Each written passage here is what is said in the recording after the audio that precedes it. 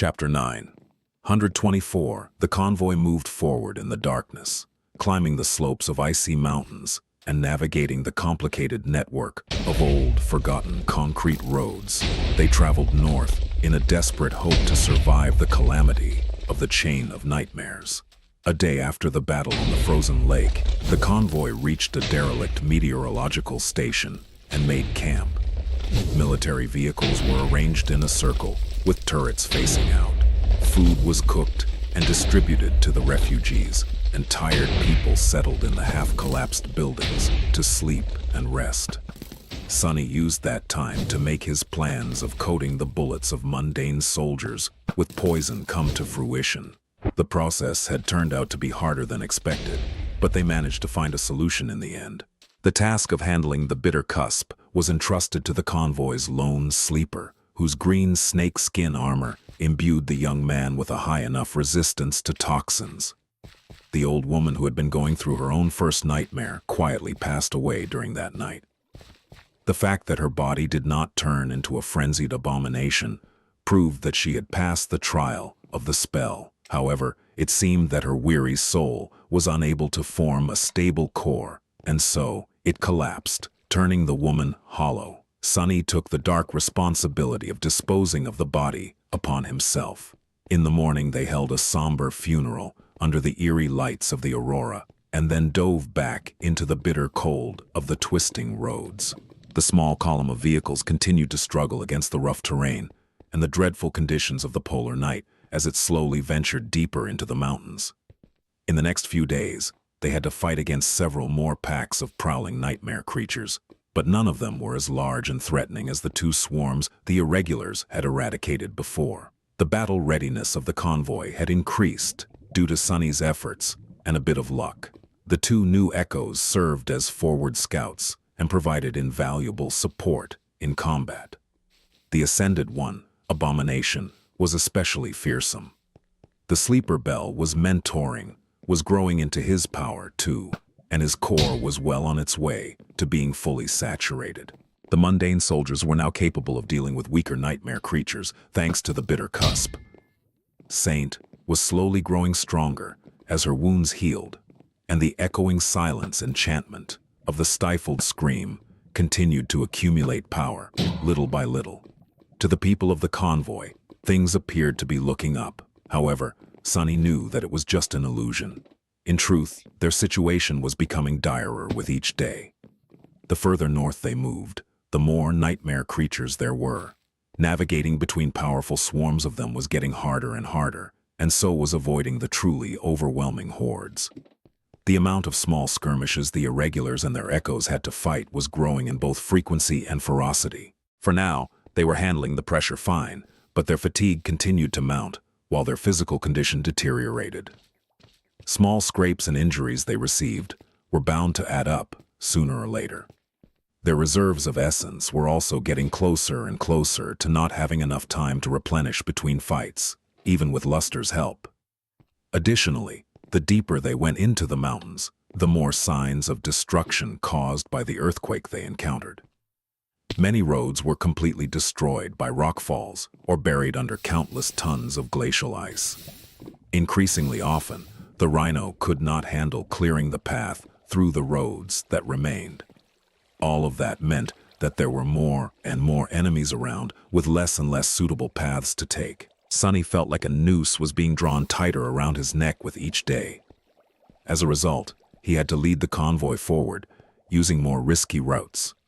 A few times, the civilian transports were very close to falling off the crumbling roads and plummeting into the deep gorges below, or being destroyed by falling debris. He had to leave the rhino and use shadow chains to secure the vehicles, shield them, or pull them to safety with his own two hands. He even had to resort to coming close to the abandoned tunnels that pierced the mountains here and there, promising convenient shortcuts and shelter from the chilling wind. However, just looking at the dark portals of their hungrily open maws made Sonny shiver. Driving past the old tunnels filled him with a sense of deep, gnawing unease. No goddamn way. The condition of the transports was also getting worse and worse. The rougher of a path he chose, the faster they broke down. Samara and Kim had to administer hasty field repairs more than a few times, but there was only so much they could do. The engines of the vehicles stalled. Their wheels got stuck in the deep snow. The heating elements malfunctioned and filled the interiors with acrid smoke. The batteries cracked and leaked because of being both overheated and exposed to terrible cold. There was no end to the problems Sunny had to solve. Damnation! Sitting in front of a screen in the command suite of the Rhino, he stared at the map. Sunny had just finished updating it with the information his shadows had brought back from a lengthy scouting mission. Many lines had been crossed out and many red marks shifted position, drawing a narrow net around the convoy. In the absence of the black bodysuit, he was back to wearing the puppeteer's shroud outside of combat. His old and reliable armor possessed an enchantment called doubtless, but ironically he was full of doubts. Just how am I supposed to? At that moment, one of the transports behind the Rhino came to a screeching halt. The lights illuminating its interior went out, signaling a serious malfunction. The rest of the vehicles were forced to stop, too. Sunny looked down and sighed. What now? Standing up, he stretched, massaged his tired shoulders, and left the APC through the main hatch. Darkness and bitter cold welcomed him, and the cutting wind immediately tried to suck all warmth out of his body. Walking through the light snowfall, Sunny headed to the back of the convoy. Saint's silent figure gazed at him from the roof of the Rhino, where she stood with a bow in her hands. Looking up, Sunny found that the stars to the east appeared a bit hazy, as if veiled by something. A resentful frown appeared on his face. Don't tell me. Is the blizzard picking up again? This was grave news. Walking toward the broken transport, Sunny was deep in thought.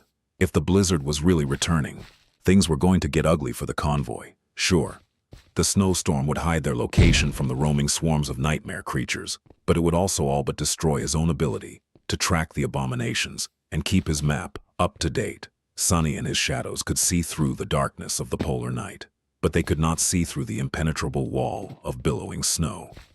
Additionally, the mundane drivers were going to have even more trouble with keeping their vehicles on the road. The vehicles themselves would suffer more stress as well. Should he insist on continuing to drive through the blizzard, or find a place for the convoy to wait it out? Sunny did not like the thought of traveling across treacherous old roads in such hazardous conditions, but neither did he like the idea of being stationary, holed up in some cave like a blind rat, with no way to escape should things go south. Damn blizzard, damned rust buckets, why can't they all be like the Rhino? Of course, that was not a fair comparison to make. His Rhino was a state-of-the-art military carrier, while the civilian transports were just that.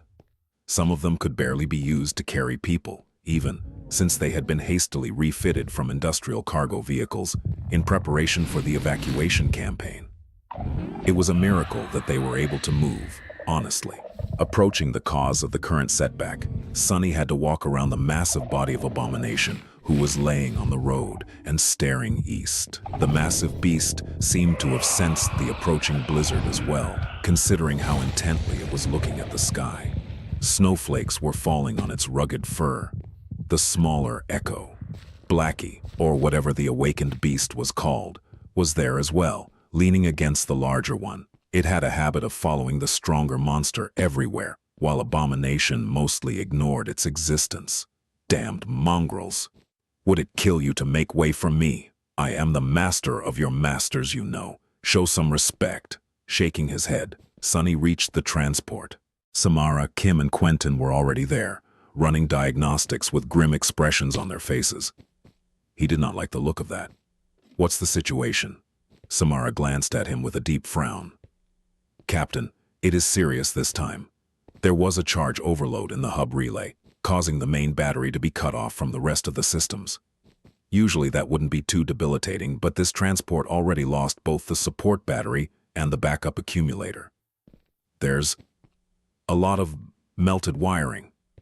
Quentin can restore some, but other parts will need to be replaced. Sunny did not understand much of what she had said, but then again, he did not need to.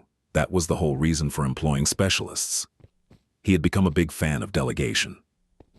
So, how long is it going to take to get this transport moving again? Samara looked at Kim and Quentin, then hesitated for a bit. About 2 hours, if we move fast. Sonny closed his eyes for a moment. 2 hours. That was not impossible, although cutting it close.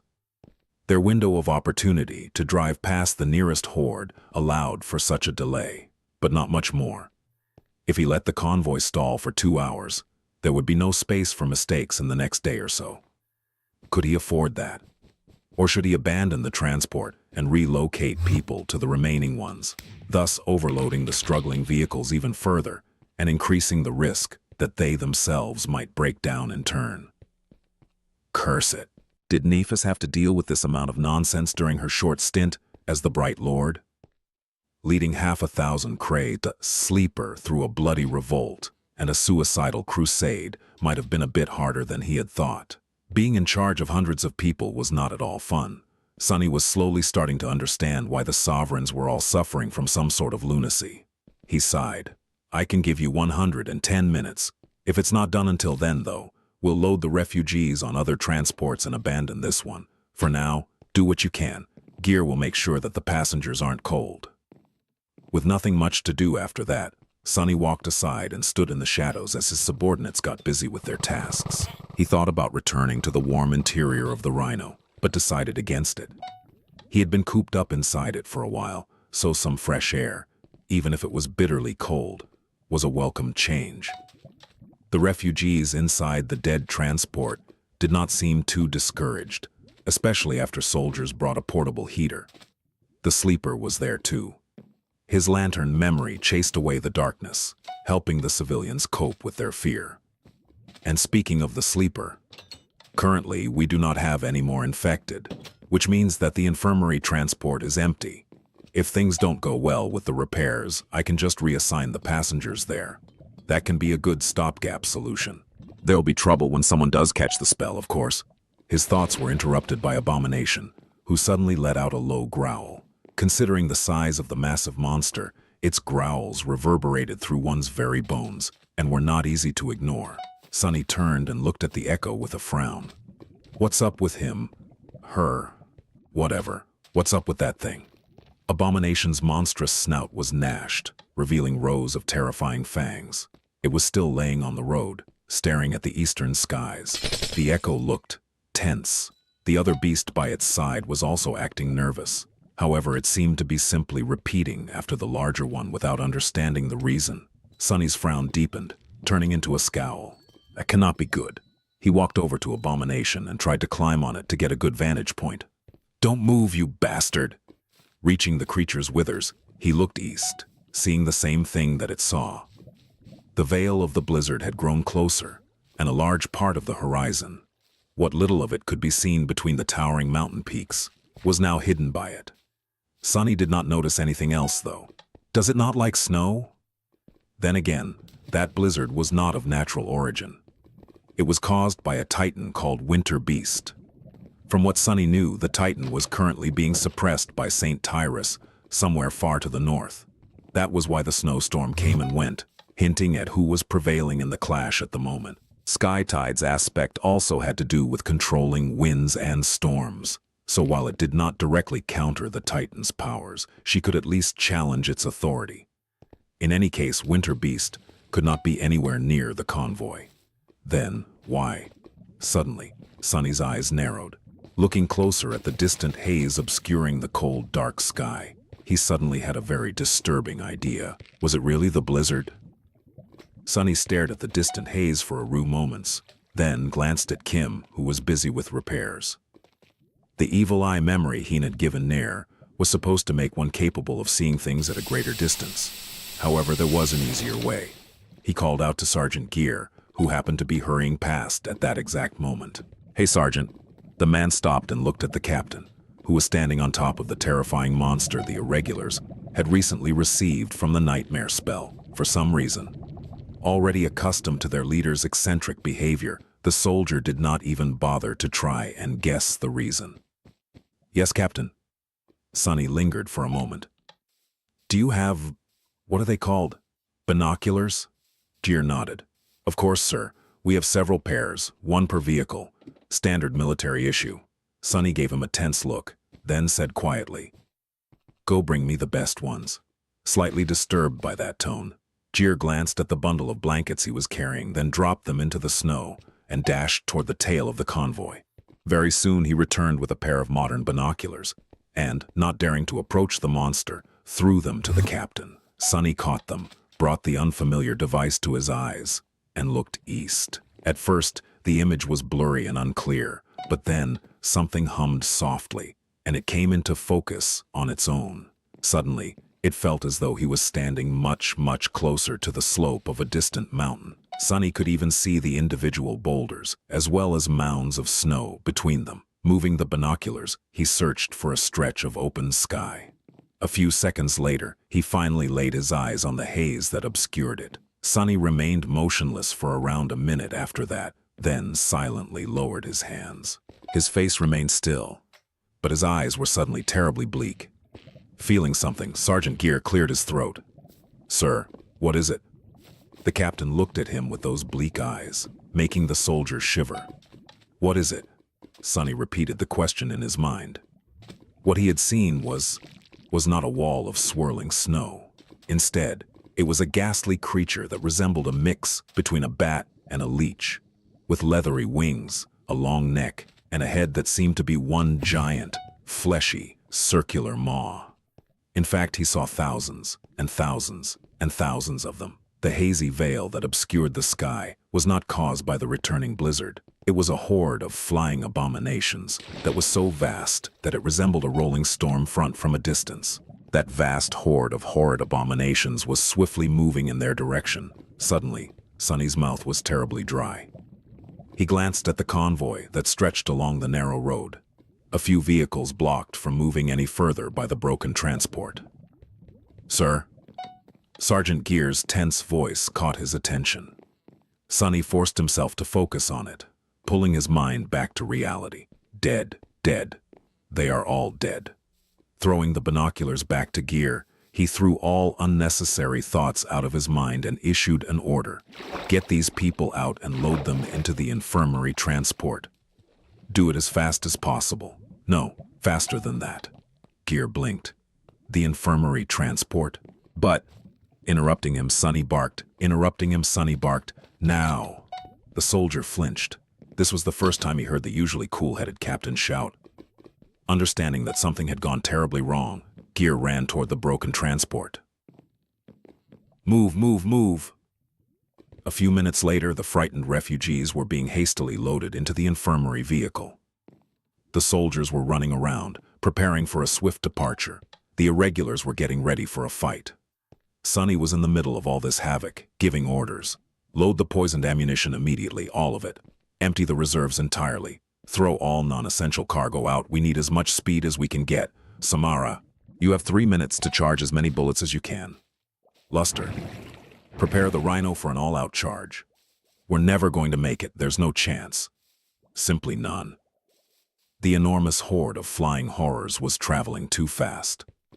The fleet would never be able to outrun it, even if they were moving on a flat and well-maintained road. Of course, fighting it was not an option either. If the appalling creatures descended upon the convoy, everyone would be devoured without seconds. Sonny might be able to survive by turning into a shadow, but the rest, everyone would die a gruesome death. And yet, the horde seemed to be traveling from east to west, while the fleet was heading north.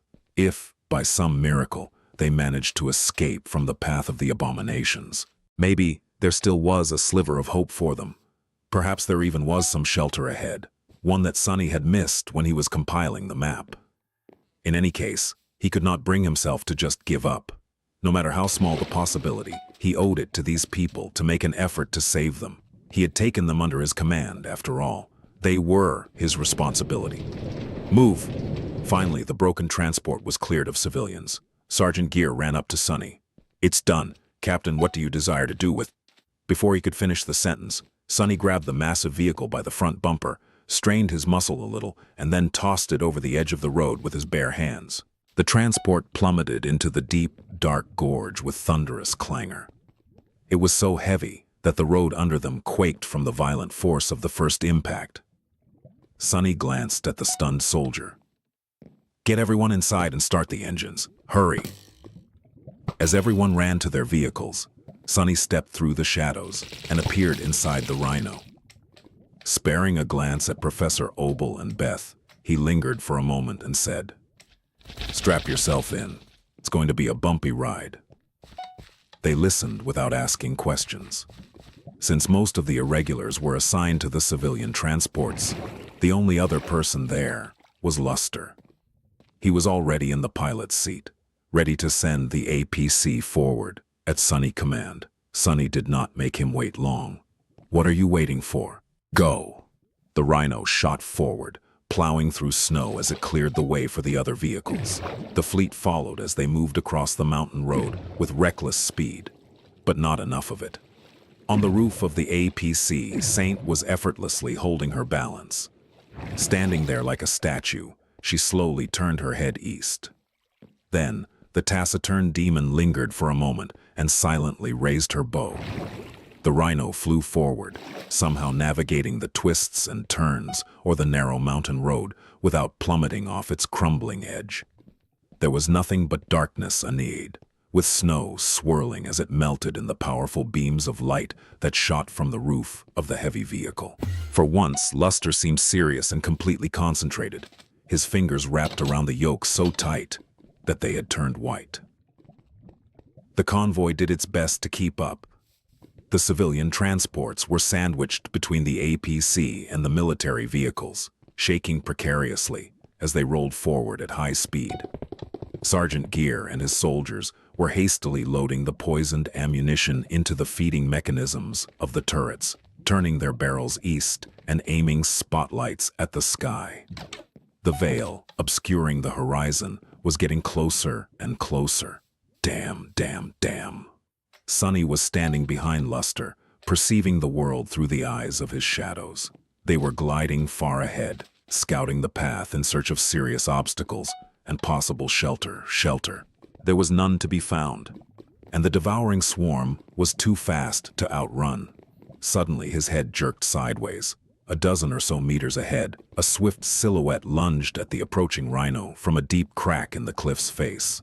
All Sonny had time to see was a powerful body, a glint of madness burning in a pair of frenzied eyes, and dozens of sharp claws that shimmered as if made of metal. Before the attacking nightmare creature that had laid in ambush received a chance to collide with the APC, a black arrow pierced its neck, throwing the abomination back and nailing it to the stone's slope. Standing on the roof of the Rhino, Saint drew the string of Morgan's warbow again as the pinned corpse flashed by. Luster flinched, but kept the vehicle steady. "That was a close one, sir." Sonny had nothing to answer. They had to move with as much speed as they could muster, but advancing in such a reckless manner brought its own risks. Not being able to discover ambushes in advance was one of them, and even then, it would most likely not be enough. "Go faster." By now, everyone could tell that the approaching haze was strange and unnatural. They would not be able to see the flying horrors with their own eyes for a few more minutes, but fear was already spreading through the convoy. Sonny did not really need to tell anyone to hurry, but staying silent was too nerve-wracking, even for him. Curse it! In his mind was the image of the map of the mountains. Studying it, Sonny was feverishly trying to find a way to escape. He already knew the optimal route to take, but had a sinking feeling that it was already too late. He did not know the speed of the approaching horde, but judging by how fast the distant sky was being devoured by it, their chances were slim. Up ahead, a stray nightmare creature appeared on the road. Before it could react, a massive shape lunged at it from the darkness. Abomination's powerful jaws closed on the monster's throat, and then the echo threw it into the abyssal darkness of the gorge with a powerful twist of its neck. Then the ascended monster dashed forward, followed by the smaller echo. Soon they reached a fork in the road and stopped, unsure of where to go. Sonny knew, however. His shadows had already explored both roads, confirming the information reflected on the map. A few moments before the Rhino reached the fork, he leaned forward and spoke to Luster. "Take the right path." The right path was the only acceptable choice. if they wanted to have even the tiniest hope of getting out of the path of the flying swarm. There was one problem, however. A few hundred meters ahead, it was blocked by the bodies of a pack of prowling nightmare creatures. Soon, Luster saw them too. "Captain, what do we do?" Sonny gripped the back of the pilot's seat and leaned forward. "Just plow through them." What else could they do? The wedge-shaped ram of the Rhino was already lowered. The abominations were awakened at best. Tons of swiftly moving metal were bound to make short work of them, or if not, at least toss them off the road. Luster gulped and followed the instruction, accelerating toward the fearsome nightmare creatures without even a hint of slowing down or trying to avoid a direct collision. Not that it was possible to maneuver around the abominations on the narrow road, anyway. Before the creatures had time to properly react, the Rhino shuddered. It slammed into the abominations, and its armored windshield was instantly splattered with a revolting mix of blood and mangled flesh. Without skipping a bit, Luster prevented the vehicle from lurching sideways with a small shift of the yoke and moved his gaze to the screen showing the feed from the external cameras. Until the wipers managed to clean the armored glass, looking through it was all but impossible. Just like that, the pack of abominations was either torn apart or thrown off the road, clearing the way for the convoy, except for one. Clinging to the ram of the Rhino, a bleeding beast hoisted its massive body up, a powerful limb rising to strike a devastating blow on the windshield. Before it could, however, the shadows nesting between spotlights on the APC's front surged forward, forming into sharp spikes.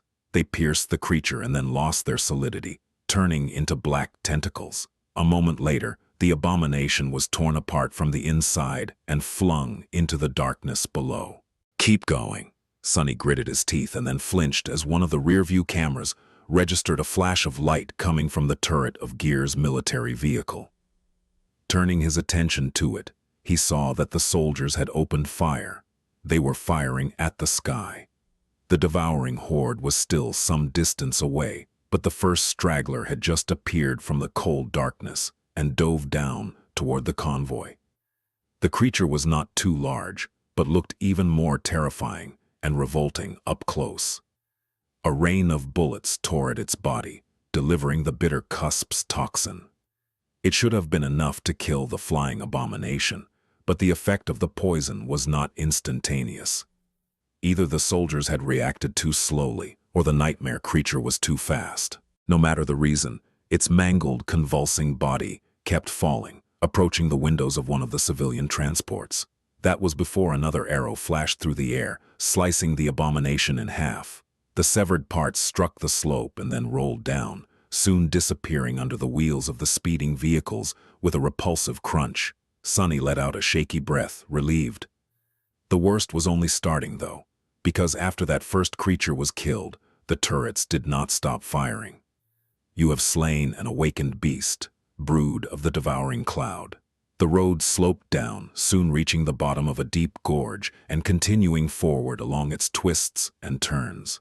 Not afraid of sliding into the abyss anymore, the convoy received some breathing room and accelerated even more. However, despite that, their situation only worsened.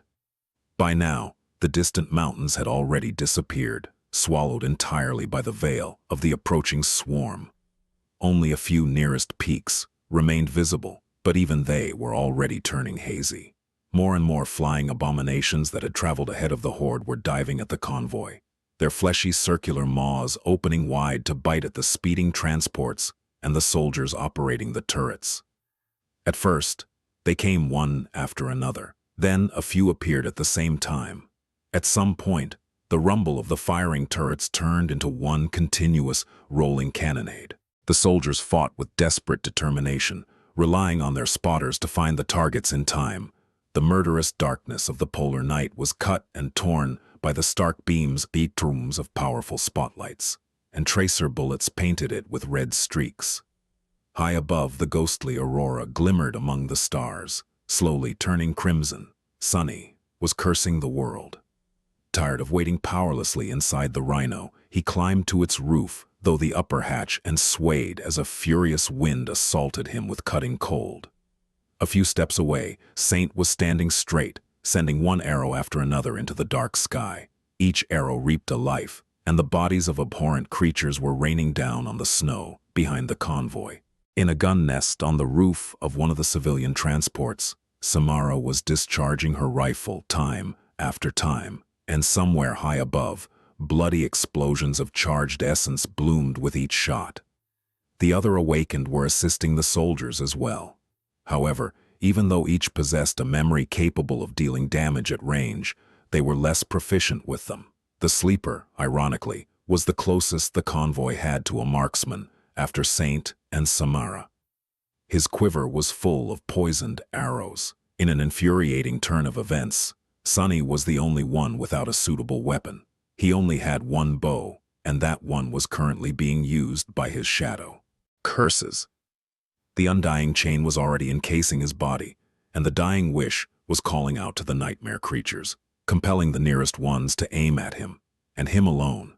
That made the pattern of their attacks a little bit more predictable, causing more bullets to hit their mark. He did not know what else to do. All of it was meaningless anyway.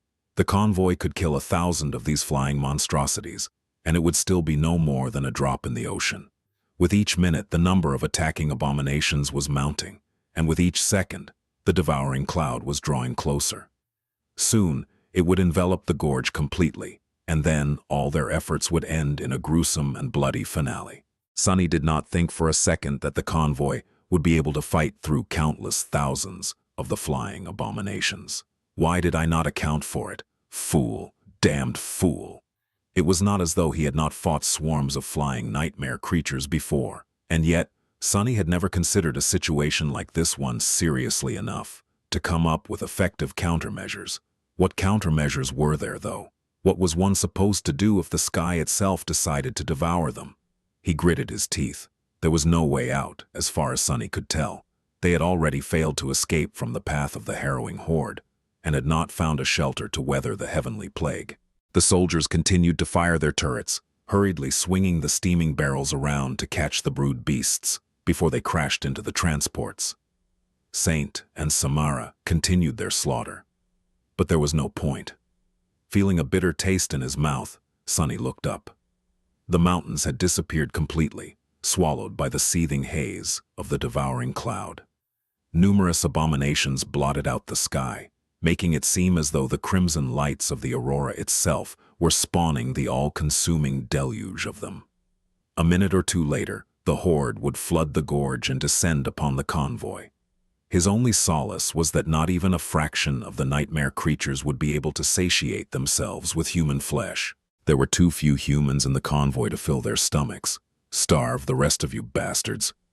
Lacking a suitable weapon, Sunny could not even help his people in their last stand, but that was not his job. His most important job as a leader was to think, and yet Sunny could not think of anything either. The image of the map was still flashing in his mind, almost burned into it. All the potential campsites and shelters he had marked in advance were too far away, and all the convenient roads he had scouted were useless. Saint suddenly stepped back, and in the next moment, a corpse of one of the brood beasts crashed into the roof of the Rhino. The APC shuddered, but continued to speed forward. A drop of fetid blood hit the visor of Sunny's helmet.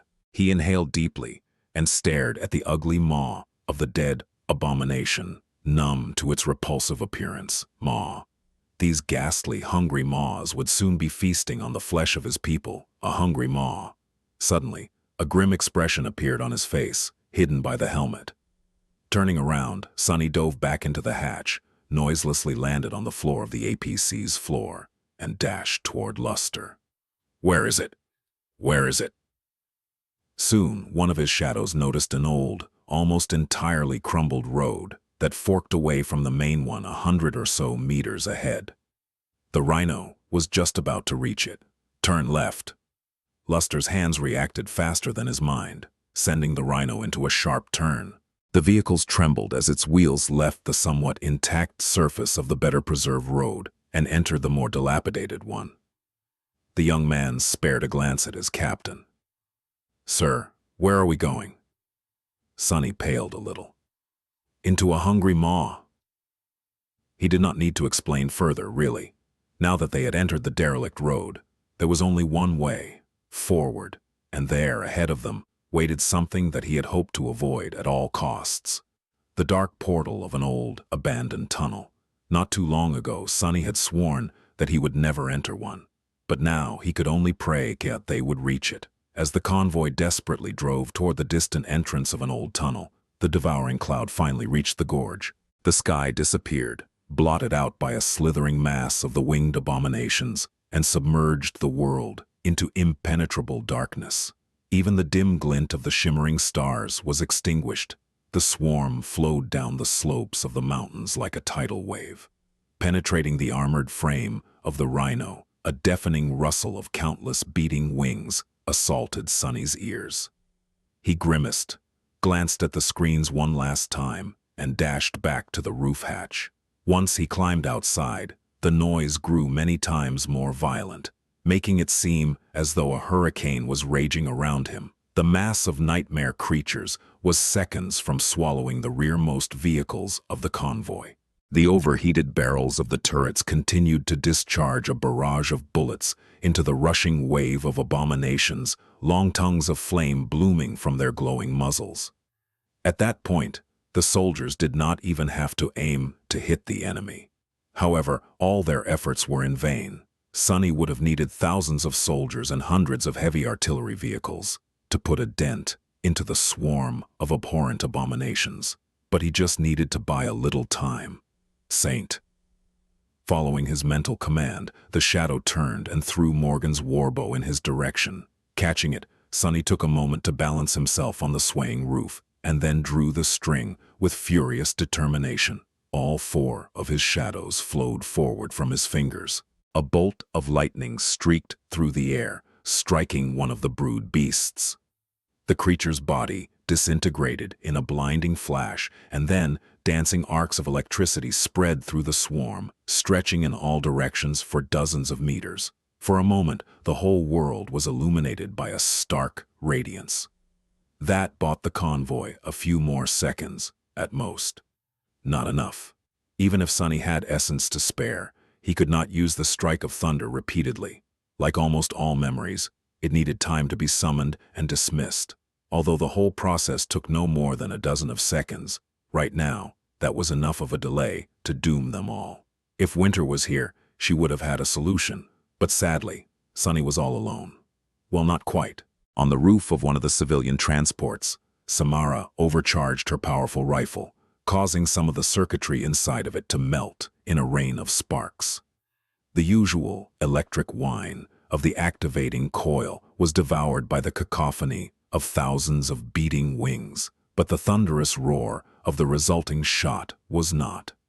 A brilliant particle of light traveled towards the swarm at a tremendous speed and then detonated with staggering violence. A huge explosion shook the ground, swallowing a whole swath of attacking abominations. Samara swayed and spat a mouthful of blood, showing signs of severe essence depletion. But the rest of the irregulars were not remaining idle either. The deluge of poisoned bullets and their memories were doing their job, buying the fleet precious time. The tunnel was getting closer and closer, but it was still not enough. The rearmost military vehicle was already suffering under an onslaught of attacks. Its armored hull was being cut open and peeled off, and blood was flowing down its sides. The soldier that had been operating the turret was nowhere to be seen, but another had already taken his place, only to scream a moment later when the razor-sharp fangs of a frenzied brood beast sunk into his arm. As blood rained down, the soldier gritted his teeth and drew his sidearm, discharging several mundane bullets into the creature's neck without any result. Sonny did not see the rest. The strike of thunder had finally manifested itself back into existence, and the shadows had just returned, so he sent the caged lightning into the swarm once again. Attracted by the dying wish, many abominations were ignoring the rest of the convoy and lunging at the rhino. For now, none of them had gotten past Saint, who brandished the sin of solace as he protected him. However, Sonny knew that he was not going to remain safe for much longer. Their salvation was so close. And yet, their time was up. Despite all their efforts, Sonny and his soldiers could not hold the devouring cloud back anymore. The convoy was already surrounded by the mass of nightmare creatures from all sides. In stunned horror, Sunny watched as the rear vehicle was swallowed by the swarm of abominations. Its armor disintegrated, as if made of paper, shredded into nothingness in a mere second. What followed? To hell with this. Before Sunny knew what he was doing, his body moved forward. Dashing to the back of the rhino, he flooded his muscles with essence. And jumped. I must have gone crazy. Sunny soared into the air above the convoy, sensing sharp fangs scraping against the bleak steel of the undying chain. On his belt, an attractive lantern cut of black stone suddenly opened, letting out a surge of darkness. Wreathed in that darkness, he plummeted down and landed on the roof of the damaged vehicle. Dozens of tentacles exploded from the kneeling figure that was shrouded in shadows, tearing countless brood beasts apart. More shadows flowed down like water, covering the breaches in the vehicle's hull and solidifying into impenetrable armor. At the same time, black walls rose from the ground, surrounding the convoy. Hundreds of brood beasts furiously crashed into them, causing the walls to shudder. However, at least for the moment, they held. Ahead of the column, the rhino finally reached the tunnel and drove through its entrance, disappearing into the lightless emptiness within. One after another, the other vehicles, as well as a few nightmare creatures, followed. The abominations were swiftly gunned down or killed by the irregulars. The damaged vehicle that Sunny had landed on entered the old tunnel last, rolled forward for a few seconds, and then came to a screeching halt. He fell down from its roof and hit the ground hard, then stood up with a stagger. Another wall of shadows rose, blocking the mouth of the tunnel behind them, this one much thicker than the previous ones. Instantly, it came under a savage attack. Its black surface trembled, not cracking yet, but also visibly struggling to withstand the never-ending rain of blows. In the echoing silence of the tunnel, Sunny bent over, spat blood, and then tiredly looked up. His voice sounded stifled. Someone better blow up that entrance, fast. The convoy stopped soon after entering the tunnel. For a few moments, nothing apart from the muffled blows that continued to rain on the wall of shadows could be heard. Scared and exhausted, the people were all lost and slightly disoriented. Sunny's voice brought them back to reality, glancing into the depths of the tunnel to make sure that nothing was attacking them from that direction, at least not yet. He backed up a little and studied the cold stones above him. Surely, detonating a part of the tunnel's roof was not the smartest of ideas, considering how old it was. However, the alternative was even worse. They had to stop the brood beasts from following the convoy inside, and his wall of shadows was not going to last long, considering how little essence Sunny had left. He had truly burned through a lot of it during that last desperate dash to save the rear vehicles. Actually, Sunny had not even known that he was capable of doing something like that. The scope and scale of that complex use of shadow manifestation was unlike anything he had been able to achieve before. The urgency of the situation and the raging adrenaline had helped him achieve a new level of mastery over his aspect. And now he was exhausted, so the entrance of the tunnel had to go. I'll feel really awkward if there's a collapsed section of it further ahead. Still, the convoy could find a way to dig through stone debris. They would not be able to resurrect from dead if the devouring cloud swallowed them whole, though. With the help of explosives that Sergeant Gear provided, Kim's ability to see weak points of both living and inanimate objects, and Professor Obel's knowledge of mundane science, they were able to detonate a few small charges and collapse the entrance of the tunnel, cutting themselves off from the outside world. Now, there was no way back, only forward, deeper, into the darkness. Nevertheless, the people were finally safe, relatively speaking, of course. They still did not know what awaited them ahead in the eerie expanse of the old tunnel, so Sunny posted plenty of sentries in front of the rhino. Only then did he have time to assess the state of things. The convoy looked battered. Every vehicle received at least a little damage, and many were splattered with blood of the nightmare creatures that the irregulars and the mundane soldiers had killed. However, almost all of them could still move. The only exception was the rear military vehicle that Sunny had saved. That one was a complete goner. In fact, it looked more like a heap of scrap metal than a working machine now. The fact that it had somehow managed to drive into the tunnel was nothing short of miraculous. Its crew had suffered too. One of the soldiers was dead, and the rest were seriously wounded. A few of them would have died from those wounds too, if not for Quentin. Currently, he was trying to stem the bleeding of a turret operator, whose arm was terribly mangled. Even with the healer's abilities, the man's limb was too damaged to preserve. After taking one glance at the terrible mess of torn flesh and splintered bones, Sonny knew that it would have to be amputated.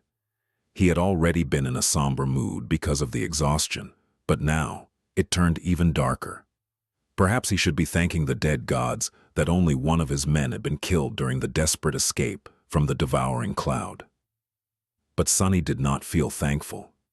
Instead, he remembered the brazen claim he had made to Professor Obel not too long ago, a promise to try and save everyone who had entrusted their lives to him. Sonny had already failed that promise twice. The death of the old refugee woman had been outside his control, but the fallen soldier, that one was a direct result of his decisions. Sonny had killed many people in the past, but he had never been responsible for someone's death, or rather, had never experienced the death of someone whom he was responsible for. It was a bitter, scathing feeling. Why did he have to bear the burden of some stranger's death? Who asked that soldier to be so weak? Sonny clenched his fists. So annoying. He remained motionless for a while, then winced. In any case, the loss of a military vehicle was painful, but not impactful. Losing another civilian transport would have been much more damaging, not to mention lethal. The wounded soldiers would be out of commission for a few days or longer, depending on the severity of their injuries, but in the end, they're going to survive. All in all, they had all gotten off easy. Sonny had fully expected to watch the whole fleet be destroyed after finding out about the approaching horde of flying abominations. Losing just a single soldier, no matter how resentful he felt about it, was incredible luck. Of course, they were not out of the woods yet. He did not know anything about the old tunnel, but suspected that traveling, though, it would not be very safe. In fact, his decision to seek shelter inside could potentially result in a fate similar, or even far worse, than being quickly gobbled up by the devouring cloud. Brimming with optimism am I. Any kind of nightmare creatures could have built a nest here after the chain of nightmares came. More disturbingly, the tunnel could be home to something that had entered the waking world much earlier. Humans did a good job of either closing or containing those gates that opened within the borders, or in the vicinity of population centers, out of necessity. But no one bothered or had resources to do the same in the wilderness. Provided, most gates manifested near places where a lot of people lived, but not all. Somewhere inside the tunnel, they could potentially meet an abomination that had been dwelling here for decades, or maybe even half a century. Surely, there was also a possibility that there were no nightmare creatures inside, and they're completely safe. Honestly speaking, the chances of that were equally high. Unconvinced, Sonny walked to the front of the convoy, past the massive form of the rhino, and stopped near the sentries. Up ahead, a long stretch of the tunnel was illuminated by the headlights of the APC. He stared into the darkness beyond.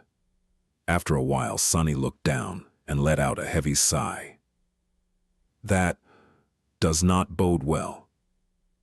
He could not see anything, not in the sense that there was nothing ahead, but rather that he could not see through the gloom that enveloped the tunnel, which could mean only one thing, that this place was not shrouded in shadows, but instead drowned by true, pure, elemental darkness. True darkness was different from light and shadows. Shadows existed in places where light was obscured or could not reach. If the shadow was vast and deep enough, people mistook it for darkness, but all it truly was the absence of light. True darkness, however, was more than that. It was an elemental force of its own, one that was both independent from and opposed to light. Instead of a simple lack of light, pure darkness was its rival. And since light and shadows always went hand in hand, it was also the enemy of shadows. Strange as it may sound. That was why Sonny suddenly felt the cold touch of unease when he discovered its presence. True darkness was exceedingly rare and mysterious. He had only encountered it once before, in the ruined cathedral of the Dark City, where it had been born of and controlled by the cathedral's guardian, the Forsaken Knight, the bastard that had gutted him like a pig. In fact, that unfortunate encounter had been the fault of the darkness that the fallen devil wielded. If not for its veil, Sunny might have not allowed the Black Knight to get so close. That was because his eyes, which were capable of peering through any shadow, were as blind in true darkness as that of a mundane human. Sunny had not seen the approaching Forsaken Knight in the shroud of darkness, and now he could not see into the depths of the tunnel. Worse still, the fallen devil of the ruined cathedral had only controlled a modest amount of true darkness. Here in the tunnel, however, there was a whole ocean of it. Sunny grimaced. Well, there goes the hope that there are no abominations inside. He remained near the sentries for a minute or two, then turned around and tiredly walked back to the Rhino. We'll rest here for a few hours. The convoy was not in any condition to continue moving anyway. The vehicles needed to be repaired, and the wounded had to receive treatment. People desperately needed rest. Plus, what good would it do to leave the tunnel before the devouring cloud moved on? They had to wait until the swarm passed through. Sunny was exhausted as well. Entering the Rhino, he fell on one of the seats in the lounge area and closed his eyes. Why do I feel like we jumped out of the frying pan straight into the fire? Nothing good ever came from going underground. Every time Sunny had, something nasty had been waiting for him there. His distrust of underground passages and tunnels was only rivaled by his dislike of the sea. At least the tunnel seemed dry.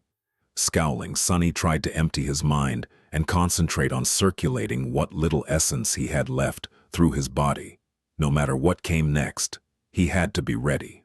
Samara was recovering from utterly depleting her essence, and Quentin was busy healing the injured soldiers. Kim and Luster were performing field repairs on the civilian transports. The Sleeper was creating a new batch of poisoned bullets to replace those expended during the flight from the devouring cloud.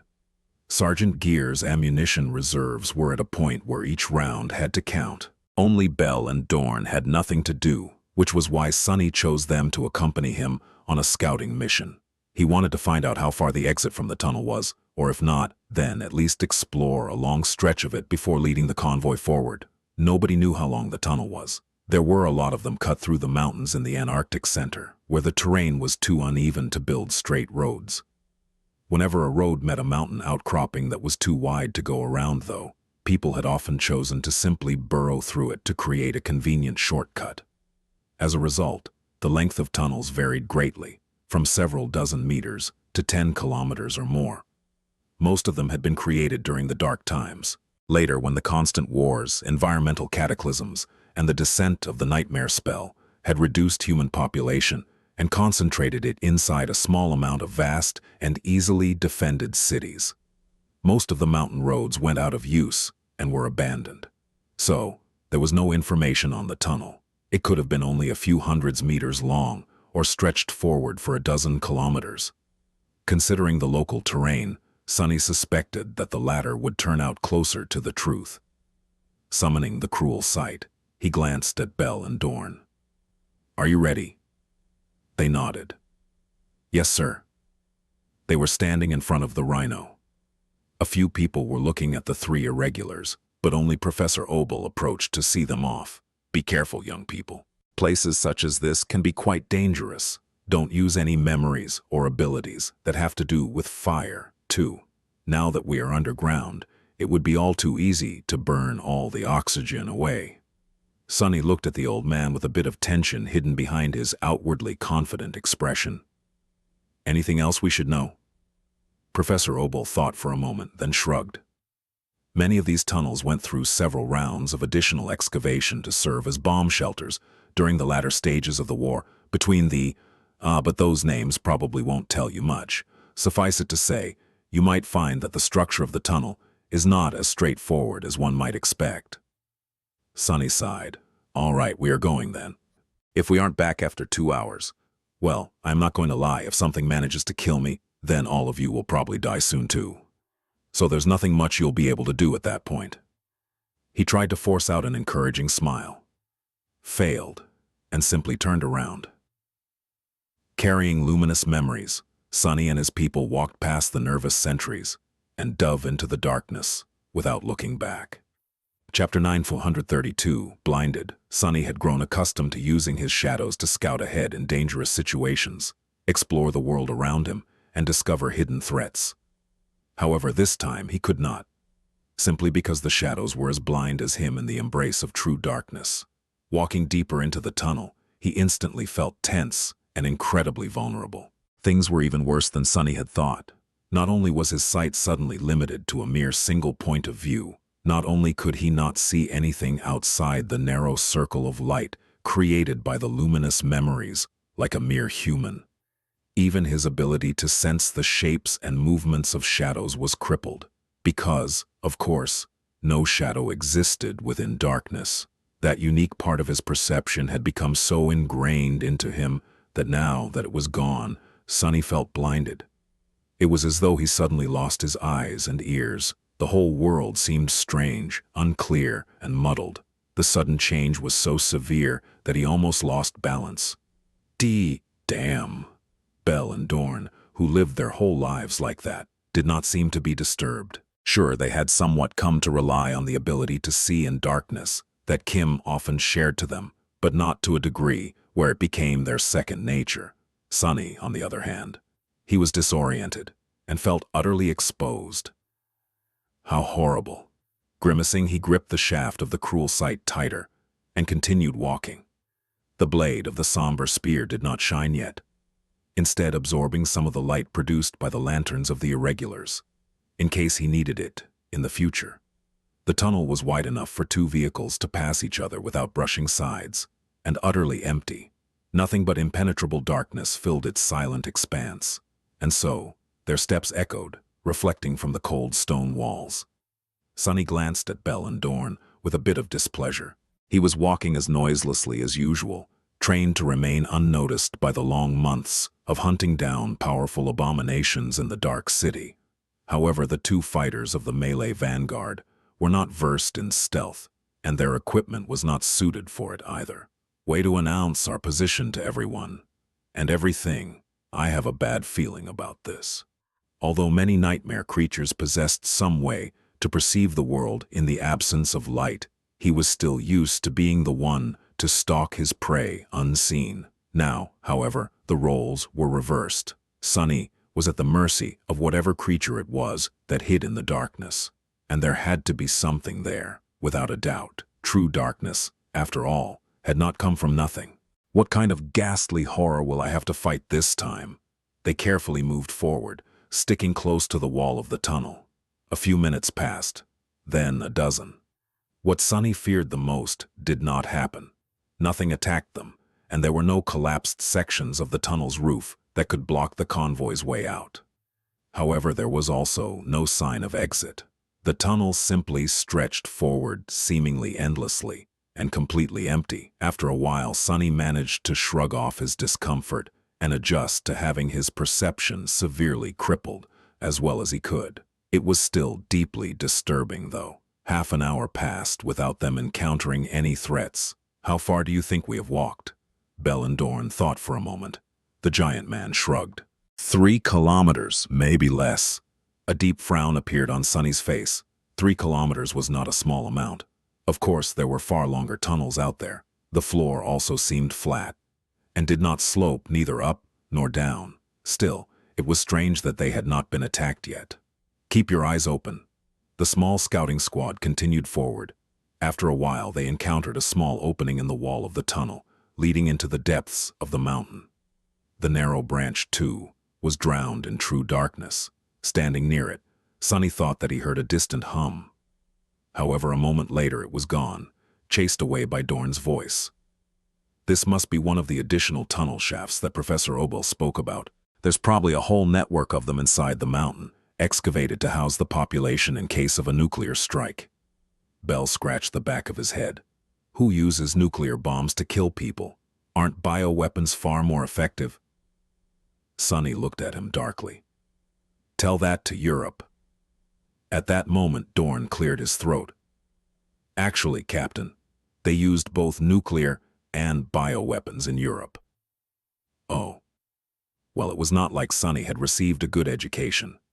He had barely known that places other than NQSC existed before the fateful conversation with Master Jet. In any case, he had to decide whether they should explore the side branch of the tunnel or continue forward along the main one. In the end, he chose to stick to their current path. He did not really care what was out there, in the old network of abandoned passages. As long as the convoy could drive past and reach the exit, Sonny did not have to know. They walked and walked and walked. And nothing happened. At some point, the lack of terrible nightmare creatures lunging at them from the darkness started to disturb Sonny more than the possibility of a sudden attack. This is too eerie. Eventually, the 1-hour mark passed without them finding anything. Not the source of the true darkness, not the nightmare creatures that might have made a nest in the tunnel, and not the exit. There was not even a hint of it. Stop. Sonny frowned as he looked forward. There was nothing but darkness ahead. In the end, he sighed and turned around. The scouting mission was both a resounding success and a resounding failure. They did not find any active threats to the convoy, but they also failed to conclusively prove that there were none. In any case, the time he had allotted for the scouting mission was up. Let's head back. Now, his best choice was to lead the convoy forward and hope for the best, despite the lack of nightmare creatures, or of anything really. Inside the tunnel, Sonny felt very uneasy. Braving the silent darkness, they retraced their steps and arrived back to the collapsed entrance out the tunnel after a long and tense hour. Nothing dangerous happened on their way back, and the convoy seemed to have fared well in their absence too. The uneventfulness of it all was deeply disturbing. Hiding his concern, Sonny glanced at the dark walls surrounding them. The battered vehicles stood motionlessly, their wheels resting on the cold asphalt floor. Here and there, people could be seen resting or hurrying to complete various tasks. I don't like this. Frowning, he headed toward the hatch of the Rhino. The people he needed to hear from were already gathered there, ready to report the state of things. As Sonny passed the sentries, one of them suddenly called out to him, "Captain Sunless, sir!" He slowed down and gave the soldier a dark look. "Yes?" The man hesitated for a few moments. His face was still, but his tired eyes were full of some unknown, intense emotion. Outside, Elle was part of the rear vehicle's crew. "What you did for us back then, near the end. You really saved us. Thank you, sir." Sonny stared at him blankly for a bit, then turned away with a scoff. "I am in charge of this convoy. These are my vehicles, and you are my people. No one takes what's mine, especially without paying a price. Do you even know how much a vehicle like that costs?" With that, he shook his head and walked away. What a weird guy. The irregulars, as well as Sergeant Gear, Professor Obel, and Beth, were waiting in the command suite of the Rhino. Sonny received several reports, which slightly improved his mood. The convoy had lost one civilian transport and one military vehicle as the result of encountering the devouring cloud. Luckily, it did not affect their logistics too adversely. After sacrificing the mobile infirmary to accommodate the displaced refugees, all they had really lost was a bit of firepower. The remaining vehicles had all been patched up and ready to move. Sergeant Gear sighed. "We don't have a lot of ammunition left, sir. Additionally, our reserves of drinking water are also severely reduced. We discarded a lot of it to lighten the load on the transports before the swarm arrived. It should not become a problem in the next several days, but after that..." Sonny waved a hand dismissively. "Don't worry about water. I have a literally endless source of water." He remained silent for a while, considering the options. They could either pass through the tunnel or remain where they were and try to dig their way out when some time had passed. Both options were less than ideal. It all comes down to how long I want to remain in the tunnel, it seems. The first option would allow the convoy to escape from underground sooner, if all went well during the drive to the opposite exit. The second option would force them to stay inside for much longer, but did not demand diving deeper into the chilling darkness. Neither was free of risk. Curses. In the end, Sonny just really disliked the idea of staying in the eerie tunnel even a minute longer than it was necessary. He sighed. "Start the engines. We're leaving." A few minutes later, the Rhino came to life and rolled forward, slowly gaining speed. The beams of powerful spotlights installed on its roof cut through the darkness, forcing it to flee and cling to the walls of the tunnel. The civilian transports and the military vehicles followed, staying close to the massive APC. The darkness flowed back and devoured everything once again behind them, making it seem as though the convoy was traveling inside a small, fleeting, fragile island of light. Sonny climbed to the roof of the Rhino and stayed there with Saint, staring into the darkness with a grim expression on his face. He was still blind to everything that was happening outside the small bubble of light, which made him incredibly nervous. Where is it? Where is the source of all this darkness? When will it attack? Minutes passed, but just like during the scouting mission, nothing happened. The convoy rolled forward with modest but constant speed. Meter after meter of old asphalt disappeared under the wheels of the Rhino, and the stone walls seemed to move past them, vanishing into the darkness. The tunnel was silent, with only the passing of the human vehicles making any noise. From time to time, side passages opened up to either left or right of the convoy, making Sonny especially nervous. All these paths sloped down, leading deeper underground. He was prepared for something to lunge at them from the darkness. But nothing did. Ignore them. We don't need to set foot in those passages. We just need to reach the exit and escape this dreadful place. Just like that, an hour passed, and then another, and another. The tunnel continued to stretch forward, seemingly endless.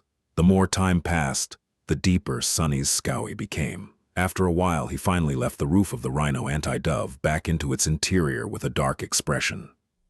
Walking up to Luster, he ground his teeth and said, "That's enough. Stop the convoy." Luster glanced at him questioningly, then shrugged. The APC slowed down and then stopped. The other vehicles followed suit, and soon the whole convoy came to a halt.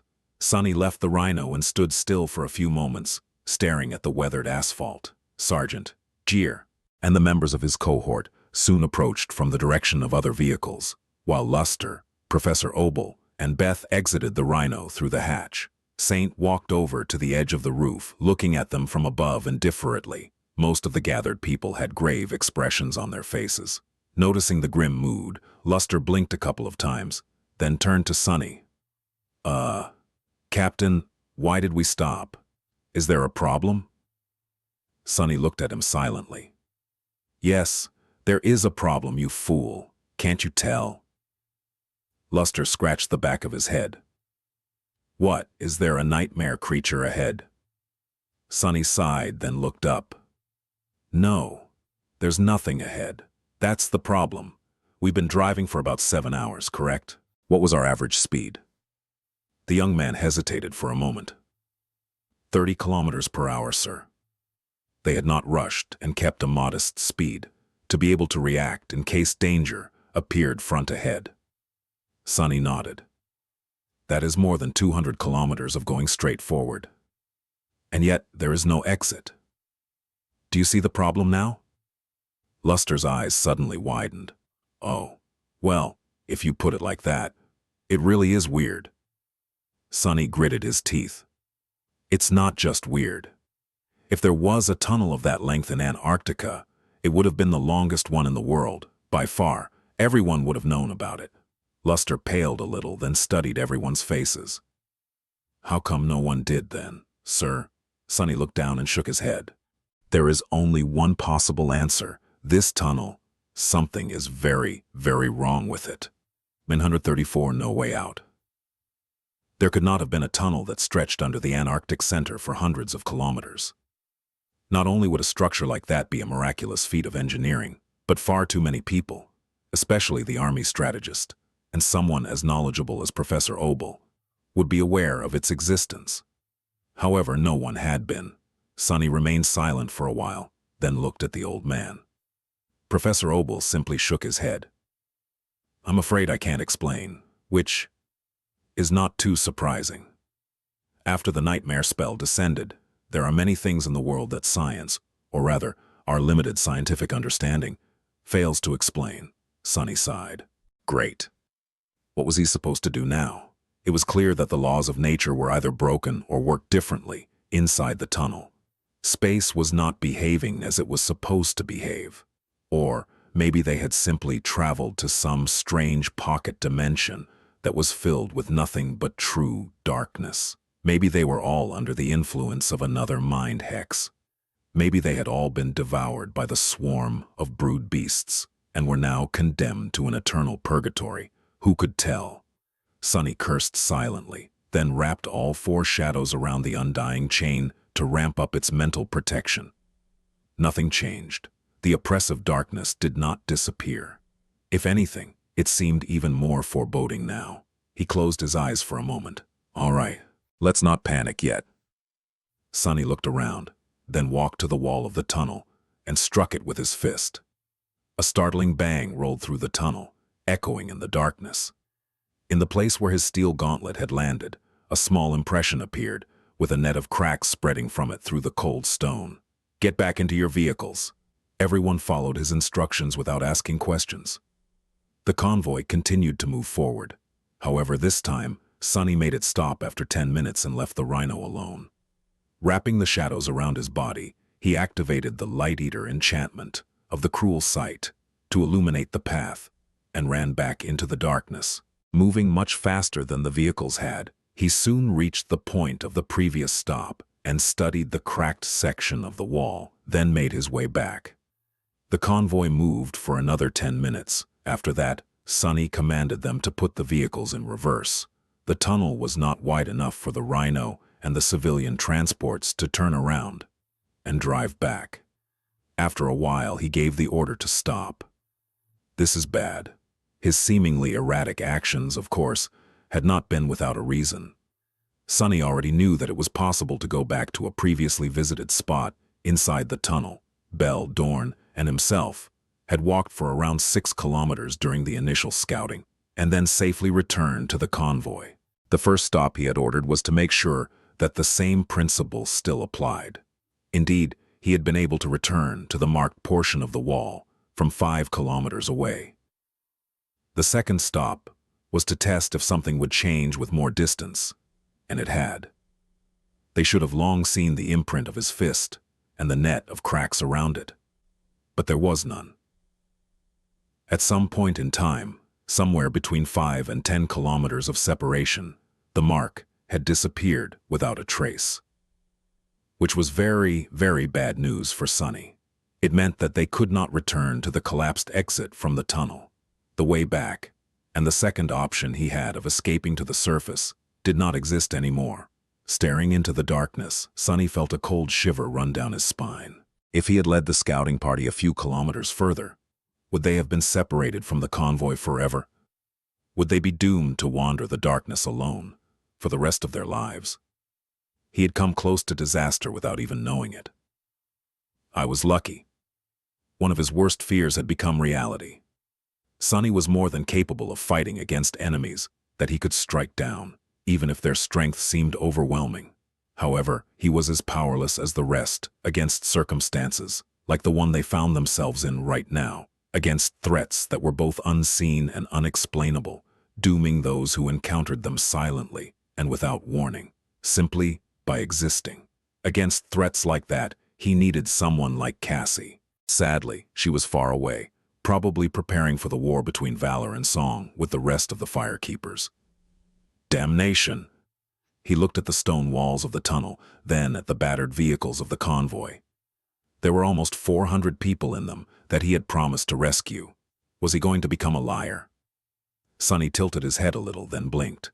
Wait, what nonsense am I thinking about? I have always been a liar. There's nothing for me to become. He took a deep breath. No, it is all right. I'll find a way out. After all, he did not need to understand the nature of the trap. He just had to break it, somehow. Sunny rubbed his face, glanced at the darkness one last time, and gestured for Luster to continue driving the rhino forward. Before anything else, they had to make sure that there was really no limit to the strange endlessness of the dark tunnel. The convoy traveled through the darkness, traversing kilometer after kilometer. More hours passed with nothing changing. Then, some more.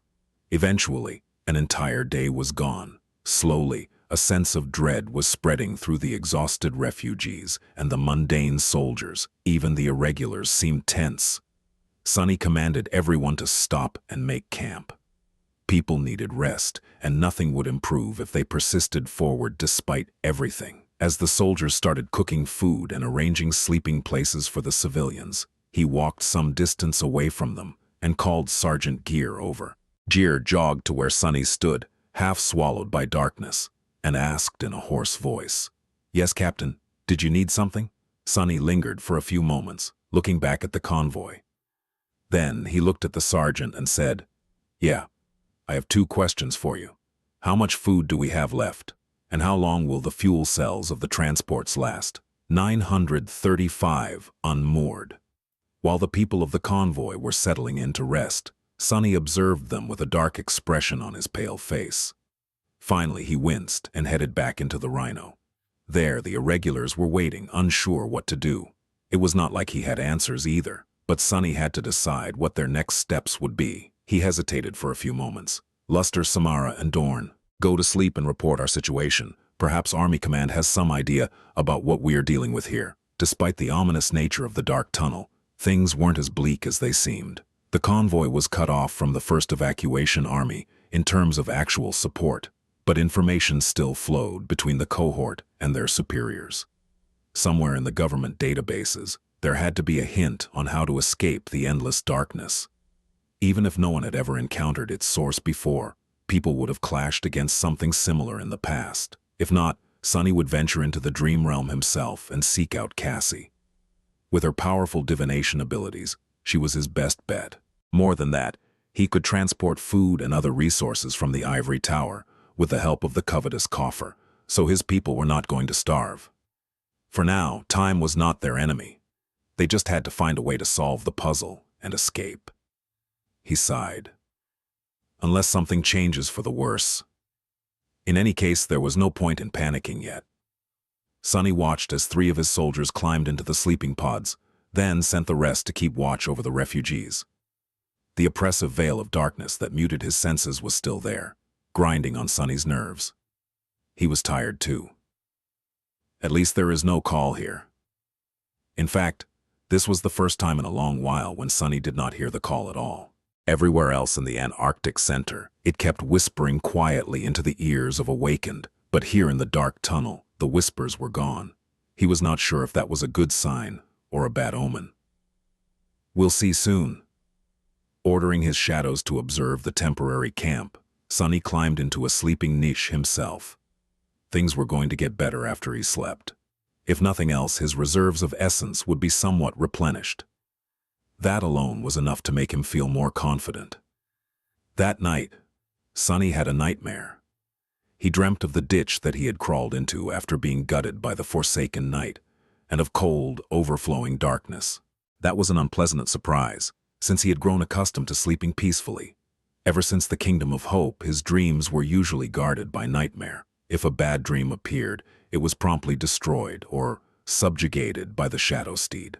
But now that Nightmare was himself, slumbering after receiving wounds, Sunny was left without his protection. Too bad. Feeling less rested than he would have preferred to, Sunny went to the command suite of the Rhino and studied the monitors to get a glimpse of the convoy's camp. Everything seemed to be in order. The shadows would have woken him up if anything happened, but it was nice to make sure. He lingered for a while, then walked over to the kitchen area to brew himself some coffee. Sometime later, carrying a steaming cup, Sunny returned to the living area and leaned on a bulkhead. With nothing else to do, he simply stared at the closed panels that hid the sleeping niches. The awakened he had sent to the dream realm were going to return soon. Finally, when his coffee was almost gone, one of the panels slid away, revealing the insides of the pod. There, Luster slowly opened his eyes and looked directly at Sunny. Then the young man flinched back, with a startled expression on his face.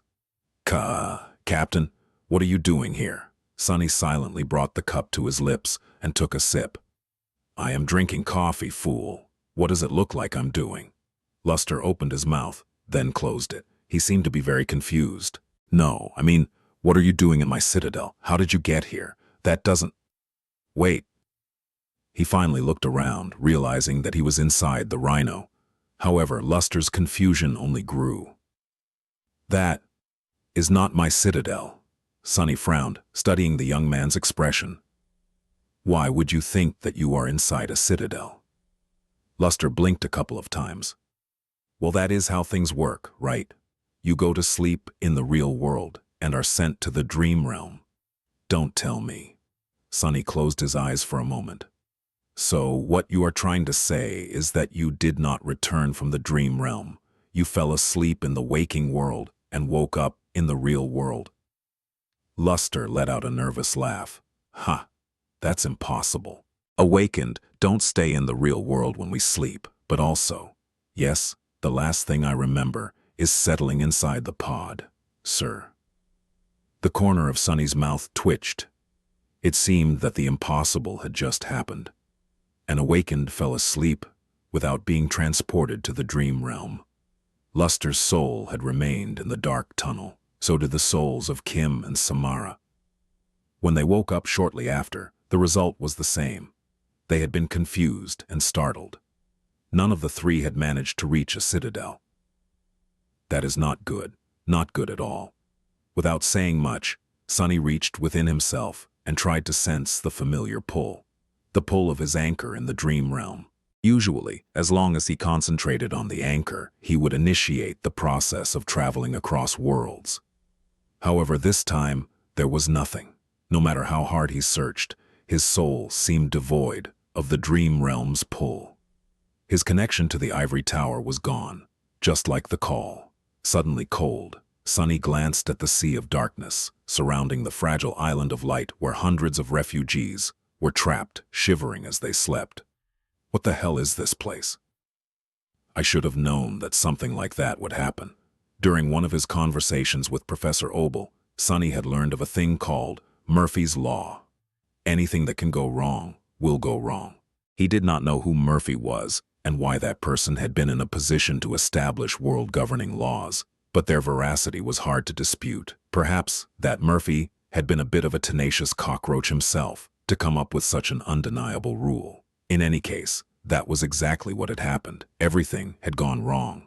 Sonny had hoped to receive information and resources through the dream realm, but now that hope was destroyed. The strange nature of the endless tunnel prevented Awakened from traveling across worlds. He had not even known that something like that was possible. Damnation. Instructing the members of the cohort to keep the news to themselves, Sonny hesitated for a bit and then gave the convoy an order to break camp. They had to continue moving forward. At that point, he did not expect to reach the exit. However, Sonny still needed information. The tunnel was not looping on itself as yesterday's experiments had proved, so there had to be some other type of magic involved. IE suspected that it was spatial in nature, but had to observe more to come to a reliable conclusion. The rhino rolled forward, and the civilian transports followed. Once again, they waded through the silent darkness, cutting it with beams of light. Stone walls flew by, and since their surface always looked the same, it was easy to imagine that the convoy was not moving at all and was instead stuck in place, cursed to repeat the same moment in time over and over again. The only thing that broke the monotony were the foreboding entrances to the side passages that occasionally appeared from either left or right. Sonny knew that the most logical solution would be to try and explore them, instead of stubbornly trying to reach the exit of the main tunnel. However, he felt reluctant to do so, at least for now. It was as though everything was forcing him to make that decision, which was exactly what sent his paranoia into overdrive. It's almost like something is trying to lure us deeper underground. Curse it, the side passages were too narrow for the rhino to pass anyway, and he was not going to abandon the APC unless absolutely necessary. Sonny did pay the side passages a lot of attention, though. As he studied the entrances and the darkness that shrouded them, a small hint of suspicion appeared in his mind. Apart from that, he was not remaining idle. even if it might have looked like that to the rest of the people riding inside the Rhino. Throughout the next day, Sunny remained in his chair in the command suite. He did glance at the screens from time to time, but rarely. Mostly, he just moved his fingers in a strange way, making it seem as though they were performing a complicated dance. At some point, Beth couldn't stay quiet anymore and asked in an irritated tone, "What on earth are you doing? Are you trying to cast a magic spell or something?" There was deep unease and fear hidden behind that annoyance, though. Sunny smiled. "Actually, that is exactly what I'm trying to do. I am an amateur sorcerer, you see." The young woman scoffed. "Fine, don't tell me. I guess you finally lost your mind." But Sunny had told her the truth. Although she could not see them, he was actually weaving strings of essence between his fingers. At that point, Sunny was proficient enough to not cut off any of his fingers in the process, like he had in the Red Colosseum. There was not even a single cut on them. However, creating strings of shadow essence, not to mention arranging them into an actual weave, required a lot of time, concentration, and most of all, of essence itself. That was why he had not been able to practice weaving a lot, if at all, after disembarking in Antarctica. The chain of nightmare was too dire and hectic, and demanded too much of him to waste those precious resources on unnecessary things. But now, things were different. By the end of the second day inside the tunnel, Sunny was able to create enough strings to turn an object into a memory. He needed a bit more for what he wanted to achieve, though, so he continued with the task through the night. On the third day of traveling, though, darkness, when people turned quiet and fear spread through the convoy like a plague, he produced Weaver's needle from the covetous coffer, as well as one of the transcendent soul shards he had stored there before.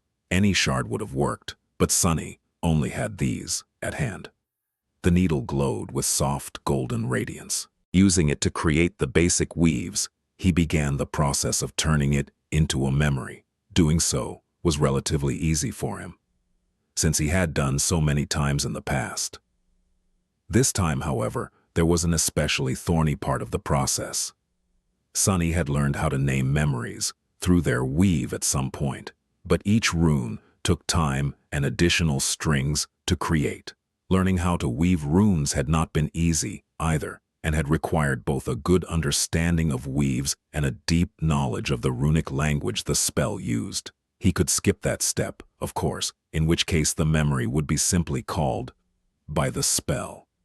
But Sunny was going for something else this time. In the end, he tiredly put the needle down and let out a shaky breath. Both Professor Obel and Beth were staring at him with curiosity.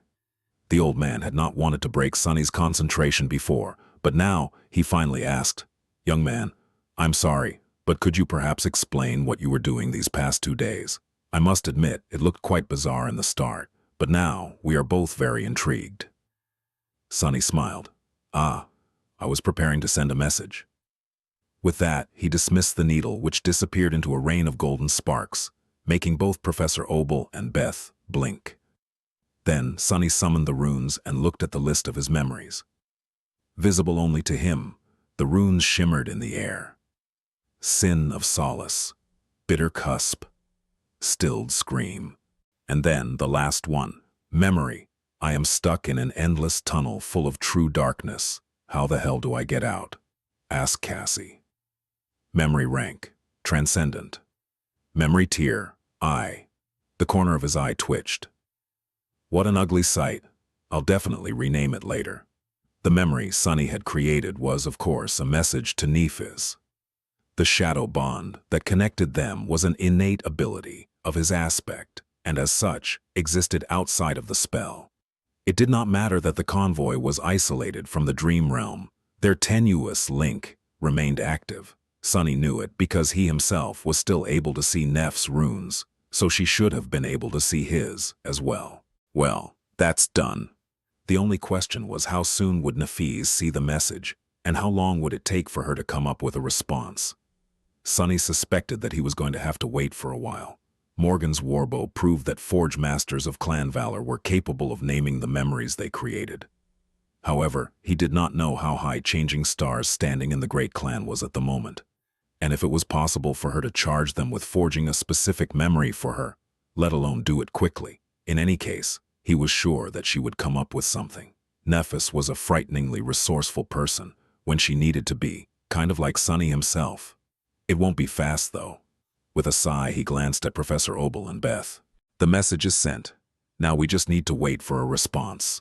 The convoy continued its meaningless march.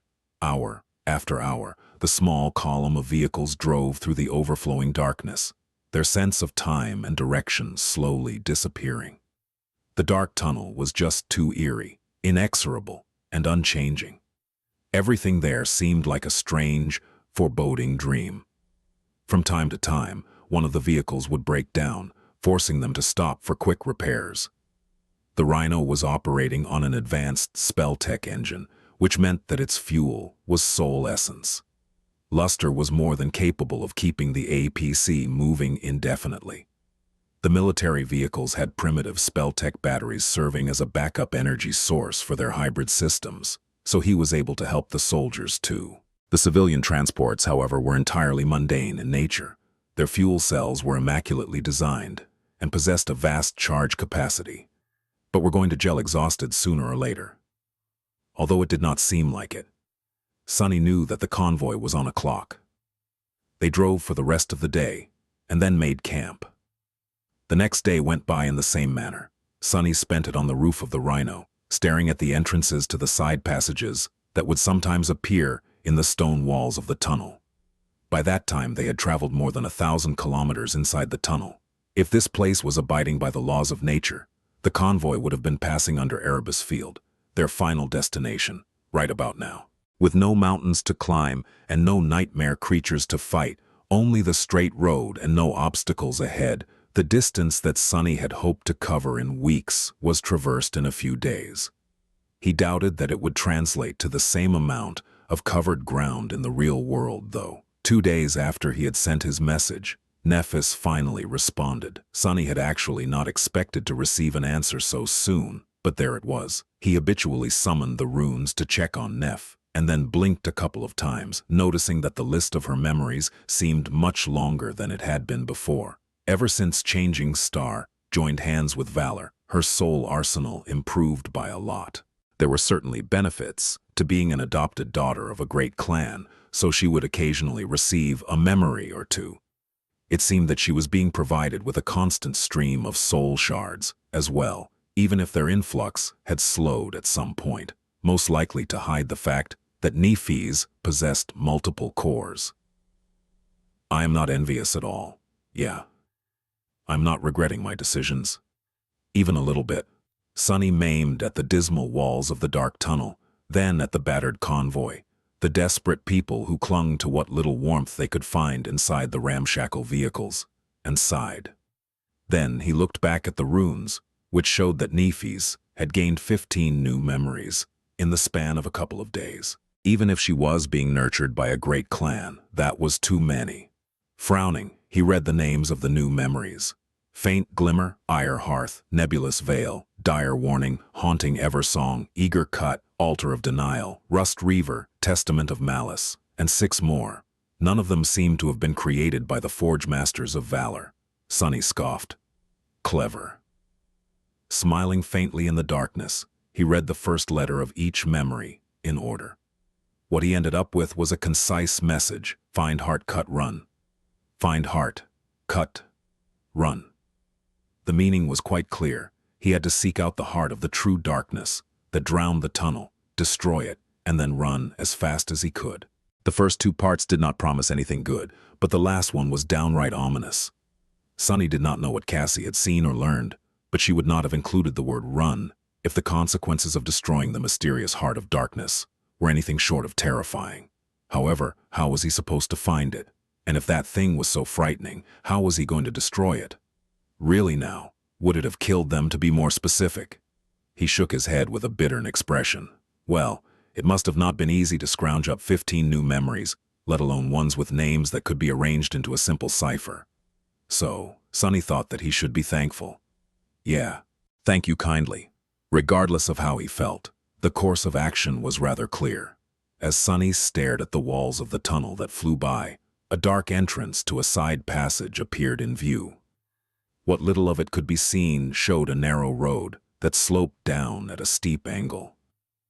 He quietly grimaced. I guess I won't be able to avoid crawling deeper underground in the end. How unexpected. The convoy had stopped once again. This time, however, there was one significant difference to the place Sunny had chosen to set camp. It was situated near one of the side passages, which they had avoided at all costs in the past. Currently, the irregulars were gathered around the dark entrance, staring at it with gloomy expressions on their faces. Sunny did not look too enthused either. After a while, he sighed and glanced at his subordinates. Have any of you noticed it? They looked at each other, not sure what to say. After a while, Dorn spoke in a somber voice. What exactly were we supposed to notice, Captain? Sunny silently shook his head. In the past few days, he had been observing the side passages attentively as the convoy passed them, trying to see if there was a pattern to when and where they appeared. The tunnel looked to be endless, after all, so it seemed that there was an endless amount of these branching paths, too, which was a bit weird. In the process of observing the side passages, a sinking sense of suspicion took hold of his heart, and by now, that suspicion was all but confirmed. He frowned. Well, I don't blame you, it's pretty hard to notice. Then Sunny pointed at a particular spot on the stone wall of the tunnel, right where it made way for the open chasm of the entrance to the side passage. There's a small protrusion there, and on the opposite side, the stone is chipped near the floor. There's also that crack over there. They stared at the spots he showed, not quite sure of the meaning of these small, barely noticeable features. What about them? Sunny lingered for a moment. Nothing, really, in and of itself.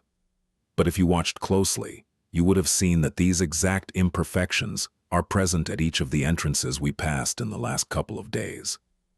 The first one we saw during the initial scouting had them too. With how rough the walls of the tunnel are, it is only expected that there would be nothing smooth about the side passages. But still, exact cracks, at exactly the same spots, at hundreds of entrances. Don't you think it's strange? Luster stared at the chipped portion of the wall, then scratched the back of his head. I don't get it. Did someone leave these marks on purpose? Sunny shook his head. No, what I am trying to say is that there are no hundreds of entrances. There's just one entrance and one side passage, repeating over and over across the tunnel. All these entrances we saw were the same and lead to the same place. The irregulars paled.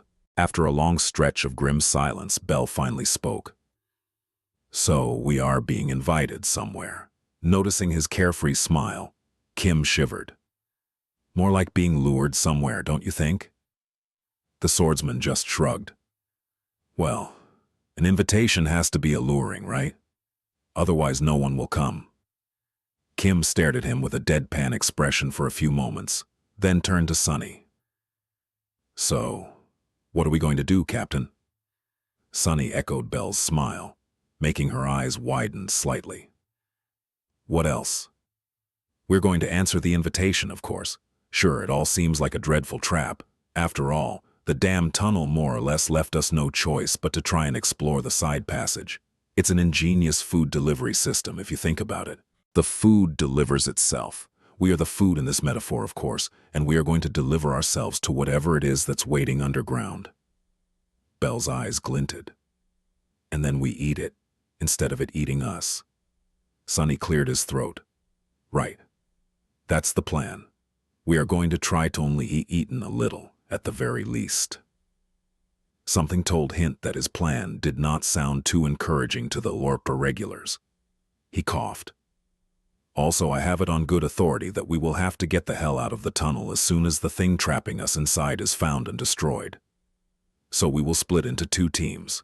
One team will go down, the other will remain with the convoy and make sure that all vehicles get to the surface. The irregulars looked at each other, trying to guess who will be assigned to which team. Luster was their best pilot, so he would have to remain with the Rhino. Samara's aspect was less useful in narrow spaces, so there was no point in taking her deeper underground either. The rest of them, that was the question. Quentin looked into the darkness, and then asked calmly, So, who is going to accept the invitation, Captain? Sunny glanced at him with a dour face. Ah, that's easy. I'm going to take a look underground, while all of you will stay with the convoy. The members of his cohort immediately protested. It's too dangerous to go alone. Captain, someone has to watch your back. Please reconsider. Sunny listened to them for a while, then waved a hand. Shut up, you idiots. Do I look like a hero to you? If I could take you with me, I would. Hell, I'll take a whole army. However, none of you can traverse the distance fast enough to return to the convoy in time. I can, though. He sighed, remembering one of the recruits he had decided to pass on. The guy who could create rifts in space. That aspect would have come really handy right now. However, there was no time to regret past choices. He was very happy with his cohort, too. Plus, I am not going alone. I am taking Saint with me. What, did you think that I'd risk my hide? She wasn't close enough to save it? The elder regulars grumbled for a bit, but eventually accepted his decision. Captain's echo was truly powerful. It, a master and an ascended demon, couldn't handle the source of the unnatural darkness. Then, the members of the cohort would not be of much use there, anyway. They were not an ordinary master, and an average echo, either. Sunny gave a few more orders, making sure that the convoy would be fine in his absence, then called Saint and returned to the mouth of the side passage. The two of them faced the darkness, remained still for a while, and then silently dove into its cold embrace. Damnation. Chapter 9, 139. The side passage was full of impenetrable darkness too, flowing around Sunny as it turned him blind and deaf. The blade of the cruel sight was shining with a soft radiance, creating a small circle of light around him. That light seemed to be struggling against the tide of chilling blackness, making it appear more absolute. The walls of the passage were much closer to each other than that of the main tunnel, its roof lower, and the circle of light was even narrower still. All of that made Sunny feel extremely claustrophobic. He walked forward with a resentful expression on his face, feeling the floor slope downward beneath his feet. If there was one thing that reassured them, it was the silent silhouette of Saint, who was by his side. The taciturn demon moved with her usual indifference, wielding the sin of solace in her hands. Together they descended deeper into the belly of the mountain. Curse it. Damn it. This is such crap. Sunny was, unsurprisingly, very nervous. There were a lot of things for him to be nervous about. Not only was he willingly walking into a trap of an unknown, but immensely powerful nightmare creature, he was also surrounded by true darkness, the element that directly countered most of his abilities. Not only that, but he also found himself in a strange situation. Most awakened possessed at least one luminous memory. Those were usually both cheap and easy to get, so everyone had some sort of enchanted item to serve as a lantern in their arsenal. However, Sunny had never needed one, so he only had the cruel sight. Its light-eater enchantment allowed the somber spear to absorb light and then expel it. After months spent in the darkness of the polar night, most of the sunlight that it had devoured in the past was long gone. What little remained was supposed to last him a few hours. But what if he failed to complete his mission by then? Sunny brought several chemical flares with him, just in case, but he really hoped to not get a chance to use them. Additionally, he had to leave one of his shadows with the convoy.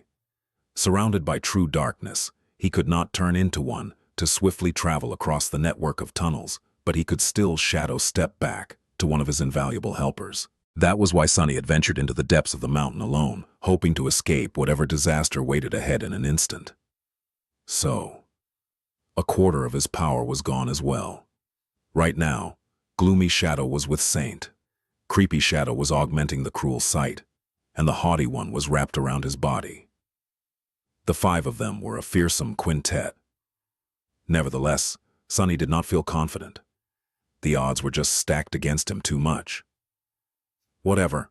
Saint turned her head a little and stared at him, the ruby jewels of her eyes glowing with cold crimson light. It was only then that Sunny noticed that his teeth were chattering. He forced out a weak smile. What? It's really cold here, you know. Indeed it was. Steam escaped from his lips, and his voice echoed off the stone walls, traveling far into the narrow passage. Sunny grew quiet, not wishing to announce his position to anything that might have been hiding in the darkness. They continued to descend, soon arriving at an intersection, which was drowning in darkness. It was the first one of many. Just as Professor Obel had said, there was a whole network of tunnels excavated during the dark times here, meant to serve as a bomb shelter in case of an all-out war. The tunnels cut deep into the mountain, creating a strange labyrinth. Sunny was sure that there was some logic to how they were arranged, but the intent of the engineers that had built this place escaped him. If anything, the system of passages and chambers cut roughly in the stone seemed random and disorderly, almost organic. And of course, each was consumed by darkness. At this depth, Sunny started to feel as though the darkness was moving around him, flowing through the tunnels like blood rushing through colossal veins. He shivered. Calm down, damn it. Find the heart and destroy it. What if it was not a metaphorical heart, but a quite literal one?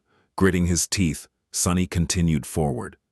Faced with the complicated maze of passages, he navigated through it following a simple principle.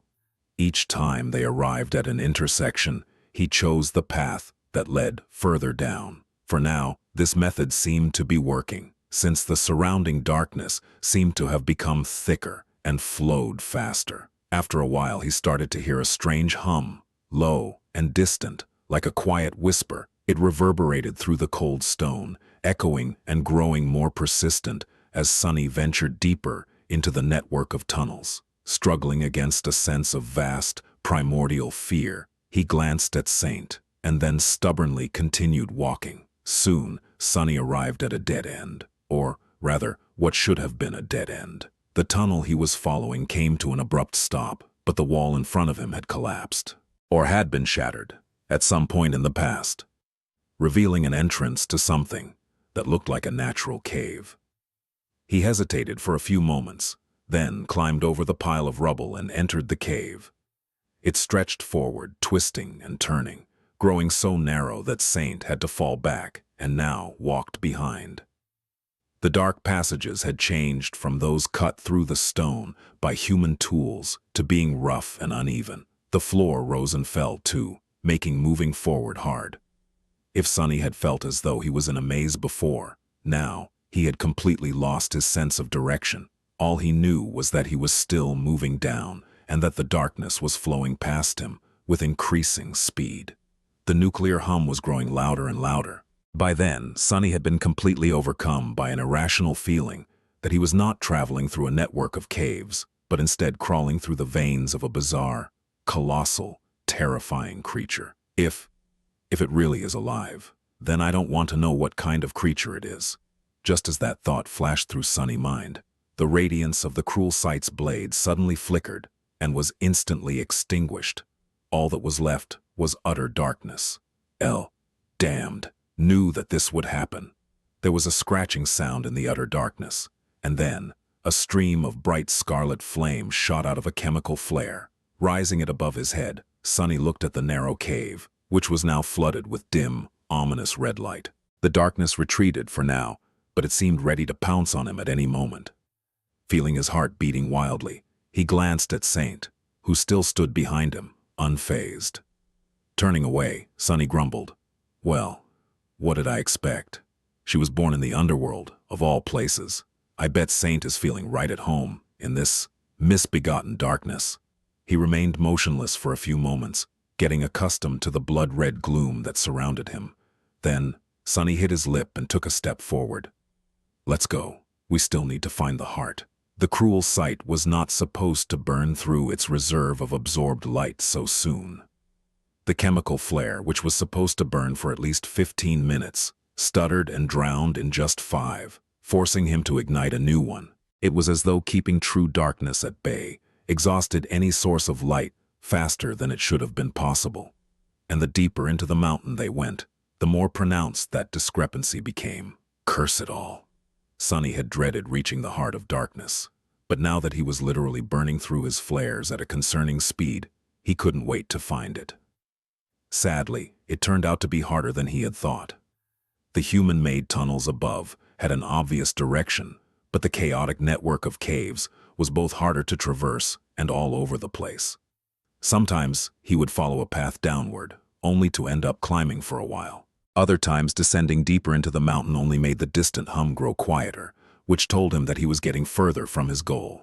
In the end, Sunny abandoned all pretense of knowing what he was doing and chose where to go randomly, relying on his intuition to show him the way.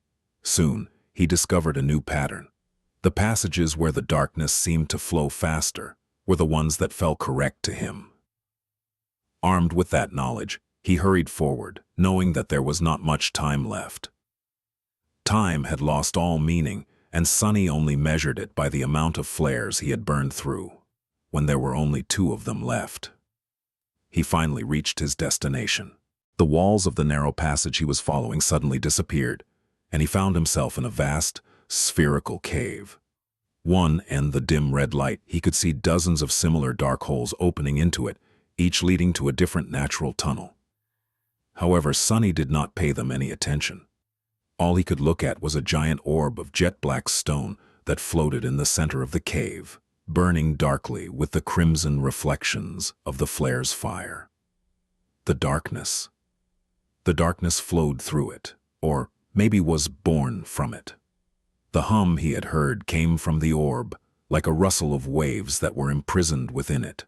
Suddenly, he felt a terrible chill spread through his body. Whatever that black sphere was, he knew that it was not something any human was supposed to see. Cut. Run! Sunny googled. He couldn't believe that no one was guarding that thing. Then again, there was nothing guarding his own heart, either. If something managed to crawl into his chest, it would find his ribcage empty of defenders as well. Maybe not if Bloodweave had to say anything about it. Sunny stretched his senses outward, checking if his connection with the 4th shadow still remained. It was there, albeit strangely muddled. Nevertheless, he knew that he would be able to use Shadow's step to get the hell out of the dark cave after destroying the Heart of Darkness. No time to waste then. His second-to-last flare was about to burn out. Stepping forward, Sunny chased all hesitation away from his mind and thrust the blade of the cruel sight forward. It struck the side of the black orb and slid off its surface without leaving a scratch. Sunny froze. The sound of the spear hitting polished stone seemed deafening, and when it died down, was it just him, or did the tuna coming from the sphere grow a little louder? Glancing at Saint, he felt cold sweat rolling down his face and whispered, "Help me with it, will you?" The taciturn knight remained motionless for a moment, staring at the sphere with a hint of subdued emotion. Then her eyes suddenly flared, the flames inside them turning darker. Saint did something strange. She took a step forward and handed him the sin of solace. Confused, Sunny grabbed the hilt of the jade Jian, feeling the infuriating whispers assault his mind. Pathetic. He frowned, surprised at the sudden thought. Was it a thought? At that moment, Saint took another step forward and unsheathed her broken stone sword. The jagged line of its shattered blade flashed through the darkness and sunk into the black surface of the sphere to the hilt. A small crack snaked its way up and down through the surface of the orb. Suddenly, the bum became almost deafening. What? Then the giant orb suddenly burst open, releasing a tide of darkness that washed over Sunny and Saint. Throwing him back, he fell on the cold stone, feeling something rustling against the steel of the undying chain. The flare was swiftly extinguished. In the last split second that it burned, Sunny saw what the darkness released from the sphere was, and understood what the hum he had heard represented. It was not the rustle of the waves. Lo, instead, it was the rustle of countless tiny feet, scraping against the shell of the black sphere from within. The flood of darkness that had escaped from the cracked orb was actually myriads of tiny, beetle-like creatures that were now swarming over him like a river, already shredding the transcendent metal of his armor. Worse still, the tide of them was still flowing out of the broken sphere, rushing into the dozens of passages leading out of the cave like a flood. The sight of it was both terrifying and bizarre. No matter how large the shell of black stone had been, The mass of beetles it released, and was continuing to disgorge, was many times larger than what could possibly fit inside. At this rate, the whole mountain was going to be filled with them in mere minutes. Ah, so that's why she told me to run. Feeling a sharp pain suddenly pierce his side, Sonny belatedly realized a dreadful fact. He needed to enter a shadow to use shadow step. And with all light gone, there were no shadows left in the true darkness of the flooded cave. Sonny was buried under a moving carpet of dark beetles. His armor was being chewed through, and a few of them had already gotten inside somehow, their razor-sharp mandibles sinking into his flesh. Crap. For a moment his thoughts were scattered, but the sudden pulse of pain cleared them. Blinded, Sonny shuddered and tried to move, his hand to cover the eye slits of his helmet's featureless mask. It was too late. One of the insects had already crawled through. Since Sonny could not see anything, he only realized it when something cold and slithering brushed against his nose. Ole instantly closed his eyes, and a split second later, a sharp pain pierced his face as one of his cheeks was torn open. A repulsed hiss escaped through Sonny's lips. Jerking his head, he felt the beetle fall down, and then caught it with his mouth, crushing the bastard between his teeth. It felt like chewing on steel. But the resilient shell broke with an appalling crunch, filling his mouth with sharp fragments and an indescribably bitter taste. Argh! Finally he managed to free his hand from underneath the mass of beetles and covered the eye slits with it, then struggled to stand up. Sonny managed to rise to his knees, but at that moment, a new wave of beetles smashed into his chest, throwing him back down. It felt as though he was drowning. A crushing weight of the endless river of creatures pressed him down, making it hard to breathe. With each second, there were more and more of them, and the weight grew more unbearable. In the dark cave, the seething darkness that consisted of countless myriads of tiny insects was rising like a tidal wave, already flooding most of the tunnels. The uninterrupted surface of wriggling black insects was slowly crawling higher and higher, the shards of the broken sphere already disappearing beneath them. The rustling HTTM of tiny feet, scraping against stone, turned into a rumbling roar. Then, a hand in an armored gauntlet broke through the surface, the chemical flare grasped by it igniting with intense scarlet flame. Growling, Sonny pushed himself through the squirming mass of dark beetles and managed to rise to his feet with a stagger. Even standing, he was waist-deep in the rushing river of the black shells. As several of them continued to bite into his flesh, he briefly looked around. It took him a split second to take in the sight of the underground cave, which was painted crimson by his last flare and swiftly drowning in the tide of darkness. He had already dismissed Saint, so now all that was left for him was to run. Damned bugs. Why did it have to be bugs? The flare in his hand stuttered, the stream of red flame it was spewing rapidly growing shorter, but before it died, he already dove into the shadows, disappearing from view. The fluttering flare fell into the mass of dark beetles and was instantly swallowed by it, the last hint of light disappearing from the hidden cave, perhaps forever. Back in the main tunnel, the convoy was nervously waiting for something to change. Everyone was already loaded into the vehicles and waiting for the captain to return. Minute passed after minute, with no news of hint. The ever-present darkness remained the same. Inside the Rhino, Luster was sitting quietly in the pilot's seat. Professor Obel and Beth were in the lounge area, discussing something among themselves. The young woman glanced at her communicator, then took a medicine pack from her bag. At that moment, something fell from under the roof, and a familiar figure crashed into the floor, shattering one of the robust alloy chairs in the clangor of metal. All they saw was the battered surface of the bleak armor and a mess of limbs. Rolling over his shoulder and jumping to his feet, Sonny wasted a second to catch his balance and then jerked his head sideways to look at Luster. "What the hell are you waiting for? Drive, go as fast as you can, now!" In the next moment, the whole mountain shuddered, and streams of dust fell from the tunnel's roof. Luster's eyes widened, and he sent the APC forward without asking a single question. If the captain was shouting, things were seriously bad. Beth and Professor Obel both rose, startled by Sunny's sudden arrival. "What?" He threw a hand in their direction. "Stop. Don't get closer."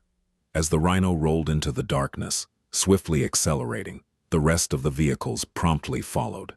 Inside the APC, the undying chain disappeared into a rain of sparks, leaving Sunny half naked. His pale body was covered with small, ugly lacerations, but there was almost no blood in sight. Several tiny black insects fell to the floor and were promptly and viciously stomped to death by him. Nevertheless, even after disposing of the beetles, Sunny did not look relieved. Instead, he paled even more and then bent over, vomiting a mouthful of dark blood. Beth took a step forward, looking around in search of a med kit with a worried expression on her face. "What is going on?" Sunny bared his teeth in a growl. "I said stay back." With that, a strange stiletto appeared in his hand. Its blade was long, narrow, and seemed to be forged out of ghostly glass. Without hesitating even for a second, Sunny sent both the young woman and the old man into a momentary shock by turning the stiletto against himself and plunging it into his chest. "Hey, what are you?" A startled yelp escaped from Beth's mouth, drowning Sunny's own groan. "Ah, damn it." He twisted the moonlight shard in the wound, causing an ugly grimace to appear on his face, and then pulled the stiletto out. Impaled on it was the body of a strange beetle with a jet-black carapace, its shell broken, crushed, and smeared with blood. The tiny creature had almost reached his heart. A few moments later, and Sunny would have been in a sea of trouble. He stared at the dead insect for a few moments, and then shivered. The mountain quaked again, and a net of cracks appeared on the roof of the tunnel just ahead. Sunny looked through the windshield of the speeding APC and inhaled deeply, not paying attention to the pain. Time to run. "Ah, it hurts." Sunny had escaped the dark cave fast enough to not be eaten alive, or even to a serious degree. Just as he had joked, he ended up only being eaten a little. There were a few bites on his body, and one on his cheek. The most serious wound by far was the one he had inflicted on himself to get the last beetle from under his skin. The moonlight shard had cut deep, but, guided by his steady hand, missed both his heart and anything else that was important. Still, it stung. Not that Sunny had time to pay it any attention. The rhino was speeding forward, almost flying through the shuddering tunnel. All around it, the darkness was rippling and shifting, as if out of control. It felt like the thing they were inside of, whatever it might have been, was convulsing. Not exactly in the throes of death, but maybe in agony. Sunny was pretty sure that the blow Saint had delivered to the black sphere was not fatal to the unknown being, since he never heard the spell announcing a kill. The source of the true darkness was not destroyed, just damaged. Or maybe set free. "Captain, that is new." Hearing Luster call out to him, Sunny looked forward and saw an unfamiliar shape appear from the darkness. It was a rusted frame of an old personal vehicle, which they had never seen before. The implication made a pale smile appear on his face. "It's broken." The strange anomaly that had been keeping them inside the tunnel seemed to be no more. They were actually moving forward instead of traveling endlessly through a never-ending sea of darkness. Destroying the black sphere had really broken the binding. He let out a shaky breath. If he had not received a message from the outside, things might have turned out differently. Sunny would have ventured into the side passages eventually, but probably without leaving one of the shadows behind. Even if he did, he would have definitely taken the rest of the irregulars with him. Then, they would have died. Actually, he still struggled to believe that everyone survived. For now, "We're not out of the tunnel yet." Suddenly cold, he looked at Luster and said, "Top speed, get us out of here." The rhino flashed past the rusted vehicle, pushing it aside with its ram. The rest of the convoy followed, and soon they could feel the floor of the tunnel starting to slope up. That had not happened before, so Sunny took it as a good sign. Sadly, good things had ended after that. The mountain seemed to be coming to life around them. It shook and trembled, more and more cracks appearing on the walls and the roof of the tunnel. At some point, one of the walls collapsed, just as the last vehicle passed it, and a flood of something dark and soothing flowed into the underground passage. Sonny shuddered, realizing that it were the beetles. The tide of them rushed into the tunnel like a river of black liquid. However, that liquid was behaving as if it possessed a maleficent sentience. Instead of spreading in every direction like water would, it seemed to deliberately rush in pursuit of the convoy. Up ahead, a deep crack appeared on another section of the wall, and a few tiny bodies fell from it on the road. Crap! All Sonny could do was pray that they would pass the swiftly growing crack before the stone wall shattered. Somehow they did. At that point, it seemed like the whole tunnel was ready to collapse. The civilian transports struggled to keep up with the rhino, climbing up the quaking road. Behind them, the endless flood of dark beetles was gaining speed, swelling as new streams of them poured in. Dust and pieces of stone were raining from above, but ahead of them, in the distance, a circle of dim light appeared. The exit. It was still night outside, but at least there were the stars, the ghostly flames of the aurora, and maybe even the moon. Although small, the difference between the true darkness of the underground tunnel and the mundane darkness of the outside world was apparent. They almost made it. No, they're going to make it. Sonny gritted his teeth as he watched the distant exit approach, while the tunnel was breaking down around them. Just a bit more. Just a little bit. Finally, the rhino shot through the round opening, escaping into the chilling cold of the polar night. The vast expanse of the black sky appeared above, looking more beautiful than ever. Sonny grinned triumphantly. Then his grin disappeared. Finally able to see, he sent his shadows to take a look outside and studied their surroundings. The tunnel had led them quite high into the mountains. Behind them, the stone slopes were cracking and breaking, with giant boulders rolling down into deep gorges with deafening noise. Rivers of darkness were flowing out of the mountain, all twisting to take aim at the escaping convoy. The damned beetles were continuing to pursue them even now. In fact, the wide streams of black insects seemed more like limbs of a colossal being than swarms of tiny creatures. They stretched and slithered, looking like giant tentacles, very much like those that Sonny could create himself, but on a much, much larger scale. He felt a sudden chill spread through his wounded chest and belatedly summoned the undying chain back. Their battle might not have ended just yet. But how could he fight something like that? No, their only chance of survival was to run. Even Cassie had said that he had to run.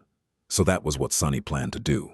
Luckily, the fleet appeared to be a little bit faster than the flood of darkness. Oh, crap. Hearing Luster's shout, Sonny felt the rhino come to an abrupt stop. It was so violent and sudden that he was thrown off his feet, while Beth and Professor Obel grimaced in their seats, secured in place by durable straps. What is he doing? Has that bastard lost his mind? Before even standing up, Sonny commanded his shadows to look away from the approaching tide of black beetles and try to see what had made Luster stop. What they found made him utter a curse. Damn it all. Right in front of them, there was a vast canyon that seemed so deep that it might have as well been bottomless. There was a long, wide vehicle bridge connecting the two sides of the canyon. Sadly, the bridge had collapsed at some point in the past, maybe decades ago. Now, all that remained of it was a piece of broken road that hung over a dark abyss, and Rhino had stopped precariously, just a few meters away from the edge. Curse it. Sonny stared at the dark abyss of the canyon, his mind empty. A second passed in stunned silence, then another. Finally, he turned around and looked back, as though capable of gazing through the armored hull of the Rhino. Which he was, in a way.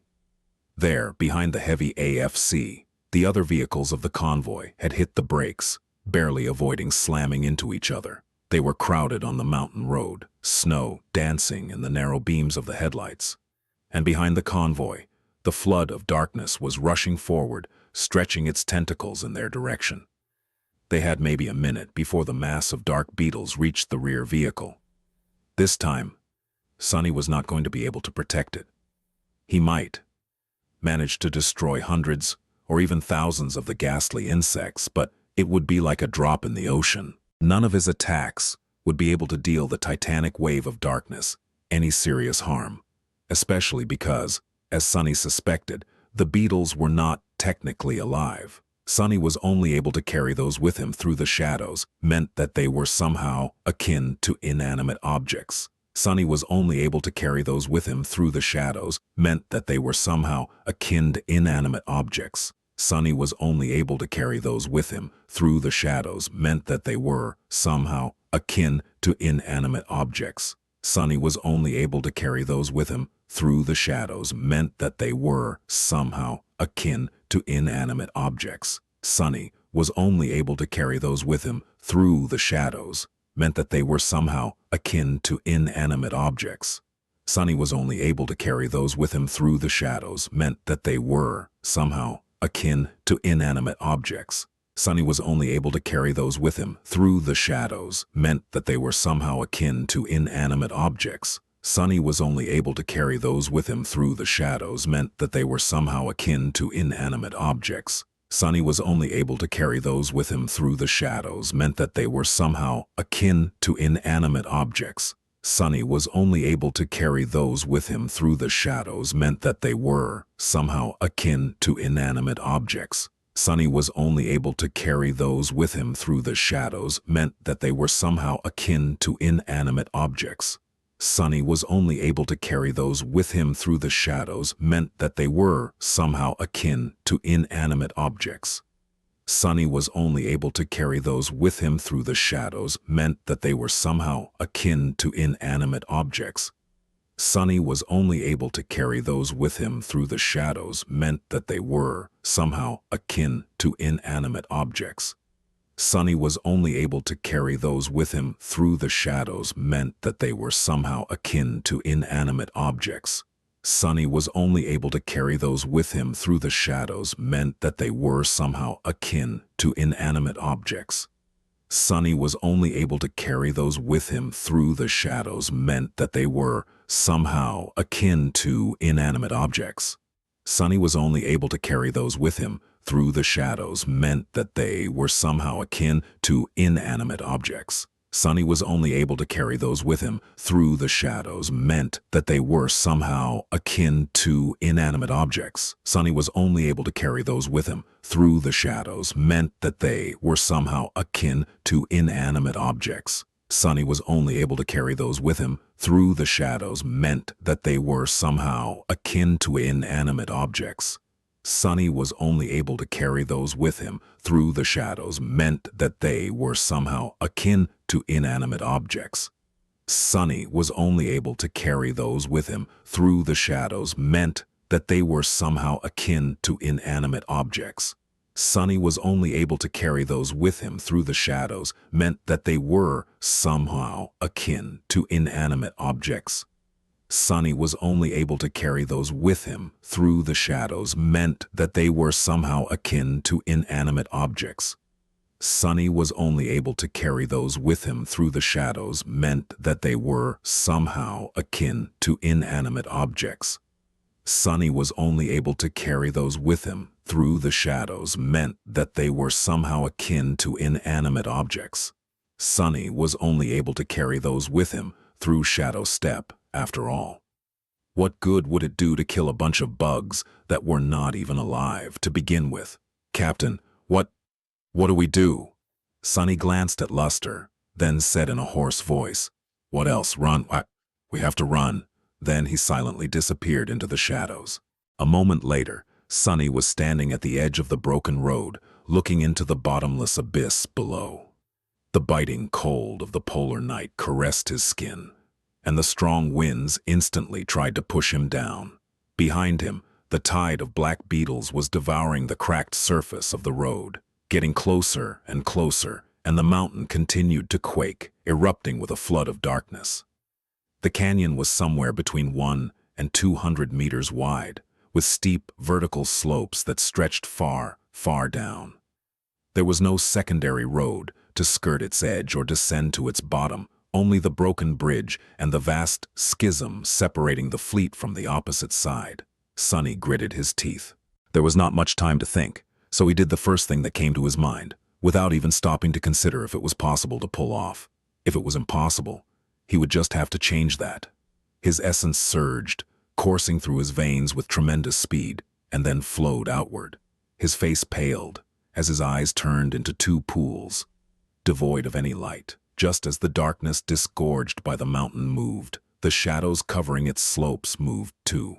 The deep murk drowning the deep canyon boiled, rushing upward. Two black pillars suddenly broke through the snow, covering the sides of the shattered road, and rose into the sky, growing taller and taller with each second.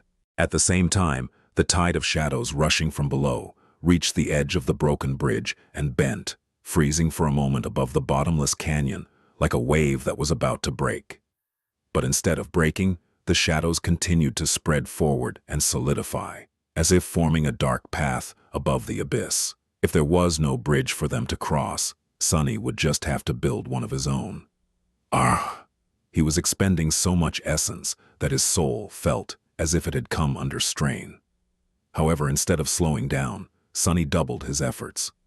On the far side of the canyon, two more pillars rose, and another surge of shadows stretched into the air, growing meter after meter to meet the first one. Long tentacles of darkness shot from the tops of the pillars, turning into unbreakable chains.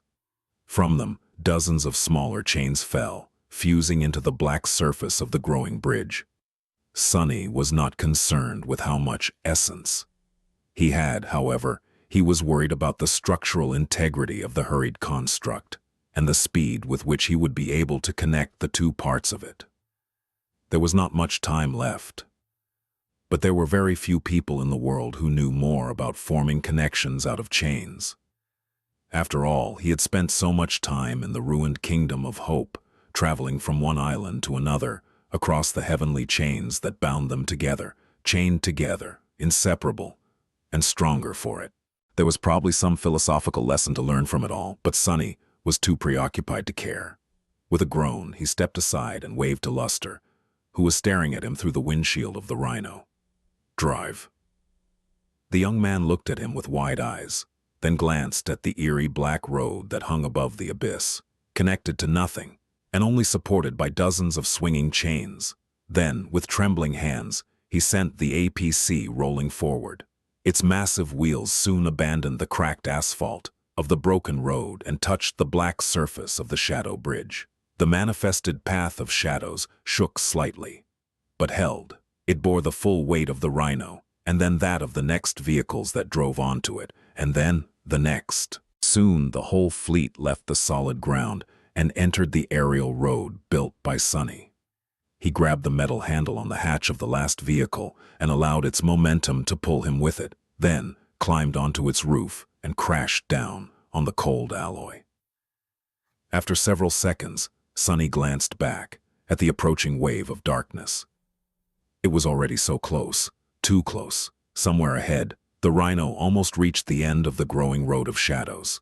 The ABC was moving faster than Sunny was capable of making the bridge manifest itself. But luckily, the second part of the path was already close. The two sides of the black bridge connected and fused with each other just a few seconds before the massive Rhino rolled over the invisible seam and continued to speed forward without pause. Soon after that, Luster let out a shaky breath as the wheels of the Rhino touched solid ground on the other side of the canyon.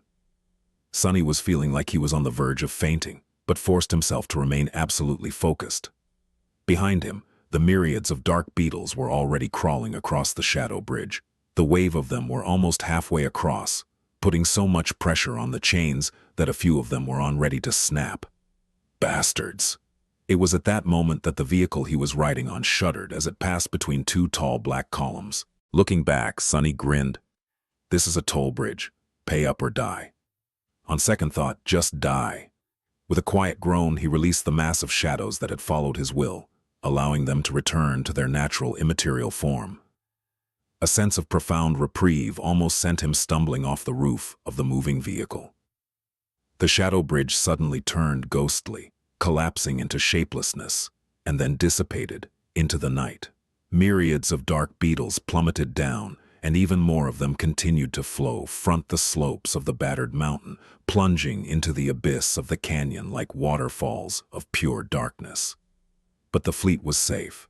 It continued moving forward, putting more and more distance between itself and whatever it was that had dwelled in the network of old tunnels. Sunny let out a heavy sigh, and then sprawled icelessly on the roof of the military vehicle, looking at the distant tapestry of cold stars. No more tunnels. Damned ever. I hope. After the ominous mountain disappeared from view, hidden by the snowy slopes and darkness, the mundane darkness of the polar night, not the unfathomable true darkness that they had just barely escaped from. The convoy finally came to a stop. Around them was the familiar landscape of the Antarctic center. Deep in the mountains, they were temporarily protected, front the wind by an overhanging cliff, and had reocculted a wide area that was somewhat fit to serve as a campsite. The vehicles needed to be checked after the recent mad dash, and the people needed time to come to their senses. Pits, they had no idea where they were. Sunny had to scout the area, determine their location on the map, and come up with a route forward.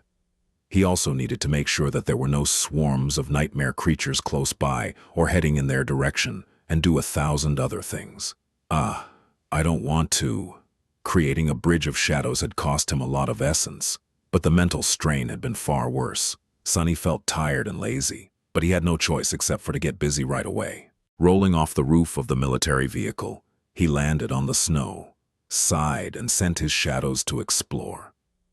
By then, the members of his cohort and other people had already emerged from their transports. Some went about establishing a camp and searching for good watch posts, while some headed toward him with complicated faces. Pretty soon, he was surrounded by the irregulars. A few of them looked relieved to find him safe and relatively sound. Others were mostly full of questions. Luster, who had witnessed more Titan than the rest, was the first one to speak. "Captain, sir, that was something else." Sunny simply nodded, in agreement with the young man, for a change. Luster hesitated for a few moments, then asked cautiously, "But, what was it exactly?"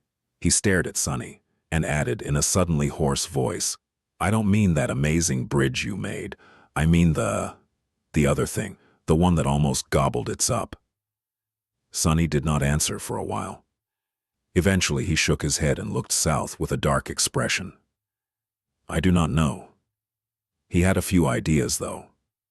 The being that had dwelled in the old tunnels was too vast and powerful to be a simple nightmare creature. It reminded him a lot of the crimson terror of the Forgotten Shore.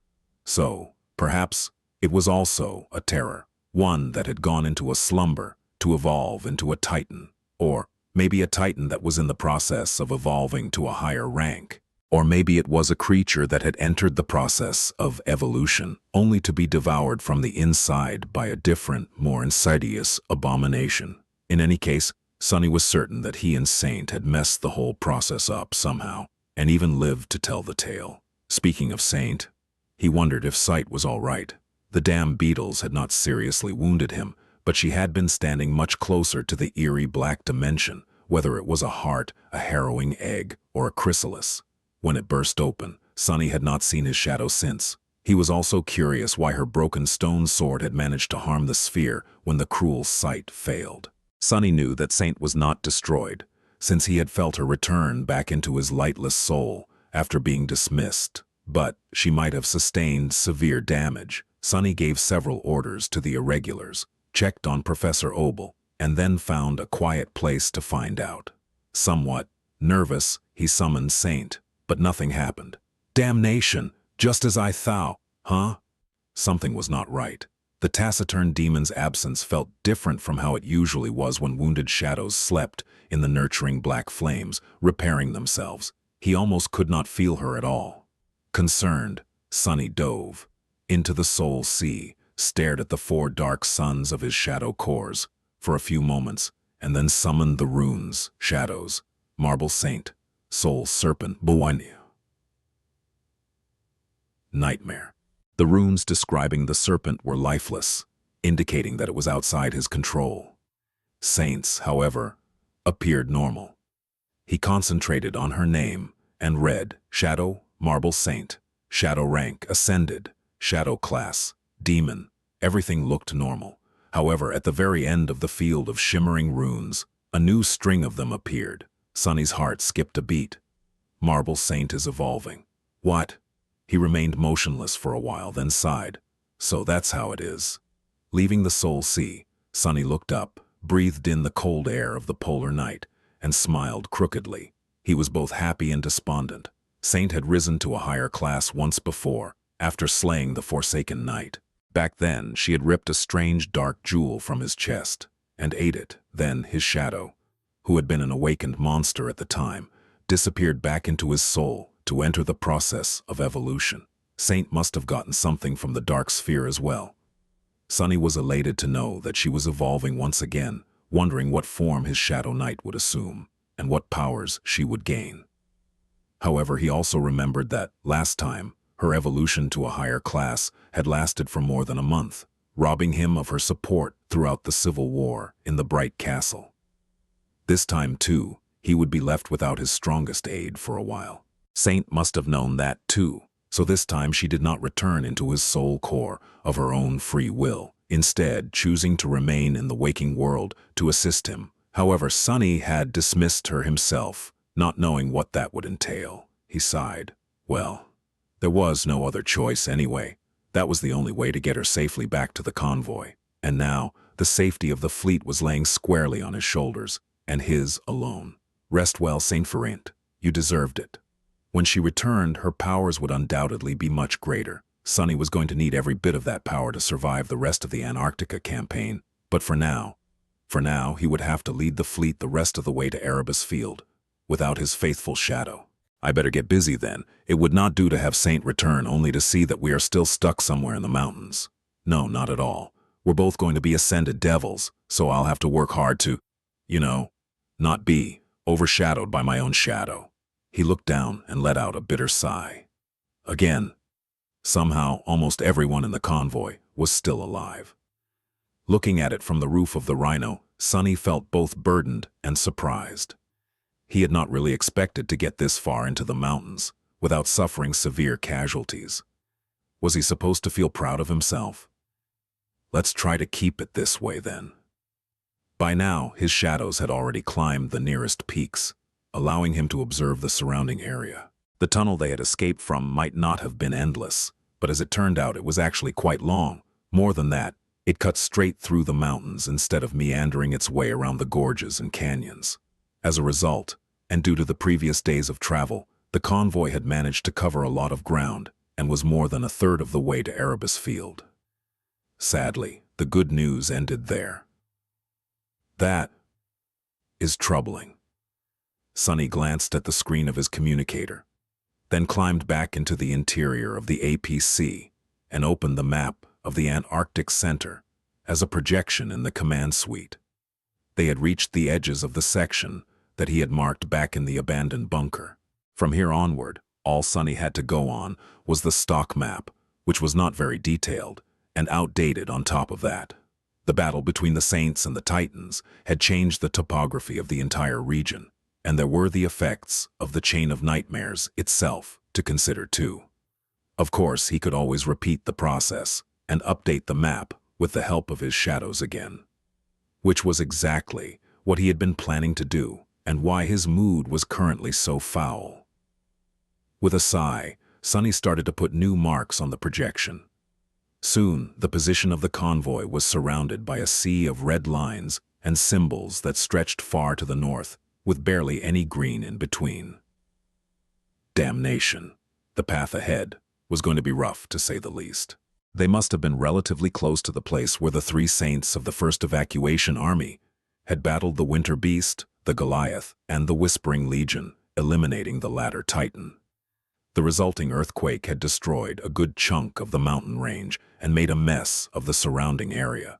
Sunny was trying to come up with a way to get the convoy through that mess, but it seemed all but impossible.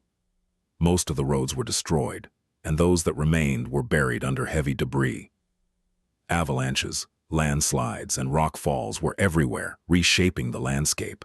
The damage was much worse here than Sunny had expected. And there were nightmare creatures, of course. The whole area was seething with them, and he had already spotted at least 24 active gates, with more probably hidden from view by the overturned terrain. Sunny was not sure if the Rhino would be able to make it through, let alone the civilian vehicles. No matter how hard he tried to find a safe route, There seemed to be none to be found. His mood turned dark. After a while, Sonny decided to get a fresh pair of eyes to take a look at the map, or better yet, several. He ordered the irregulars to gather in the APC and invited Sergeant Gear as well. Professor Obel was already there, so Sonny simply asked the old man to join him in the command suite. Soon, everyone arrived, and an improvised strategy meeting started. The result was about as disturbing as Sonny had expected. No one seemed to have a good idea on how to proceed. Dorn was currently pointing at a certain point of the map. If we can use our echoes to lead the nightmare creatures deeper into the gorge, we might be able to drive past this gate without being swarmed by enemies. From there, we can follow the auxiliary road to the pass and get some breathing room. Samara shook her head. Even if we manage to avoid the nightmare creatures, you are overestimating the civilian transports. Most of them won't make it on this extremely rough terrain. We are already struggling to keep them from falling apart, and this whole stretch of the mountains is basically a high-intensity obstacle course. She sighed, then looked at Sonny with a somber expression. There is one more thing everyone is forgetting about, too. Fuel cells. They are not exhausted yet, but going through a gauntlet like that will put them under strain, which I don't think we can afford. Driving through the mountains is one thing. Driving through this disaster zone is another. Sonny frowned, then glanced at Sergeant Gear. Can't we improvise something to charge the transports up? The soldier hesitated for a few moments. Eventually, he sighed. We can cannibalize the military vehicles, if need be. The power systems are not exactly compatible, but with the help of awakened Kim and Samara, some sort of converter can be rigged. The soldiers can join the refugees inside the transports. But, apart from the obvious loss of defensive capability, there are other factors against that solution. We are not too high on energy reserves ourselves, and the transports are much more power-hungry, so it won't be a drastic change, maybe a difference of another 100 kilometers or so, in this cold. Sonny let out a heavy sigh, thinking of other solutions. There were all kinds of wild ideas in his head, like hitching one of the transports to Nightmare and letting the black steed pull it like a mundane drudge. The Rhino could manage one too. Hell, with a proper harness, Sonny would probably be able to pull one of the transports himself. That would be a sight to behold. He grimaced. Join the army, she said. You will earn lots of contribution points, she said. Curse it all. Was that why he had become an officer? To be strapped into a damned yoke and pull a wagon like a glorified ox? The idea was ridiculous anyway. Sure, it was theoretically possible to pull the civilian transports in case they lost power. But what about heating? What about light? How would the civilians survive hundreds of kilometers of traveling through the mountains in the middle of a polar night without those things? At that moment, Luster suddenly spoke. There is an option that we are all overlooking, isn't there? One that is not only viable as far as terrain is concerned, but will also get us to Erebus Field within a day. The others looked at him with confusion, while Sonny's face darkened. The young man smiled sheepishly, then added, I mean, I know that it's risky, but it's right under our noses. With that, he pointed at the map. There, at the very edge of the mountains, a thick red line was stretching far north. The coastal highway. The coastal highway. That damned thing. Sonny was of course aware that traveling by means of the highway was an option. An incredible option even, considering that the highway was wide, flat, kept in good condition, and stretched most of the way to the very northern edge of the Antarctic center, as it skirted the whole landmass between the mountains and the ocean. But that was exactly the problem with it. Built along the coast, it was both awfully close to the water and utterly exposed. Here in the mountains, they were hidden from most of the prowling nightmare creatures by the terrain, and could use it to their advantage. Out there on the coast, nothing would be protecting them from the hordes of abominations, both those on land and those hiding beneath the waves. Sergeant Gear and the other survivors of the initial, much larger convoy could attest to the horrors of the coastal highway. They had barely escaped it once, losing most of the transports and every member of their awakened escort in the process. Indeed, the soldier looked incredibly tense at Luster's suggestion. With all due respect, you don't know what you are talking about. That place, it's a death trap. A handful of us managed to survive a shorter journey across the highway than what you are proposing, and even that was by some miracle. Luster scratched the back of his head. Yeah, but your situation back then was different. Gear frowned. How so? The young man looked at him with surprise. I mean, isn't it obvious? You didn't have the captain with you. What? Sonny stared at Luster for a few moments, dumbfounded. Did the fool finally lose his mind? However, Sergeant Gear's reaction to the ridiculous response was out of his expectation. Instead of mocking Luster, the soldier looked down and cleared his throat in embarrassment. Well, that is true indeed. Sonny blinked a couple of times. Thanks for the vote of confidence, but I am not a miracle worker. I'm afraid of the coastal highway too. There was a reason for why he had chosen a much longer, much more arduous journey through the mountains after all. Even if the highway offered a convenient path to their destination, it held a much higher risk of running into something that none of them was prepared to handle. From hordes of nightmare creatures, akin to the devouring cloud, to the damned terror that had slaughtered every living soul at LO 49, to countless other horrors no one knew about. Even running into a titan was not out of the question. The winter beast was being contained somewhere in the north by St. Tyrus, but the location of the monstrosity that Army Command had designated as Goliath was currently unknown. Nothing was stopping the bastard from showing up the moment the convoy got stuck in the open. However, traveling through the mountains had turned out much more dangerous than Sonny had anticipated, despite his habit of always expecting the worst. By now, he had successfully managed to lead the convoy into pretty much every possible terrible situation that they had been supposed to avoid by not choosing the highway. With the path ahead so close to being impassable and the civilian transports falling apart on the steep, unreliable mountain roads, the more dangerous route was starting to look more and more attractive. Kim sighed. Sorry, I hate to agree with Luster, but there are about 600 kilometers between us and Erebus Field. That is, if we go straight, of course. If we have to maneuver through the mountains and circle around them in search of passable roads, fighting nightmare creatures as we go, I doubt that many of us will make it. She sighed, then threw a tentative glance at Sonny.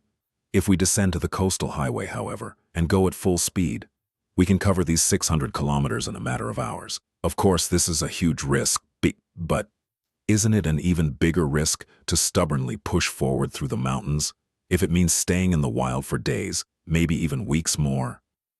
Sonny winced. Kim was somewhat right. The coastal highway was dangerous, but so were the mountains. They were teeming with nightmare creatures of all sorts, and were too hard to navigate in the wake of the earthquake. There was also the matter of time, which no one except for Sonny, and perhaps Professor Obel, seemed to be aware of, since they were not looking at the bigger picture, and the bigger picture, from what he could tell, was not looking too swell. The First Army was not earning any victories against the tide of abominations. Instead, its position was gradually worsening. Those additional days and weeks Kim had mentioned were much more important than she knew, for more than one reason. Sonny sighed. In the end, both choices were terrible. Remaining in the mountains was a bit safer, but also a bit hopeless. Trying to charge the coastal highway was much more dangerous, but also offered a much more realistic chance of salvation. It was like rolling a die. Do I feel lucky today? He remained silent for a long time, then deactivated the projection and looked at the people gathered in the command suite. Everyone tensed, waiting to hear his decision. Sonny tiredly rubbed his face. Prepare the vehicles to go all out. I want them to be able to keep their top speed for at least 6 hours without ever slowing down. Do everything you can. I don't care if the transports completely fall apart and explode after that. Just make sure that nothing breaks down on the road. Either way, it will probably be their last ride, so prepare well. We will be taking the scenic route along the coast. With that, everyone was suddenly extremely busy. Getting the convoy ready for a high-speed charge across the coastal highway was not a small task, especially considering that it was most likely going to turn into a rolling battle. Sonny was one of the few soldiers that had nothing much to do, so he simply went outside and stared at the night sky, with a full moon staring back at him like a giant blind eye. A few meters away from him, the lone sleeper of the convoy was busy applying black venom to whatever bullets Sergeant Gear's soldiers had left. He was also doing the same to his arrows. Suddenly curious, Sonny called out to the young man, "Hey you, what do you think? Will we make it?" The sleeper looked up at him with wide eyes. He was apparently not expecting to be addressed by the captain. "Sir, yes sir, without a doubt, sir." Sonny chuckled. "That's the spirit." "Oh, right. I was meaning to ask, what is your name anyway?" The sleeper stared at him blankly for a few moments, then looked down and whispered under his nose, "God damn it. What the hell, really?" Sonny frowned. "What was that?" The sleeper flinched. "Oh, sorry, sir. It's just that, I've already told you my name like 20 times. It's my flaw, sir. Everyone seems to forget." "Huh?" Sonny scratched the back of his head. "Well, all right. As you were then." What a strange flaw. Not the worst one to have, though. He left the sleeper alone and walked forward, stopping in front of the rhino and looking ahead. Then he started stretching his muscles. The road ahead was desolate and enveloped in darkness. This is going to be a wild ride. The small convoy turned west, rolling down a narrow road that descended from the mountains and eventually met the coastal highway. The rhino was moving at the front of the column, with 4 remaining civilian transports following it and the 3 battered military vehicles guarding the rear. This was Sonny's siege army for the next 6 hours or so. The 3 armored vehicles at Sergeant Gear's disposal still had some ammunition left, just barely enough to last them the rest of the way to Erebus Field, provided that their charge across the highway would be as dire as Sonny anticipated. The civilian transports were not only flimsy, but also lacked any kind of integrated defense systems to ward off the attacking nightmare creatures. However, they were protected by something far more lethal, the irregulars. Samara was already setting up her rifle in an improvised gun nest on the roof of the rearmost transport to allow the awakened sharpshooter complete freedom in picking off targets from distance. Quentin was by her side, his sword and shield ready to strike down any nightmare creature that would dare to get too close. Kim was on the roof of the next vehicle, with a dozen magazines of charged rounds prepared in advance for her carbine. The nameless sleeper was keeping her company with a bow and a quiver of poisoned arrows. Bell and Dorn were protecting the last 2 transports. Both had memories capable of ranged attacks, but neither was a proficient marksman. Their main job was to prevent abominations from attacking the refugees directly. So, knowing that they would probably have to move around the roofs of their assigned vehicles a lot, the 2 fighters had neglected modifying the vehicles with any kinds of protective emplacements. All 4 transports had been prepared for the charge as well as the soldiers could manage. There were plates of armor and alloy spikes welded to their sides, as well as makeshift rams attached to their fronts, in a pale imitation of the rhino. And lastly, there was the heavy APC itself. Since Saint was gone, Sonny was sitting on its roof instead, holding Morgan's warbow in his hands. Despite the howling of the chilling wind, he did not feel cold at all, fueled by adrenaline. His body was encompassed by the dull steel of the undying chain, the dying wish hidden beneath its sleek breastplate. He was ready for battle, traverse the highway as fast as possible, killing anything before it had a chance to approach the convoy. That was the plan. Not that Sonny really expected everything to go according to it. Blackie and Abomination were running ahead of the column, serving as the vanguard and forward scouts, while Nightmare was still slumbering in the depths of his soul.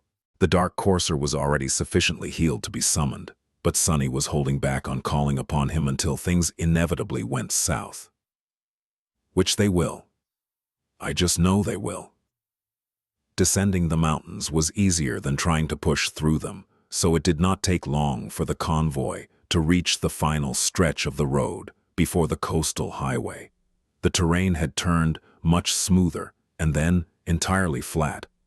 Finally, the beams of light shooting from the rhino illuminated the wide expanse of weathered concrete and the dark waves rising and falling not too far behind it.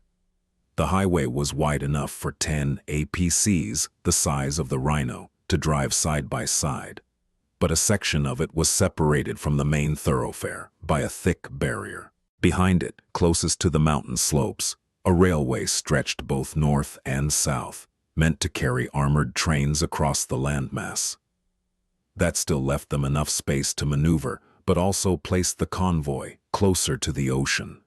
The full moon shone in the black sky, drowning in the undulating lights of the ghostly aurora. The highway was utterly empty and basked in the pale moonlight. All of it, the dark slopes of the mountains, the wide expanse of the road, and the black waves beyond it, looked eerie, ominous, and foreboding. However, Sunny had no time to appreciate the ambiance. That was fast. A few hundred meters ahead, the two echoes had already caught the scent of nightmare creatures hiding in the darkness. Unfortunately for them, very few things could hide from Sunny's gaze in the gloom of the polar night. Even before Abomination had a chance to lunge at the dark shapes laying on the road, a black arrow fell from the sky, piercing the head. At least, Sunny thought that it was the head of a monstrous centipede that seemed to have been resting on the concrete. "You have slain an awakened beast." A moment later, the echo's powerful jaws crunched on the chitinous carapace of a different abomination, while Blackie jumped on the third, trying to copy the ferocious attack of the larger hound. A second arrow helped him finish the job. Without slowing down, the rhino plowed through the corpses of the massive centipedes, tearing them apart and clearing the way for the rest of the convoy. Sunny felt the APC vibrating as it gradually gained more and more speed. The coastal highway seemed to be in good shape, despite the recent earthquake, so nothing was slowing them down. For now, at least, it seemed as though they had a chance of making it to Erebus Field in a timely fashion. However, he could already see more nightmare creatures in the distance, their frenzied eyes slowly igniting with dangerous flames as the lights and the noise of the convoy attracted their attention. There were unclear shapes moving on the slopes of the mountains too, rising from the darkness and starting to descend toward the highway to intercept the column of human vehicles. Much more disturbingly, the black waves continued to murmur to the speeding convoy's left as they continuously assaulted the shore, coming and going without showing any sign of a harrowing threat hiding beneath their dark surface.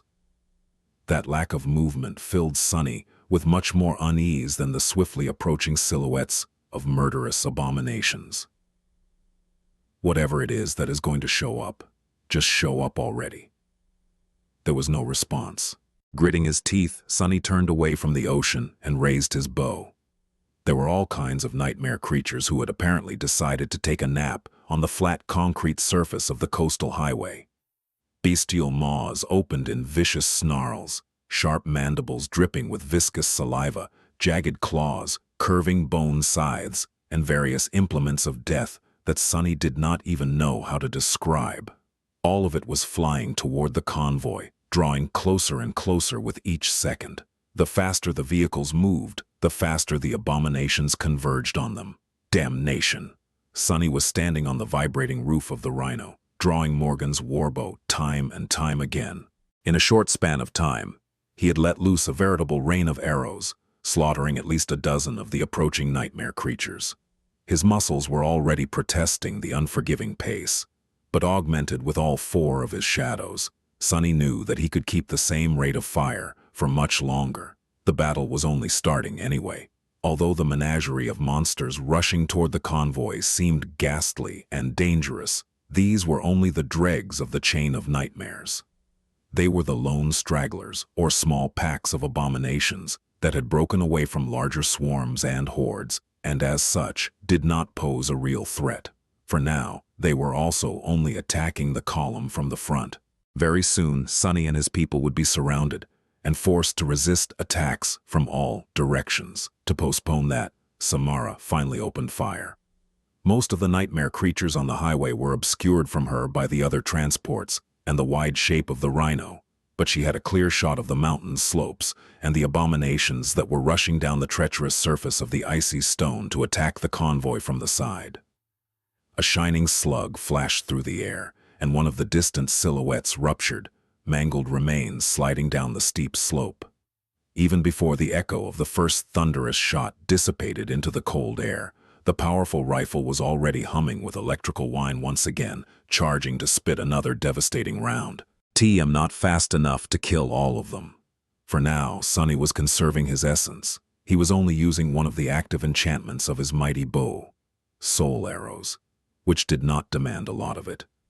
The dying wish was also inactive, for now, since there was no need to draw the attention of abominations away from the civilian transports yet.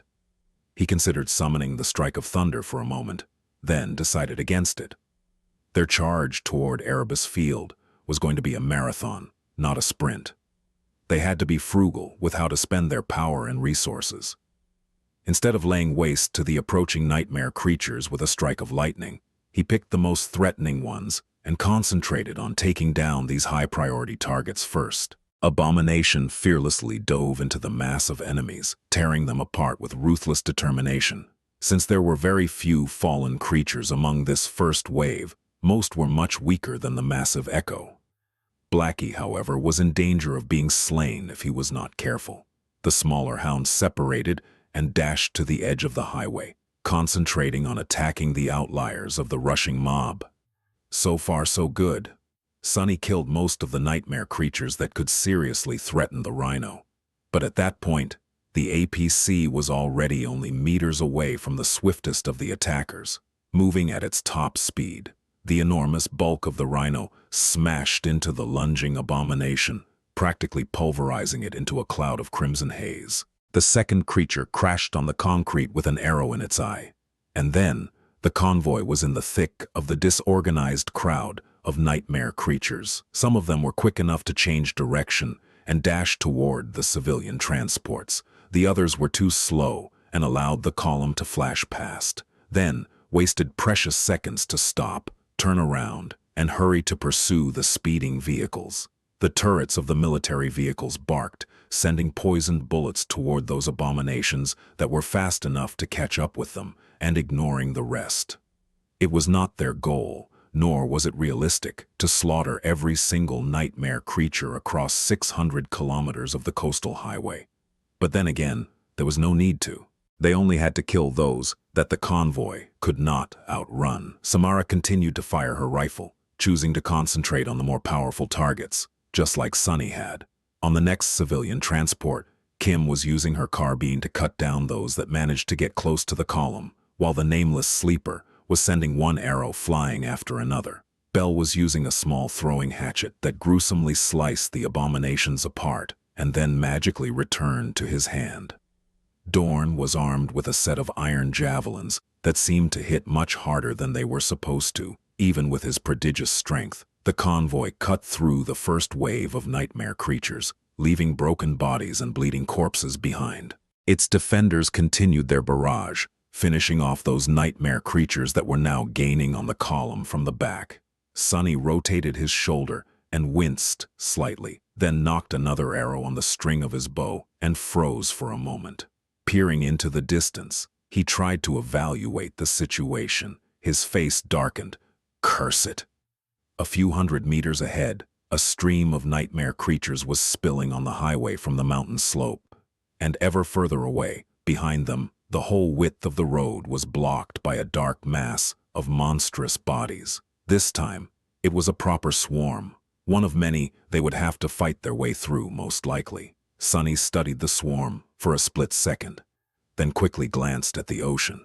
At least the dark waves were calm, for now.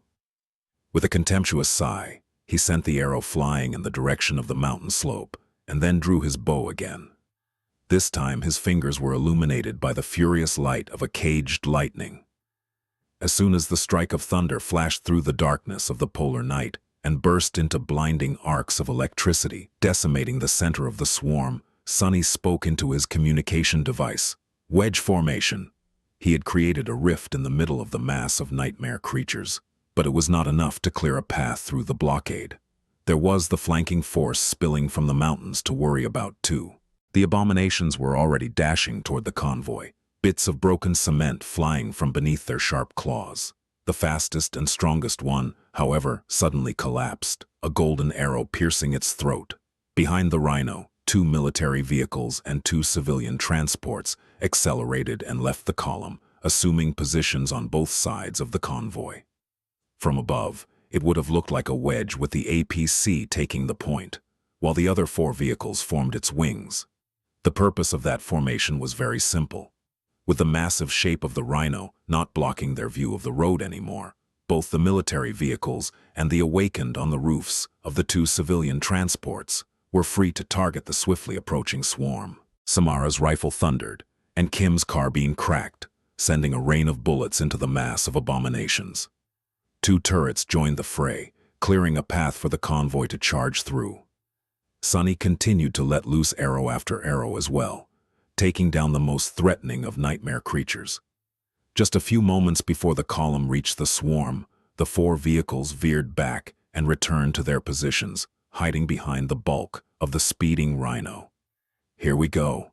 The ram of the APC plunged into the mass of bodies, both dead and alive, with a violent shudder. Pieces of flesh flew aside as it cleaved a bloody trail through the mob of nightmare creatures, allowing the rest of the convoy to follow. They made it through, even if just barely.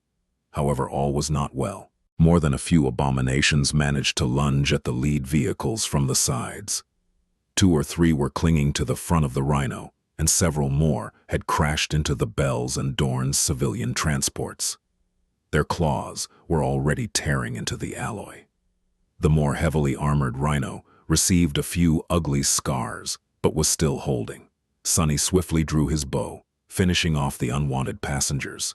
Behind him, Bell dashed toward the edge of the transport's roof and struck down with his hatchet, severing the abomination's limb before it had a chance to rip through the makeshift plate of armor and allow the beast to climb inside. There was a nightmare creature on the other side of the transport, but its body had been caught by the spikes welded along the frame of the civilian vehicle, so it did not manage to rip through the hull before one of Dorn's javelins took it down. The giant man himself dealt with an abomination that had leaped at his transports by pulling it down mid-jump with his aspect ability. The creature hit the cement surface of the road instead of crushing into the side of the vehicle, and was promptly crushed by its wheels. The weight of the transport loaded with close to 100 people was not enough to kill an awakened monster, however, so although it was severely injured, the abomination still tried to get up.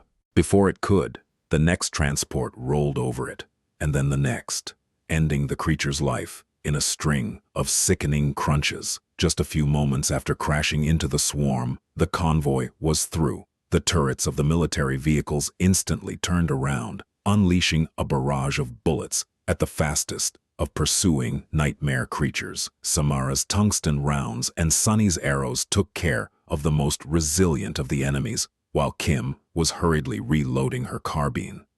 The nameless sleeper had almost emptied his quiver, so he was busy summoning the spent arrows back. The thinned-out swarm was falling behind, but there were already new enemies appearing from the darkness ahead. Letting out a frustrated sigh, Sunny spun to face north again and drew his bow. This is going to get old, fast. Surrounded by bloodshed, the convoy continued to devour kilometers as it sped across the wide highway. The battle never really stopped, instead stretching into one continuous, moving slaughterhouse.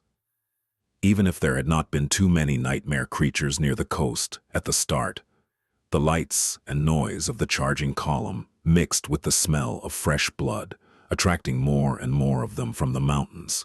All that ever changed was the intensity of combat.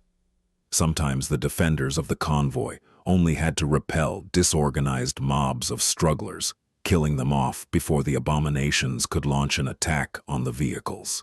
Sometimes a true swarm would appear to block off the road, forcing them to fight their way through while sustaining minor damage and desperately trying to prevent anything from getting to the refugees.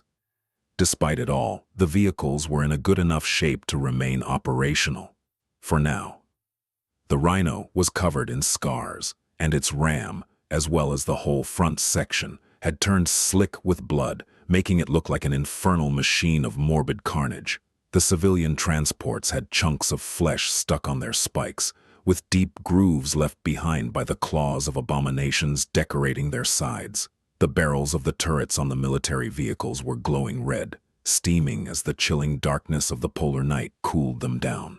The people were starting to get tired, but, prepared to give it their all, to reach the destination, continued to perform their duties with stalwart determination. The highway itself was changing as well. The further north they moved, the more nightmare creatures and the more signs of sustained damage there were. Wide cracks appeared in the concrete, and the column had to maneuver around broken vehicles and carcasses of massive abominations from time to time, the latter picked clean to the bone by other monsters. Killing the enemies before they reached the column was getting harder and harder because of these obstacles. At some point, Sunny tensed as he noticed an especially troublesome obstruction blocking off the road ahead. His face darkened. What now? Still some distance from the convoy, the whole width of the highway was blocked off by something that looked like a tall wall of alloy. It was surrounded by a scene of pure mayhem, with torn pieces of metal and massive chunks of concrete laying on the road in a chaotic mess. Sunny scowled, trying to make sense of what he saw. After a second or two, he uttered a silent curse. Ahead of them, the barrier between the thoroughfare and the railroad was shattered to pieces. The object he had thought to be an alloy wall was actually the roof of a train carriage laying on its side. One of the armored behemoths must have been derailed here at some point in the past, turning a whole section of the highway into a nightmare of broken concrete and mangled alloy. Damnation! Sunny had ridden an armored train once before, so he knew how fearsome these moving fortresses were. What could have even destroyed an alloy beast like that? He wasn't sure that an earthquake would be enough to derail one of them, even though it was the most reasonable theory he had. In any case, Sunny had more pressing problems than guessing the fate of the crashed train.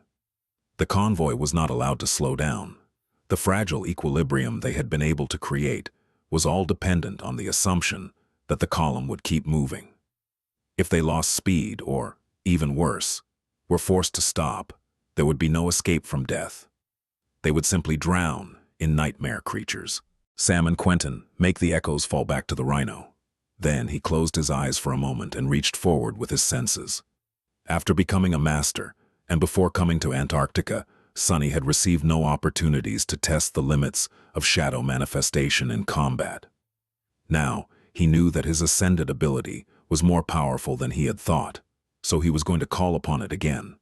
Before the convoy reached the wreckage, the shadows on the slope of the mountain came to life and flowed forward, forming long tentacles. These tentacles tore through the alloy of the overturned carriage, taking hold of it, and then pulled the massive structure aside. A deafening sound of metal scraping against concrete filled the air. Come on, come on! The carriage was moved just far enough to create an opening for the approaching rhino. The APC pulverized several chunks of the concrete barrier with its ram, clearing the road, then maneuvered to the side and slid past the mangled alloy structure. Behind it, the highway was revealed to be in terrible condition, so it took a lot of skill to navigate the rhino past the mess of broken metal. Luster was just the man to do it, though. He masterfully avoided all the serious obstacles and rammed through those that could be destroyed without ever slowing down. The rest of the vehicles weren't as large as the APC, so it was not too hard for them to follow. Several abominations crawled from the wreckage to lunge at the convoy, but were swiftly pierced by arrows and poisoned bullets. Soon the convoy left the field of debris. But instead of being relieved, Sunny only gritted his teeth. Obscured by the remains of the armored train, there was another swarm of nightmare creatures ahead of them, this one much larger and dangerous than all the previous ones. Worse still, since they were late to discover it, there was not much time to thin the abominations out with ranged attacks. The convoy was under real threat. God damn it! Sunny briefly glanced at the black bow in his hands, knowing that just its power alone was not going to be enough this time. The situation was dire, which meant that it was time to call the cavalry. He considered summoning Nightmare near the rhino and stylishly jumping into the saddle from the roof, like he had seen cool heroes do in webtoons, but then decided against such theatrics. It was not that Sunny was not capable of landing on the back of a galloping horse from a moving vehicle. It was just that Nightmare's saddle was a memory and had to be hoisted on the black steed by hand each time he was summoned. By now, Sunny was capable of riding his horse without a saddle, but using any kind of melee weapon effectively without stirrups was more or less out of the question. Stirrups were essential to mounted combat, insignificant as they might seem. He sighed. I guess I'm just not cool. With that, Sunny summoned Nightmare directly onto the roof of the rhino, simultaneously calling upon the sin of solace and the overpriced saddle. Soon the fearsome black stallion was standing in front of him, looking forward with ferocious crimson flames burning in his eyes.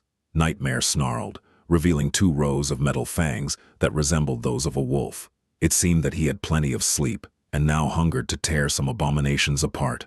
Moonlight glinted on the dark surface of the courser's adamantine horns. Don't you worry, you'll get a chance to rampage in just a few moments. Sunny swiftly put the saddle on the courser's sable back, fastening it into place. Just at that moment, Samara's rifle barked, sending a shining round flashing into the darkness. A chorus of bestial howls was the reply. He cursed, grabbed the hilt of the sin of solace, and jumped into the saddle. Sunny closed his eyes for a moment, sensing insidious whispers assault his mind. Today, they seemed especially clear. He took a deep breath, then looked forward and sent Nightmare charging. The black steed lunged forward, jumping from the roof of the rhino in a tall arc. Inside the APC, Luster flinched as adamantine hooves thundered right above his head, and then craned his neck to stare at the swift shape of the leaping steed. Ah, what the hell? He paused for a moment and then added in a stifled voice, damn majestic. Plummeting toward the mass of abominations, Sunny gripped the hilt of the sin of solace tighter and poured essence into the dying wish, activating its soul enchantment. Let's teach these bastards the meaning of true fear, Nightmare. Nightmare landed on the surface of the highway less than 100 meters away from the rushing swarm and galloped forward without ever slowing down. The wind howled in Sunny's ears as the dark stallion's adamantine hooves rang sonorously on the cold concrete. A vicious grin somehow found its way to Sunny's face. I must have lost my mind. Diving headlong into a tide of hundreds of nightmare creatures was no cause for a smile, but for some reason he felt exhilarated. Perhaps it was the sinister whispers of the cursed jade sword that were subtly influencing him. Perhaps Nightmare was simply not the only one who longed to go on a murderous rampage. Ever since LO49, nothing had gone right for Sunny. The bitter pressure of it all fueled him with frustration and the anger wished for a way out. Now, he was going to unleash it on these damned abominations. Die! Driven into a mad frenzy by the call of the dying wish, the first of the nightmare creatures leaped into the air, its fangs glinting in the moonlight.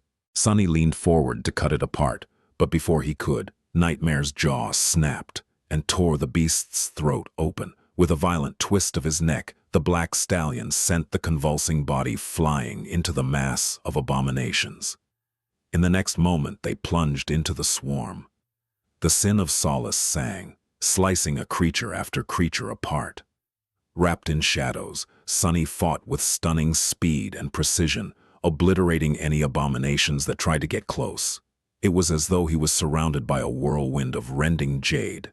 The flesh of nightmare creatures parted before the white blade of the beautiful Jian like water. Nightmare was no less deadly. The dark steed galloped forward, slaughtering creatures with his fangs, his horns, and his hooves. Some were torn apart, some were thrown to the ground and trampled to death, some were simply tossed aside like broken dolls by a shattering crash with the destrier's wide chest. He rushed through the mass of abominations like a dark omen of dread, leaving a bloody trail in his wake. To Sunny, it seemed as though Nightmare was especially lethal today. Perhaps it had to do with the black steed's long slumber, or maybe it was just a powerful combination of enchantments, attributes, and abilities that made the spacious coastal highway a perfect battlefield for his shadow. Nightmare's speed, strength, and resilience were enhanced when surrounded by darkness and shadows, and the polar night provided plenty of both. The tenebrous stallions might also grew the more he was feared, and currently, both his own mantle of feral ability and the eye omen of dread, one enchantment of the sin of solace, were poisoning the rabid minds of hundreds of nightmare creatures with insidious terror. Maybe most importantly, the nightmare ability made the black steed more powerful, the more nightmares he had subjugated, and by now, there were hundreds of conquered dreams serving as his thralls. All of this meant that the large swarm of abominations blocking the convoy's path was in for a sea of suffering. However, that was not enough. Even while sundering one revolting body after another, Sunny saw that there were simply too many abominations ahead of them to slaughter them all. For now, Nightmare and he had been able to continue their bloody charge without slowing down. But as soon as enough abominations threw themselves into the carnage, that was bound to change. Once the rampaging stallion was stopped, the swarm could potentially overwhelm them by burying both under a mountain of bodies. Sunny and Nightmare could escape such a trap by turning into shadows, of course. But even if Sunny could eventually kill every single abomination, it would take too much time. Not only would more nightmare creatures inevitably join the mayhem, but the convoy was less than a dozen seconds from reaching the swarm. He had to remind himself that his goal was not to slaughter the hateful wretches that had dared to stand in his way. His goal was to clear a path for the column of battered human vehicles, whose passengers all depended on him to deliver them to safety. Curses! By now, most of the swarm must have been affected by the pull of the dying wish. All of them had nothing on their mind but one all-consuming desire: to rip Sunny apart. Using that to his advantage, he commanded Nightmare to veer left, cutting through the tide of abominations and getting closer to the ocean. The black stallion pivoted and changed the direction of his murderous charge, but was soon met by an impenetrable wall of claws, fangs, suckers, and hideous appendages of all kinds. Even with Sunny dismantling one abomination after another with the sin of solace, the mass of them right ahead seemed too overwhelming to fight through it. Nightmare, however, seemed to think differently. Continuing forward at the same speed, he let out a contemptuous snort and then soared into a powerful jump.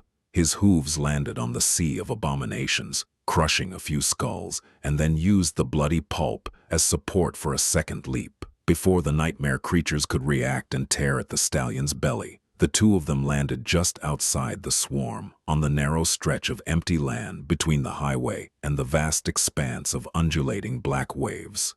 Suppressing a shiver, Sunny sent Nightmare closer to the ocean, and then closer still, almost into the shallows, to the point where fountains of cold water started to fly from the courser's hooves with each stride. Just as expected, the swarm rushed to pursue the terrible steed and its slaughtering rider. The mass of abominations spilled from the highway both behind and in front of them, aiming to surround the enemy once more. Just as planned, with that many abominations leaving the road, the convoy received a chance to slip through. Luster sent the rhino crashing through the barrier separating the railroad from the thoroughfare, and continued forward along the slopes of the mountains, plowing through a few stragglers with its ram. The column of vehicles followed, with the irregulars clearing the path ahead as well as they could. Looking to his right, Sunny saw the massive silhouette of the APC speeding past his position, barely visible behind the sea of monsters. With a sigh, he ordered Nightmare to slow down, so that the swarm would concentrate on them and give a convoy a chance to pull ahead. A few moments later, the tide of abominations descended upon them. Sunny and Nightmare fought like fiends, eviscerating dozens of creatures, the Shadow in a brutally gruesome way, his master with clean cuts of a pristine jade blade. Slowly, a pile of corpses started to grow around them, making it hard for new enemies to lunge at the dreadful pair. After this battle, Nightmare would have sown plenty of seeds of fear to harvest later. Of that, Sunny had no doubt. But even then, their luck was bound to run out. At some point, the mass of abominations pressing down on them had become too great to resist. The pile of corpses careened dangerously, threatening to entomb both Nightmare and Sunny, and new creatures were raining down on them like a flood. Behind them, the deep, dark ocean murmured, cutting off the retreat, just a moment before the tidal wave of nightmare creatures crashed on them. Both the horse and the rider disappeared, turning into elusive shadows. As they glided past the frenzied sea of abomination, embraced by darkness, a choir of maddened howls tore the night apart. On a dark, desolate highway, a black steed and its bleak rider emerged from the shadows. Adamantine hooves rang on concrete as they flew forward through the falling snow, soon catching up with a small column of battered vehicles. Overtaking one transport after another, Sunny briefly evaluated their condition. The convoy was roughly halfway to its destination, and none of the vehicles had failed. Yet, each looked as if it had gone through a meat grinder, but whatever the technicians had done to the transports was still keeping them from breaking down on the road. Hopefully, that would continue to be the case. His soldiers were doing a good job of warding off the nightmare creatures as well. Nothing had managed to attack the column in his absence. The refugees were all intact. Glancing at the military vehicles, Sunny sent a short communication to Gear. "How much ammo do you have left, Sergeant?" The response came in a crackle of interference.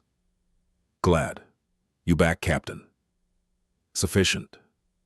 Or two. Nearly spent." Sunny frowned. The worsening quality of the signal could mean only one thing. They seemed to be approaching a powerful gate. He concentrated for a moment to sense the call, and felt that it was gradually growing louder. God damn it.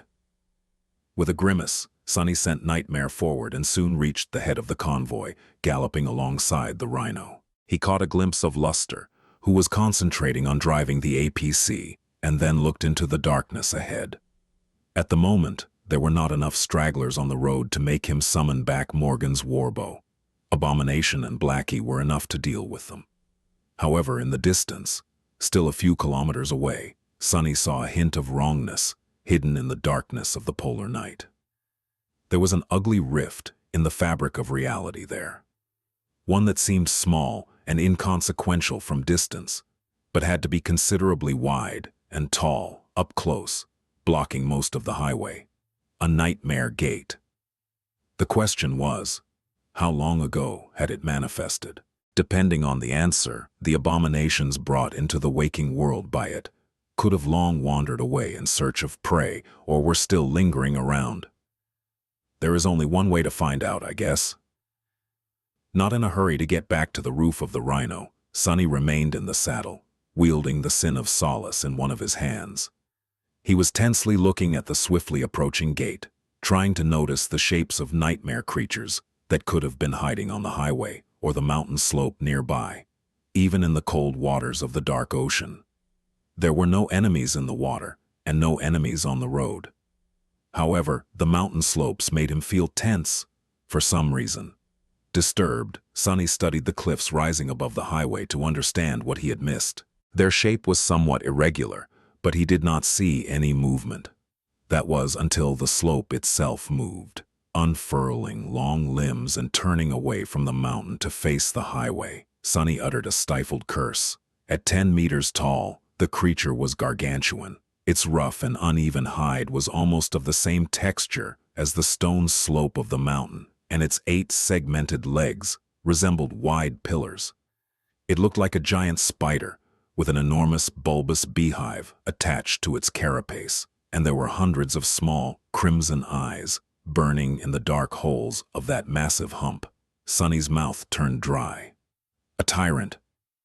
He did not know what rank the creature was, but it had to be a tyrant, one that carried an army of minions within its body, no less. The towering abomination was a dire threat itself, just from its sheer size alone, and there was no telling how strong and numerous the lesser monsters were. Worst of all, the convoy had no choice but to rush toward it. Overtaking the Rhino, Sunny gritted his teeth. Eyeless mind was in disarray, and the damned whispers of the cursed sword were not making it any easier for him to think. How the hell do I deal with that thing? There was still almost a minute left before they would reach the gate and its guardian, so that was how long he had to come up with a solution. Sunny swiftly considered his best options. He could send Nightmare charging forward and attack the tyrant with his most powerful weapon, the sin of solace, to either cripple, kill, or lead the creature away from the road. Depending on the rank of the giant spider, that could either be a very good or an utterly terrible decision. Alternatively, he could summon his bow and finally use the wasteful but devastating Death Dealer enchantment, potentially delivering a severe wound or outright killing the tyrant on the spot. The minions could be dealt with if he followed up with the Strike of Thunder too, but if that did not work, he would be risking the entire convoy. Damnation! Sunny almost commanded Nightmare to rush toward the tyrant, but at that moment, something strange happened. The giant spider, who had been staring at the approaching human vehicles with malevolent intensity, suddenly froze for a moment and then took a step back. Then, the creature turned around and rushed toward the mountain, climbing the slope with its long, powerful legs. Just a few seconds later, it was far away from the highway and continuing to get further, large boulders rolling down from where it had passed. It was almost as if the tyrant was scurrying away. Sunny blinked, dumbstruck by the unexpected turn of events. In front of him, the highway was empty, with only the pulsating rift of the gate obstructing its middle section. What the hell? Why did it look as though the tyrant was running from something? Before Sunny could digest the new information, a cold shiver suddenly ran down his spine, and his hair almost stood on end. A sense of danger and fear, like he had never experienced before, suddenly burst into his mind. Swinging his head to stare at the ocean, his eyes wide, Sunny felt a colossal shadow rising from the depths of the cold water. The waves retreated a few meters back, and then a titanic stone hand suddenly broke the surface and soared into the night sky. The arm of the submerged giant rose above the coastal highway like a dark tower, easily reaching 20 or 30 meters into the air, and then careened, starting to fall in the direction of the convoy. Chapter 9, 153. Titan. Sunny froze, mesmerized by the harrowing sight of a dark expanse of weathered stone rising from the depths of the ocean. It rose higher and higher, rivers of water flowing down from the numerous grooves and ravines covering the surface of the giant's arm. Due to the scale, it seemed as though the arm was moving deceptively slowly, but he knew that to be an illusion. A single thought formed in Sunny's stunned mind. Goliath. One of the 3 titans that had come to the Antarctic Center. It had to be him. The Whispering Legion was dead, and the winter beast prowled somewhere far to the north. The last one, stone giant Goliath, had disappeared without a trace. Army Command had no accurate data on his current location the last time Sunny had been in contact with them. No wonder if the missing titan had been traveling through the shallows off the coast of the landmass. It's a damn fallen titan. A moment later, Sunny suddenly came to his senses, shrugging off the dread and awe of witnessing the enormous creature. Or, rather, one of its limbs. What was the big deal, anyway? The Goliath was a runt. As far as titans were concerned, he was simply a giant stone abomination instead of a sentient force of nature. Even then, Sunny had seen far greater beings before. However, the damn titan, no matter how he compared to others of its kind, could destroy the convoy with one brush of his finger. Barely suppressing his panic, Sunny stared at the falling hand of the giant, then twisted around and waved at Luster, shouting as loud as he could, "Go, go, go, speed up." If there was one blessing in this dreadful situation, it was that Goliath's aim seemed to be a bit off. If the convoy accelerated, they had a slim chance of shooting underneath the gargantuan arm before it slammed into the highway. Should they end up being just a little bit too slow, at least a couple of vehicles would be instantly flattened by the titanic blow. But stopping meant death, so there was no other choice. The Rhino dashed forward, gaining a bit more speed towards sea. Sunny and Nightmare galloped ahead of it, diving into the shadow of the swiftly falling hand and emerging from it on the other side. The APC was just behind them. Sunny's heart was beating wildly as he counted off seconds. The first of the civilian transports appeared behind him, then another and another. Not yet, not yet. Finally, the rear vehicle shot past the gate. A few moments later, Goliath's arm hit the concrete surface of the highway, pulverizing a large swath of it and sending a localized earthquake spreading from the point of impact. Nightmare stumbled, but righted himself a split second later. Some distance behind, the wheels of the rearmost military vehicle momentarily flew into the air, then hit the cracked surface of the road with a screeching sound. Somehow, the driver managed to maintain control of the vehicle and desperately sped forward, hoping to get away from the colossal threat. Made it. Sonny let out a groan, knowing that their narrow escape from death was both temporary and futile. No matter how fast the convoy was moving, they had no hope of outrunning a Titan. Now that Goliath was aiming for them, there was no chance of salvation. Unless something managed to stall the giant for a few minutes, the convoy was doomed. Not fair, not fair, this is not fair. After all they had been through, after everything he had done, this was the end? Sonny felt like howling at the moon in sorrow and anger. Behind them, the enormous hand scraped against the concrete, and then, a titanic shape started to rise from the ocean. Goliath was pulling himself out of the cold water, its ugly head emerging from beneath the waves first. Sonny shuddered. The Titan was somewhat humanoid in appearance, but far from resembling a graceful statue. Unlike the magnificent monuments of the forgotten shore, Goliath looked more like a small mountain that had come to life than an effigy of a human. The surface of its body was rough and unpolished, like a natural cliff, and its proportions were all wrong. His legs were powerful and stocky, and its torso was massive and asymmetrical, with mounds of stone rising from its back like humps. The giant had 3 arms, each hand possessing a different number of thick, short fingers. His head was like a misshapen hill of brown rock, with 2 cavernous holes gaping in it, drowned by darkness, and a single circular eye set deep in the center of his forehead. At least Sonny thought that it was an eye. The thing was milky white and round, but seemed to be cut of stone, like the rest of the Titan's body. The thought of being gazed upon by the giant eye made him feel a deep sense of primal terror, or rather, even more of it. Sonny knew that the convoy had no hope of escaping the Titan, but they still had to try. The column sped up as much as it could, the battered vehicles burning through whatever they had left to distance themselves from the terrible monstrosity. The turrets unleashed a barrage of bullets, which hit the weathered stone of the Titan's body in twisting streams. However, their impacts were like mosquito bites to the giant. Less than, even. Mosquitoes could break the skin of their prey at least. Goliath climbed onto the highway, his massive shape barely fitting between the mountains and the ocean. Countless waterfalls continued to stream off his body, falling down and forming a pool in the obliterated section of the road. The Titan's single eyes moved, locking on the escaping convoy. And then the creature took a step forward. The whole world seemed to tremble from the terrible weight of Goliath's massive foot. Just with this single step, the damned giant covered a lion's share of distance between him and the desperately speeding convoy. Whatever hope of escape Sonny had left was instantly shattered. Curse you! He stared at the towering shape of Goliath for a few seconds, his pale face full of dark resentment.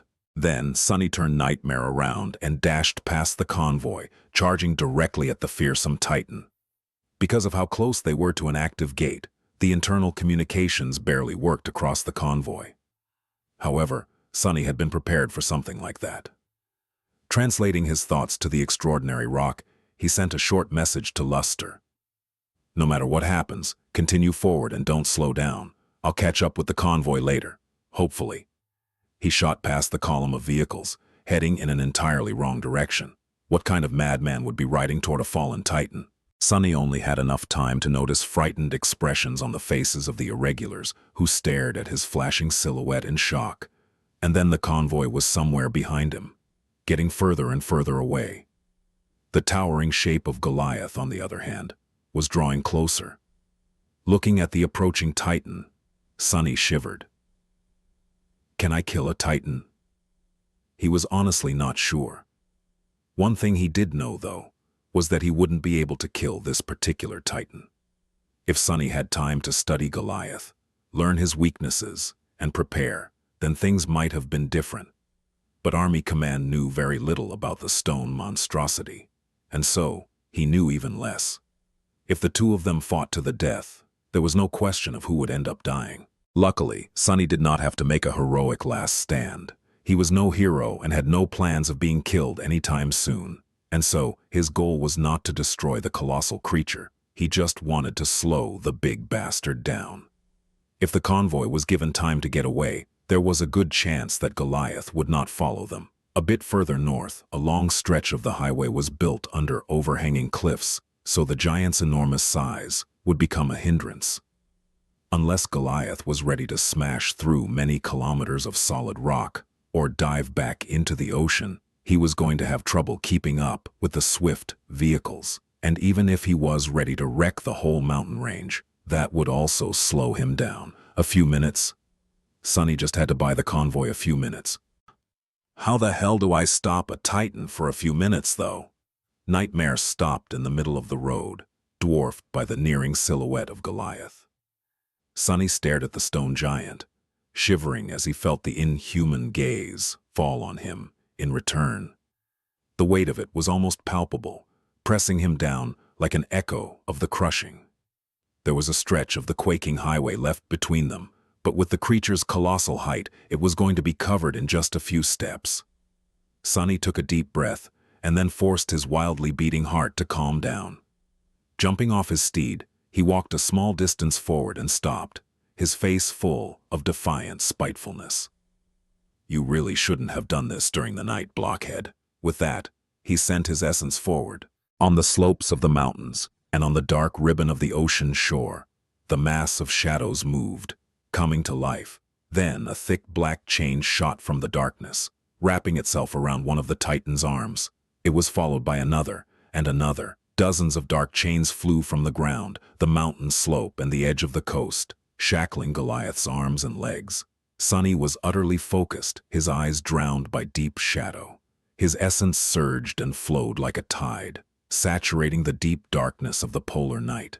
He was burning through all of it without looking back, knowing that nothing but would be enough for the impossible task. Fortunately, if there was one thing he knew all about, it was chains, both literal and metaphorical. He might have not learned how to escape every chain just yet, but he had learned about being bound a long time ago. At first, Goliath did not seem burdened by the shadow chains at all. He continued moving forward, dragging them along. He did not even show a sign of noticing them. However, Sunny was not done. A crooked grin appeared on his pale face, and suddenly, it seemed as though the night itself had come to life. Countless chains shot toward the towering Titan, binding his limbs. Where there were dozens, there were now hundreds. Sunny felt as if his brain was on fire, and wasn't quite sure how he was managing to keep this many manifested shadows shaped, tangible, and strong at the same time. But he was doing it. And more than that, new chains appeared from the darkness every second. Goliath looked like he was carrying a forest of them on his body, anchored to the ground so thoroughly that, finally, the Titan's march slowed down. Just a little bit at first, but then more and more. The towering monstrosity lowered his torso and pushed forward, a hint of irritation appearing in his bearing. But the more he pushed forward, the more the chains held him back. And there were new ones appearing every moment, wrapping themselves around him like snakes. In the end, the Titan came to a stop, just a few dozen meters away from Sunny, less than a step, bent low and utterly immobilized. The shadow chains groaned, cracking as if on the verge of snapping, but held. From the side, it looked as if the giant was trying to kneel in front of a defiant ant. Sunny let out a shaky breath, and then swayed slightly, feeling drops of blood falling from his nose. His essence was disappearing at a terrible rate. At this point, he wouldn't be able to sustain the hundreds of shadow chains for long. But no matter how much time that was going to buy, it was already enough. Probably. His mind was somewhat hazy. I think I overdid it this time. And when had the whispers of the sin of solace gotten so loud? Right now, Sunny felt like he could make out what they were saying. No, he definitely could. The cursed sword whispered into his ear, its voice indistinguishable from his own. It only said one word, useless. Sunny's eyes widened slightly. In the next moment, dozens of chains wrapped around one of Goliath's legs snapped with a deafening crack. Oh. The Titan's foot shot forward with astonishing speed and smashed into Sunny, with the weight of a mountain. There was the howling of the wind and indescribable pain, but mercifully, it did not last long. Then, there was only darkness. Sunny died. Being dead wasn't too bad, all things considered. More or less every bone in his body was shattered. His rib cage had caved in and sharp bone fragments were piercing his lungs. His limbs were twisted at unnatural angles, and his skull had cracked. There was excruciating pain, but it went away almost immediately, since his spine was broken and his spinal cord was severed. Bone weave had tempered his bones and made them incredibly durable, but everything had its limits. For Sunny, that limit had turned out to be being kicked by a literal mountain, apparently. He could not see anything because his eyes had burst, and could not hear anything because his eardrums had ruptured. The world was dark and silent. It was almost comfortable, if not for the terrible cold. Sunny was very, very cold. Ah, damnation. Could he not just die in peace? You really are a useless piece of outskirt trash. Despite not being able to hear anything, he heard the cold, contemptuous voice, his own voice. Gods, can you shut the hell up? Sunny sent his shadow sense outward and found out that his broken body was laying on the very edge of the dark water, with icy waves washing his blood off the stone shore and licking his skin. No wonder he felt cold. Goliath was nowhere to be seen, but the weakening tremors that shook the world from time to time told him that the Titan was walking away, heading inland. Unable to move, Sunny imagined letting out a sigh. What luck. He might have died, but at least the giant had not stepped on him. His body had stopped just outside the dark waves, after flying away and ricocheting off the concrete surface of the highway too. Otherwise, to add insult to injury, he would have had to drown as well. But since he had not, now it was time to come back to life. Oh, this is going to hurt. Sunny was dead, but of course such trivialities were not going to stop him. He had not spent most of the Antarctica campaign wearing the undying chain without a reason, after all. Undying enchantment. Description. The wearer cannot die. As long as he had essence to spare, death was just a temporary condition for Sunny. It was no different from having his head cut off in the Red Colosseum, and he had survived that debacle without too much trouble. Simply being unable to die for a few minutes was not going to save him, sadly. Back then, Sunny had been healed by Elias before running out of essence. But now, there was no one to help him. As soon as he burned through his essence, he would inevitably die. Well, I'll just help myself then. Sunny summoned the runes. He did not have eyes anymore, and yet he was still able to perceive them somehow. It was both strange and logical, explaining how Cassie had been able to communicate with the spell all that time. Finding the dying wish in the list of his memories, he concentrated on it and read the description of the transcendent charm's soul enchantment. Death Wish Enchantment. Description. Those who witness the wielder of this memory are compelled, friends to be inspired, foes to seek the wielder out. The power of the memory grows, the more enemies they give the gift of death, and can be consumed to heal the wielder's wounds. Death charge, 1,000 over 1,000. Sunny had not been idle since coming to Antarctica. He had saturated the counter of the dying wish a long time ago by slaughtering countless nightmare creatures across the Antarctic center.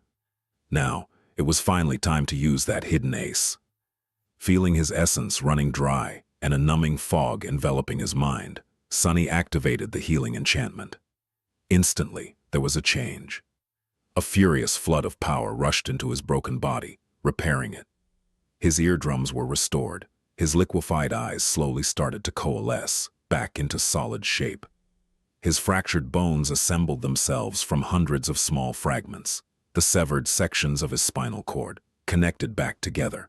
Ah, crap! The pain was back, sending him into a violent convulsion.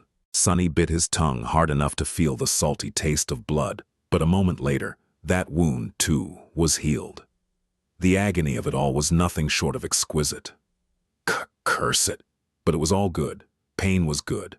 Pain meant that he was alive, or at least coming back to live. It was its absence that was frightening. A full charge of the powerful transcendent memory was enough to bring his body back from being utterly devastated. But the process was not instantaneous. Even with blood weave helping, it took some time. Sunny had no choice but to endure and wait. He was no stranger to agony anyway. At some point, he regained his vision. Rising his head weakly, Sunny looked at himself through the veil of tears. What he saw made him feel disheartened. The undying chain was all but gone. The bleak steel of his armor was shattered and mangled to the point of being unrecognizable.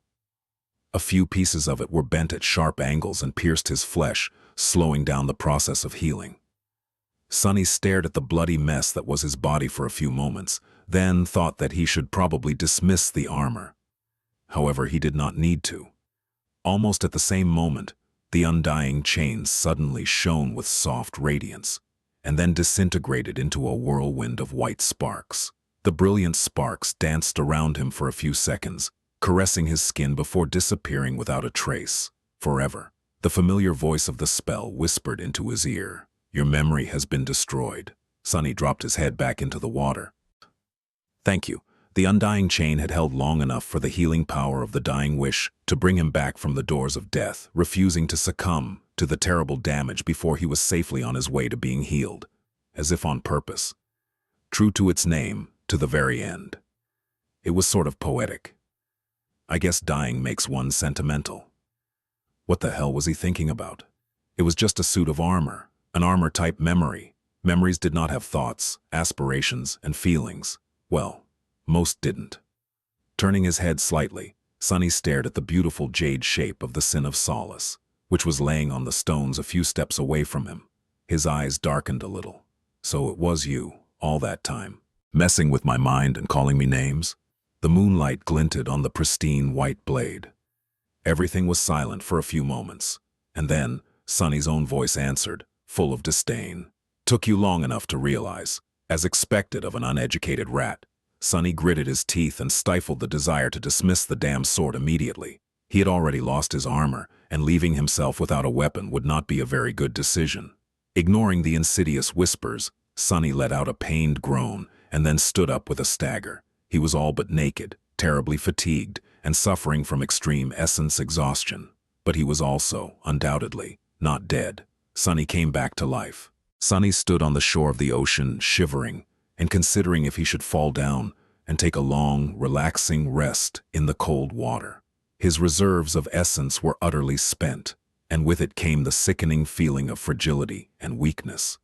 Awakened experienced a form of backlash when burning through all of their essence, but it was only a little bit harmful. The weakness would pass, and there would be no long-term harm done. He just had to weather the immediate consequence. The more concerning aspect of the situation was that he did not even have enough essence to summon a single memory. Looking down at the threadbare rags of his once pristine black bodysuit, Sunny sighed. For now, that was all that separated him from the bitter cold and the chilling winds of Antarctica. I need to get back to the convoy. Trying to get his tired mind to work properly, Sunny hesitated for a moment. But first, I need to check on Nightmare. The stallion was nowhere to be seen, so he was afraid of what had happened to his steed. The runes were still shimmering in the air in front of Sunny, so he turned his attention back to them. Death charge, 0/1000. The charge of the dying wish was completely spent, but it had done its job. The undying chain was gone. Turning away from the list of memories with a sigh, he looked at the status of his shadows. The runes describing Nightmare shone as always, so the black steed was not destroyed. Then, where is he? Sunny frowned, then softly hit himself on the forehead, remembering that he could simply check his innate connection to the shadow. Without wasting any time, he reached inward and tried to sense it within his soul. Soon, Sunny felt Nightmare's presence. The connection was not really meant to share information, but he could still tell that the black steed was nearby, and in the middle of a battle. The battle did not seem dire or dangerous, though. The stallion was most likely dealing with stray nightmare creatures that could have attacked Sunny while he was still healing. Good then, we can get away from here as soon as he is finished. Sunny swayed a little, then glanced at his four shadows, who were all staring at him with different expressions. The happy shadow was beside itself, but strangely, the other three were also showing some degree of uncharacteristic positivity. Even the gloomy one appeared somewhat relieved. He grinned. What, did you think that a mere titan would be enough to get rid of me? Dream on. With that, Sunny looked north, wondering how long it would take to catch up with the convoy, then took a couple steps forward and leaned down to pick up the sin of solace. That damn thing. The closer his fingers got to the jade hilt, the more it seemed as though the cursed sword was smiling ominously. Behind you, Sunny scoffed, as if I would be gullible enough to. At that moment, a swift shape shot through the darkness and collided with him. A tearing pain pierced Sunny's side, and he was sent flying into the water. Hitting the dark surface with a pained scream, he scraped his hands on the cold stones beneath and rolled. Jumping to his feet a split second later, a handful of sharp rocks flew in the direction of the unknown attacker, meant to slow whoever it was down. However, the creature was still standing in the spot where Sunny had been a few moments ago, staring at him with inhuman eyes. Sunny staggered. Briefly looking down, he saw that a sizable chunk of flesh was torn out of his side. Blood weave had stemmed the bleeding, but the wound still looked gruesome. Then he glanced back at the bastard who had bitten him. The creature looked vaguely familiar. It was short, barely reaching Sunny's abdomen, with dark skin and bone plates covering its scrawny body, like a suit of light armor. The damned goblin did not look too formidable, but it had a wide mouth full of sharp, triangular teeth. It was also missing 2 fingers on its right hand. Sunny blinked a couple of times, remembering a tiny imp that he had once failed to finish off. The wretch had grown a lot since their last meeting. However, it was still on the smaller side. Looking up, he noticed a lump of bleeding flesh in the abomination's mouth. His face contorted in anger. Sunny clenched his fists and opened his mouth, but before he could say anything, the scavenger seemed to grin spitefully, and then swallowed the lump of flesh with a look of pure hatred written on its ugly face. Sunny's eyes widened. You wicked little shit. He had let the imp go once, but the bastard did not know his luck. That's great. I'll just kill him now. Full of fury, Sunny took a step forward but then staggered. The world suddenly turned hazy, and his head spun. What the? His sides somehow both growing numb and burning with terrible pain. His body felt even weaker than before. Slowly looking down, he saw a strangely familiar black liquid flowing out of the gruesome wound. No, it was his blood, which was not stopping for some reason. The blood had simply turned black. His face paled. Black venom? How did he get poisoned with black venom? Sunny froze for a split second. No way. The abomination in front of him was a scavenger, a type of nightmare creature that inherited traits of that which it consumed. Had he feasted on the flesh of slain black tongues that the convoy had left floating in the mountain lake? Had the little bastard been following the convoy all that time, stuffing himself with all the corpses and carcasses that they had left behind, growing and waiting for a chance to avenge himself on Sunny? Suddenly, he wanted to laugh. Bastard, you waited all that time only to deliver yourself into my hands now. Sunny took another step forward, commanding the shadows to wrap themselves around his body. Before he could, however, the scavenger suddenly dashed forward with tremendous speed, and a dreadful blow crashed into Sunny's abdomen. With the wind knocked out of him, he was thrown back and fell on his back. A split second later, the abomination was on top of Sunny, 2 unexpectedly powerful hands wrapped around his neck, strangling him. A vicious, hateful snarl escaped from between the creature's bloodied teeth. Sunny's head was pushed beneath the surface of the waves, and ice-cold water instantly filled his mouth and nose. He tried to push the scavenger off, but his body was too weak to resist the furious fiend. Wait. Before Sunny could come up with a single coherent thought, his consciousness started to fade, and a dangerous darkness encroached on his mind. And then he got angry too. 957 tooth and nail. Why is this happening to me? Twice in a row? Whoa, what is this crap? Sunny was being strangled and drowned, with his mutilated side on fire because of seawater getting into the ugly wound. The hateful scavenger had turned out to be astonishingly strong for his demure size.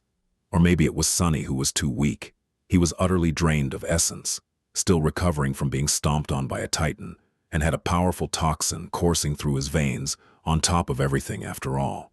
In any case, no matter how desperately he tried to shake the little bastard off his body, it was all in vain. Ah! The thought of surviving an encounter with a fallen titan, only to be killed by this pathetic waste of an abomination, made him feel bitter and slighted, especially because the damn gremlin was barely half his size. Just give up. Your life is meaningless anyway. Feeling his consciousness starting to slip, Sunny tried to snarl. Shut the hell up. The sin of solace remained silent for a moment and then laughed. It is amusing how desperately you are trying to survive, knowing that all that is waiting for you is a lifetime of being a slave. That was the last drop. No, actually, being ambushed by the odious little goblin had been the last drop.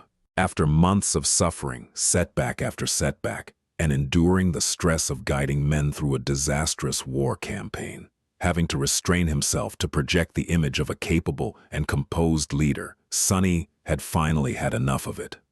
Suddenly, he was very, very angry. He was positively furious. Sunny was furious at the world itself, but since the spiteful gremlin was the only creature near him, the bastard was going to have to be the sole target of his anger. Come here, you wretched waif. Letting go of the two thin but surprisingly strong hands that were currently strangling him, Sunny reached up and found the creature's face. The scavenger immediately tried to bite his fingers off, and a sharp pain pierced Sunny's right thumb. Luckily, the scrawny abomination was no Goliath. Boneweave might have surrendered to the titanic blow of the giant's stone foot, but it did not give in to the scavenger's unreasonably sharp teeth. So, Sunny had kept his finger, even though it got cruelly mangled. Not even noticing the pain, he grabbed the hateful gremlin's face and then pressed his left thumb into the creature's eye as hard as he could. That, at least, got a reaction. Shocked, the scavenger recoiled, and even if it was only for a moment, his grip on Sunny's neck weakened. That was all he needed. Shifting beneath the abomination, Sunny managed to bend his knee, insert it between their bodies, and then throw the bastard away. The gluttonous goblin might have been far stronger than he had any business being, but he was still comparatively light. His scrawny body flew away, landing back on the stone shore. Where do you think you're going? I'm not finished with you yet, damn pest. Rising from the water, Sunny sucked in a hoarse breath, and then glared at the scavenger with bloodshot, murderous eyes. Come here. The spiteful creature was happy to oblige. He jumped back to his feet and lunged forward, but then stumbled and grabbed his abdomen with a confused look. Sunny grinned. What, do you have a stomach ache? That was probably Bloodweave doing its thing. Sunny's blood was not really poisonous, but it had a disturbing propensity of trying to return to its source when separated from it. So, swallowing a chunk of his flesh was almost like swallowing a handful of metal shavings and then walking to stand in front of a powerful magnet. The bastard had to be in a world of pain. No, not yet, he isn't. Sunny dashed toward the vile goblin and used the momentary lapse in their battle to shift his vision and get a look at his enemy's soul. What he saw surprised him. The scavenger, who had started as a tiny pipsqueak of a nightmare creature, had not only grown many times its size physically, but also spiritually. Judging by the hideous darkness spreading through his soul, he was now a fallen demon. Sunny was pretty sure that the pathetic abomination he had failed to kill at LO49 was both of a lesser rank and a lower class, so it was a bit startling. Well, no matter, he'll die all the same. The two of them clashed at the edge of the water. The scavenger was strong, fast, and vicious, but Sunny was augmented by 4 shadows. Sadly, the augmentation of the shadows was not set in stone, instead, enhancing his own physical state. And since his physical state was currently at the rock bottom, Sunny was still far away from being able to perform at his peak. Weakness multiplied by 5 might have transformed into a kind of strength, but not the sort he was used to. Still, he was both bigger and stronger than the feral gremlin, even if the gap was not as large as it was supposed to be. The creature only had a slight advantage in speed. Wishing to crush the bastard with his own 2 hands, Sunny tried to grapple the scavenger and bring him to the ground, but the hateful imp managed to slip from his grasp at the last moment and lashed out with his maimed hand, delivering a vicious blow right into Sunny's wounded side. The explosion of pain made stars appear in his eyes. A strange wheezing sound escaped from between the abomination's sharp teeth, sounding almost like hoarse laughter. "You wretch!" Hissing, Sonny caught the abomination's arm and twisted it. The familiar sound of snapping bones made a smile appear on his face, but a moment later, it was replaced by a pained grimace. Without skipping a beat after having his arm broken, the scavenger sunk his teeth into Sonny's forearm, making more blood splatter on the rocks and more venom to enter his system. "God damn it!" Livid, Sonny slapped the scrawny fiend across the head, sending him flying away.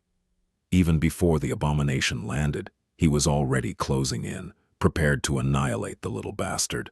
However, the scavenger just happened to fall on a very particular spot on the stone shore. His maimed hand ended up mere centimeters away from the hilt of Sin of Solace, which was still laying on the wet rocks. The familiar voice laughed coldly.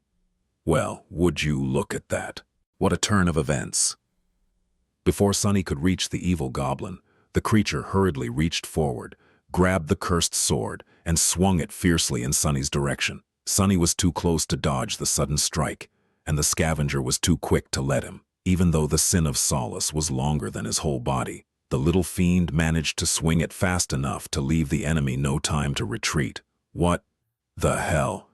Knowing that the jade blade would easily cut him in half, or at least deliver a devastating wound, Sonny stared at the deadly white blur as it approached his torso.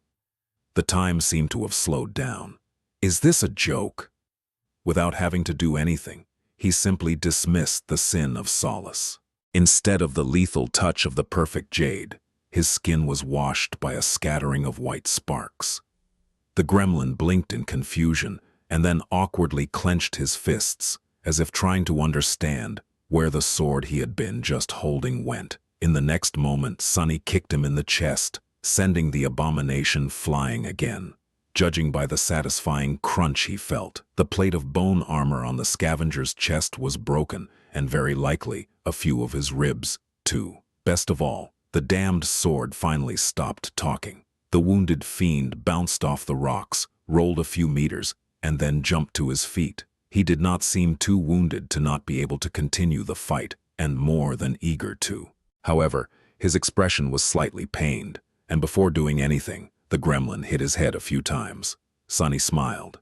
It seemed that the annoying whispers had done a number on the scavenger's mind as well.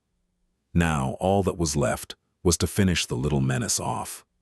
Preferably, without losing any more pieces of flesh or getting even more poison than he already was. Sonny just started to consider the best and most painful way to kill the scavenger, but at that moment, a beautiful sound reached his ears. It was the ringing of adamantine hooves that was approaching them from somewhere further up the road. A nasty grin appeared on his face. "Oh, you are so done now, bastard." Nightmare had obliterated his foes and was coming back to assist his master. The scavenger seemed to understand the meaning of the ringing, too. He hesitated, staring at Sonny with an expression of burning hatred. "Time to die." Then something changed. The expression on the ugly face of the vicious gremlin shifted, turning into one of indescribable fear. Moving his head, the little fiend stared at something behind Sonny's back. But there was nothing there. Sonny wanted to scoff. "Does this cretin really think that I will fall for the oldest trick in the book? I wrote that damn book, fool." Except for the ocean. Then again, Sonny had already neglected to look behind himself once today, which had led to his current pitiful state. Suddenly a chill ran down his spine. With all four shadows wrapped around his body, Sonny could not see what was happening behind him. Gritting his teeth and knowing that he would regret it, he briefly glanced at the dark surface of the water.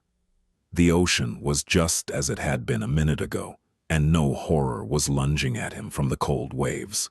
No. By the time he looked back, the scavenger was already gone. Sonny did not know where the little bastard had disappeared to, but he could not see any trace of him. It was as if the scavenger had never been here at all. A stunned expression appeared on Sonny's face. Did he really slip away from me? Again? He opened his mouth in disbelief.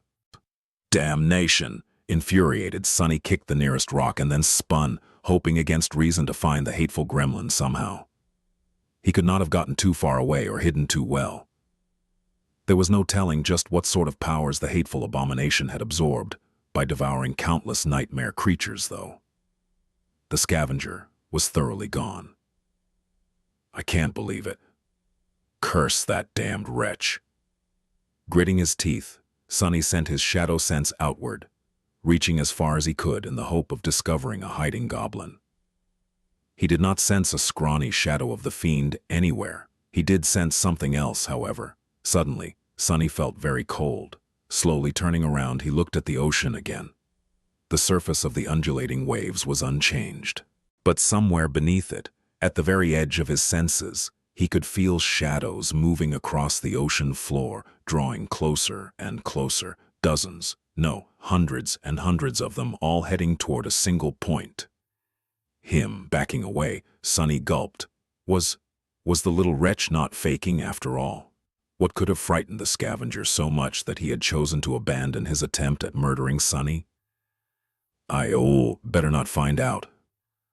Without a drop of essence in his cores and black venom coursing through his veins, Sonny did not feel particularly keen to learn what horrors were approaching him from beneath the waves. He took a few more steps away, and then turned around, noticing a familiar shape. Nightmare appeared in his view, galloping across the shattered surface of the highway. Following Sonny's command, the black stallion flashed past him without ever slowing down. As he did, Sonny grabbed the hook of the saddle and pulled himself up, jumping on the back of the galloping steed. Together they dashed away from the water, heading north as fast as they could. Throughout all of it, Sonny never looked back. The feeling of cold dread he felt from the approaching shadows, it was eerily familiar. To hell with this. To hell with it all. This is too damn much for one godforsaken day. The silhouette of the dark courser and his half-naked, battered rider disappeared behind a bend of a mountain slope. And just a few seconds later, the dark waters parted, and the first of the eerie visitors stepped from the water onto the shore. Sonny was riding north through the bitter cold of the polar night, shivering in his raggedy, tattered bodysuit. The coastal highway stretched forward, strangely silent and empty. From time to time, he encountered bleeding carcasses of slain nightmare creatures that lay on the concrete, staring into the darkness with glassy eyes. Those were the only signs left behind by the passing of the convoy. The rest of the abominations must have been pulled away by it, rushing in pursuit of the small column of vehicles. That gave Sonny a chance to catch his breath. I'm tired. Now that the thrill of the battle was gone, he found himself in a somber mood. The cold, dark, and desolate landscape of the Antarctic center was only adding to the gloom. Looking ahead, Sonny winced as he rocked in Nightmare's saddle. His wounds were hurting, and the lethal toxin was still trying to kill him from the inside. Most people would have been dead already, but Bloodweave was slowly overcoming the black venom. Sonny was still bleeding from the torn bite wounds on his side and his forearm, though. His thumb was also a mess. Since he had not encountered anything capable of making him bleed in a long while, that was a bit disconcerting. However, there was very little that Sonny could do. He had a mundane medkit stored inside the covetous coffer, but lacked the essence to summon it. He could not summon an armor to protect himself from the cold for the same reason as well. After being completely exhausted, essence was slow to return to the vast reservoirs of his cores. What little he had received from dismissing the sin of solace was almost instantly absorbed by his essence-starved body. Until his flesh was saturated at least to a small degree, he was not going to be able to summon any memory. It was not too bad, though. The more of the rejuvenating essence returned to his body, the better he was able to resist the cold, and the stronger Bloodweave became. Slowly but surely, the feeling of sickening weakness permeating his whole being was receding. Then a small trickle of essence flowed into his cores. Finally, Sonny commanded Nightmare to stop, and then dismounted. He knelt on the concrete for a minute or two, steadily breathing in and out and thinking about what memory he should summon first. He was cold and required armor to protect him from both the elements and the enemies, but he also felt very uncomfortable without a weapon. His wounds needed to be tended to, and the memory of ice was another worthy candidate. Eventually he sighed. Nightmare can be my weapon, for now. With that, Sunny summoned the covetous coffer. Opening the metal chest, he took out a med kit and awkwardly applied the clotting agent to his wounds, then plastered the sealing patches on top of them. After that, he reached deep into the cavernous storage space of the coffer, searched for a bit, and pulled out a military coat. Sunny stared at the brass buttons on the coat for a few minutes, then put it on and raised the collar, hoping to save himself from the chilling wind. That should do it for now. Climbing back into the saddle, he sent his steed forward. Nightmare went slowly at first, so as not to disturb his master's wounds too much. They traveled in silence for some time. Eventually, Sunny recovered enough essence to summon another memory, choosing the cruel sight this time. He had considered calling upon the sin of solace, but then decided against it. His mood was already dark, and listening to the damned sword was not going to improve it one bit. Plus, with the undying chain gone, his mental defenses were not as good as they had been. Sunny scowled when he remembered the loss of the transcendent armor, and hurried to throw the bitter thoughts out of his mind. It seemed that after subjecting him to all kinds of misfortune, Fated had finally decided to bestow Sunny with some luck. He had not encountered a single nightmare creature while traversing a long stretch of the highway. Eventually, though, that luck was bound to run out. Looking through the eyes of one of the shadows, which was scouting ahead, Sunny frowned. There was a dark mass of moving bodies blocking the road about a kilometer further north. The concrete was littered with corpses, and the abominations were feasting on the flesh of their fallen brethren, devouring them in a nauseating mess of squelching noises. As Sunny looked past the morbid feast, his eyes darkened. Soon, adamantine hooves rang on the concrete, and a nightmarish rider plunged into the mass of abominations. His steed stomped and tore them apart, and the shining spear of the rider himself flashed, making stark shadows dance on the surface of the highway, and streams of evaporating blood fountain into the cold air. It did not take Sunny long to eviscerate the scavenging nightmare creatures. By then, he had recovered enough essence to channel it into the cruel sight, and by the time the short and brutal battle ended, he still had enough left to summon the mantle of the underworld. Finally, he was not cold anymore. His mood, however, only grew darker. Out there behind the mass of dead nightmare creatures, both those who had been killed before he arrived, and those he killed himself. The familiar shape of one of the civilian transports could be seen on the road, standing motionlessly. The lights of the vehicle were gone, and its frame was littered by deep gouges.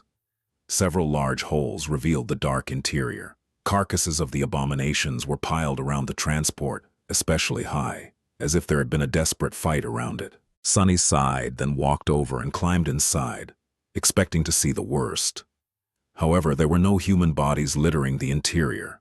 There was no blood either, just emptiness and shards of broken glass.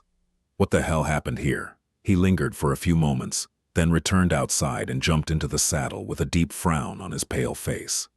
Full of tension, Sunny sent Nightmare galloping north once again.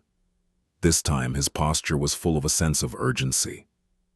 About an hour later, Sunny reached the spot where the convoy was supposed to leave the highway and turn inland, scaling the mountains once again to eventually reach Erebus Field.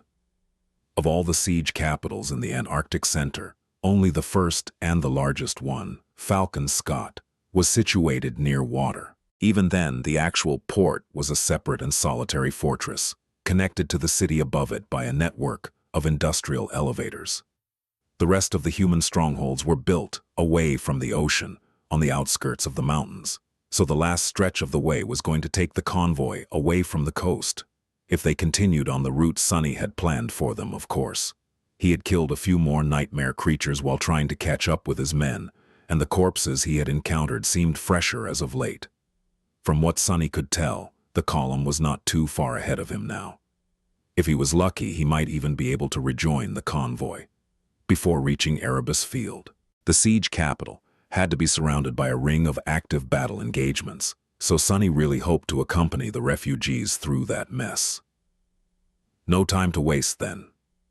He commanded Nightmare to turn east. Not long after they started to ascend the mountains, the snowfall seemed to pick up, making it harder to see. There was something strange about that snow, though. What is this smell?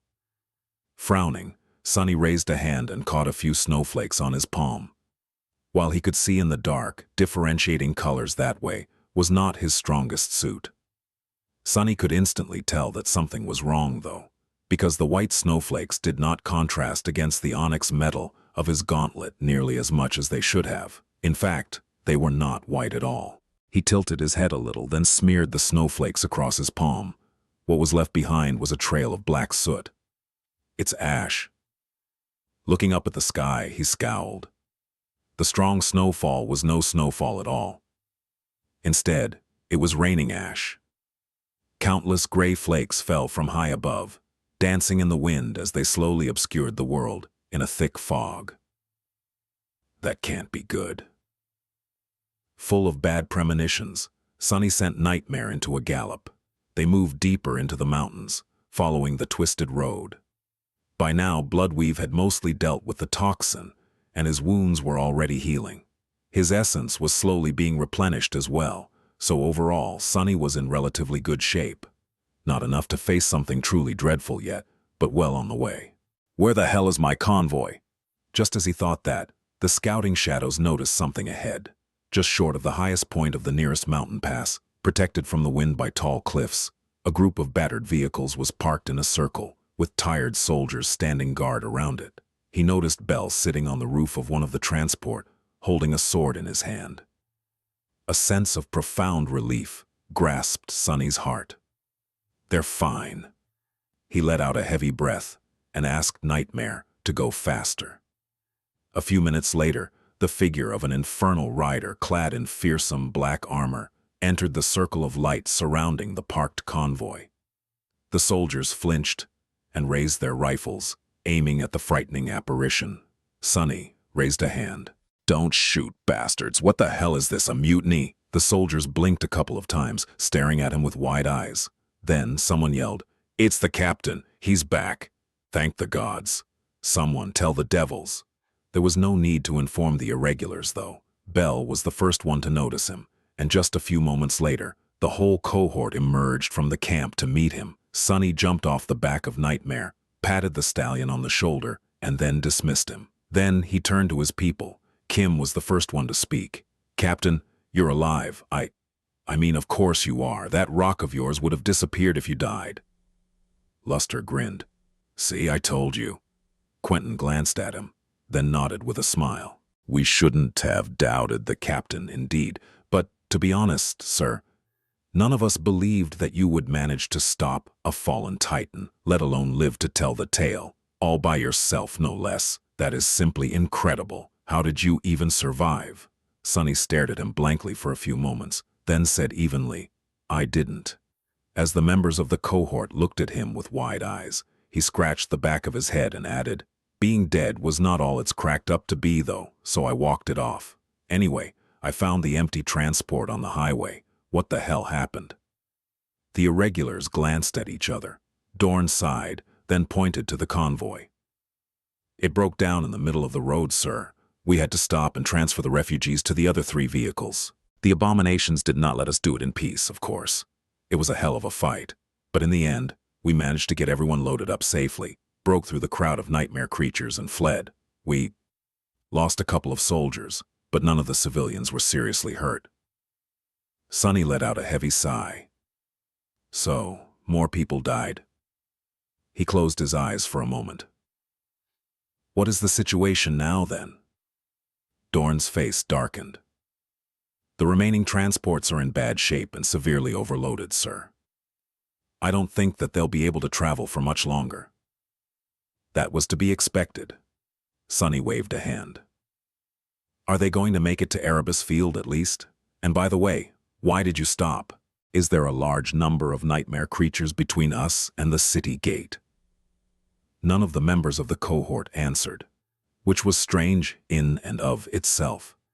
What made Sonny really anxious, though, were the fallen expressions on their faces. "What?"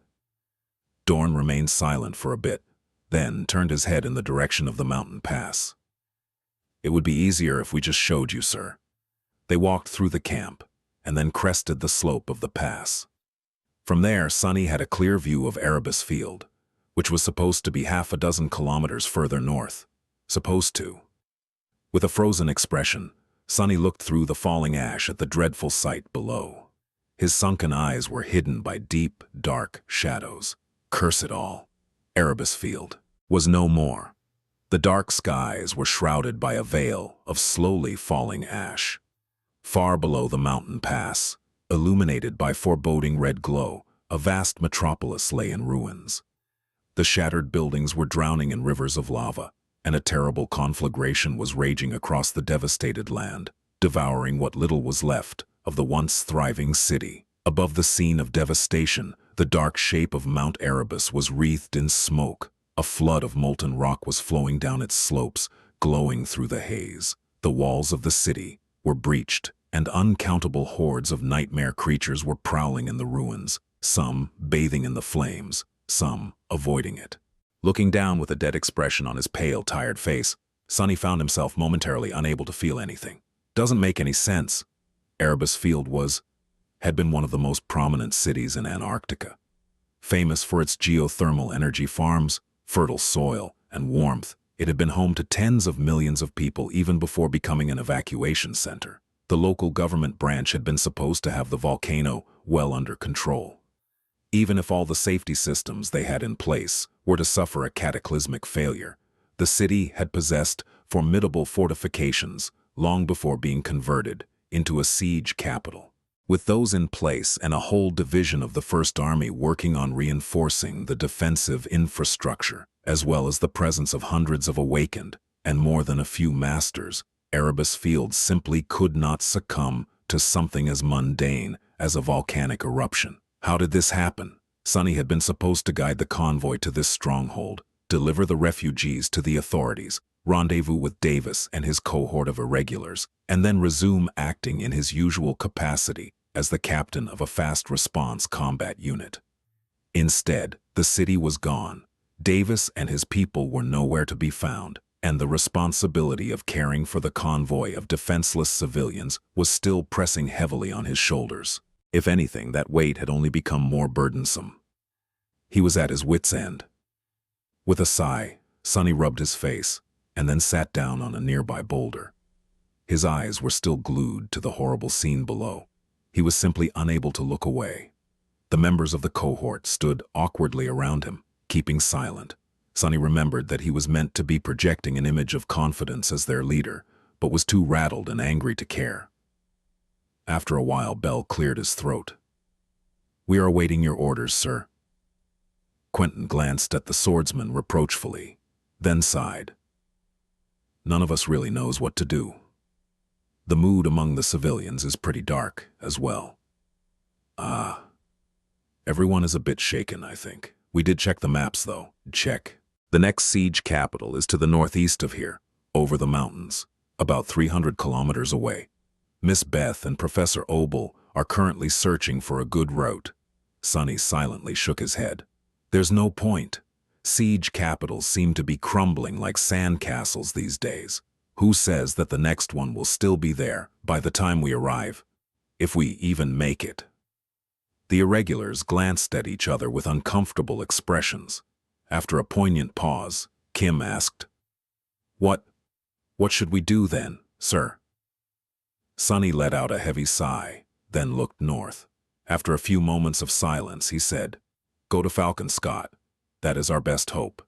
Even if all other siege capitals fall, it will stand. It is the most fortified, and the First Army's presence is the strongest there. Most importantly, that is where St. Tyrus is. As long as she is defending the north, we'll be safe there." Sonny did not add that if something capable of taking Skytide out appeared, all of them would be better off committing suicide. Once saints started to die, mortals like them had no hope of making it out, really. He also did not mention that there were another 2,000 kilometers between them and Falcon Scott, twice as much as they had barely survived to get to Erebus Field from LO 49. Everyone here knew that, since the cohort had started this damned campaign at the distant northern stronghold. Returning to Falcon Scott would complete the calamitous circle. Granted, the situation would be slightly different, as they moved further north, since that was where the First Army had first established its presence. The territories between Erebus Field and Falcon Scott were far better entrenched than the desolate regions in the south, where the army had come last. There would be established evacuation corridors, or at least remnants of them, supply depots, fortified outposts, well-maintained roads. Perhaps they would even meet friendly forces on the way. Come to think of it, I should probably contact Army Command as soon as possible to get detailed information about the big picture. The timing would be tricky, since the convoy was currently in a dire situation with numerous nightmare creatures flooding the area. Sending even one irregular into the dream realm would diminish their ability to defend themselves, but it was better than remaining blind. His people needed sleep anyway. Sunny lingered for a few moments, then said, "Leave me for a bit. I need to think. Oh, make sure that the transports are as ready to move as they can be while you're at it." He doubted that it would be safe to remain near the fallen city for long. The irregulars nodded, then backed off and headed toward the convoy's temporary camp. Left alone, Sunny forced himself to look away from the ruins of Erebus Field and stared up at the sky, which was dark and obscured by clouds of ash. Damn it! The 3 remaining civilian transports were overloaded and on the verge of irrevocably breaking down. Military vehicles should still be operational, but Sergeant Gear had probably run out of ammunition by now. What the hell am I supposed to do? As Sunny watched the sky, a black dot appeared above him. At first, he thought that it was just another flake of ash, but the dot moved too swiftly to be one. It dove down, slowly growing as it drew closer. A few seconds later, a black bird landed on a rock near him. It had glossy black feathers, smart round eyes, and a sharp beak that reminded him of spire messengers. With mild surprise, Sunny recognized it as a crow. He knew that one, at least. Birds were a little bit less extinct than mammals, so even though they were a rare sight in the outskirts, there were some. They usually did not last long, though. However, why is there a crow in Antarctica? Just as he thought it, the crow opened its beak and cawed. Its caws sounded terribly like words. Sunny, Sunny. As soon as the strange crow appeared, Sunny was ready to kill it. Summoning the moonlight shard would have only taken a split second, and a swift strike of his armored fist was going to do the job just as well. If it was an ordinary bird, of course, which he seriously doubted. He did not expect the crow to speak, though. Sunny, Sunny, is it calling my name? Sunny temporarily postponed his plans of killing the crow and stared at it for a bit. The crow tilted its head and stared back. Sunny. He blinked, then shifted his vision and looked into the bird's soul. Sunny expected to see an orb of repulsive darkness, but what he saw instead were 2 radiant cores. The crow was an awakened monster. However, it was not a nightmare creature. Is it an echo, or am I losing my mind? Again? He hesitated for a little while, then said cautiously, "Yes, I am Sunny." The bird jumped closer with a satisfied look, shook its entire body to get rid of flakes of ash clinging to the black feathers, and then cawed again. Jet, Jet. A spark of hope ignited in Sunny's heart. He studied the crow some more, then leaned closer and whispered, "Did Master Jet send you?" The small monster bobbed its head up and down several times. "Jet, send." Sunny closed his eyes for a moment, inhaling deeply. So she did not forget about me after all, huh? The crow appeared to be Soul Reaper's echo, which she had sent to find Sunny. It felt nice to be remembered. However, he was not sure how the black bird was supposed to help him, if that was Jet's intention at all. Was it simply a messenger to deliver new orders, someone to guide him to Davis and his cohort of elite assassins? He hesitated for a moment. "Why did Master Jet send you to find me?" The small monster jumped a couple of times. "Crow, help!" So it was not just a messenger. The echo was meant to assist him somehow. Sunny tried not to get too excited. "How are you going to help me? Are you going to lead me to Davis?" The black bird silently shook its head, making Sunny frown. "Why not?" The crow tilted its head. "Davies. Dead." Sunny let out a heavy sigh, so pride was gone. His men probably hadn't made it out of Erebus Field either, He did not know the cold man too well, but the loss of a full cohort of irregulars still hit him hard. Not to mention that Sonny's hopes of linking up with another powerful master were crushed. From what he knew, that was the first serious casualties the irregulars had suffered from the start of the campaign.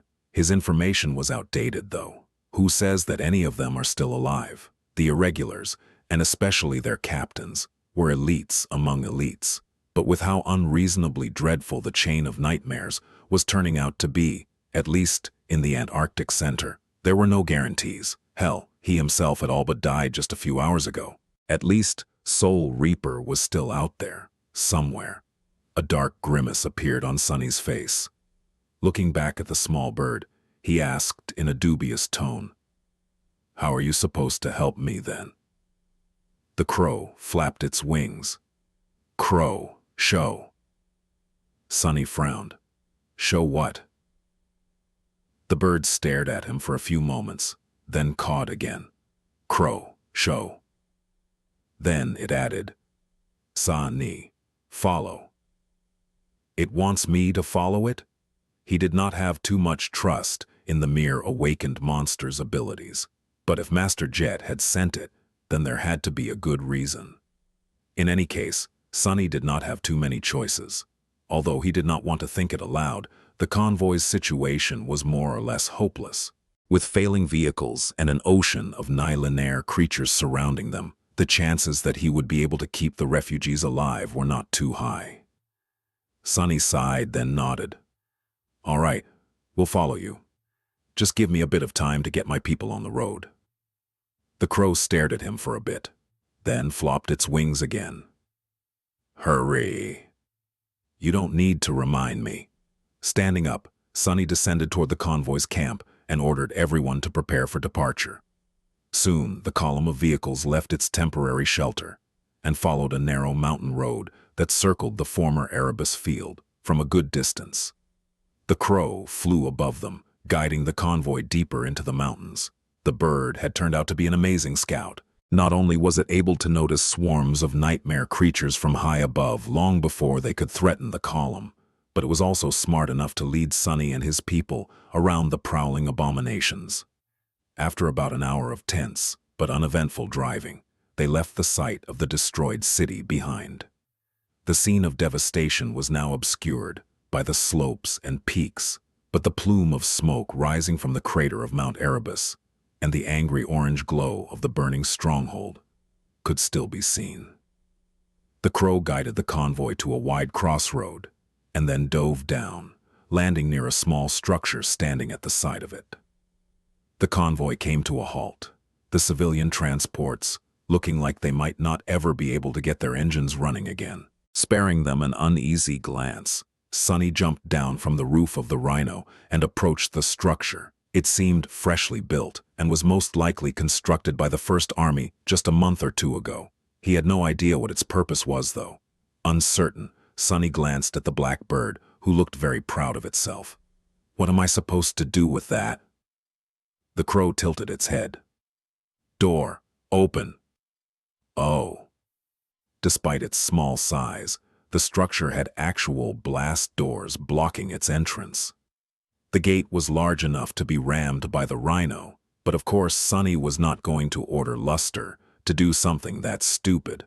He briefly thought about cutting through the blast doors with the cruel sight, but then shook his head with a roll of eyes, walked over to a small panel at the side of the gate, and placed his palm on it.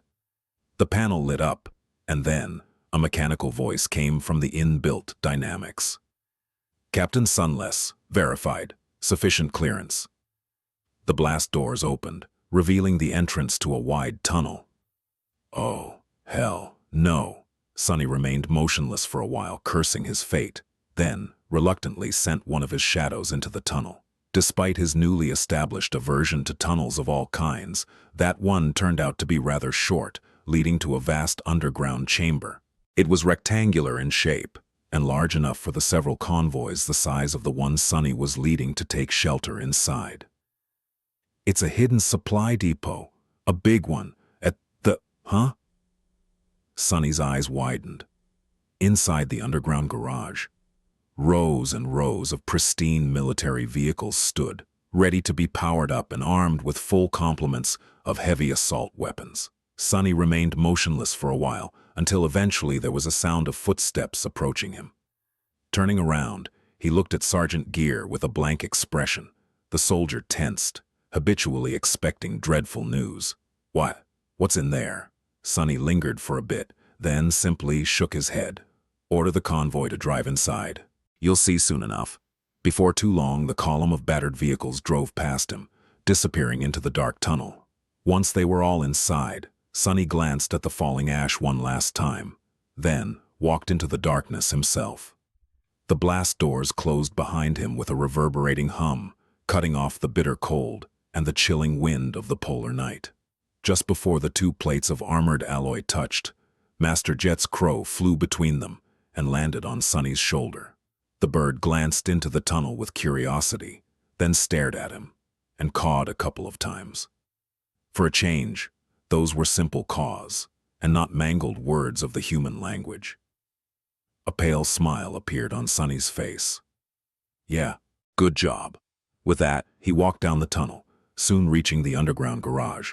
The convoy was parked in the empty corner of the vast chamber, and excited soldiers were already moving around the pristine military vehicles, evaluating their state. Someone else was busy opening alloy crates that were stacked along one of the walls, full of all kinds of supplies. The depot was brightly illuminated by powerful light fixtures, which had come online as soon as Sonny opened the gate using his command authority. The ventilation systems were also online, filling the underground space with the familiar calming smell of artificially cleaned air. Sonny breathed in deeply and waited for Sergeant Gear to approach him. "So, how is it?" The soldier smiled, which made Sonny realize that he had never seen the dependable sergeant do that before. "It's nothing short of amazing, sir. This is a divisional field resupply station from what I can tell. It's meant to replenish the expended resources of an entire division between battles if there's no convenient opportunity to reach a fortified stronghold or if the supply lines are cut. There's enough here to support the deployment of thousands of soldiers." He paused for a moment and then pointed at the rows of vehicles. "We have not assessed the full inventory yet, but you can already see that this is far more than we need. There are different types of machines too, from armored personnel carriers to assault vehicles and light scouts. I mean, there's even a dozen MWRs here, with enough ammunition to load all their armaments." Sonny glanced at the towering shapes of the mobile war platforms standing near the back wall. These giant humanoid robots were about 6 meters tall, on the smaller side compared to their larger cousins, but they still packed a heavy punch. Samara's powerful rifle had been meant to serve as a light weapon for one of these formidable machines, but was later refitted to be used by the awakened sharpshooter. The presence of MWRs was a pleasant surprise. Mundane soldiers were somewhat capable of facing dormant nightmare creatures, but had troubles dealing with the awakened ones, even with the help of exoskeleton armor suits. The fierce arsenal of guns and launchers installed on the war platforms, however, made them destructive enough to accomplish that task. There was just one problem. Sonny gave Sergeant Gear a dubious look.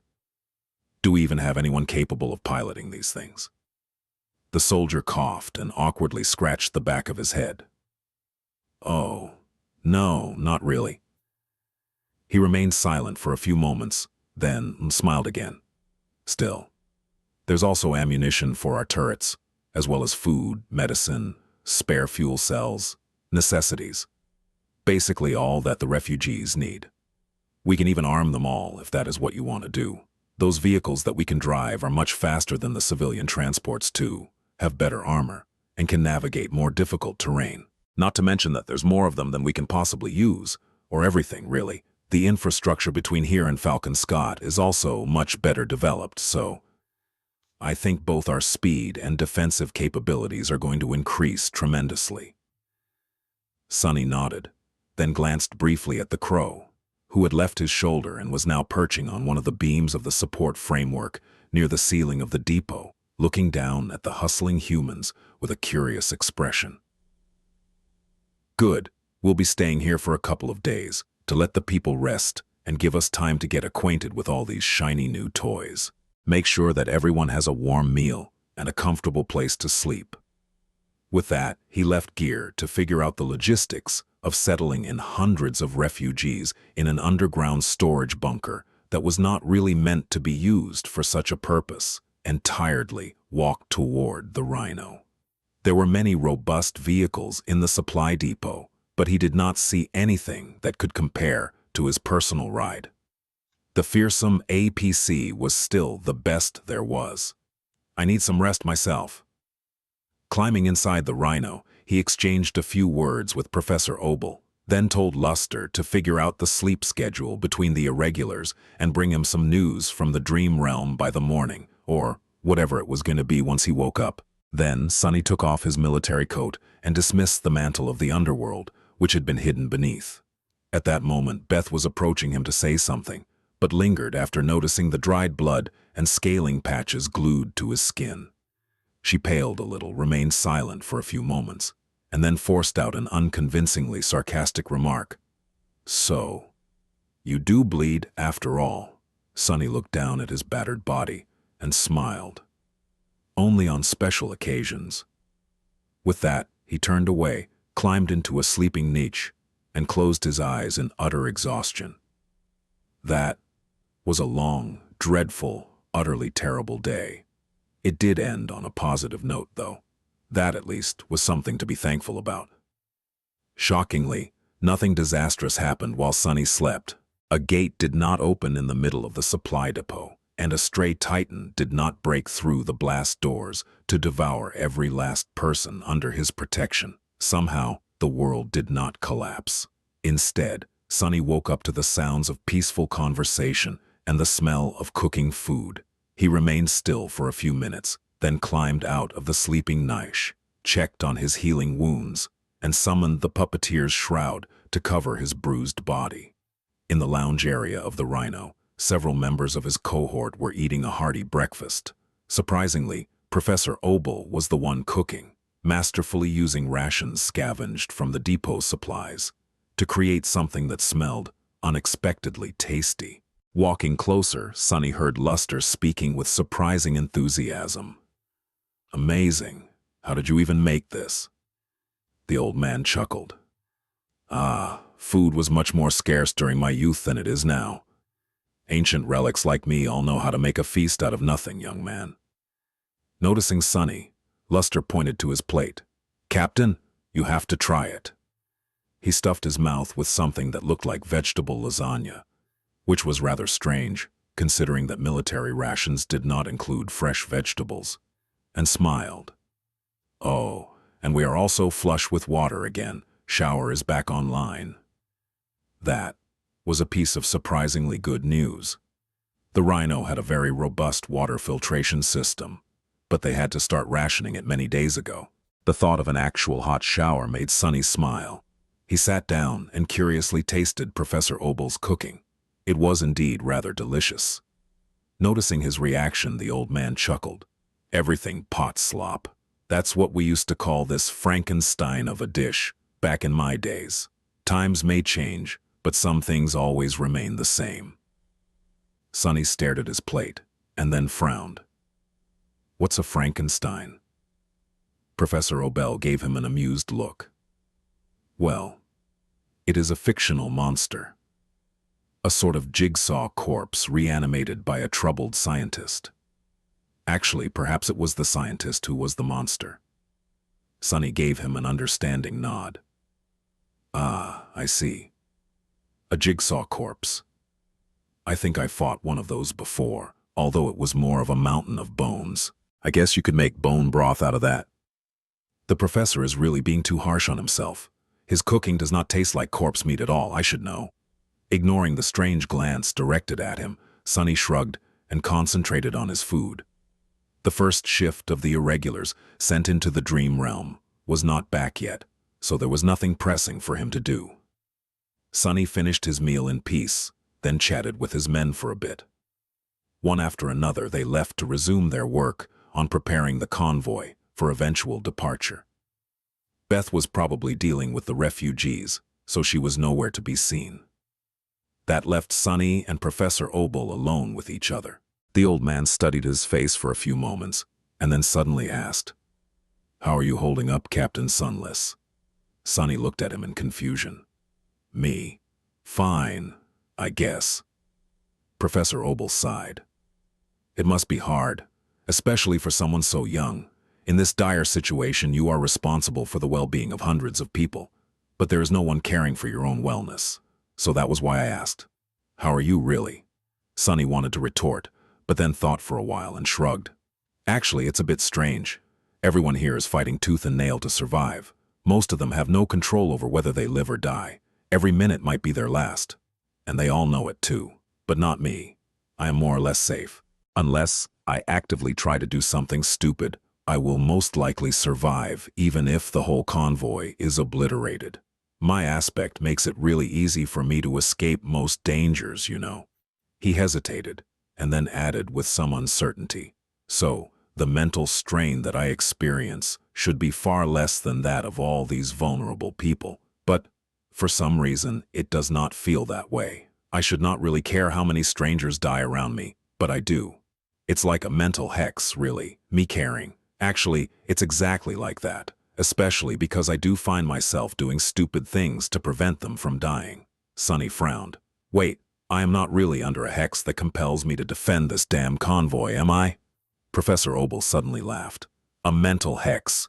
That is a very unique way to put it. Isn't it normal for people to care about each other?" Sunny blinked a couple of times. "No, of course not." He shook his head, then added with slight bewilderment, "No one ever cared about me, until I became powerful and thus useful. That's just how things work." Sunny had been alone for most of his life. True, after becoming infected by the spell, he had made several good friends, but he had no illusions about the reason for the bond between them. If he had been someone weak and useless, people like Effie, Kai, even Nephis and Cassie would have never wasted time on becoming close with him. And why should they? Well, there was Rain, too. But that was different. She was family, not a random stranger. Professor Obel let out a sad sigh and remained silent for a while. Eventually, he asked, "So why do you think you care about whether the refugees and the mundane soldiers survive? Why are you risking yourself to help them?" Sunny scratched the back of his head. "That, I'm actually not too sure myself. Maybe it's pride. These people are under my protection, so their deaths would demonstrate my incompetence. Makes sense. It is weird, though. I never really claimed to have something as useless as pride." The old man looked at him with a strange expression, then shook his head. "Do you want to know what I think?" Sunny raised an eyebrow. "Yes?" Professor Obel smiled. "One think that you are giving yourself too little credit, young man." Sunny stared at him in confusion. "Huh? What is that supposed to mean?" The old man chuckled. Don't mind me. It's just an old man's rumblings. Maybe you'll understand when you're my age. Until then, please keep caring for these poor people, stupid as it might seem. There's this one truth that I've learned after long decades, you see. Humanity would have never survived without a bit of stupidity." The news Sunny's people brought from the dream realm were both disturbing and ominous. There was a wealth of updates on the state of affairs in Antarctica, but all of it was overshadowed by one simple fact. Army Command was seemingly unaware that Erebus Field had been wiped off the map. They knew that something had happened, but it was the members of his cohort who brought the first-hand account of the devastation to the dream realm, prompting an intense reaction. That did not bode well for Sunny. Either the siege capital had been destroyed very recently, or the First Army was in much worse shape than he had thought. In any case, the situation meant that the validity of all information received from Army Command had to be taken with a grain of salt from now on. Things were changing too fast for their compromised communication network to keep up. It was just as well. He had already decided to proceed to Falcon Scott, bypassing the less impregnable siege capitals. It was going to be their eventual destination, regardless. That much was clear. It seemed that the situation in East Antarctica was not as dire as the utter disaster of the Antarctic Center, which had much fewer soldiers and less resources allocated to it due to the smaller territory and population, but was being hit by the chain of nightmares much harder for some reason. As a result, the previous plan was scrapped and hastily replaced with a new one. The incoming naval convoys were going to be redirected to start ferrying the civilian population and the army contingent over the strait to the larger and better protected eastern landmass.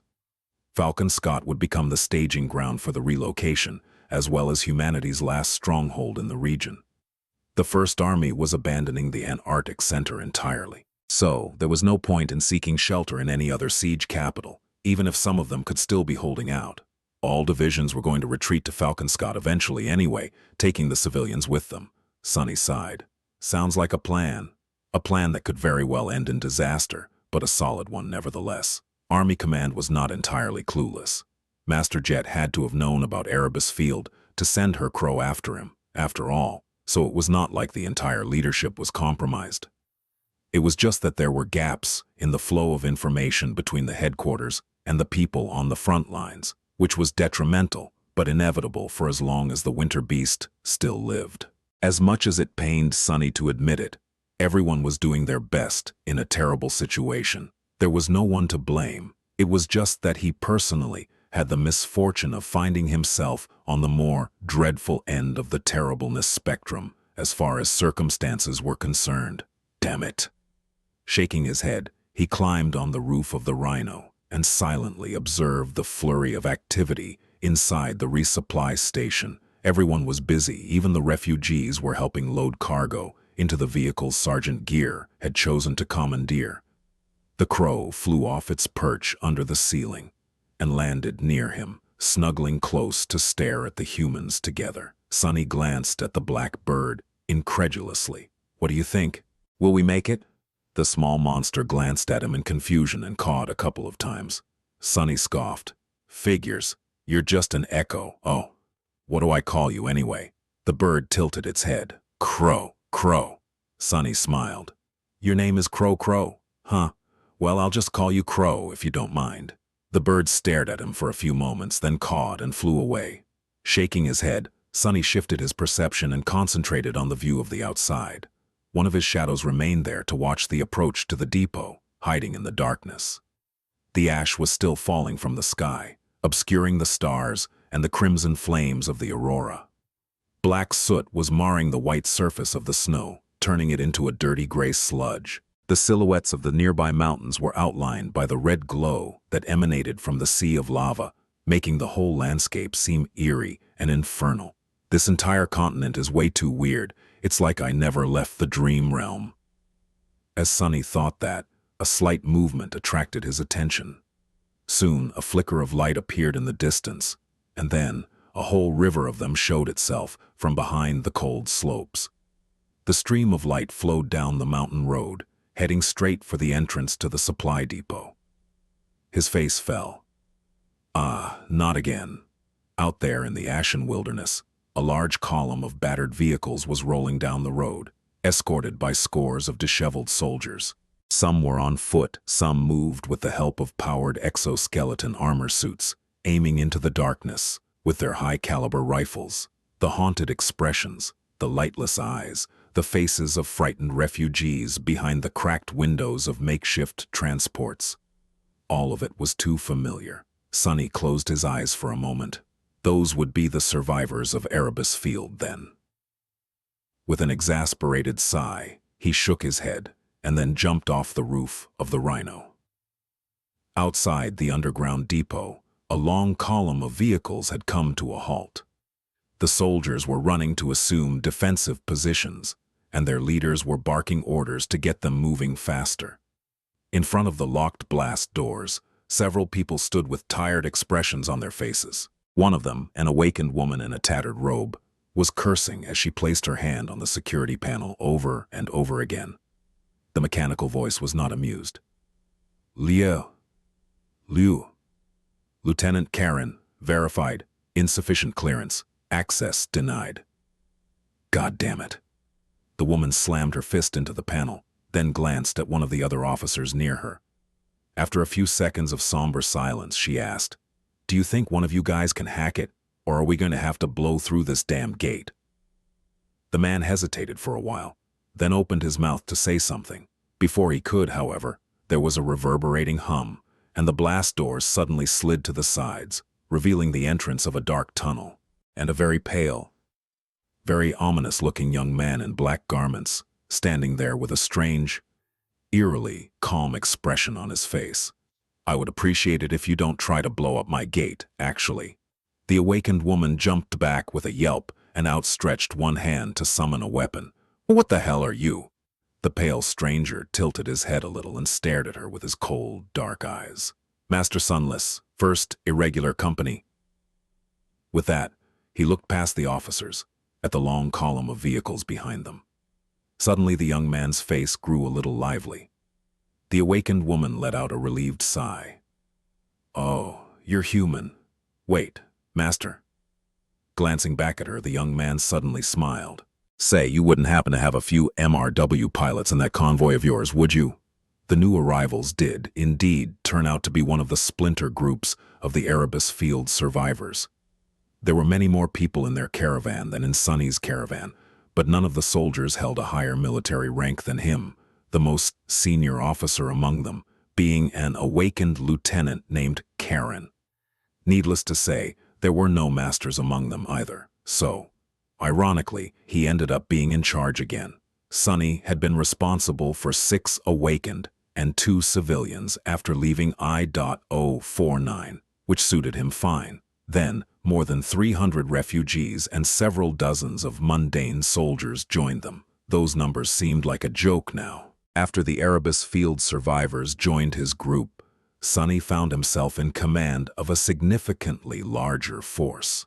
There were more than 4,000 civilians currently sheltered in the crowded resupply station, as well as 500 mundane soldiers, as well as 4 new sleepers. Sonny sent the latter to their nameless counterpart, placing the young man in charge.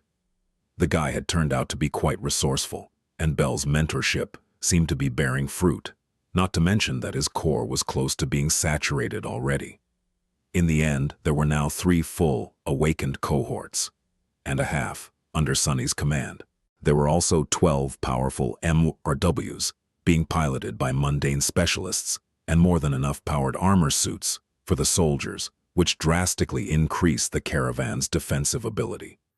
The vast supply reserves of the underground station suddenly did not look so inexhaustible anymore. This is going to be a headache.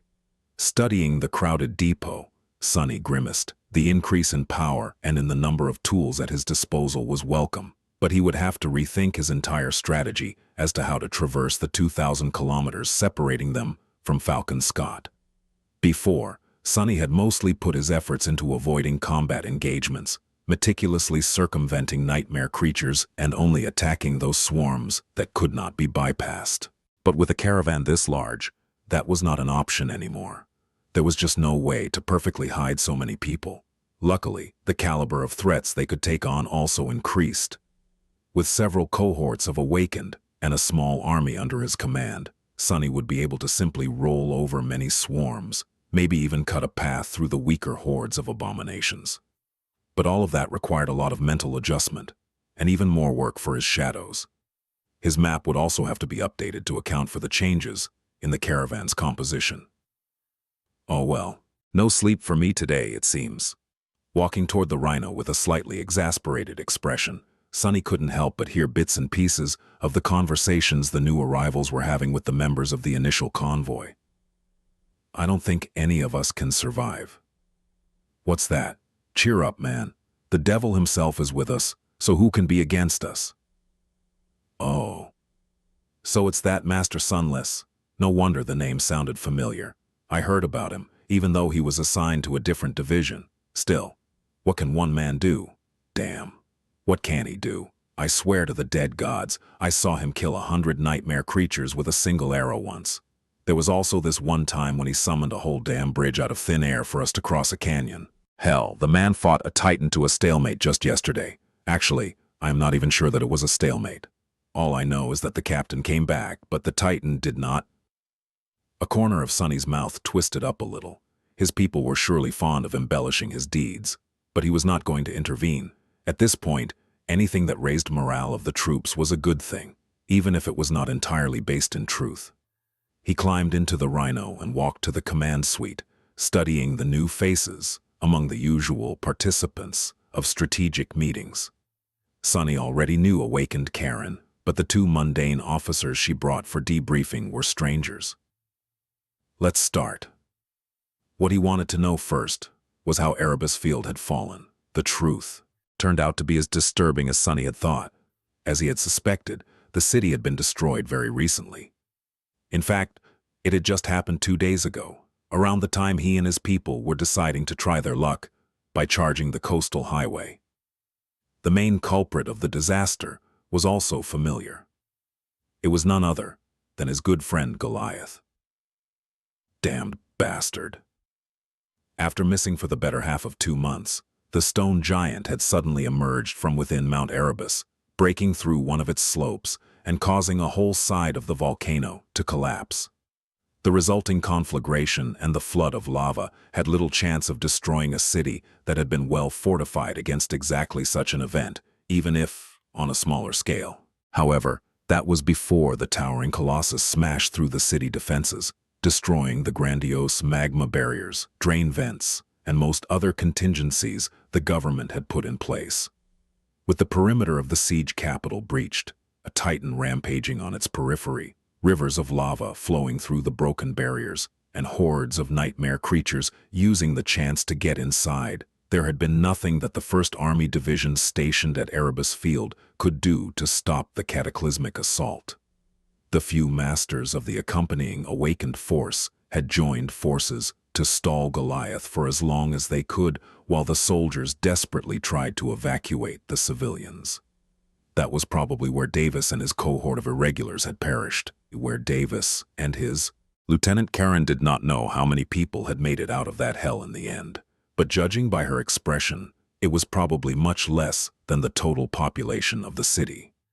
The last thing she had witnessed before leading the caravan away was the colossal figure of Goliath, turned incandescent from bathing in the molten lava, plunging into the ocean and disappearing under the dark waves, from where the Titan had emerged the next day to attack Sunny's convoy. After Karen was finished speaking, a somber silence settled inside the Rhino. No one knew what exactly to say. Eventually, Sunny sighed. Their nightmare is over. 2 days later, they abandoned the resupply station. The underground depot was left almost empty since Sunny had decided to take everything they could on the road. Not all the vehicles were loaded to capacity, but even if there was just a driver and a shooter inside, every last one was commandeered and put to good use. Only the discarded civilian transports and those of the Erebus Field vehicles that were too damaged to remain reliable were left behind. Nightmare, Abomination, and Blackie moved at the front of the caravan, serving as its vanguard. The Rhino was still at the head, but it was now flanked by 2 lumbering MRWs, both of them constantly scanning the surroundings with their high-tech optical arrays. Behind them, the long column of vehicles stretched for more than a kilometer on the mountain road. The remaining 10 MRWs and 24 awakened were spread along its length, meant to protect the caravan in case of an attack from the flanks. Most of the vehicles were armed, and there were personnel carriers with full companies of mechanized infantry placed strategically among the refugee transports. All in all, the caravan looked like a big, delicious target for nightmare creatures, but also one that would be extremely hard to swallow. I'd like to see the bastards try. Actually, scratch that. I'd rather not. Sunny was positioned on the roof of the Rhino, wearing his military coat over the mantle of the underworld. With the elemental resistance of the onyx armor and the memory of ice slotted into it, he was more or less immune to mundane cold, so the chilling nature of the polar night was not bothering him too much. The falling ash, though, was still irritating. Hopefully they would leave the area near Mount Erebus soon. The wind was blowing in the other direction, which not only moved the clouds of ash away from the caravan, but would also make it harder for those nightmare creatures that relied on their sense of smell to detect the approaching humans far in advance. Still, he had no illusions that theirs would be a smooth ride. Luckily, Sonny was extremely well suited to serve as a guide. Lai had updated his map with as many details as he could and planned multiple suitable routes for the caravan. With his shadows scouting ahead, and the crow keeping an eye out for hidden threats from high above, he was as informed about the surrounding area and the enemy movements as anyone could be. The shadows scouted most enemies long before the long column of vehicles approached, and the black bird with its magical eyes was able to notice anything that they missed. The combination was extremely effective. Information was the lifeblood of warfare, so Sonny had a considerable advantage. He was going to use it well to navigate the treacherous expanse of the Antarctic Center and reach Falcon Scott unscathed. His task had grown much harder because of the sheer size of the caravan. But on the other hand, the land they were traversing was also different from the complicated network of decrepit old roads in the south.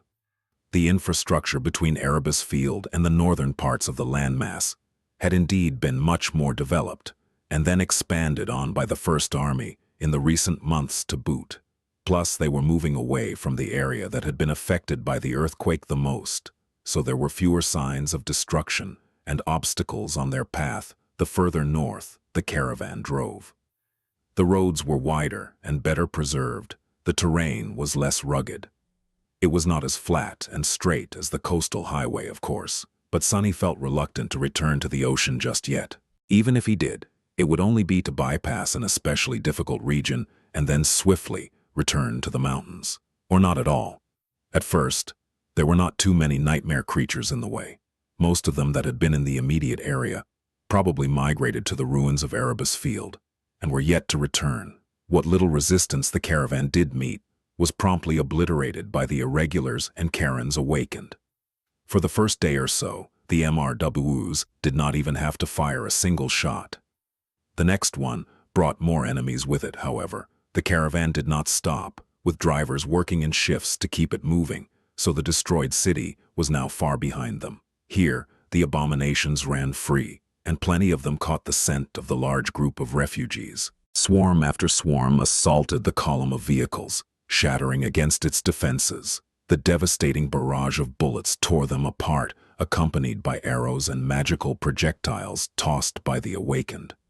The MRWs let their monstrous Gatling guns and heavy mass drivers cut large swaths through the mass of abominations, sending swarms of explosive missiles flying from the mounted launchers from time to time.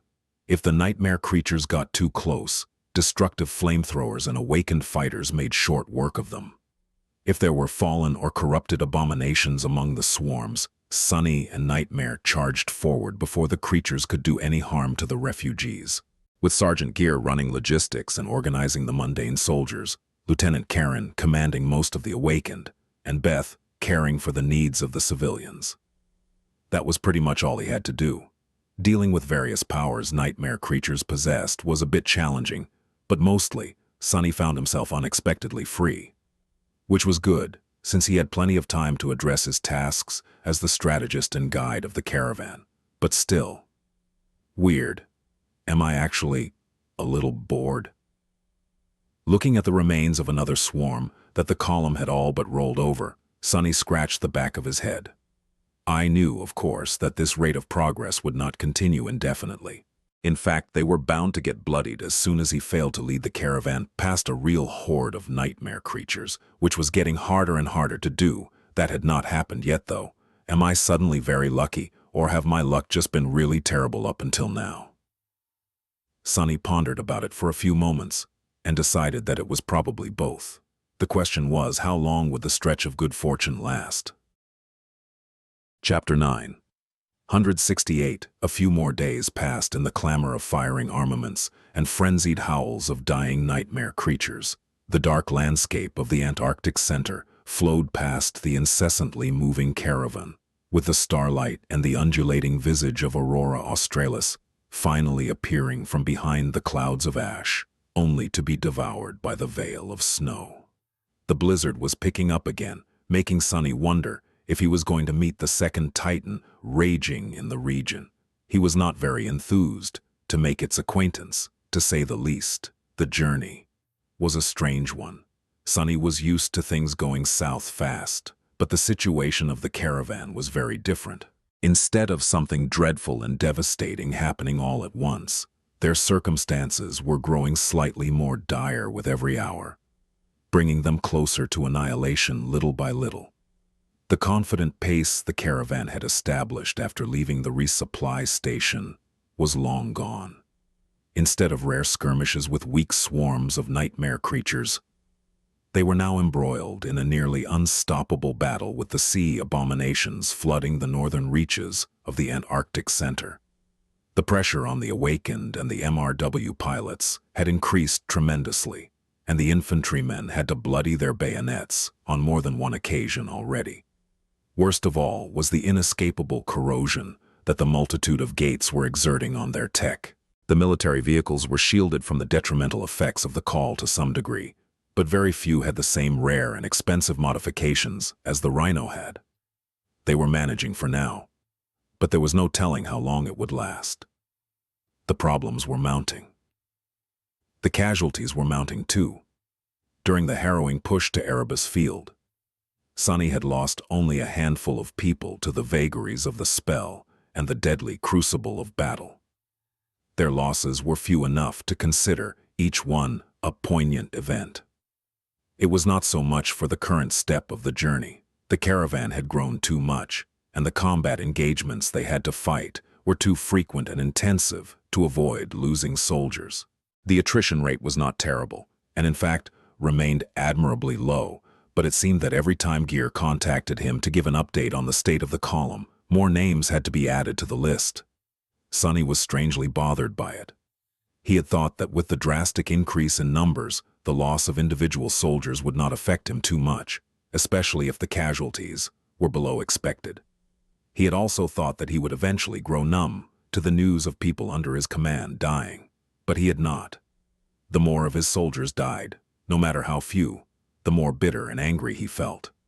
However, the most powerful emotion he experienced was rather unexpected: indignation. Sunny felt indignant about the fact that he was forced to watch good men and women die, to see mundane humans putting their lives on the line to protect the defenseless refugees. All the while the truly powerful ones were nowhere to be seen, embroiled into their own internal strife. Damn bastards. Maybe he wasn't cut to be a leader after all. That was not to say that Sunny was ineffective. On the contrary, he was doing a good job of leading the caravan and pretending to be an intrepid commander. However, it was all alien to him. It was something he was doing because the circumstances had forced him to, not because he wished to play that role. Living alone in the dark had been much more comfortable. Ah, good old times. There was another strange thing about the caravan's advance north. Something that Sunny should have expected, but nevertheless failed to account for. Despite the slow attrition, the number of people under his command was not reducing. Instead, it was growing, ballooning even. The further they drove, the larger the caravan became.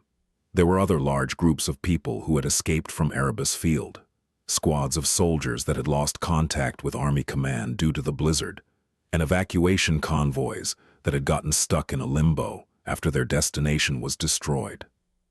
All of them were happy to see a well-organized force moving north, especially since it was led by a master, so they joined the caravan. Sunny could not really turn the stragglers away, and at that point, there was no point to. So, the 4,000 refugees under his protection turned to 5, then 6, and then 12. The 500 soldiers turned into more than 1,000. The 3 cohorts of awakened swelled to 7, and there were now 2 auxiliary sleeper cohorts instead of 1. There were many more vehicles too. The bloated caravans stretched for 2 kilometers now, and showed no signs of stopping the rapid expansion. Looking at it, Sunny couldn't help but shake his head. That's just a recipe for disaster. At this rate, he was going to end up leading a whole division by the time they reached Falcon Scott. If they reached it.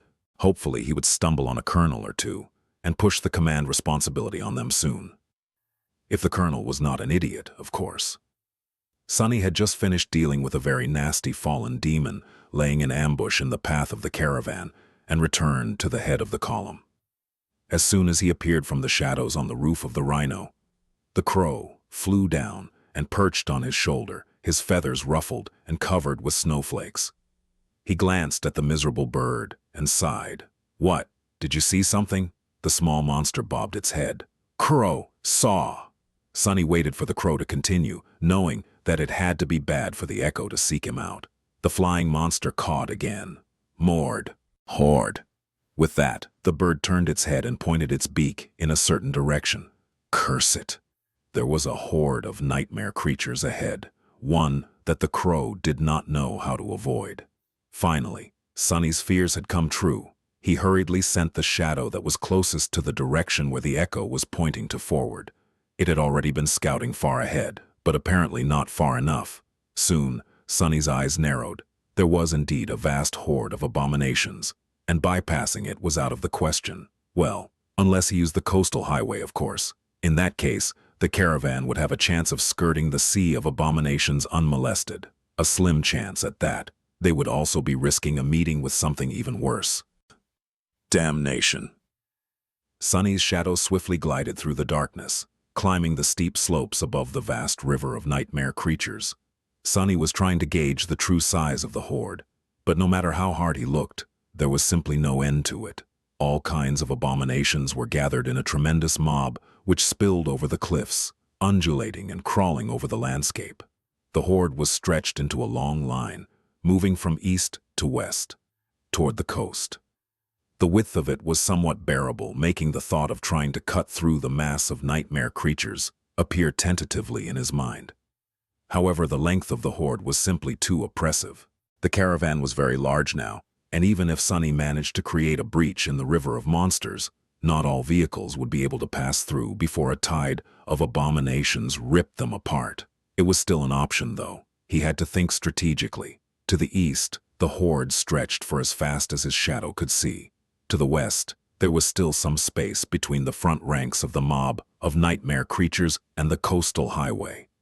If the column of vehicles sped up while the abominations maintained their pace, there was a good chance that they would narrowly miss each other. If not, the caravan would be caught between the horde and the ocean, potentially suffering even more casualties. That was not even considering that something could attack them from the water as well. Sunny sighed. Crap. The first option all but guaranteed that people would die, but had a lower damage ceiling. The second promised a small chance that no one would be killed at all, but had the potential to turn really disastrous if things went wrong. He hesitated for a few moments, then contacted gear. Yes, Captain. Sunny gritted his teeth. There's a horde of nightmare creatures ahead, full forward, and we will be taking a detour via the highway. Inform everyone to prepare for a tough battle. There, the decision had been made. Sunny was not happy with it, but at least the caravan stood a chance of escaping unscathed. He was not ready to callously send people to die yet, even if it meant risking a more dire result. At the end of it, Sunny would know that he at least tried. Following his orders, Luster sent the rhino flying forward. Their MWP escorts strained to keep up, but eventually adjusted to the increased pace. The military vehicles comprising the caravan followed suit, and soon the whole column was moving forward at a reckless speed. Do not break. Sunny stared back, hoping that nothing would go wrong. If a vehicle broke down in the middle of the charge, there would be no saving its passengers. A faulty transport could also potentially slow down everyone behind it, which would be a complete disaster. However, the fewer number of gates along the coast was one of the reasons he had chosen the second option, so if anything, leaving the mountains for a bit should only lessen the probability of a serious malfunction. The rhino maneuvered to a branching road and led the caravan east, descending toward the highway. As they approached it, Sunny tensely observed the horde and tried to calculate if they were going to make it past the advancing mob of abominations before it reached the coast. For now, it seemed that there was still a narrow window of opportunity. But then, as soon as they reached the highway, that window was gone. For some reason, the front ranks of the horde suddenly went into a frenzy and rushed forward, with the rest of the mob soon following in an avalanche of flesh. Sonny was sure that the nightmare creatures could not have sensed the caravan yet, so he did not know why their behavior changed so abruptly. It was as though something on the coast was pulling the abominations toward it. In any case, with the horde moving much faster now, any chance of passing by without a battle the column might have had were gone. They would have to fight their way through, in the end. Curses! At least the caravan was only going to be assaulted from one side. Their left flank would be protected by the ocean, precarious as it might sound. What the hell spooked these bastards?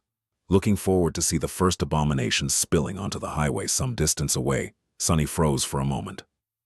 Oh. Out there ahead of them, laying on the shore like a mountain of white flesh, the corpse of a colossal abomination towered above the highway. It looked like a monstrous jellyfish of mind-boggling proportions, some of its lifeless tentacles stretching for hundreds of meters into the dark water. The strange, transparent flesh of the dead dweller of the depths was torn and scorched, with large chunks of it missing. Strange organs could be seen beneath it, and a lake of freezing slime covered a long stretch of the highway around it. Something had thoroughly savaged the terrifying creature and then left without devouring its prey. And now, the horde of nightmare creatures was rushing to finish the job. As Sonny watched, the tide of abominations flowed over the highway. The first ranks sunk their fangs into the dead horror with rabid hunger, followed by 100 other creatures the next second. The appalling corpse was giant, but not giant enough to satiate them all. Soon, the slower nightmare creatures reached the coast, ruthlessly tearing at the bodies of their feasting brethren to reach the succulent white flesh.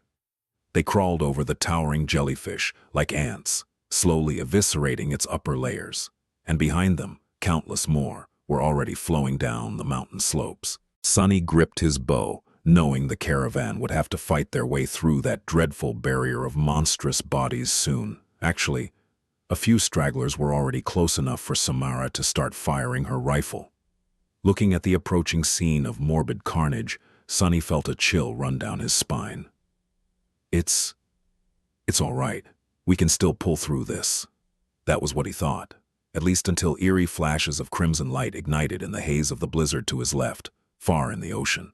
An enormous, gargantuan shape was moving through the waves, getting closer to the shore. As the caravan approached the spilling horde of nightmare creatures, Sonny readied himself for battle and feverishly tried to come up with a way, any way, to save the lives of as many people as he could. However, no matter how much he thought about it, there was just no solution. Many souls were going to be lost today, and the best he could accomplish was to make sure that those who were dying were the soldiers and not the refugees. He knew that the caravan would be able to break through the horde of abominations eventually, but he also knew that at least several vehicles, as well as scores of his soldiers, would perish in the process.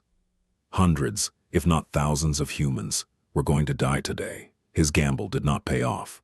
Sonny felt a bit resentful about that. With a sigh, he summoned the helmet of the mantle of the underworld and raised Morgan's warbow. It was at that moment that eerie crimson lights flashed through the haze of the blizzard, followed by a scattering of small sparks. He froze and looked to his left, at the dark expanse of the ocean that was obscured by the veil of snow. Out there, something inconceivably gargantuan was hiding, its enormous shape only revealed by the hazy flashes of crimson light. What? In the next moment, a deafening roar assaulted his ears, and then, something that he had never expected happened. Ahead of the convoy, the mass of nightmare creatures were suddenly torn apart by a series of earth-shattering explosions. Bits of concrete, flesh, and bone flew into the air, creating a cloud of red fog. A moment later, flowers of angry red flame bloomed on the slope of the mountain, obliterating even more abominations. The whole world trembled. Sonny's eyes widened as he swiftly looked back at the ocean. The wall of the blizzard had been unmade as well, and although the breach in the snowstorm was already closing, he still managed to catch a glimpse of the source of all that carnage. The gargantuan shape drifting on the waves was a massive, battered battleship. He thought he even recognized the lines of its mangled alloy hull. The vessel was strangely slanted, one of its sides resting much lower than the other one, the deck railings almost touching the water. Its hull was marred by terrible scars and breached in many places, with some of the holes being large enough for the rhino to drive through, and was just what remained above the surface. The bow of the ship seemed shattered and deformed. It was a mystery how the vessel remained afloat. And yet, it was still capable of firing its armaments. The crimson lights Sunny had seen were the batteries of starboard cannons unleashing hell, and the scattering of sparks was the salvo of missiles being launched from their nests. As Sunny watched, the ghostly battleship fired another barrage of heavy explosive rounds at the horde of nightmare creatures, this time aiming entirely at the slopes of the mountains. He blinked. I'll be damned. Did they really receive reinforcements? Sunny did not know where the wrecked vessel had come from, but he was not going to waste this opportunity. The intention of the unknown captain was clear. The first salvo somewhat cleared the highway, and the second one overshot it by a good degree, slamming into the mountain slope and obliterating a large swath of advancing nightmare creatures, cutting off those who still remained on the road from the rest of the horde, for now, while simultaneously opening a path for the caravan. That was his chance. Silently thanking the daredevil who had used the sinking ship to come to their rescue, Sunny drew his bow and sent the strike of thunder flying forward. A moment later, it hit the mountain of white flesh, electrocuting scores of abominations that had been fighting to devour the giant jellyfish just a few moments before. All forward units, attack! The MWPs running beside the rhino simultaneously raised their bulky hands and opened fire. Their accuracy while on the move was not too great, but that was not important when massive Gatling guns were involved. Streams of heavy rounds whipped across the surviving nightmare creatures, ripping many to shreds. A moment later, two swarms of missiles shot from the shoulders of the lumbering machines, adding to the chaos. From somewhere further behind, heavy-duty mass drivers joined the fray, with the turrets of the assault vehicles soon following. The front of the caravan had once again formed into a wedge to open lines of fire for more attackers. Only this time, there were many more vehicles, awakened and war platforms shooting. The already thinned front rows of the mass of nightmare creatures covering the highway were all but erased from existence by their onslaught. A moment later, the rhino plowed into the remaining stragglers, painting itself with red. Sunny sent several arrows flying, and then dismissed his bow, summoning the cruel sight instead. As soon as he saw the APC clear the stretch of the road obstructed by the horde, he stepped through the shadows and appeared in the thick of the enemies descending from the mountains. Even though most of them were being destroyed by the continuous barrage from the mangled battleship, many were still getting through. The cacophony of bestial howls, thunderous explosions, and roaring artillery strikes was shaking the world, but he did not let it distract him. Now that the head of the caravan had broken through the blockade, the battle was not over. On the contrary, it was just starting. They had to hold back the tide of monsters to let the whole column drive through the created corridor, and then stall the abominations to let it escape. Moving with practiced grace, he butchered a lunging monstrosity that resembled a wingless bat, and then crushed another creature's skull with the butt of his spear. The dying wish weaved itself into existence, summoning the ire of the frenzied horde upon him, but also inspiring his soldiers. One after another, the cohorts of the awakened joined Sunny in building a wall of sharp steel along the edge of the highway. The MWPs stood behind them, drowning the mountain slopes with hellfire unleashed by their flamethrowers. Several personnel carriers stopped, releasing companies of mechanized infantry, each soldier clad in an exoskeleton suit of powered armor and carrying a heavy rifle. In a matter of minutes, the safe corridor was secured. Now, all they had to do was hold the line and show the abominations what the First Army was really made of. Devil is with us. Show them hell. Burn in fire, you wretches. Sunny was rather surprised by the enthusiasm the soldiers who had just recently joined his caravan were showing. Well, he was not going to complain.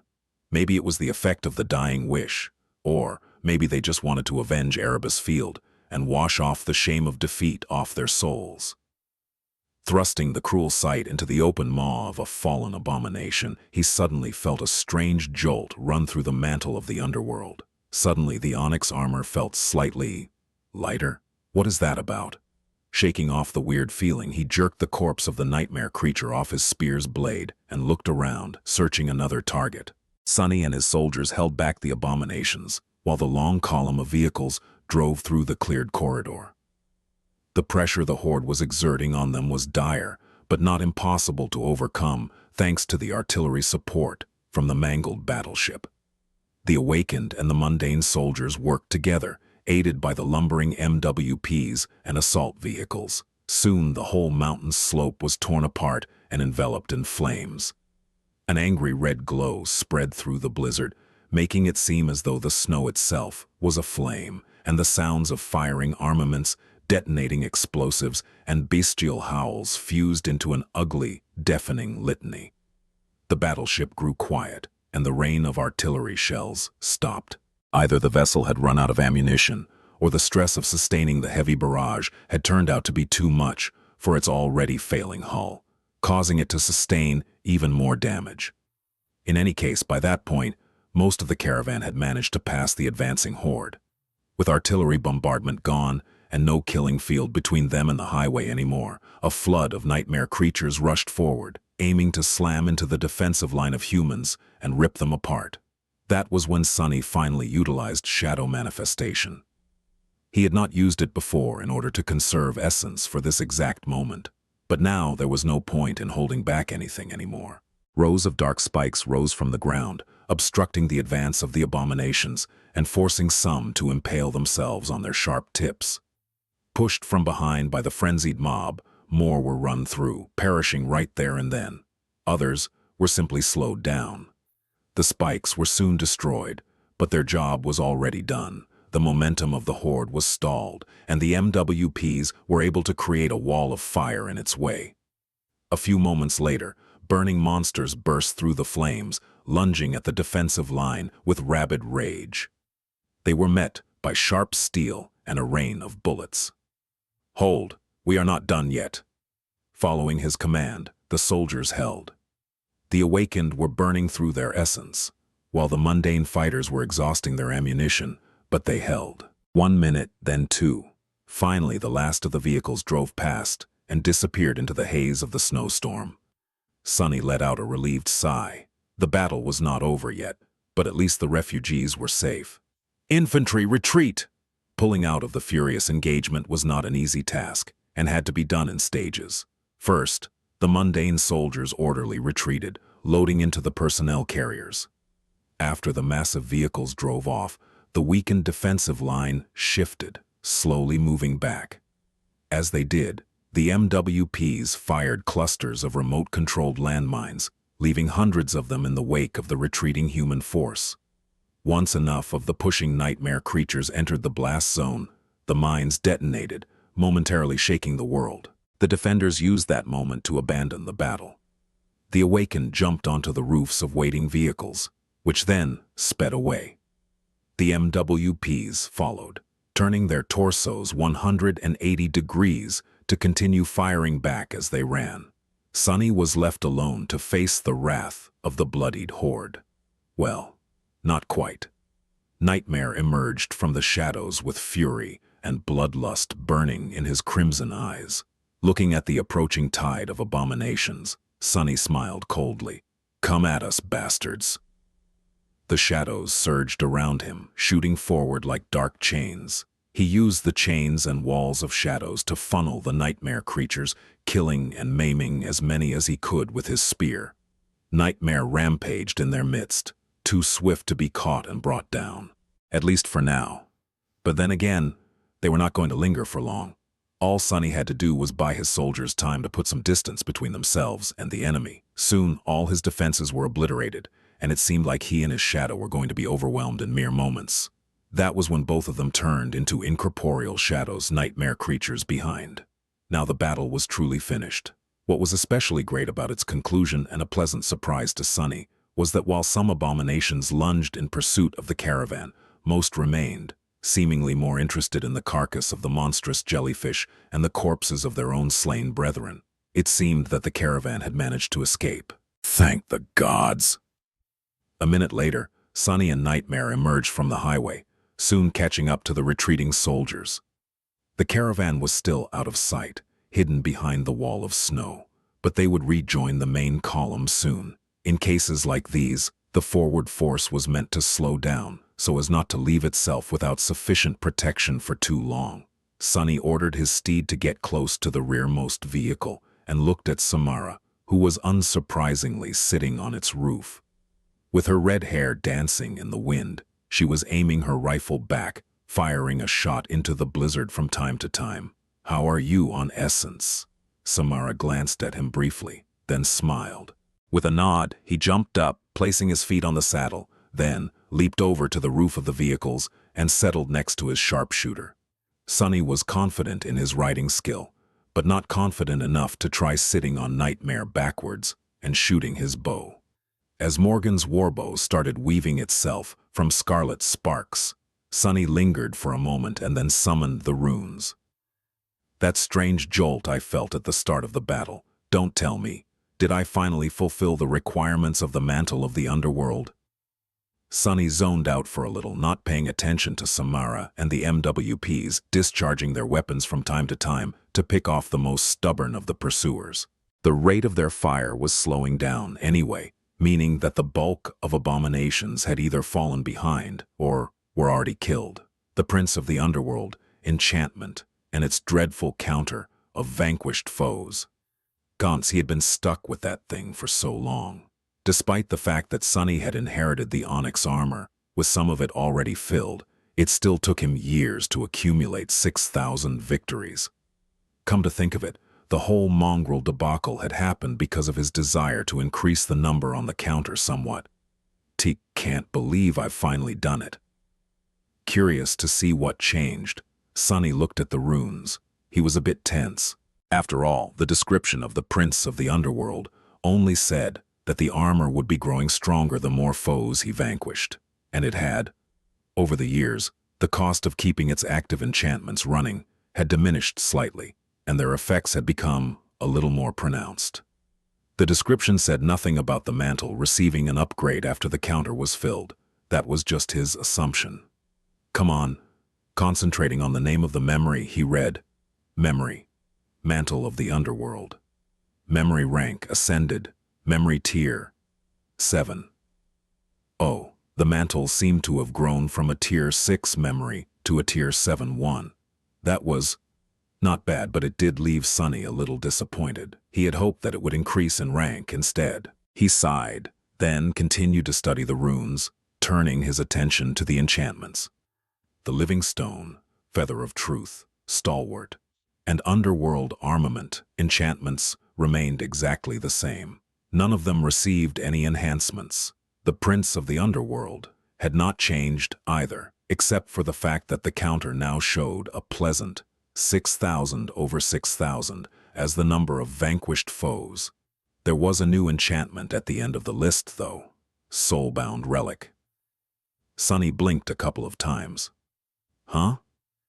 Suddenly excited, he concentrated on the enchantment to read its description. The description, however, left him largely confused.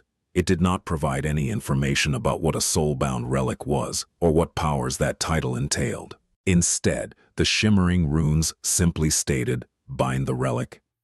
He was probably supposed to answer yes or no. However, Sunny lingered. He had no idea what binding the mantle of the underworld to his soul meant, and how it would change the onyx armor, or his soul for that matter. Of course, the effect was most likely meant to be beneficial, since it was a reward for achieving an amazing feat. The spell often had a very strange notion of what beneficial meant, though, which did not always coincide with what a person would consider advantageous. He knew that from his own aspect, for example. Its innate ability, Shadow Bond, had become the bane of his existence, and yet the spell clearly thought of it as a precious boon. Further still, the mantle of the underworld was not even the spell's creation. Rather, it was a memory of an artifact created by Nether, the demon of destiny, most likely for one of his stone children. Sunny suspected that it had once belonged to the stranger, one of the 7 heroes of the Forgotten Shore, who had been of Saint's tribe and possibly her previous lord. So, what would actually happen if he bound that artifact to his soul, huh? He hesitated for a while, then dismissed the runes, not because he had decided against activating the new enchantment, but rather because his shadows had noticed something strange on the road ahead. The tail of the caravan. The caravan, for whatever reason, had stopped. Damn it. That was outside the scope of the action plan he had established. Luster was not supposed to stop the rhino unless something truly drastic happened. Sunny, soulbound or not, jumped off the vehicle, turned into a shadow, and glided to the front of the caravan. Returning to his human form near the rhino, Sunny dismissed the helmet of the mantle and headed toward the welcoming party. I should really thank whoever it was in charge of that battleship. They saved our skin back there. As he neared the small crowd, he heard a pleasant but strained voice asking a question. Your commanding officer, then? One of the soldiers responded. Oh, that would be the devil. Captain. The representative of the ship interrupted him, sounding surprised and a little tense. Your commanding officer is a devil? The soldier grunted. Not a devil, the devil, but don't worry, sir. It's just a nickname, I think. At that moment, Sunny finally reached them and saw the speaker. His eyes widened a little, tall, handsome, with black hair, and eyes of an unusual, beautiful indigo color. No wonder the voice sounded familiar. Naive. The night walker seemed a bit ragged and worse for wear, but it was unmistakably Master Knave of the House of Night, his temporary pal.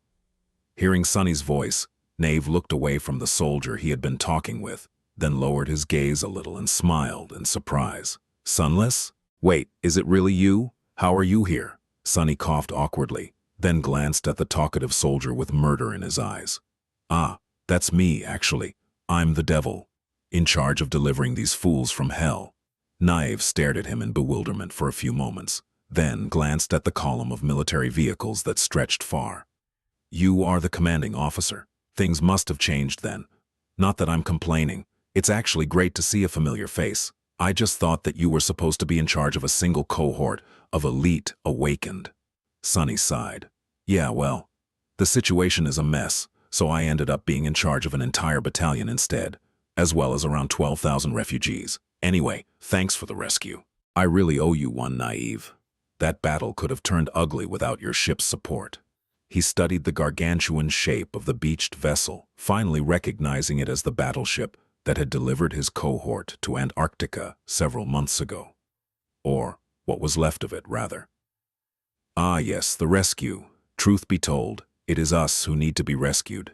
As you can see, the ship is not exactly in great shape, and the crew, the ones who are still alive, are not in any way prepared for a long land-bound march across Antarctica. We are only truly capable at sea, and even then, he glanced at the mangled remains of the fearsome vessel. The sea turned out to be more capable than us in the end. In any case, your caravan is pretty much our best hope. So, do you maybe have space in these vehicles for a few thousand shipwrecked sailors, give or take? Sunny stared at him for a few moments, then smiled. Sure, no problem. That can be arranged. There's a lot of useful stuff left in those cargo holds, I assume. Come with me and we can discuss the details. How the hell did your ship end up here anyway? Wasn't the convoy supposed to be coursing between Falcon Scott and the Northern Quadrant? As it turned out, Naive's vessel was one of those that, like Ariadne, had been reassigned to patrol and relocation duty after the situation in the Antarctic Center worsened with the appearance of hostile titans.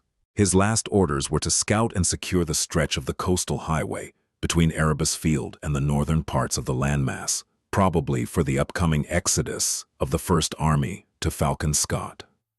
Sadly, Erebus Field had been destroyed, and the battleship met an adversary that was a little bit too tough for it.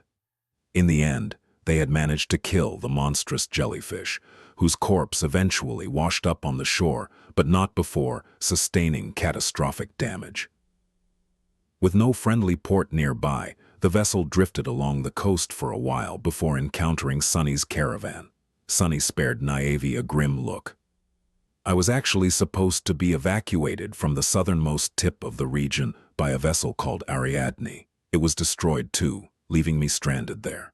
What was Army Command thinking, separating individual battleships from the convoy?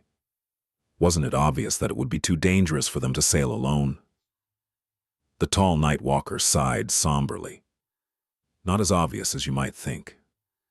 The coastal waters are not usually that dangerous when compared to the true deep sea, or at least they used to be safer. There were risks involved, of course, but that is a given when you are desperate. Still, we might have underestimated how much influence the chain of nightmare would exert on the ocean. Makes sense, I guess. Sunny was not surprised that Army Command had chosen to send the divisions spread across the Antarctic Center some naval support. Logistically, it was a risky but somewhat necessary decision, considering that the winter beast had shut down the entire communication network across the landmass, and it was not like Naive's battleship had been immediately sunk. The fearsome vessel operated along the coast for close to 2 months before stumbling on the abominable jellyfish and suffering a Pyrrhic victory that led to its demise. If anything, Sunny was more surprised that the House of Night had agreed to play ball. Since when were the great clans so altruistic? That's a conversation for later. For now, both Naive and Sunny had a lot to do. The structure of the caravan had to be reorganized to make room for the surviving sailors. The sailors themselves had to disembark and reach land. The maimed battleship had to be scoured for anything that could be useful for the long journey to Falcon Scott. All of that required time, which meant that the column would remain static for a while. A proper defensive perimeter had to be established. Guard duty shifts had to be set. Refugees needed to be fed and cared for. Sunny might have as well given an order to make camp, but he was extremely reluctant to remain on the coast for an entire night. So all these things had to happen fast.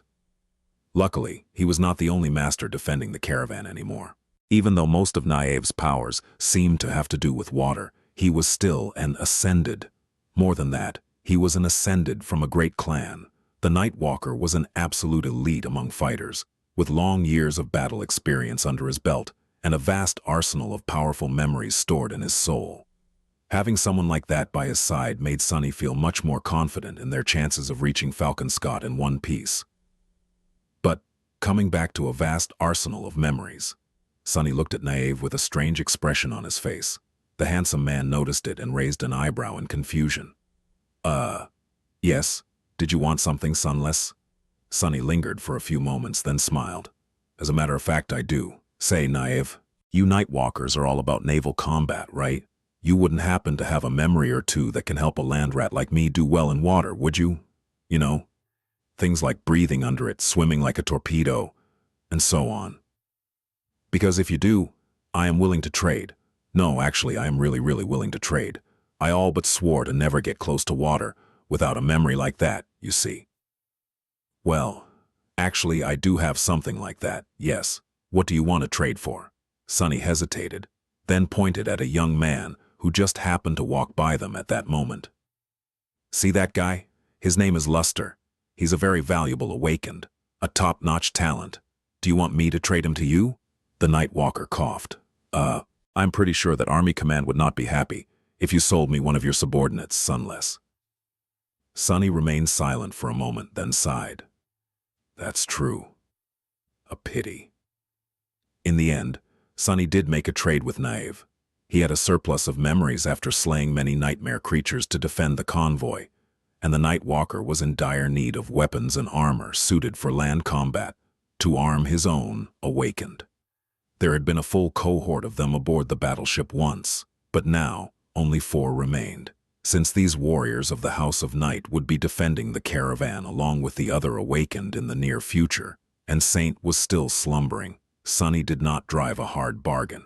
That was how he received 2 new memories, which were meant to cover the gap in his arsenal when it came to traversing and fighting in the water. One of them was a simple, awakened charm that allowed him to breathe underwater. It was called Essence Pearl, and had 2 enchantments. One passively produced air, the other had to be activated and gifted the wielder with the ability to see clearly, as if they were wearing a glass mask. The description of the charm simply stated that breathing was the essence of life, and beauty was its purpose. One had to be able to see clearly to appreciate beauty, and live long enough to enjoy it. How romantic.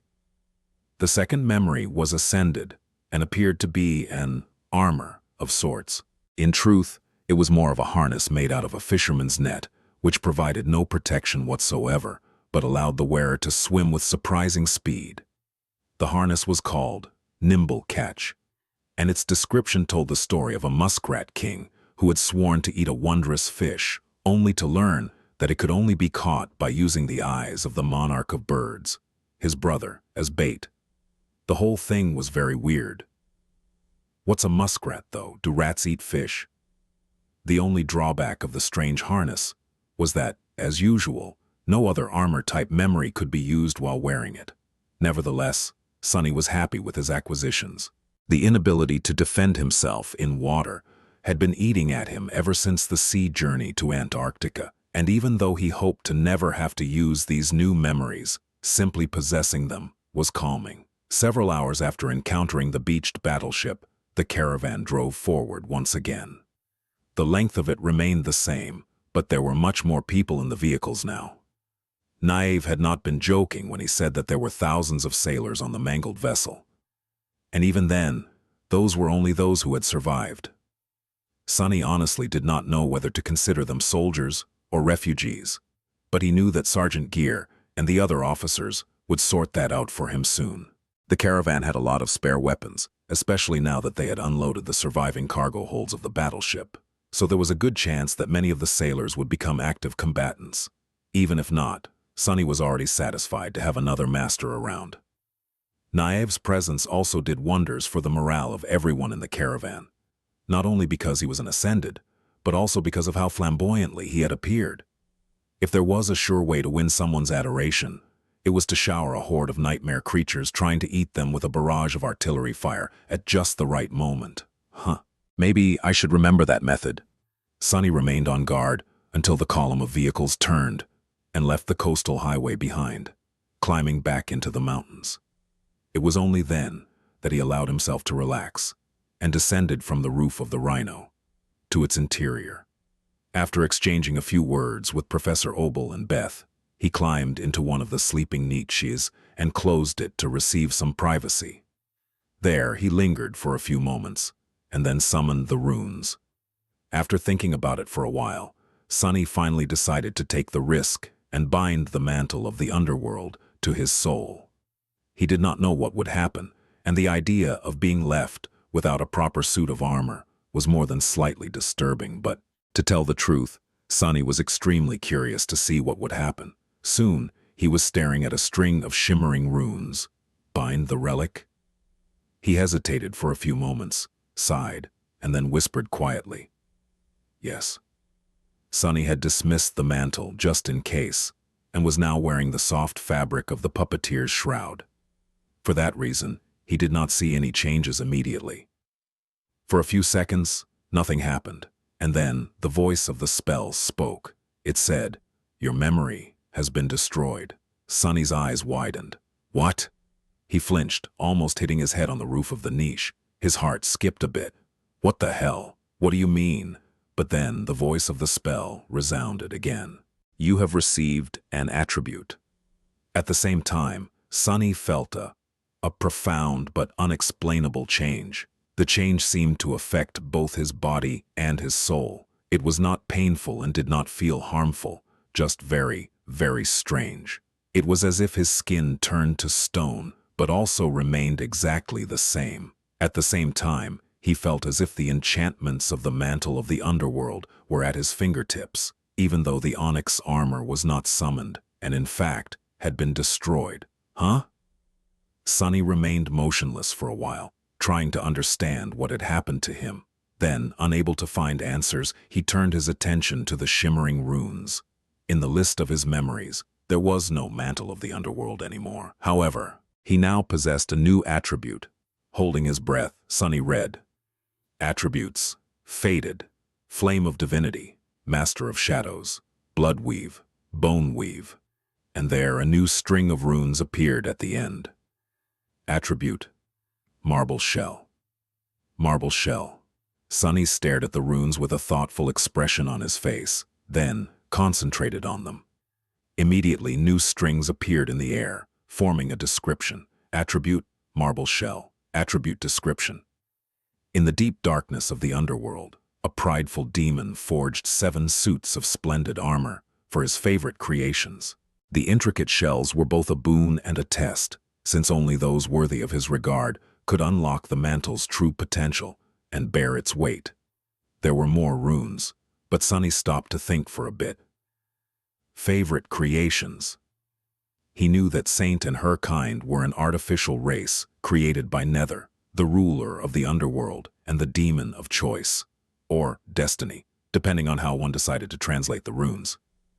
He also knew that Saint's armor bore a strong resemblance to the mantle of the underworld, although it was not quite as impressive. The original stone saint had been one of the smallest and weakest living statues that used to dwell in the dark city. By the time Sunny reached the place of their battle against the fallen attackers, the bigger and more powerful warriors of her kind had already been destroyed, leaving only her, an awakened monster, to finish the fight. What he got from all that was that Saint had only been a foot soldier in Nether's army, most likely. The armor she wore was a true masterpiece of craftsmanship, but not something on the level of the 7 mantles, which had been gifted to the high-ranking officers of the Stone Legion by the Prince of the Underworld. Gods, if Saint is just a foot soldier, then just how terrifying was Nether's army?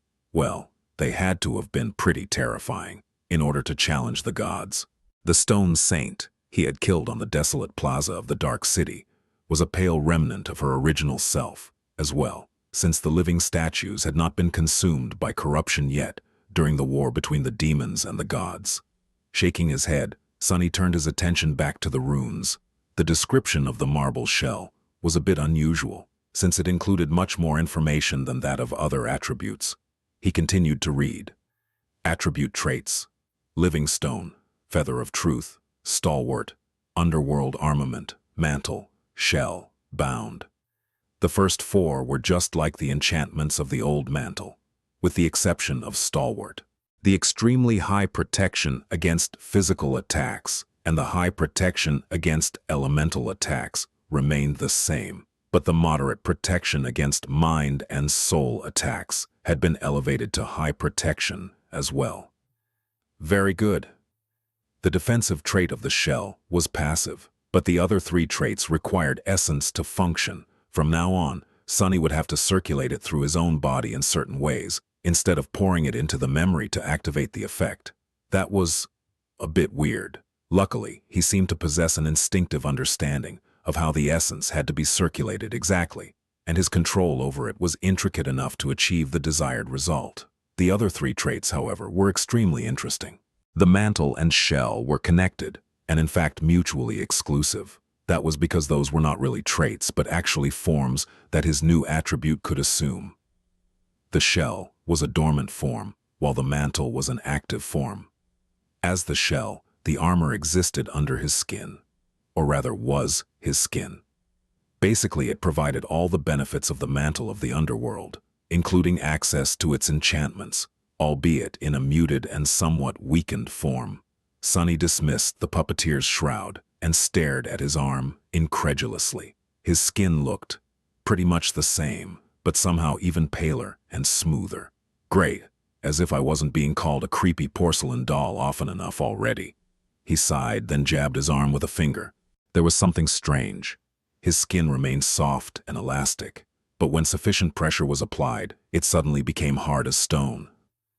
Basically, it was becoming rigid when struck. After a few experiments, which must have looked really weird from the side, he determined that he could control the process consciously, too. That's neat.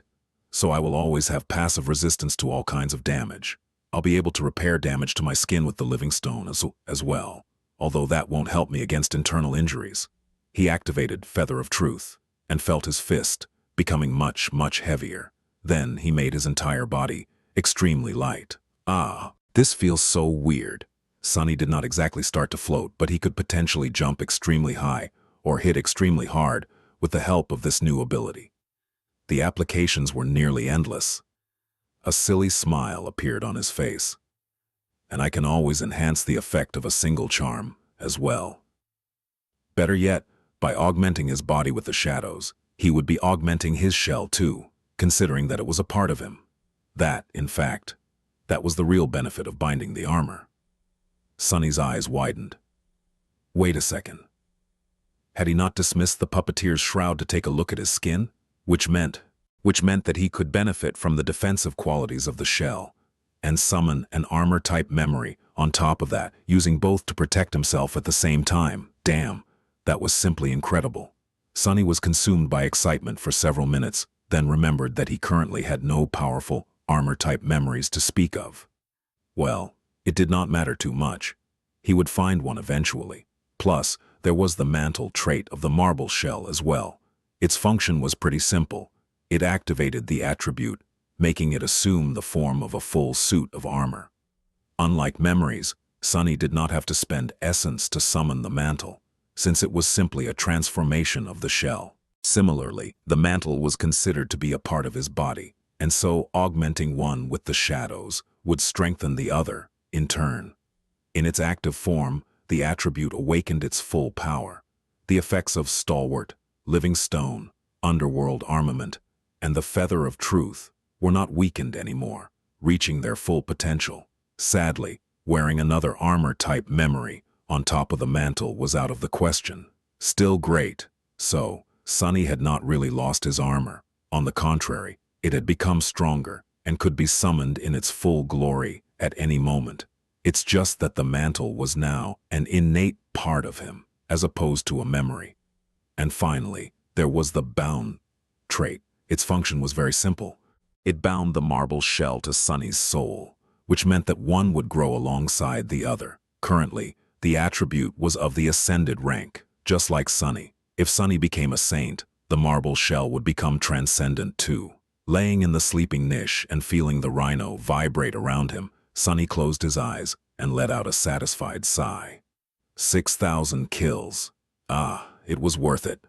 Sunny had planned to catch a couple of hours of sleep, but in the end, he was too mesmerized by the promise of the marble shell to close his eyes even for a second. That new attribute of his was both supremely powerful and complex, which meant that unlocking its full potential would demand a lot of insight and ingenuity. If he did manage to master it, though, laying in the darkness of the sleeping niche, Sunny smiled ominously. What a great present. It should not have come as a surprise, though. The challenge of the Prince of the Underworld had been a steep one. 6,000 defeated opponents. Most awakened, those normal people that did not go out of their way to seek out battle after battle, would never face that many adversaries in their entire lifetime, perhaps. More than that, Sunny suspected that the enchantment had actually had several stages, while he only completed the last one. After all, the counter of vanquished foes had already been filled to some extent by the time Sunny repaired the mantle of the underworld. An ascended armor of the 6th tier, demanding 6,000 kills to rise to the 7th. If the onyx armor had started off as a memory of the 1st tier, demanding 1,000 kills to rise to the 2nd, 2,000 to rise to the 3rd, then it might have taken no less than 21,000 defeated enemies for it to acquire the soul-bound relic enchantment. What a scary number. No wonder the marble shell was such a potent attribute, not to mention its connection to one of the demons. Whether it had been the first lord of the Bright Castle or one of his companions that wore the mantle before, Sunny really owed them some gratitude. Even more of it, to be precise. Regardless of the past, though, there was a lot for him to think about when it came to the future. Sunny instantly understood that the marble shell would drastically, and, most importantly, passively, increase his defensive capability and resilience. Yes, the dormant state of the attribute was a weakened version of its active form, and yes, the living stone trait only allowed him to mend his skin as opposed to his entire body. Sure, he did not currently possess a powerful memory armor to synergize with the shell, but it did not matter. In a sense, Sunny himself was the armor now. What truly enthused him about the new attribute was the possibility of finally breaking one of the most ubiquitous laws of the nightmare spell. In the world ruled by it, attack almost always trumped defense. No matter how tough an armor was, a powerful and well-placed strike from a weapon of a similar rank would most often overcome it. Otherwise, he would have never been able to kill awakened nightmare creatures as a sleeper or continuously challenge enemies that were, strictly speaking, out of his league. Everything had its limits, of course, but generally, that was how things worked. Not anymore, though. Not with what his aspect was capable of. Someone else would have found the marble shell a powerful aid in battle, but in Sunny's hands, it could be so much more. Possibly the most important quality of the strange attribute was that it had become a part of his body, and as such, could be augmented with the shadows at the same time. An ascended armor might be vulnerable to an ascended blade, but with 4 shadows enhancing it. Maybe not. That went for elemental, mind and soul attacks as well, albeit to a slightly lesser degree. Add blood weave and bone weave to the equation, with the living stone on top of it all. Sunny might not be ready to go around slaying titans just yet, but he was halfway convinced that being hit by Goliath would not instantly kill him anymore. And that was just defense. The marble shell had the potential to do wonders for his attack potency and lethality too. The feather of truth had always been an unassuming but insidiously powerful enchantment. Now that it could be applied to his entire body, as opposed to only his armor, though, that really changed everything. Making himself lighter could drastically increase his speed and mobility. Making himself heavier could help Sunny weather powerful blows, as well as increase the impact of his own strikes. Force was heavily dependent on mass, after all, and it was hard to achieve one without the other. The second part of force was acceleration. So, if Sunny could learn how to skillfully weave 2 sides of the feather of truth together, his combat performance would take a significant leap forward. Wearing a light armor on top of the shell would be the most optimal choice in that regard, since doing so would grant him a double layer of protection while not encumbering him too much. Sunny already had some knowledge of how to use the feather of truth in battle, but he was going to need to adjust to its new scope as well as relearn a lot of things, both about the trait itself and about how he approached combat in general. It would demand a lot of time, practice, insight, and most of all, thinking, not to mention perfecting his ability to guide essence in just the right way. However, dismantling and mastering battle styles was something Sunny was exceedingly good at, so he had no doubt that he would see some improvements very soon. A modest improvement was not his goal, though. He wanted to reach a state where using the feather of truth to its full potential was an instinct for him, to make it something that he did not even have to think about to do. That would be a bit harder to achieve. Not impossible, though. Sunny's personal progress in terms of pure combat mastery had been stalled for a while, so now he was actually excited about a new challenge. Shifting his perception to one of the shadows to observe the dark landscape flowing past the moving rhino, he smiled wryly. Luckily, I have a whole continent of nightmare creatures to practice on. Eventually, Sunny climbed out of the sleeping niche and went about the business of managing the caravan. They had made it far into the mountains and were already moving north, toward their true goal. The blizzard was still raging, reducing visibility to almost zero. The landscape was as grim and foreboding as ever. Surrounding areas needed to be scouted, maps needed to be updated, reports needed to be received, and 100 other things demanded his attention. Before getting down to it, Sunny spared a few moments to stare at the gray fabric and lusterless black leather of the puppeteer's shroud. Who could have thought that he would be reduced to seriously using it again after all that time? It sure is much more comfortable than walking around in a full plate of steel armor. Ah, the old me had it good. Actually, not really. Sunny was ready to climb to the roof of the rhino when he noticed Beth staring at him with a strange expression. He lingered for a moment. What? She blinked a couple of times, then pulled her gaze away. No, nothing. Sunny frowned. Just say it, will you? Beth remained silent for a second, then asked hesitantly, Are you wearing makeup? This time it was his turn to stare. What? No. Why would you think that? The young woman gave him a dubious look and shook her head. You just look a little different, that's all. Sunny grinned. Oh. I naturally have the complexion of a marble statue, No makeup involved. Didn't you know? Beth turned away with a sigh and mumbled under her nose. Damned awakened. How is this fair? Suppressing a chuckle, Sunny dissipated into the shadows and appeared on top of the rhino, sighing as the bone-chilling wind smashed into his chest. Surprisingly, though, he was not that cold. His passive resistance to the elements was already making itself known. Without wasting any time, Sunny made himself heavier for better stability, summoned the memory of ice, and wrapped the shadow he kept with himself around his body, simultaneously circulating essence to double the enhancement granted to the charm. A couple of seconds later, he felt even more comfortable. Sunny still sensed a slight chill, but it was in no way bothersome. Additionally, the winds were powerless against him. It was as if Sunny had turned into a small cliff. Summoning Morgan's warbow, he sat down on the roof and closed his eyes. I can get used to this. Their journey to Falcon Scott continued. Traversing the abomination-infested expanse of the Antarctic Center was still hard and dangerous, but with Nieve assisting Sunny in defending the caravan, things became a little bit easier.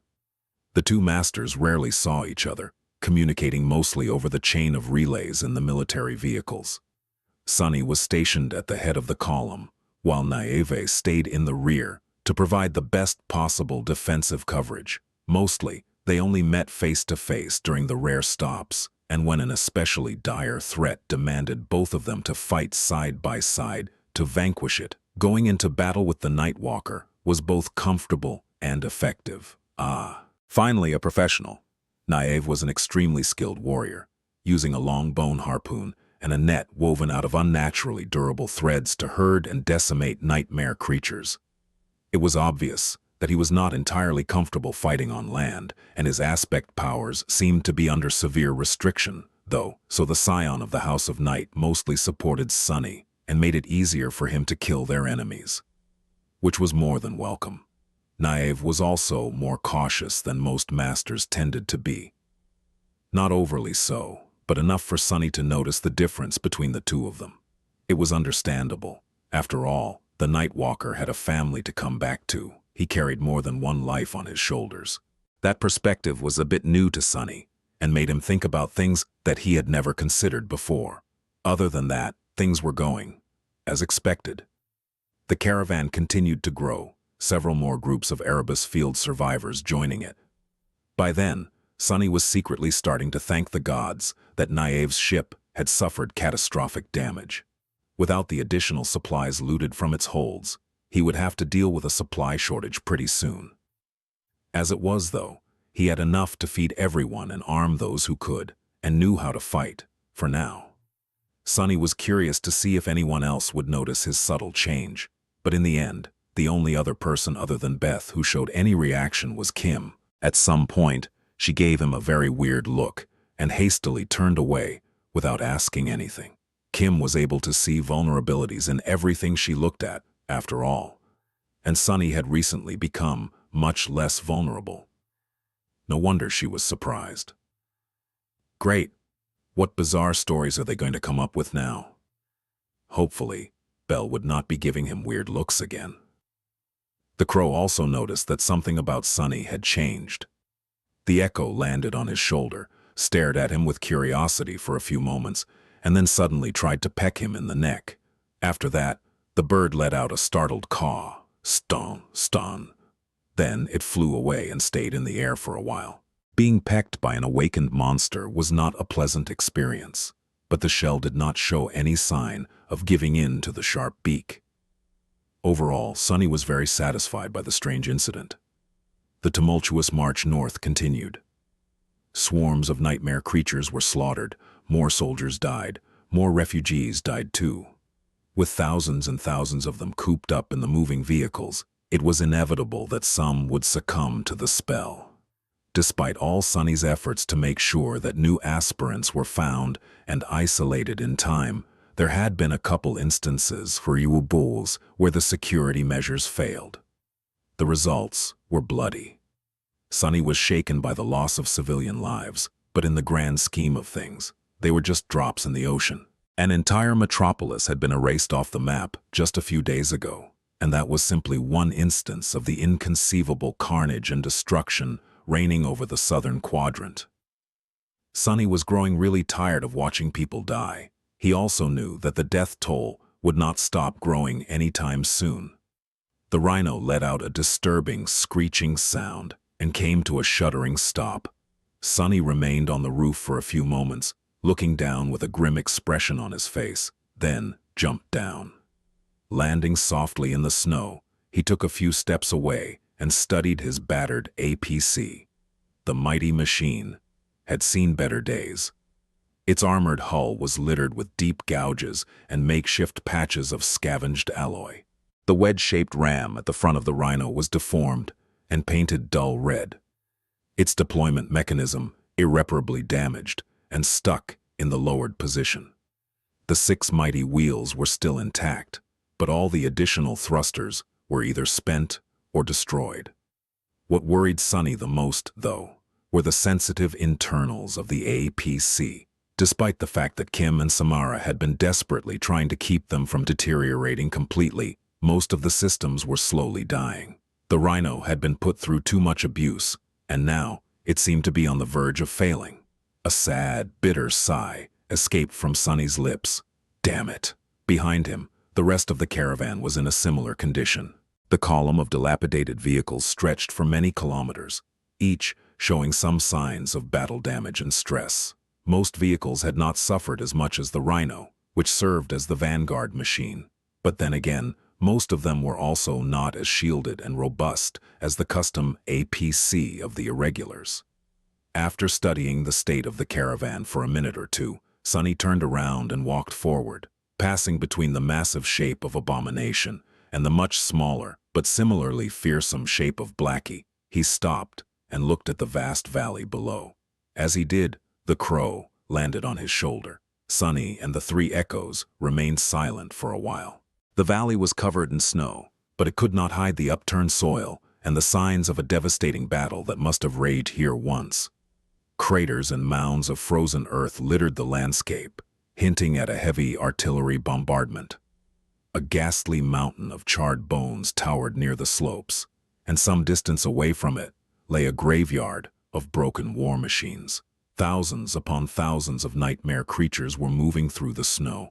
Worse than that, 13 active gates ringed the valley, tearing reality apart.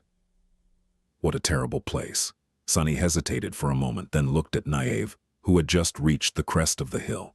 The night walker was looking down with a sour face, his broken arm still resting in a makeshift sling.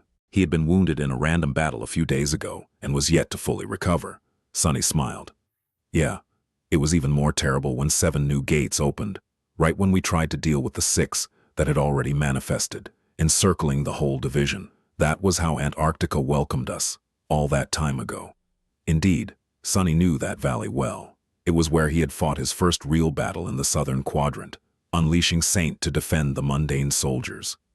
Looking down, he could recognize the spots where he had slain the gate guardians, as well as the spot where the division had burned its dead before moving on. Was he feeling nostalgic? Well, it did not matter anyway. What did matter was that the valley was only a day's travel away from Falcon Scott. They had finally made it. Almost. In the end, it took the caravan 2 weeks to get here.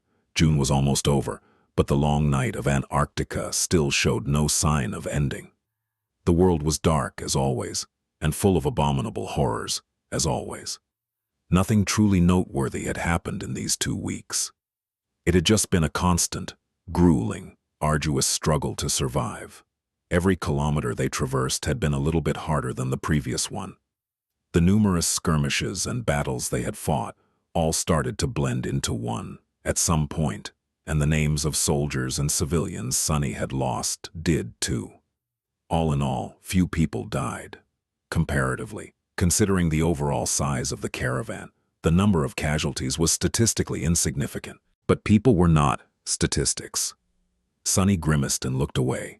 He might have brought most of the caravan this close to Falcon Scott in one piece, but the hardest part was still ahead of them.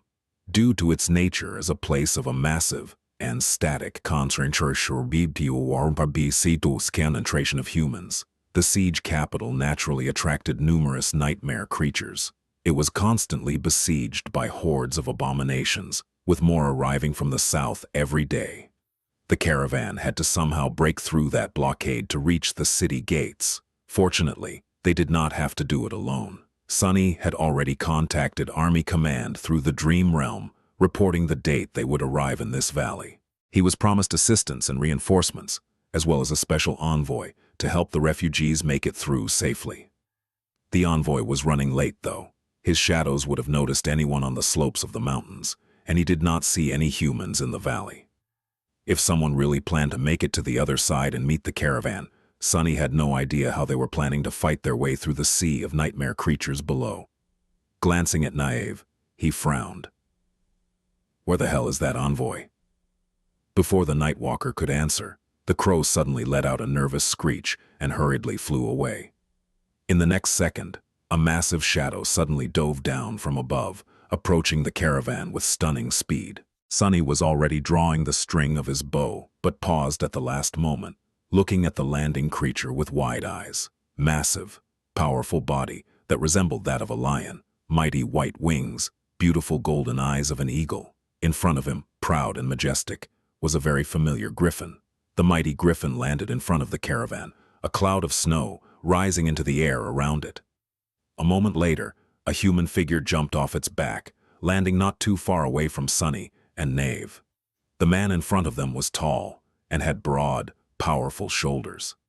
His light armor was crafted from the adamantine scales of an unknown monster, with a blue scarf wrapped carelessly around his neck. His hair was the color of straw, as was his thick beard.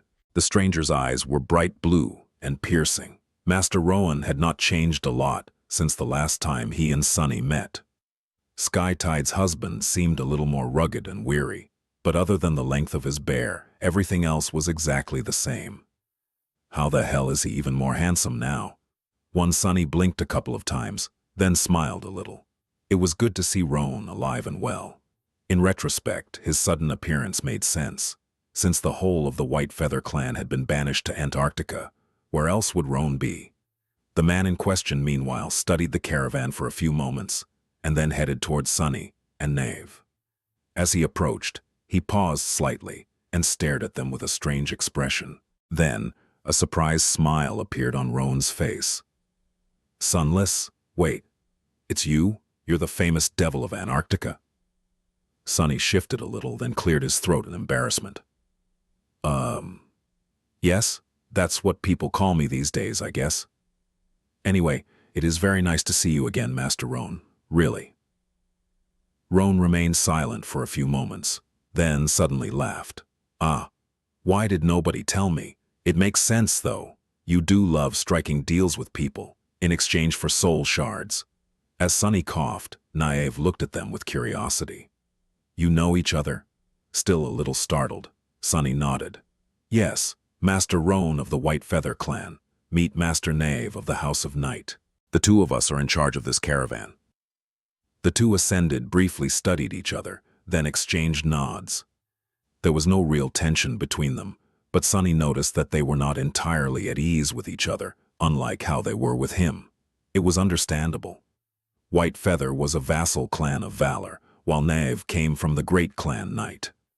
Politically, there was somewhat of a wall between them, which was probably only made taller by the fact that Valor and Song were at war, while the House of Night remained neutral. Would it continue to stay on the sidelines, though? That, nobody could tell. Master Rowan offered a handshake to Naive, then glanced at the column of battered vehicles again. How many people do you have? It seemed that the time for pleasantries was over, and they were about to discuss business. Sunny was extremely motivated to get his people out of the open and to safety as soon as possible, so he was all for it. Looking back, he said, 4,000 soldiers, 30,000 civilian refugees, plus a few thousand shipwrecked sailors. I also have 100 awakened and around 20 sleepers, as well as my own cohort of irregulars. Oh, and a dozen or so echoes between all of us, including a couple of fallen ones. Abomination and Rowan's Griffin were currently having a staring contest, so the last point was self-evident. The handsome master gave him a long stare. You really brought these people here all the way from Erebus Field? Sunny smiled bleakly. Most of them, yes. A few hundred were with me from before that, though. These poor souls have crossed more than 3,000 kilometers in search of shelter. Rowan lingered for a moment, then briefly grasped his shoulder. You did well, Sunless. You did very well. His words were encouraging, but his tone was somber.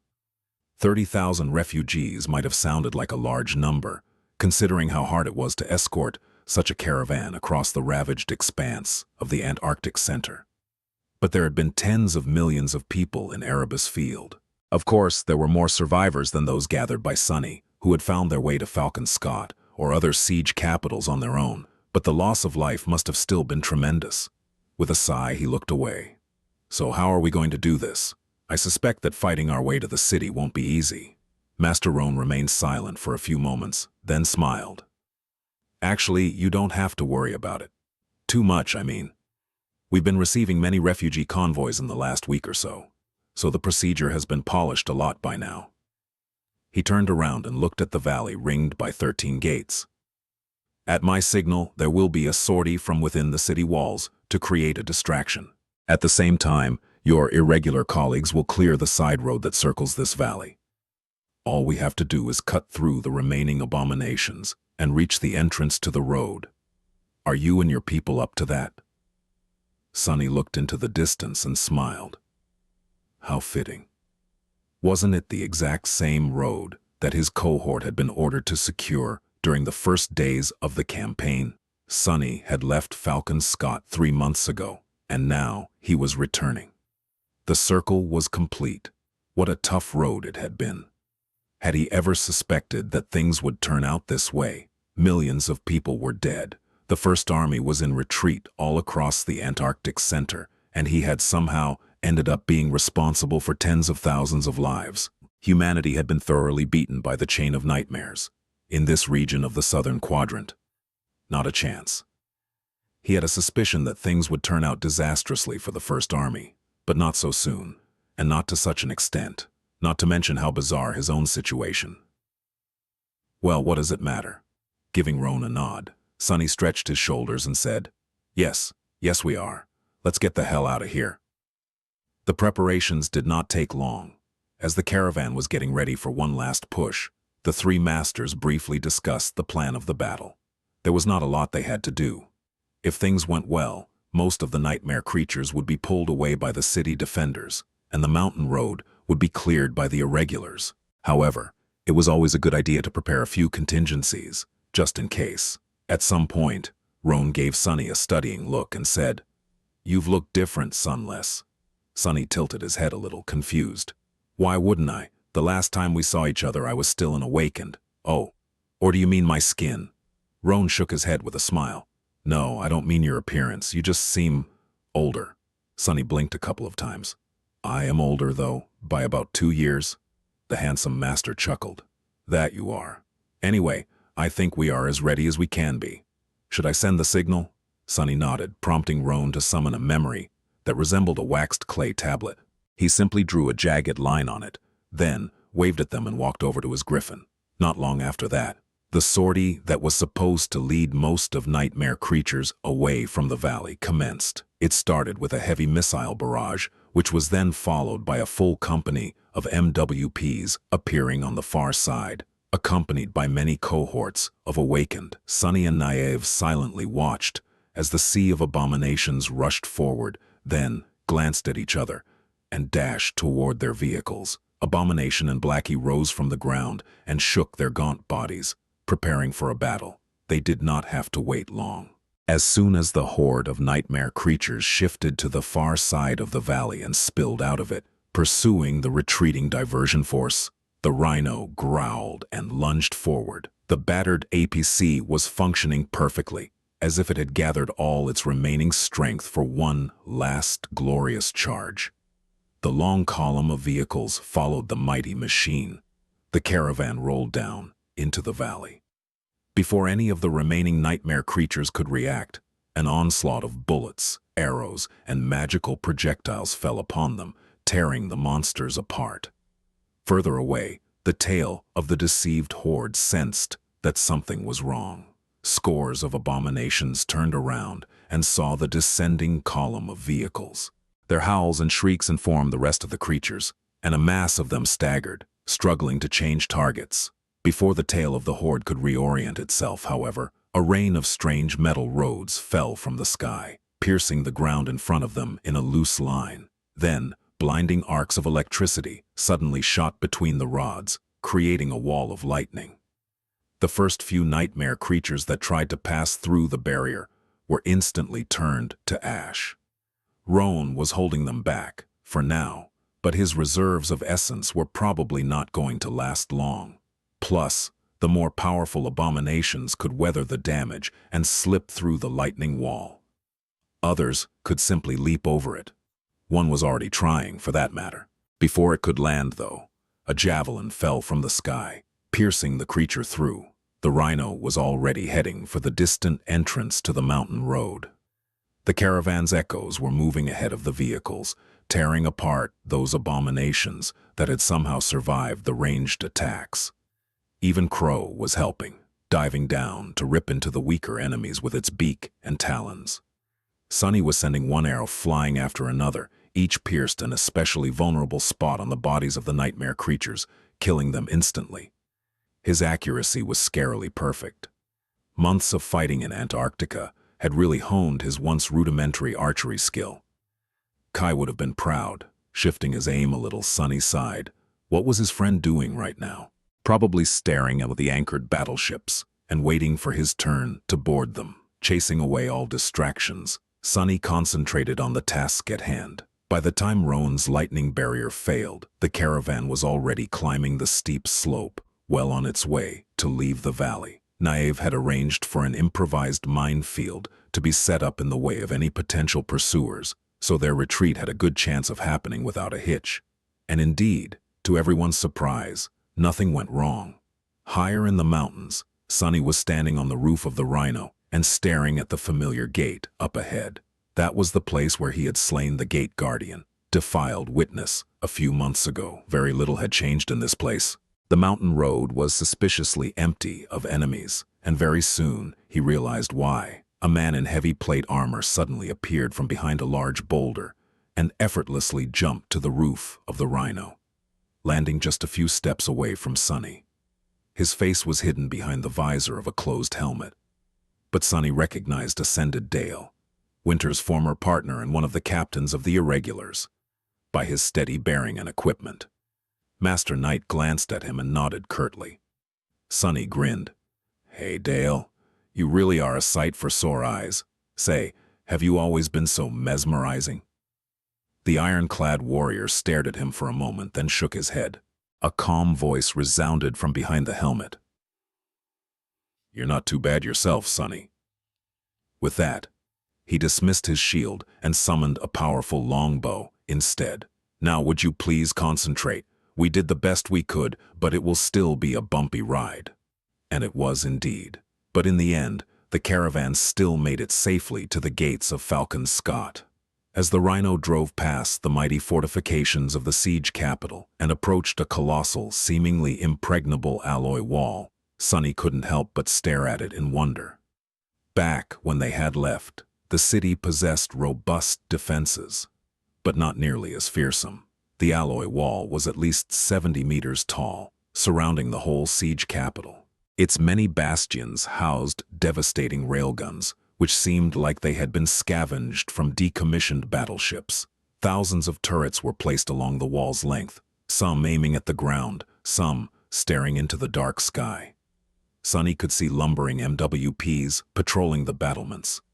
The killing field around the city was littered with countless corpses, most of the abominations utterly torn apart.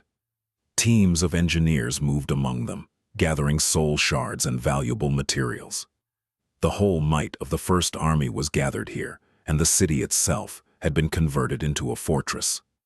On such a scale that Sunny struggled to imagine the amount of effort, resources, and ingenuity that had gone into building these awe-inspiring fortifications. Falcon Scott looked like it was too large to fail. Sunny's whole attention was concentrated on the massive gates of the siege capital. though, which the caravan was currently swiftly approaching. As soon as the shadows of the city wall fell on him, he let out a quiet sigh and suddenly staggered, as if robbed of all strength.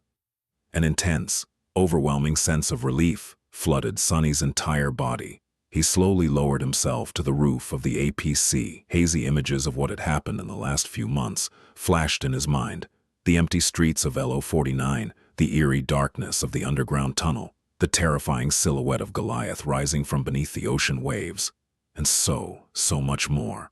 All of that was behind him now. We made it. The gates of Falcon Scott started to open, as if to answer his question. Indeed, Sonny was right. He had finally managed to bring his people to safety. All across the Antarctic center, humans were retreating north, to the last bastion of their kind in this forsaken place. However, humans were not the only ones moving in its direction.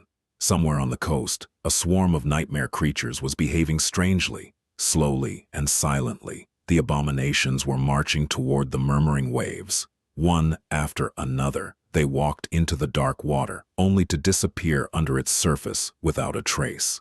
A day later, the same eerie scene could be seen further north. Far away, deep in the mountains, a river of darkness was flowing through a deep gorge. If anyone could take a closer look at it, they would see that the darkness was actually composed of numerous, small, black beetles, devouring everything on their path. The beetles were heading north as well.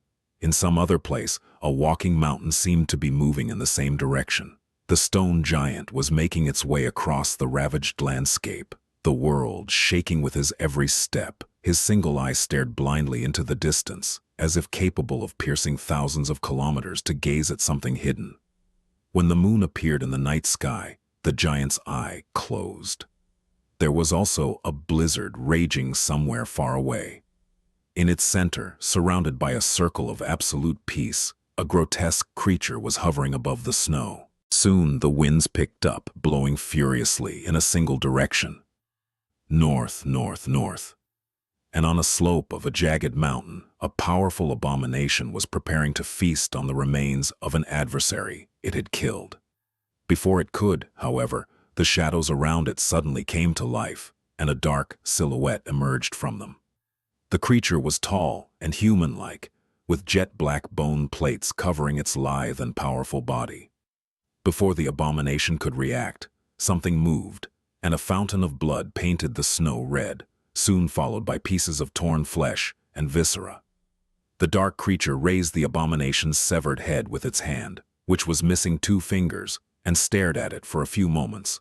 Soon, disturbing crunching sounds could be heard, drowned by the howling of the wind. When the creature was done with its morbid meal, it lingered for a few moments, and then looked north, its eyes burning with cold hatred. Below it, in the distance, a large city sprawled near the ocean. Falcon Scott. Rain had recently turned 16. For every teenager, that was a special date. It signified more than words could describe, because from that point forward, for about 2 or 3 years, they would be vulnerable to the infection of the spell. She had expected to feel a large change within herself, but to Rain's surprise, everything about her seemed more or less the same. The world around her, however, had changed a lot. Her daily routine was exactly as it had been before, but beneath the surface, everyone was acting differently. Her parents tried to hide their fear, but she knew how worried they really were. Her classmates were putting on a brave face, but none of them could act nearly as well as they thought they could. Even the teachers seemed much more subdued. The mood on the streets of the city was subtly different, too. Of course, Rain was not the center of the universe. Most of these changes had nothing to do with her, and were instead caused by the event that had everyone glued to the news portals, the grand evacuation of the southern quadrant. It was a historic event, after all. Granted, none of it had truly affected NQSC. The refugees were yet to arrive, and the danger they were running from was so far away that it did not feel real. It was just that everyone seemed to have an opinion about what was happening, and there were military vehicles on the roads sometimes. There were numerous recruitment posters all around the city, too, encouraging people to enlist in the Second Evacuation Army. The first one was already achieving victory after victory in Antarctica, pushing back the abominable nightmare creatures each day. Anyone who wanted to win glory and help the victorious heroes defend humanity was invited to join the war effort. Or, at least, that was what the news told them. Most people just took the propaganda at face value, believing that the Antarctica campaign was going well. But Rain had a slight advantage over them when it came to such things. Her father worked for the government, after all, and although he rarely talked about his job at home, she had learned a few things over the years. These days, her dad looked very stressed. He looked more stressed with each passing day. And Sunny was gone. Rain had grown accustomed to her eccentric neighbor coming and going as he pleased, sometimes disappearing for long stretches of time. At least she knew where he was. On this occasion, if anything, the idea of Sunny ordering soldiers around was more comical than frightening. Those poor people. She knew, of course, that her impish teacher was an actual aster. Despite Sunny's ridiculous attitude and strange antics, he was an ascended of considerable power. Not just anyone could have been a member of Changing Star's cohort, but still, Lady Nephis, Effie, Knight, all of them were exalted warriors. But Sunny was a scout. Even if he was a splendid swordsman and a cunning tactician, his aspect was not suited for battle, let alone the kind of battles that must be happening in Antarctica. What the hell was that fool doing in the middle of a war? And why the hell was he not answering her messages? Damn it, Sunny, one sitting in class and finding herself unable to concentrate on the lesson. It was just a perfunctory summer course anyway, and everyone was sleepy after an intense combat drill. Rain was staring at the screen of her communicator with dark intensity. Things had been fine at first, but then everything went wrong. When Sunny stopped answering, she had not been too worried. For a couple of weeks. It had been 2 months now, though, and there was still no sign of him. At some point, Rain had grown concerned, and, not knowing what else to do, contacted Aiko. But Aiko simply told her to relax, and that Sunny was definitely doing great somewhere out there. The petite young woman seemed to have a lot of confidence in Sunny's abilities, it seemed. And yet, Rain was ill at ease.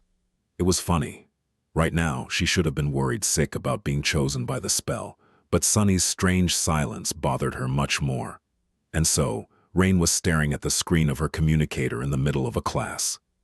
Her message log would have been embarrassing if things weren't so scary. Hey, did you get my last message? Rain to Sunny, hello? Stop ignoring me.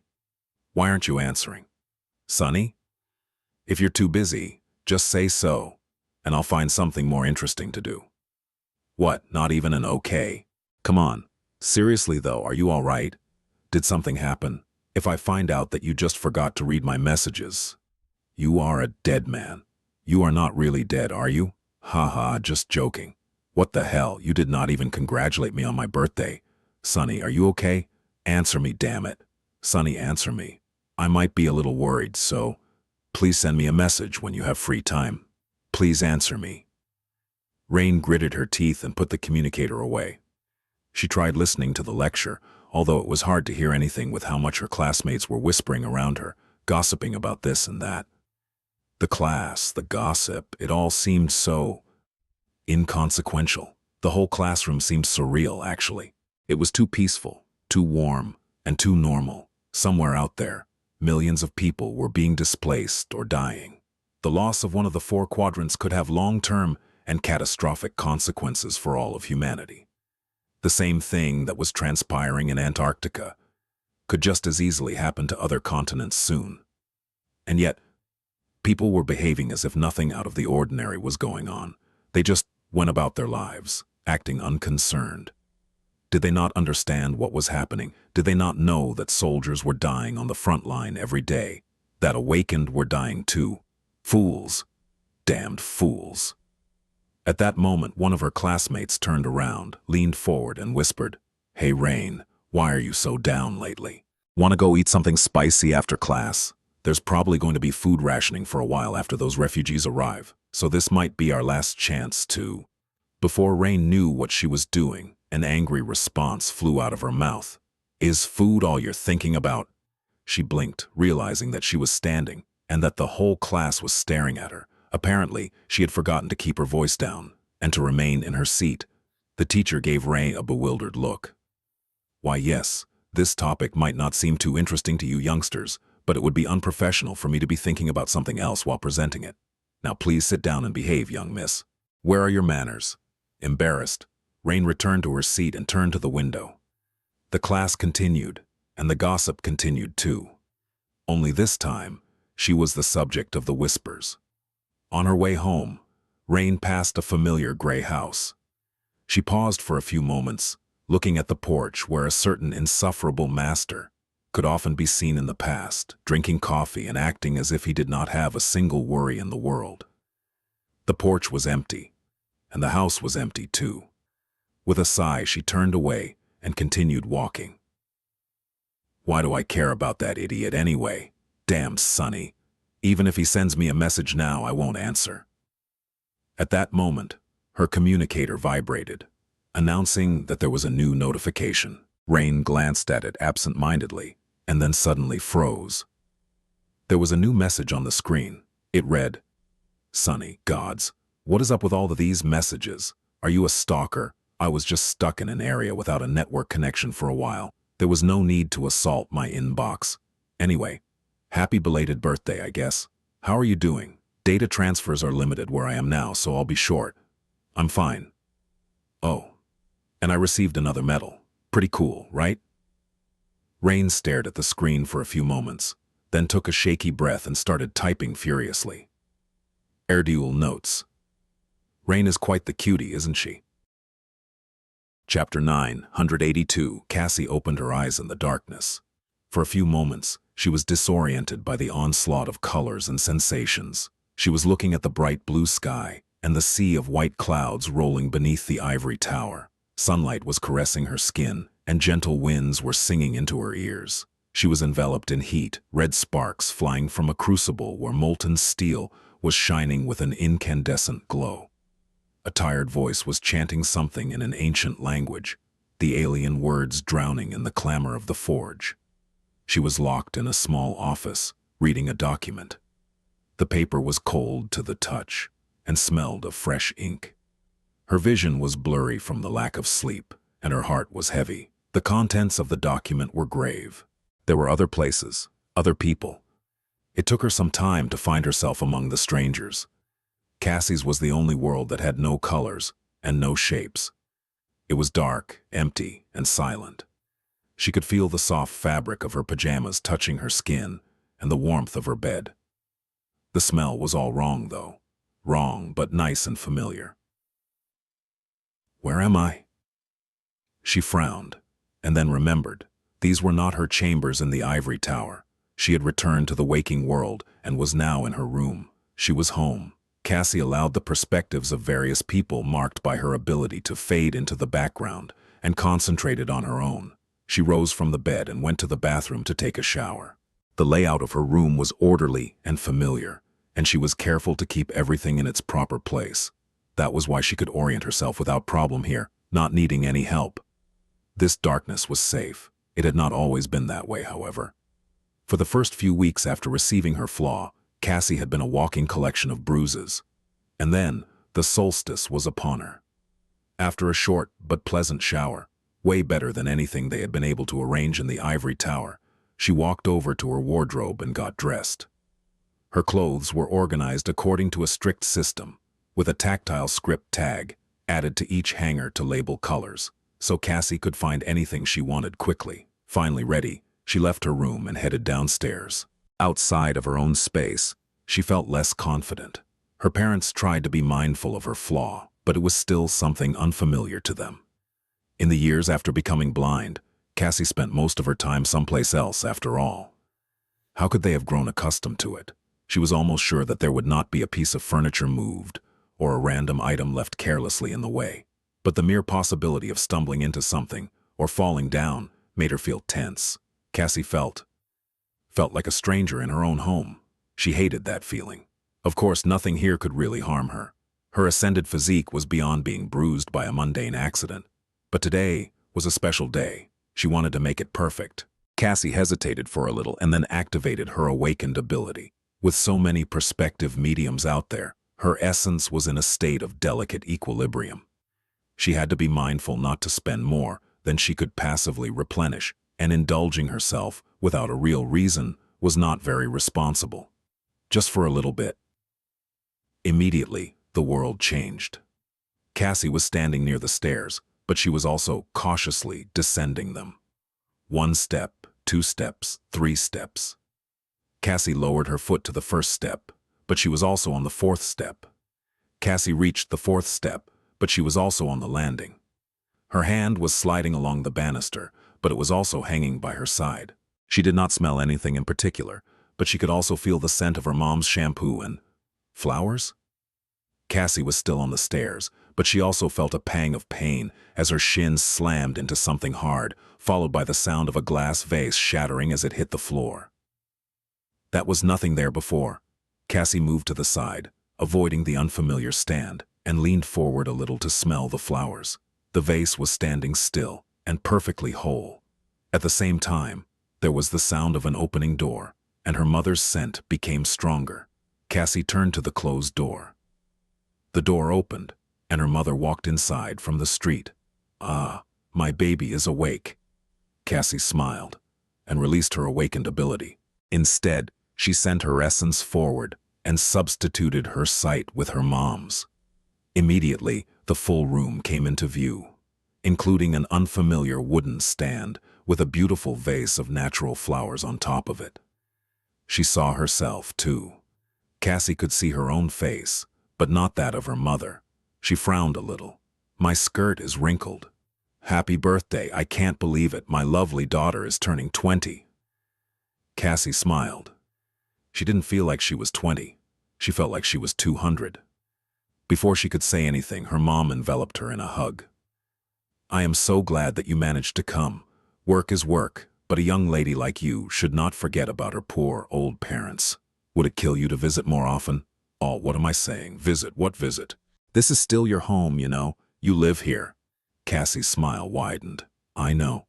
And where are these friends of yours?" "What do you mean? No one is coming to the party. I get it that Lady Nephis might be busy, but what about the others? That young man, Sonny, the one you always mention. Where's he?" Cassie remained silent for a while. "He's busy too. All that daughter of mine is too nice. If it were me, I'd give these so-called friends a piece of my mind. Missing a birthday party is never okay." Cassie just hugged her mom tighter. She couldn't help but cling to her a little longer than she should have. That was because Cassie knew exactly how many more birthdays they would be able to celebrate together. She knew when her mother would die, and how. He knew when her father would die too. She even knew the day of her own death, and where she would be entombed. Cassie knew a great number of things, and because of that, she felt sorry. Fate was not easy to break, and it could not be broken without paying a price. "All right, baby, let me go so that I can cook you a very special birthday breakfast." She reluctantly ended the hug and sighed. "I am not a baby, you know. I'm an ascended already." Her mom laughed. "Who says that an ascended can't be a little baby? Now tell me what you want for breakfast." Cassie masterfully hid her sorrow and put a big, bright smile on her face. "How about eggs? With bacon?" Her mother was already walking to the kitchen. "No problem. We only have synthetic bacon, though." "Will that be all right, Miss Ascended?" Cassie followed, careful not to smash into anything else. "That's the best kind." There was a digital clock in the kitchen, and when her mother glanced at it in passing, the time was 10 in the morning.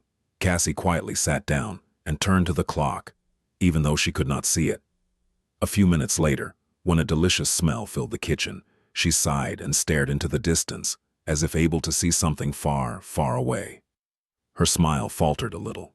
"It is starting then." Falcon Scott was not the largest city in the southern quadrant, but it served an important role. Situated dangerously close to the ocean, it served as an entry point to the Antarctic center. A constant stream of people and cargo used to flow through it, making it the heart of the infrastructure of the region. The city itself sprawled across the foothills of the mountain range, perched on top of tall cliffs. At the bottom of the cliffs, an independent port fortress stood at the edge of the water, surrounded by its own ring of walls. The fortress was much larger and better fortified than the one Sonny had departed the northern quadrant from, and the First Army did not spare any resources to reinforce it even further. The port was connected to the city by a chain of industrial elevator platforms, which could haul a formidable amount of weight up and down. Due to that, the fortress could be supported by artillery fire from the city wall, and even if it fell, the enemy would have to scale the tall vertical barrier of the cliffs under a rain of defensive fire. Not that losing the port was an option in the current situation. Several alloy leviathans were currently anchored near the fortress, swaying on the waves and flooding the dark ocean with a moving beam of powerful searchlights. The city itself was grossly overcrowded, housing 10 times its intended population. After all, remaining siege capitals of the Antarctic Center had been evacuated here. Falcon Scott sheltered close to 200 million people. All of them were waiting for their turn to board the battleships and be transported over the strait to the much better protected expanse of eastern Antarctica, where the First Army was still maintaining a semblance of control. One of the 4 naval convoys had been reassigned to ferry people over, but even with the prodigious capacity of the massive vessels, it was going to take a while. The fact that several of the battleships, like Nieve's former berth and the Ariadne, had been lost to the ravages of the Chain of Nightmares, did not make the process faster. That's more than half of the population of NQSC. Crazy. Sunny was looking at the live image of the city, which was projected onto a false window in one of the offices of the local government's complex. The city shone with a myriad of lights in the cold darkness of the polar night, with the ghostly aurora swirling eerily above. There were too many people everywhere, and most of them looked lost, disoriented, or outright defeated. The larger part of the complex, of course, was located underground, so the window had to be fake. The complex also housed the regional branch of Army Command, which was why Sunny had received instructions to visit today. With a sigh, he turned away from the window, walked to the conference table, and sat down. Sunny was still wearing the puppeteer's shroud, but the difference was that he had been given time to sleep, take a proper shower, and eat a full meal. Much more important than that, the weight of tens of thousands of souls was not pressing down on him anymore. All in all, he looked pretty refreshed. Where is she? He did not have to wait long. A minute or two later, the door opened, and Master Jet walked inside. Soul Reaper looked pretty much the same as she had the last time he saw her. Granted, she was wearing the usual bodysuit instead of battle armor today. The bodysuit. But other than that, it did not seem like the hellish months of the Antarctic campaign had impacted her in a negative way. Noticing Sunny, Jet smiled. Well, if it's not young Master Sunless, valiant slayer of abominations and savior of men, it's good to have you back, Sunny. Sunny forced out a smile in return. Yeah, it's good to be back. How have the last 2 months treated you? Because, I had it a bit rough. Master Jet took a seat at the head of the table and gave him a humorous look. You have no one but yourself to blame. Who asked you to be such an overachiever? I sent you to retrieve 1 man, and you brought me 40,000 instead. I must say, if everyone here had this kind of attitude, the Chain of Nightmares would have been over in a week. Hell, we might have reclaimed America by now. Sunny glanced at her darkly. No thanks. Considering how many refugees were currently in Falcon Scott, 40,000 was not a large number. However, a few of those thousands were actual soldiers, and a couple more were experienced sailors. That was actually significant enough to make a splash, so the news of his return spread far and wide. All of them, both the refugees and the soldiers, also seemed to be very fond of telling tales about the devil's many exploits. Sunny was not entirely sure what kind of reputation he had earned, but he definitely had a reputation now. All throughout the city, people were familiar with his name. For better or worse. Oh, thanks for sending me your crow, by the way. It helped a lot. Jet grinned, but before she could say anything, the door opened again. Winter and Dale entered and took their seats. With only the 4 irregulars in the office, it seemed a bit empty. Sunny looked around. Where are Randall and Jesse? Master Jet lingered for a moment. They're dead. He grew quiet. Oh. Soul Reaper sighed, then picked up her datapad, scrolled through a few documents, and addressed them in a bright voice. Well then, let's begin. There's going to be a big strategy meeting in an hour, for everyone important enough to attend. But before that, I should update you on the current situation. In the next few days, Falcon Scott is going to be besieged by an endless sea of abominations. Our task is simple. We must ensure that it doesn't fall for at least 3 weeks. The situation was both clear and grim. Sunny already knew some of the things that Jet told them, but some were a complete surprise. The First Army was planning to withdraw from the Antarctic Center, taking its entire population with them. The previous plan of hunkering down in a number of fortified siege capitals for gradual evacuation had been abandoned, or rather postponed. It was going to be enacted eventually, but not before everyone was safely relocated to eastern Antarctica. Eastern Antarctica was doing much better than the central region of the quadrant, for a number of reasons. Firstly, it was much larger and more densely populated than the center, with better terrain. That was why the First Army contingent sent there was several times more powerful. The Field Army Sunny was a part of numbered 100,000 soldiers, with around 5,000 awakened accompanying them, or rather had numbered. Now, there was maybe half of them left. The 3 field armies operating in eastern Antarctica, on the other hand, had 300 soldiers and 15,000 awakened, not counting the local forces. If that was not enough, 2 of the 3 saints participating in the campaign were stationed there as well. The emissary of the Song clan and the government Transcendent were both assigned to the larger landmass, with Sky Tide alone responsible for the whole of the Antarctic Center. The chain of nightmares also seemed to be hitting the central region especially hard. Lastly, and perhaps most pivotally, the Antarctic Center was where the winter beast had appeared. That titan alone was responsible for numerous deaths, since its influence had collapsed the communication network across the entire landmass. If it were not for the fact that St. Tyrus was a direct counter to its powers, the situation could have been even worse. Sadly, she could only contain the winter beast, not slay it. In any case, Army Command had decided to cut its losses and concentrate all the remaining human forces in the quadrant on defending a single region. The first detachments of the Second Army were scheduled to arrive at the end of the month, so their decision at least seemed prudent.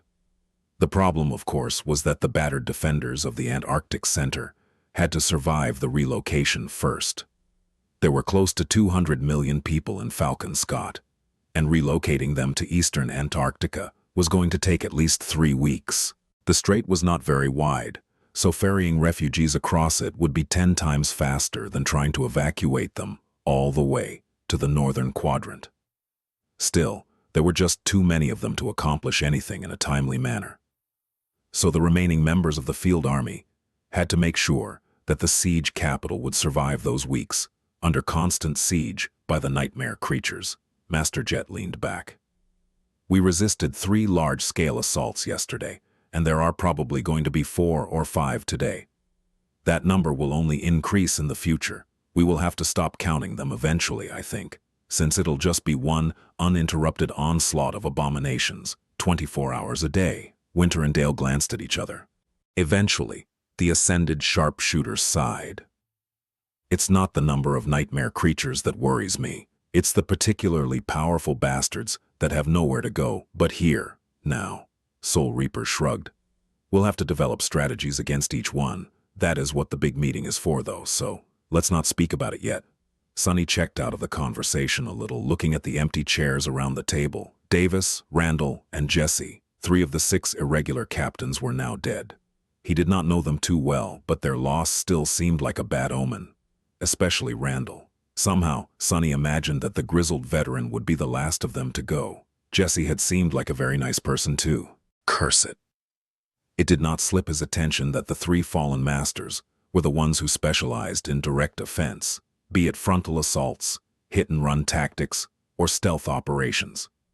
The ones who survived were Sunny, Winter, and Dale, a utility specialist, a ranged fighter, and a defensive powerhouse. If there was a philosophical lesson in all that, he was too disturbed and saddened right now to figure it out. Speaking of that, hey, Sunny, are you listening? Sunny glanced at Master Jet and blinked a couple of times. Yeah, a little. Soul Reaper chuckled, then threw something at him. He caught it, then looked at a small box in his hand in confusion. Opening it, Sunny saw an iron metal with an image of a burning heart etched into it. The metal looked very ostentatious, if a bit solemn. Much more elaborate than the previous one he had received, with the attached ribbon painted in rich red. However, it was made of simple iron, so it couldn't be too valuable. He looked at Master Jet with a silent question, making her laugh. Gods, don't you know anything? That is the order of humanity, Sonny. The highest military honor a person can receive. Congratulations, you are officially a hero. He frowned a little, prompting Jet to smile. And yes, it comes with contribution points. Lots of them. You have also been promoted to Major. That comes with an increased stipend, too. Sonny relaxed, and then looked at the iron metal with a bit of fondness. I do know some things, actually. He doubted that he would be able to use his considerable amount of accumulated contribution points in Falcon Scott, since logistics here had to be under dire strain. Most resources would instantly be distributed to those who needed them, including valuable memories. Or not so valuable memories, for that matter, considering how many new sleepers had to be armed. Once they reached Eastern Antarctica, however, Master Jet glanced at her datapad and sighed. It's time for us to head to a bigger office. The strategy meeting is about to start. Sonny stood up, glanced at the false window one last time, and headed for the door. If we reach Eastern Antarctica, I mean. The next conference room was much larger, and there were even some refreshments for the participants of the meeting. Sonny found the darkest corner of the room to settle in and tore open a packet of sweetened snacks, after making sure that there was no honey involved in their creation, of course. Chewing on something that felt like a dried berry, he glanced around. The most prominent figures of the First Army were arriving one after another. There were a few mundane commanders, but most of them were ascended. Eventually, he counted no less than 21 master, including the 4 irregulars. Naive and Rowan were also present, so he gave them a wave. Master Jet, who was relaxing on a chair next to Sonny, gave him a curious look. What interesting friends you keep, Sonny. He shrugged. What about them? Soul Reaper chuckled. No, nothing. It's just that, here's a room full of government ascended, and the 2 you're waving to are both connected to the great clans. If I didn't know you better, I'd think that you have a bit of a fondness for social climbing, Sonny scoffed. The only climbing I'm fond of is… Actually, never mind that. Weren't you the one who helped me broker a deal to get out of joining Valor anyway? Surely you understand that a precious jewel like me doesn't need connections to earn the favor of a great clan. Hearing Jet laugh quietly, he added with a straight face, Oh, thanks for that, by the way. The mere thought that I could have been living like a prince somewhere in Bastion, instead of spending quality time here in Antarctica, makes me feel slightly nauseous. Who needs luxury when you can have unlimited military rations, right? Winter stared at him from behind her sunglasses and grinned. I did not know that Valor tried to recruit you, and you refused, huh? Was she really ugly? Sonny raised an eyebrow. No, what do you mean? Winter shook her head. I mean the bride they offered, of course, to marry you into the clan. Either she was really ugly, or you are really stupid. Huh, I guess I have my answer. He opened his mouth to retort, but at that moment the door opened and 2 people entered the room. The atmosphere inside instantly changed. The first of them was Saint Tyrus, just as striking a stem as Sonny remembered her. The second was a man with smooth ebony skin and perfectly white hair, his eyes glinting with shades of indigo and deep blue. Sonny had only seen the man once, and from afar, but he knew who the stranger was. Bloodwave, a transcendent of the House of Night. He was in charge of the naval convoy that had delivered the field army to the Antarctic Center, and the Saint Sonny had witnessed diving into the black water as a monstrous killer whale once. Oh, he is also in Falcon Scott? It made sense in retrospect. The naval convoy was assigned to ferry the refugees across the strait, so of course Bloodwave was involved. He was most likely in charge of making sure that nothing destroyed the ships during the relocation. The emissaries of the House of Night were not a part of the First Army, which was why Sonny failed to realize that there was actually a 4th transcendent in the southern quadrant right now. No, there had to be even more, since the other 3 convoys also required a mighty guardian to protect them. Initially, they were not supposed to involve themselves with the ground operation, but the situation seemed to have changed somehow. Sky Tide greeted everyone gathered in the room, then proceeded to take a seat at the head of the table. Bloodwave simply leaned on the wall after exchanging a few words with Naive, forcing a few masters to shift uncomfortably as his presence brushed against them. Sunny felt it too. Oh, too. What an awesome man. As he studied the mysterious saint through his shadows, Sky Tide started the briefing. You all know what must be done. Without wasting any time, Saint Tyrus briefly described the overall state of the First Army contingent, the scope of tasks in front of them, as well as the enemy forces arrayed against them. Her voice was calm and composed, as though they weren't facing an existential threat of dreadful proportions. To be honest, Sunny struggled to imagine Sky Tide losing composure in any circumstance. What would that even look like?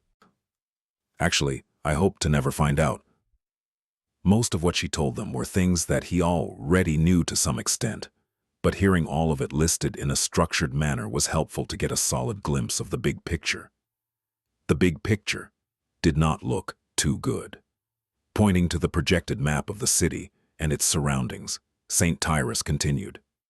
Now that Falcon Scott is the only target in the region, the infighting between nightmare creatures will increase drastically. The terrain limits their approach, which means that various swarms, and tribes of abominations will have to compete with each other for the right to attack the wall. Many will be slaughtered long before they reach us. Her gaze was cold and heavy. So we should not worry too much about being overwhelmed with pure numbers. What we do need to worry about, however, is that only the most brutal, lethal, and powerful creatures are going to make it through. The main purpose of this meeting is to identify priority targets among these creatures and come up with a way to deal with them. St. Tyrus gestured to the projections, where several images replaced the city map. The preliminary analysis shows that these nightmare creatures represent the most acute threat to this city. Sunny looked at the images, feeling a grim weight settle on his heart. He was already familiar with most of them. A cloud of flying vermin devouring the landscape, an unclear image of a river of darkness flowing through a deep gorge, a still image of the LO-49 facility, a hazy drawing of a grotesque beast hiding behind a veil of snow, and a walking mountain with a single inhuman eye, emerging from a sea of incandescent lava to attack a vast city. Sunny sighed. 3 weeks, huh? St. Tyrus waited for a few moments, then spoke again. Some of you have already faced one of these monsters. Master Sunless over there has even survived encountering 4 out of 5. Without prompting, everyone in the room turned to stare at him, their expressions varying from pity to astonishment. He even heard a few whispers. 4, and he's still alive. That kid must be cursed or something. Devil's own luck, huh? Sunny cleared his throat. Ah, yes. Using this moment, I might as well sincerely thank Army Command for giving me the opportunity to complete my collection and get to know the winter beast as well. A wave of laughter spread through the room. Skytide gave him a stern look. I'll mark you as a volunteer then. Before Sunny could protest, she continued. The first target is a swarm entity known as the Devouring Cloud. Our diviners were able to determine that it is not a powerful nightmare creature per se, but instead the remains of one. The Devouring Cloud was most likely a fallen terror, one that had its main consciousness destroyed at some point in the past. The swarm of its brood remains, however, and that is what we need to counter. She glanced at the irregulars. Master Winter, considering your proficiency in range and area of effect attacks, you will be in charge of bolstering the city defenses when it comes to deflecting aerial threats. Winter nodded. After explaining a few more details, St. Tyrus continued. The second target is a creature that was designated as the Heart of Darkness. Not a lot is known about it except for the fact that it is composed of numerous insect-like drones, wielding powers connected to elemental darkness and possibly spatial distortion. The knowledge of this being was brought to us by the first irregular company. That would be Sunny and the members of his cohort, who had been diligently reporting everything about the enemies the convoy encountered during their visits to the Dream Realm. Sky Tide looked in the direction of the four irregulars. The Heart of Darkness has been present in the Antarctic Center since before the Chain of Nightmares. Its rank and class are unknown, but the current theory is that the irregulars disturbed the creature's evolution to Titan. If so, we might have avoided an even bigger disaster. In any case, the people most suited to deal with that threat are, she named 3 unfamiliar First Army Ascended. Apparently, their aspects would work well against a myriad of murderous, darkness-infused beetles. Sunny was happy to hear that he would not have to face the damned insects himself again if things went according to plan. The third target was designated as the Terror of LO-49. Once again, its exact rank and class are unknown, although the creature is most likely to be a corrupted terror. It is responsible for destroying the battleship Ariadne, as well as massacring the garrison of the LO-49 installation. Master Sunless is the only known survivor of the attack, so he is the best person to inform us about this threat. Sunny lingered for a few moments, then shrugged. There's not much to tell. The bastard hides underwater and kills people by luring them into the ocean with immensely powerful mind manipulation. It also places a mind hex on everyone else to make them ignore the victims. That is the pattern of behavior that I witnessed, which is not to say that the creature does not have other means of attack. You can read the details in the reports we submitted. He thought a little and then added, if there is one strange thing about that terror, it is that it emerged from the gate alone. It does not seem to have an entourage of weaker nightmare creatures to defend it either, which might be a vulnerability. Oh, also, there has to be some kind of limitation to its ability to wipe out large groups of people. Otherwise, it would not have waited weeks to kill everyone at LO-49. Skytide nodded. Saint Bloodwave, Master Knave. Since the creature appears to be aquatic in nature, it is going to be your responsibility to hunt it down. The terror cannot be allowed to approach the city. The emissaries of the House of Night simply nodded. Sunny hoped that they had enough mind protection memories. Meanwhile, Saint Tyrus turned to the image of the winter beast. A hint of contempt appeared on her beautiful face. The winter beast was recently confirmed to be a corrupted titan. I can't kill it, but I will contain it. Dealing with the creature will be my responsibility. Many of the people in the room paled at the mention of the creature's rank. Master Roan especially seemed to have a grave expression. Ignoring the somber mood, Skytide turned to the last image, which leaves us with the fallen titan Goliath, the creature responsible for the obliteration of Erebus Field. Do note that as of now, we have only experienced its physical might. The exact nature of Goliath's powers is still unclear, so we do not know enough to determine how to destroy him. The masters grew silent, staring at the frightening image of a stone colossus, walking across a desolate landscape. In that silence, there was suddenly a calm voice. I'll kill Goliath. Everyone turned around, staring at Sunny with confused expressions. He smiled. What? The bastard owes me a new armor, plus I've never killed a titan before. Should be an interesting experience. Most of them shook their heads. This is not a good time for empty boasts, kid. Sunny shrugged. As good a time as any. Saint Tyrus studied him for a few moments, then turned away. In any case. Before she could finish, though, several communicators in the room notified their owners about a received message. Sunny raised an eyebrow. That was unusual. Falcon Scott was still in the area of effect of the winter beast, so there was no network connection anywhere inside the city walls. There was a powerful communication array, though, connected via a chain of special relays to eastern Antarctica. Its bandwidth was very limited and mostly monopolized by Army Command. Sunny had to spend a considerable sum of contribution points to receive a small quota, which allowed him to get in contact with Rain. Still, the quota was small enough for him to have to count symbols when composing messages.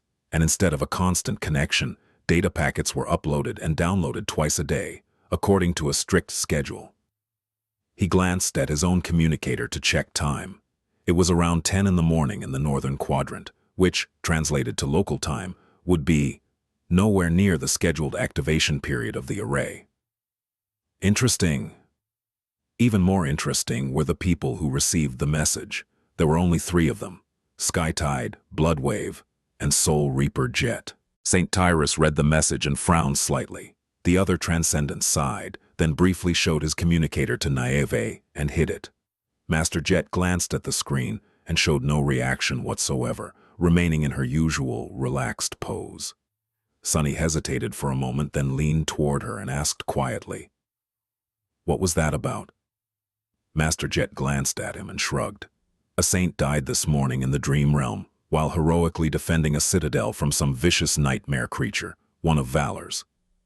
Sunny was taken aback a little. Saints did not die too often. "Some vicious nightmare creature, huh?" Soul Reaper smiled a little. "Yeah. Things are going to accelerate a lot now. Not that it matters to us here. For now." Sunny was sitting on the battlement of the defensive wall, looking at the apocalyptic sight of a giant horde of nightmare creatures advancing on the city. There were so many of them that it seemed as though the ground itself was moving, flowing forward as it seethed and churned. The darkness surrounding the city was chased away by dozens of flare rockets, which slowly drifted down from the black sky like bright falling stars. On the ground, rivers of flame were devouring the carcasses of the abominations that had been slain in the previous assaults. The incendiary mixture burned long and hot, but luckily enough, the stench of scorched flesh could hardly reach the top of the wall. Pillars of smoke rose into the sky, twisting as they struggled to support its weight, and above it all, obscured by dark clouds, ghostly lights of the aurora swirled with shades of crimson. The battle was about to begin. As the advancing sea of nightmare creatures crossed an invisible line, the powerful mass drivers installed on the bastions of Falcon Scott came to life, flashing with electric light as they sent heavy tungsten rounds flying forward with terrifying speed. The railgun fire was accompanied by deafening thunderclaps, making the whole wall shake and vibrate. Even though the tungsten rounds were not explosive, they impacted the horde with enough force to produce flashes of light and a devastating shockwaves that pulverized dozens of nightmare creatures and cut bloody swathes through their mass. The horde, however, continued forward unperturbed. A moment later, the breaches created by the first salvo of the railguns were entirely gone, and the abominations rushed forward with murderous frenzy. As the mass drivers accumulated new charges, the heavy-caliber turrets placed along the wall joined the fray.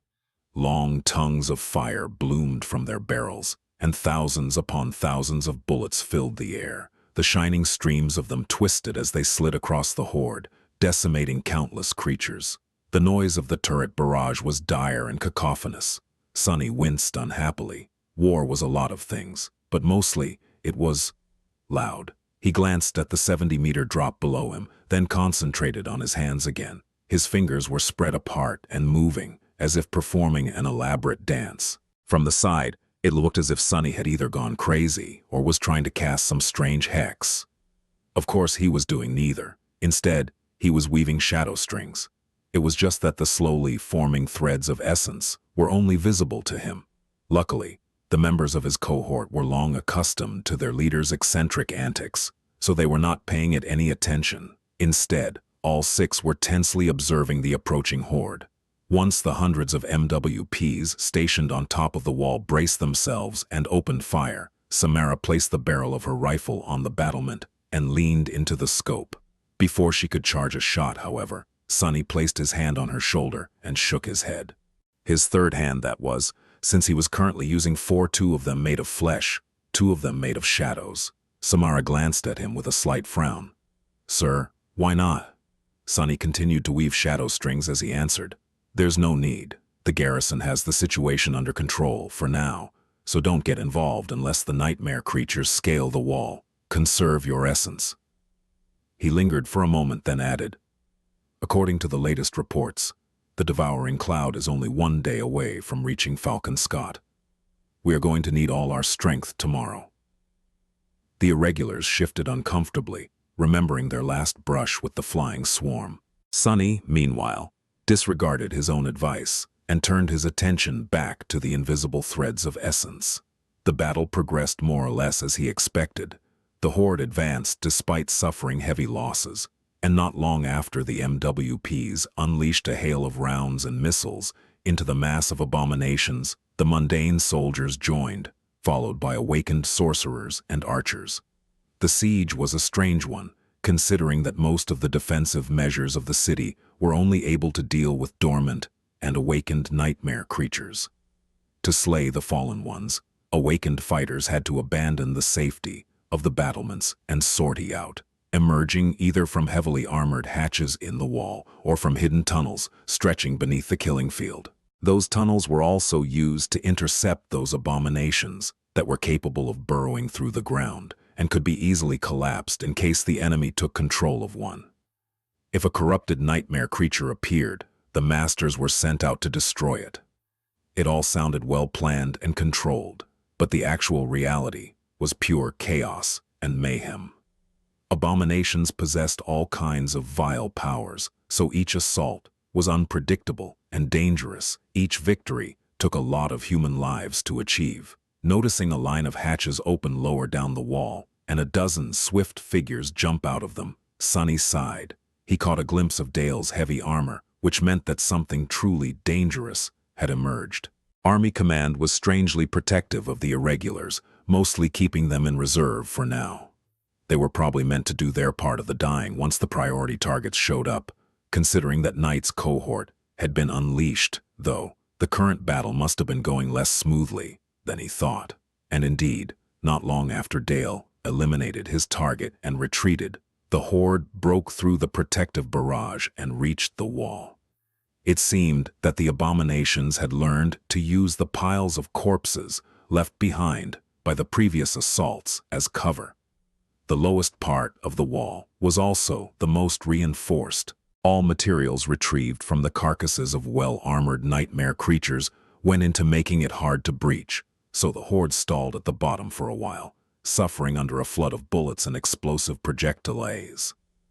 Then, however, the abominations started to pile one on top of another, forming morbid ziggurats of bodies. The ziggurats grew, rising higher and higher as more nightmare creatures climbed the ladders made of writhing flesh. 10 meters, then 20, then 30. Eventually, it became clear that there was a substantial risk that the horde would scale the wall. With a sigh, Sunny paused his weaving and stood up, easily holding his balance on top of the battlement. A black bow appeared in his hand, and an arrow that seemed to be made of lightning ignited on its string. They know how to build siege towers now. Drawing the bow, Sunny lingered for a moment, and then sent the strike of thunder flying down. A moment later, the howls of the nightmare creatures tore through the clamor of the battle, and the spell whispered into his ear like a sonorous choir. The battle raged on. And it still raged on by the time Sunny and his cohort were done with their shift. Or maybe it was already another assault. By now, it was often hard to tell where one attack ended and a second one began. Descending from the wall, the irregulars passed through the busy camp below. Lumbering loaders were racing to send heavy ammunition containers up. Wounded soldiers were being triaged and tended to. Fresh reinforcements were waiting their turn to enter the elevators.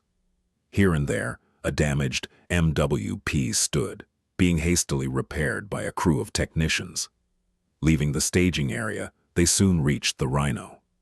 The mighty vehicle was not in the best shape, but it could still be used to get around the city. Plus, while the members of the cohort had decided to bunk in comfortable barracks, Sunny chose to remain in the familiar APC. He had even learned how to drive it. Well, more or less, from Luster. "Are you coming with us, Captain?" "Oh, sorry, Major." Kim looked away awkwardly after asking the question. Sunny simply shook his head. "Not today. I have a couple of errands to run, so just take the Rhino to the barracks and then park it in the usual spot." "Oh, and rest well. Tomorrow is going to be a long day." Although the cohort had ended up not doing much today, everyone was still tired. They quickly drove off, leaving Sunny alone. Day 4 of their stay in Falcon Scott was coming to an end. Circulating his essence to fasten its replenishment rate, Sunny walked for a few minutes, breathing in the cold air as the hum of distant explosions washed over him. Then he jumped on the step of a moving transport and allowed it to carry him closer to his destination. The vistas of a city at war floated past him, too many refugees crammed into too few buildings. Everyone was doing their best to create some sort of passable environment for themselves and their neighbors. But there were a lot of problems too. Most of these people were shaken and traumatized, some very close to breaking down. There were a lot of conflicts and violent outbursts, and even more dark feelings. There were a lot of nightmare creatures being born from the bodies of failed aspirants as well, since the spell ran rampant among the refugees and there were not nearly enough soldiers to find all the infected before the worst happened. A suffocating atmosphere of fear, tension, and sorrow permeated the air, and yet people lived on. Their resilience and adaptability triumphed over everything, allowing them to endure and even find moments of happiness in this hell. Sunny saw plenty of smiles, heard plenty of laughter, and witnessed many small details of how the refugees were handling their changed conditions while looking forward to being evacuated. They still have hope. Eventually he jumped down and walked the rest of the way on foot, reaching a section of the staging area where large white warehouses stood in several rows, surrounded by a mass of activity. That was where scavenged materials were being processed and refined for the use of the First Army. A tired-looking engineer met him at the gate. "Major Sunless?" Sunny nodded and allowed the man to lead him toward a particular row of warehouses. "Yeah, we received your request. The approval came fast enough, so as long as you have enough contribution points, you can cut a good chunk for yourself. Not that I know what you need it for. Usually it's the mundanes we arm with processed material that dream of wielding memories, not the other way around." Sunny smiled.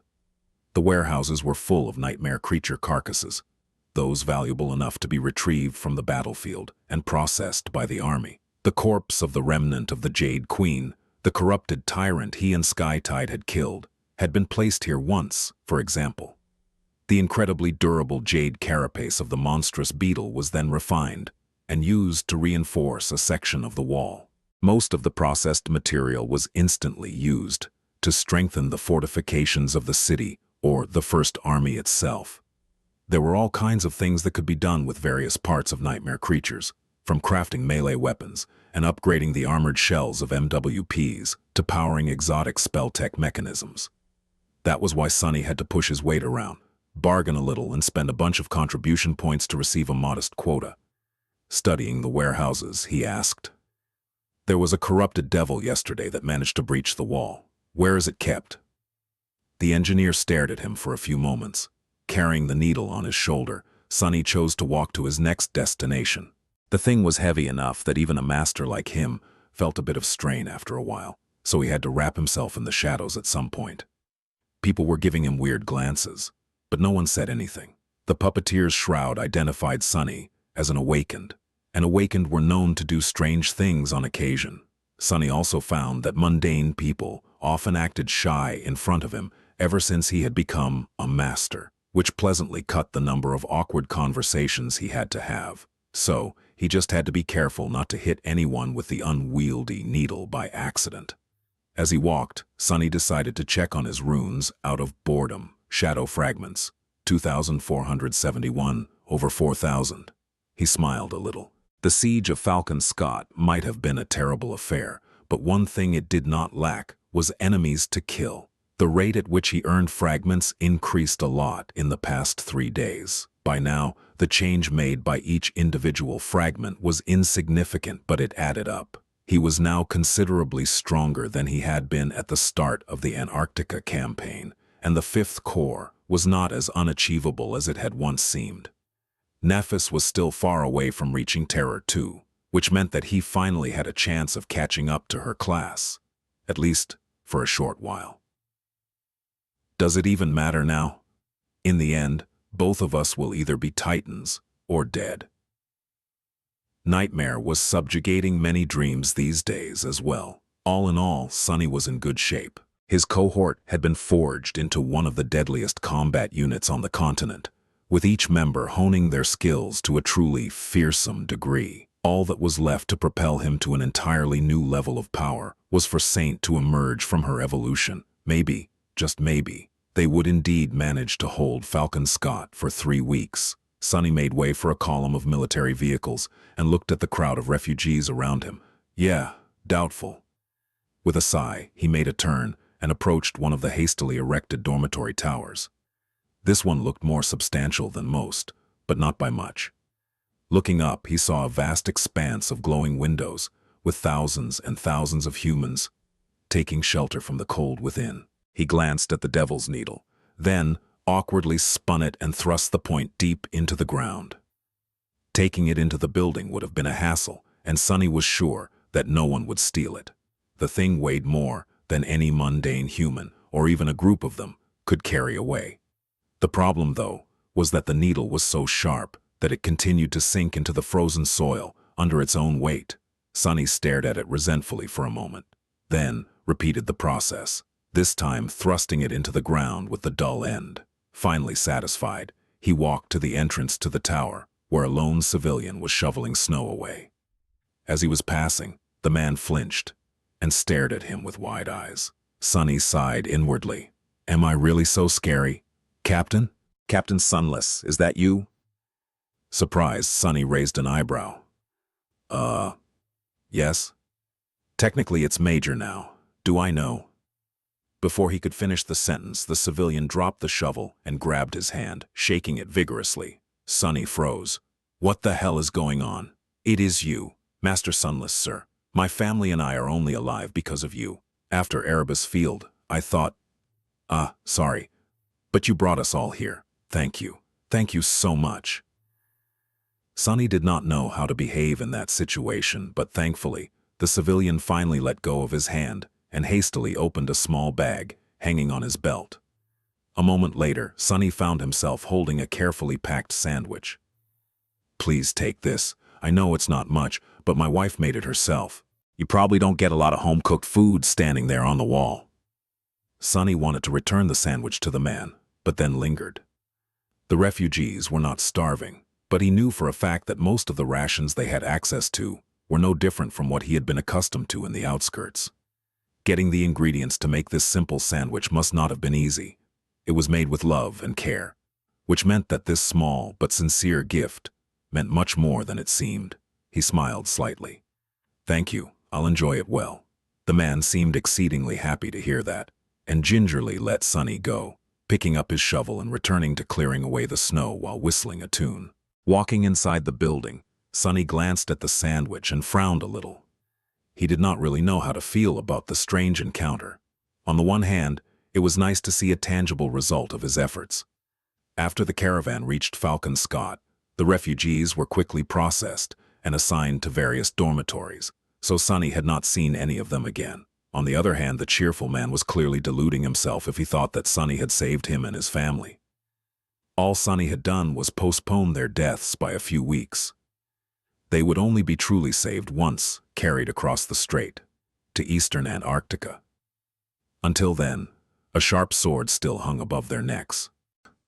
All the more reason to hold the damn wall for as long as we can, then. Suddenly thoughtful, Sunny used an elevator to descend underground and approached a particular door. A few moments after he knocked, Beth opened it and gave him a long look. Oh, it's you. He raised a hand with a wide grin. I brought sandwiches. Well, a sandwich. She stepped aside to let him in and turned around. Professor, your favorite awakened is here. Sunny dismissed the boots of the puppeteer's shroud before coming inside. That small action made him feel strangely nostalgic. Civilian life. How come I barely remember what it is? Sunny had no particular reason for this visit, apart from simply wanting to check on how the old man had settled in. From his first impression, the dormitory apartment was too small and bare bones for someone of Professor Obel's stature. There were 5 compact bedrooms connected to a shared living room, kitchen, and bathroom, with 3 of the bedrooms occupied by other people. He could hear a child's voice behind one door, which meant that there might have been entire families of refugees living here. In that regard, maybe the fact that the professor and Beth each received an entire room for themselves was already a privilege. Still, what the hell? Maybe he should not have been surprised. Professor Obel was indeed a distinguished scientist who had made great contributions to humanity, but the Antarctic Center was the administrative center of the whole quadrant. With 200 million people concentrated in Falcon Scott, there must have been a whole lot of distinguished people waiting for their turn to be evacuated. Beth led him to the kitchen and put a kettle on the stove. Now that they were not busy trying to keep the caravan from falling apart, Sonny noticed that the young woman looked a bit haggard in comparison to how she had been at LO 49. There were dark circles under her eyes, a slight uncertainty to her movements, and a grim slant to her brow. Beth's temper, however, had not changed one bit. "Tell me straight. Is the wall going to hold?" Sonny lingered for a bit, stumped by the frank question. "How should I know? Sure, it is going to hold. Until it doesn't." Beth scoffed, pouring synthetic tea into 3 cheap alloy cups. "And yet you seem to be terribly calm." Sonny scratched the back of his head in confusion. "Do I seem calm? Well, I guess I am. I mean, what's the worst that can happen?" The young woman stared at him with outrage. "Death. You can die." He thought about it for a few moments. "I'd rather not die, of course, but death is definitely way better than some other things, believe me." Sonny had lived through several ghastly experiences himself, and still remembered a few of the harrowing nightmares he had been subjected to by his shadowy steed. It seemed that he had developed an abnormally high tolerance to pain and fear somewhere along the way, without even noticing. Of course, his aloofness would look strange to a mundane person. Sonny opened his mouth, thinking that he should probably try to console Beth somehow, but at that moment, Professor Obel finally appeared, sparing them both a moment of awkwardness. "Ah, Major Sunless, how nice of you to spare time for this old man." The 3 of them settled behind a small dining table, enjoying tea. At first, Sonny was the one doing most of the speaking. "So, city defenses are in good condition for now. But we expect a big assault tomorrow.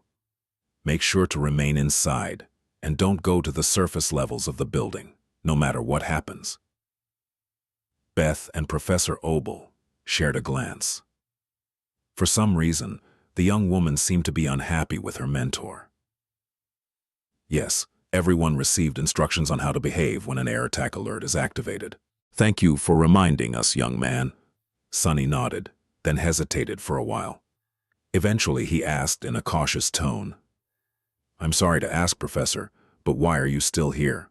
I would think that you would be put on the priority list for the evacuation." Every civilian in the city was designated as a member of a certain group, each having a different value.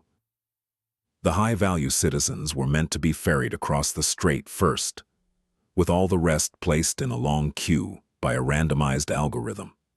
Various factors could affect one's weight in the algorithm, though. Families with young children had a much better chance of being placed higher, for example, while people with genetic defects would be placed lower. Citizenship level also affected the algorithm, which meant that non-citizens from the local version of the outskirts would be evacuated last. Figures. 1. However, none of it had anything to do with Professor Obel. By all accounts, he should have been on one of the first ships out of the harbor. The giant vessels had been coursing between Falcon Scott and eastern Antarctica for several days now, bringing many millions of people away. Beth gave the old man a scathing glance. "Yes, Professor, why are you still here?" Before he could say anything, the young woman turned to Sonny and said with indignation, "Believe it or not, the professor gave up his position on the priority list, saying that he wouldn't leave without his assistant. And since I have nothing to do with the high-value group, we are both stuck in the standard selection group now. Gods only know when we'll be assigned a placement in the queue, let alone get to leave." Sonny blinked a couple of times. "Is that true, Professor?" The old man looked down in embarrassment. "Oh, you kids don't understand. I am an old man, you know. My bones still hurt from the long weeks spent on the road. Can't I rest a little before jumping on a ship?" Beth scoffed, and this time Sonny was inclined to agree. What kind of bullcrap reason is that? There was obviously something deeper going on. Hopefully, the professor simply did not want to leave Beth behind, which was already stupid. If he was on some self-sacrificial mission, though, Sonny had to set him straight. He opened his mouth to say something, but at that moment the kid he had heard earlier barged into the kitchen, holding a makeshift toy in her hands. Grandpa Obel, it broke! Professor Obel gave Sonny an apologetic look, then smiled at the child and picked up the toy. What? It broke all by itself, huh? Well, don't worry. I'll fix it up again. Your friend is going to be as good as new in no time. Sonny stared at the two of them, then said in a subdued tone, Professor, there's a difference between being brave and being suicidal. You have to get on a ship as soon as possible. The wall is not going to hold back the enemy much longer. Not everyone will. The old man patted the child on the head, then simply looked at Sonny and smiled. All the more reason for the army to make sure that it holds for as long as possible then. It's not as if we're not trying. Wait, isn't that what I said myself? Sonny winced, then finished his tea in one gulp and stood up. I guess you are right. I'll be going then. He glanced at Beth. Contact me if you need anything. With that, Sonny left the small apartment and returned to the surface. Picking up the devil's needle, he grunted and put it back on his shoulder. Damn professor. As if I don't have enough headaches already. Grumbling quietly, Sonny carried the heavy needle as he headed toward the distant barracks. Sonny found the rhino without any problem, since it was parked near the military barracks. Getting the corrupted devil's needle through the main hatch had turned out harder than he had expected, so he ended up climbing to the APC's roof and lowering it through the upper hatch there. Eventually, though, he found himself inside the dark, silent interior of the slumbering machine. It was a bit weird to see the rhino so empty, but not unpleasantly so. With the whole APC to himself, Sonny felt as though he could relax and took off the mask of the confident commander that he was forced to wear in front of most people these days. Ah, that damned thing is so heavy. He dragged the needle to the armory, dropped it on the floor, and returned to the lounge area to take a quick shower. Then, feeling fresh and rejuvenated, if a bit sleepy, he summoned the endless spring, plopped down on a couch, and put his feet up, using the shadow chair as a footstool. Sonny took a sip of cool water, then carefully unpacked the sandwich and took a bite. The sandwich, indeed, had been made with love. It was truly tasty. Mentally thanking the generous refugee, Sonny enjoyed his meal in peace. It was going to be his last opportunity to rest tonight, so he made sure to chew as slowly as he could. Very soon, however, the sandwich was gone, and it was time to get to work. Sonny closed his eyes, sighed, and walked to the rear section of the vehicle. There, a small pile of memories lay on the holographic table of the command suite. Sonny summoned a few more, dropped them into the pile, and counted everything. A small grimace appeared on his face. Sonny had not only been keeping watch on the wall the past few days. After reaching Falcon Scott, which had become the hub of everything in the Antarctic Center, he had been very busy, spending all of his contribution points as well. Getting good memories was hard, but luckily, he was once again going for quantity over quality. Additionally, Sonny had no reason to stick to the official channels. Receiving anything through the Army requisition system was a tough and slow process, especially with the network being down most of the time, so he just traded his points directly to the awakened soldiers for the memories that were useless to them. He had even hired a few sleepers from the caravan to be his errand boys, which made the whole process faster. Not fast enough, though. Shaking his head, Sonny departed the pile of memories alone, cleared some space on the table, and summoned two weapons. One of them was his old and loyal Tachi, the Midnight Shard, and the other was Morgan's warbow. Sonny concentrated for a moment, allowing his gaze to peer through the surface of the two memories. The intricate tapestry of ethereal strings hidden inside them was vast and mind-numbingly complicated. He could already feel a hint of a headache coming on. Sonny was trying to do something that he had never done before, a few things actually. Firstly, he wanted to recreate an ascended enchantment, which were much more expansive and complex than the awakened and dormant ones he had mostly copied before. Secondly, he wanted to disassemble the structure of a particular enchantment into its basic elements, then heavily modify one of those elements and turn it into an independent enchantment of its own. And lastly, he wanted to create a functional memory from scratch, that he had done on many occasions before, but only in the most rudimentary form. The first two steps were already hard enough, but it was the last one that had turned unexpectedly troublesome. As Sunny had discovered out, not all materials had the capacity to sustain powerful enchantments. They would simply disintegrate under strain or be torn apart by the raging essence. He needed refined material to create a powerful memory, hence the needle of a corrupted devil. Since Sunny was planning to use transcendent soul shards, nothing less would do. Actually, he wasn't really sure if the needle was good enough for his purposes either, but it was his best bet. Sunny studied the weave of ethereal strings and at the same time wove essence threads of his own. He was going to need a lot of them, so there was no time to waste. Minute passed after minute, merging into hours. Sunny continued sitting motionlessly in front of the two memories, with only the fingers of his four hands moving in the air. Eventually, his deep concentration was broken by the sound of an incoming call. Sunny lingered for a few moments, then slowly shifted his gaze to the communicator. As soon as he pressed on it, Master Jet's face appeared on the screen. She was chewing on a piece of roasted monster meat, seemingly very hungry, or in a hurry to finish her meal.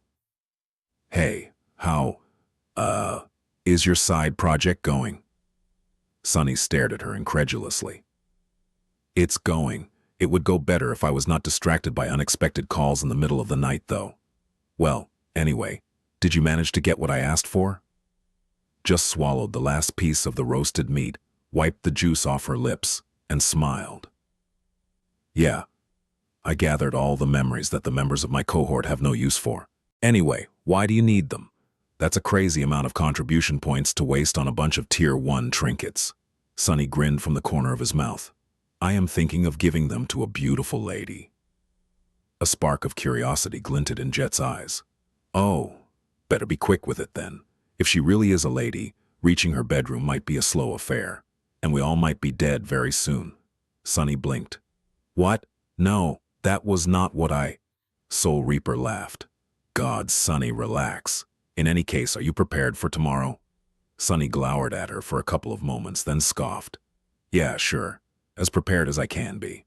Jet sipped some water from her flask, then shut it and grinned again. This time her smile gazed very ominous. "Well, good, because tomorrow came a little early. Go get your cohort, Major Sunless." In the next moment, loud sirens of the aerial attack alarm howled eerily throughout the city, echoing through the crowded streets. "Damnation!" Sunny scrambled to his feet, hastily dismissing the midnight shard and grabbing his bow. On the screen of the communicator, Jet's face disappeared, replaced by an incoming message that named the section of the wall he and his cohort were supposed to go to. South. This time they were meant to fight right above the main gates of the city, on the part of the defensive barrier that faced inland, and where the battle was going to be the fiercest. It seemed that Army Command was finally done, holding the irregulars in reserve. Sunny glanced at the clock. It was just past the earliest time the members of his cohort could return from the dream realm, if they had chosen to sleep tonight. "That's good." He dashed to the pilot's cabin of the Rhino and ran the vehicle through the startup procedure. The APC sluggishly came to life, making many sounds that were probably not an excellent sign. As Sunny waited, he mentally went over each member of his cohort, thinking about what task he would assign them, and whether their flaws would be detrimental in this particular battle. The chances of that were low, but he still needed to check. No one with an especially crippling flaw would have made it through years of service, and soldiers were not required to disclose them. Sharing something that personal and potentially dangerous could only be done voluntarily. There was nothing about the flaws in the dossiers Sunny had read, but after spending months fighting side by side with his people, he deduced most of them. The flaws of the irregulars were indeed not too dire, and most of his people were mature, awakened, who had had at least a decade to learn how to deal with them. Quentin, for example, seemed to be unable to break a promise. Kim was naturally unassuming. Samara had a leisurely rate of soul essence regeneration. Bell had to work especially hard on his impulse control. Luster, well, that one was beautiful apparent. Dorn's flaw was the cruelest, but it would only become detrimental years from now. His body was slowly, but constantly growing, and would most likely collapse under its own weight one day, sometime in the future. Nothing that would play a role in today's battle, though. All good. At that moment, the hatch of the Rhino opened, making the eerie wailing of the sirens much louder. The members of his cohort rushed in, summoning their armor and weapons as they did. "Captain, everyone's here." Without waiting for Luster to get to the cabin, Sonny lowered himself into the driver's seat and sent the Rhino forward. His driving skills were not really top-notch, or any good, really, but he could get the APC to the wall at least. "Get yourself ready. You all remember the plan, correct?" Since Winter was going to take center stage in the battle against the devouring cloud, the irregulars had come up with a few strategies in advance. "Yes, sir." Sonny nodded. "Well then, go rub Luster's lucky charm. Gods know we're going to need some luck today." Hearing the laughter of his comrades, Luster crossed his arms. "Hey, that thing really works. 4 out of the 5 most deadly nightmare creatures in the region. You call that luck?" "Exactly. And I survived meeting everyone." Chuckling, Sonny concentrated on controlling the massive APC. The Rhinos sped through the streets of Falcon Scott. Thankfully, they were mostly empty by now. The air raid sirens had sent the refugees scrambling to get inside. He could see a lot of frightened people still hurrying to reach their assigned dormitories, but mostly, there were only military transports in sight. Briefly, Sonny wondered about the man who had gifted him a sandwich. Hopefully, his family had a room below ground. If not, surviving the devouring cloud might not be effortless for them. Concentrate. Finally, the Rhino reached the staging area under the wall. Not bothering to park it properly, Sonny picked up Morgan's warbow and headed for the exit hatch. His soldiers followed. The army camp was in a state of perpetual, organized chaos, more so today than it had been before. A tense, anxious mood hung in the air. Everyone had a grim expression on their faces, sometimes glancing south with fear hiding in their eyes. Sonny thought that he could already hear the distant, low hum of the approaching swarm. "Look alive!" His shout seemed to energize the soldiers. Glancing at him with hints of recognition and reverence, they parted, letting the devils march through. Sonny made sure to put on the most calm and arrogant expression he could manage, as if the vast swarm of flying abominations was nothing more than a little annoyance. His performance seemed to have worked, since some of the tension dissipated. Even the members of his own cohort seemed to relax a little. "What? Why the hell are you relaxing, idiots? You of all people should know how damn terrifying the devouring cloud is. I mean, even I am scared." But he wasn't, not really.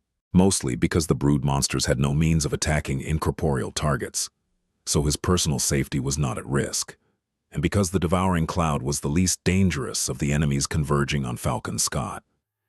It was still supremely dangerous, however. The irregulars entered an open elevator that took them to the top of the wall. Falcon Scott looked strangely empty from the moving platform, its usual liveliness gone. It seemed as if the whole city was holding its breath, hoping that the predator would not notice the prey. Zero chance of that happening. Stepping onto the wall, Sonny looked around and noticed a few familiar figures some distance away. A minute later, he was standing side by side with Jet, Winter, and Dale, looking south over the battlements. The 4 of them remained silent for a while, until Soul Reaper finally spoke, her voice measured. "Wow, that is a lot of abominations." Below them, in the distance, the ground was slowly disappearing behind an immense wall of swirling haze. It looked as if the world itself was being devoured, erased from existence by the approaching cloud. Suddenly, Sonny caught himself missing the calm darkness of the underground tunnel. The devouring cloud posed an existential threat to Falcon Scott. But strangely, Sonny was not too worried, at least for himself. Perhaps it was the marble shell that gave him confidence, or perhaps it was the presence of the other ascended irregulars.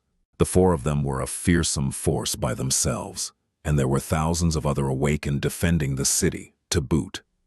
not to mention countless mundane soldiers, impregnable fortifications, and 2 entire saints. Skytide had been away, fighting the winter beast somewhere in the wilderness. It was unknown whether she would be able to return in time to participate in today's battle, but Bloodwave was here, protecting the anchored ships. If things went south, he would undoubtedly interfere.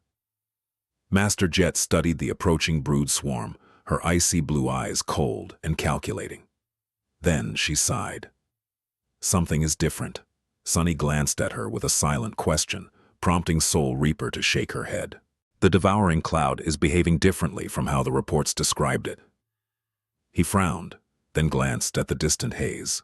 Indeed, the swarm was acting a bit differently from how it had been before. It seemed slightly less erratic, slightly more driven. The speed with which the devouring world consumed distance was greater than Sunny had expected. Summoning his helmet, Dale shrugged. They probably sensed the 200 million souls behind us. Who wouldn't hurry to get to a feast? Winter smiled. Well then, let's show them some hospitality. She remained motionless for a few moments, then raised her hands and cautiously removed her sunglasses. A deep sigh escaped from her lips. That was the first time Sunny saw Winter's eyes. They were entirely black, with pupils that resembled 2 drops of coagulated blood. Looking into them made him deeply, irrationally uncomfortable. Begin. Several awakened, 3 from Soul Reaper's cohort and 1 from Dale's, stepped forward. Following Sunny's nod, Luster did the same. In this battle, Winter was going to be the tip of their spear. Her aspect would play a key role, and so it had to be augmented as much as possible. Several memories started to manifest in the air around the ascended archer. A beautiful handheld mirror, a small skull with a precious jewel embedded into its forehead, a silver coin with the image of a beautiful woman on one side and that of a hideous monster on the other. And at the same time, the 4 awakened activated their own abilities. One started to draw a complicated circle around Winter, saturating it with essence as he went. Another concentrated on the memories, somehow channeling more power into them. Luster simply placed his hand on her shoulder and then sent Sunny a strangely pleased glance. That fool. Sunny rolled his eyes and walked a few steps away. He wrapped 1 shadow around his body and the other 3 around Morgan's warbow, then evaluated how much essence he had left. It was not as much as he would have wanted, but enough to summon the strike of thunder many times, as well as manifest countless soul arrows in between the shots. He would be able to activate the dying wish as well, if the abominations managed to get close to the wall. Today, Sunny had a personal goal: to slaughter as many of the brood beasts as possible. Hundreds of them, or maybe even 1,000. With almost all the vile creatures being awakened, he would not be getting many fragments, but that was all right. What he wanted were memories anyway. The more, the better, no matter how weak. What do you think, Sunny? Are we going to win today? He glanced at Master Jet, who was calmly spinning a simple shuriken in her hand. The aura of illusory cold radiating from her seemed especially chilling right now. He shrugged. Sure. Why not? It's just a bunch of ugly flying leeches. Soul Reaper grinned and did not say anything else. A few minutes later, the devouring cloud entered the firing range of the railguns. Once again, the thunderous sound of heaving tungsten rounds shattering the sound barrier made the whole wall vibrate. Even though Sunny knew that the bombardment had to have killed countless creatures, it seemed as though the distant haze simply swallowed them. There was not even the smallest ripple or rift in the uninterrupted veil of flying horrors. Crap! Then the turrets and the MWPs joined the barrage and unleashed a hail of bullets. Numerous tracer rounds flew from the wall into the rolling cloud of brood beasts. It was strangely beautiful, as though a shining rain was falling from the ground into the sky, struggling to pierce the black veil of extinguishing darkness. As if utterly untouched by the devastating onslaught, the devouring cloud continued forward without ever slowing down. By now, the hum of countless leathery wings had grown loud enough to seep through the clamor of the firing guns, spreading through the air like the murmur of a vast sea. The creatures were already close enough for the illusion of a hazy veil to fall apart into the harrowing visage of myriads of black dots swarming in the air. Sunny grimaced, then drew his bow and sent the strike of thunder into the approaching horde.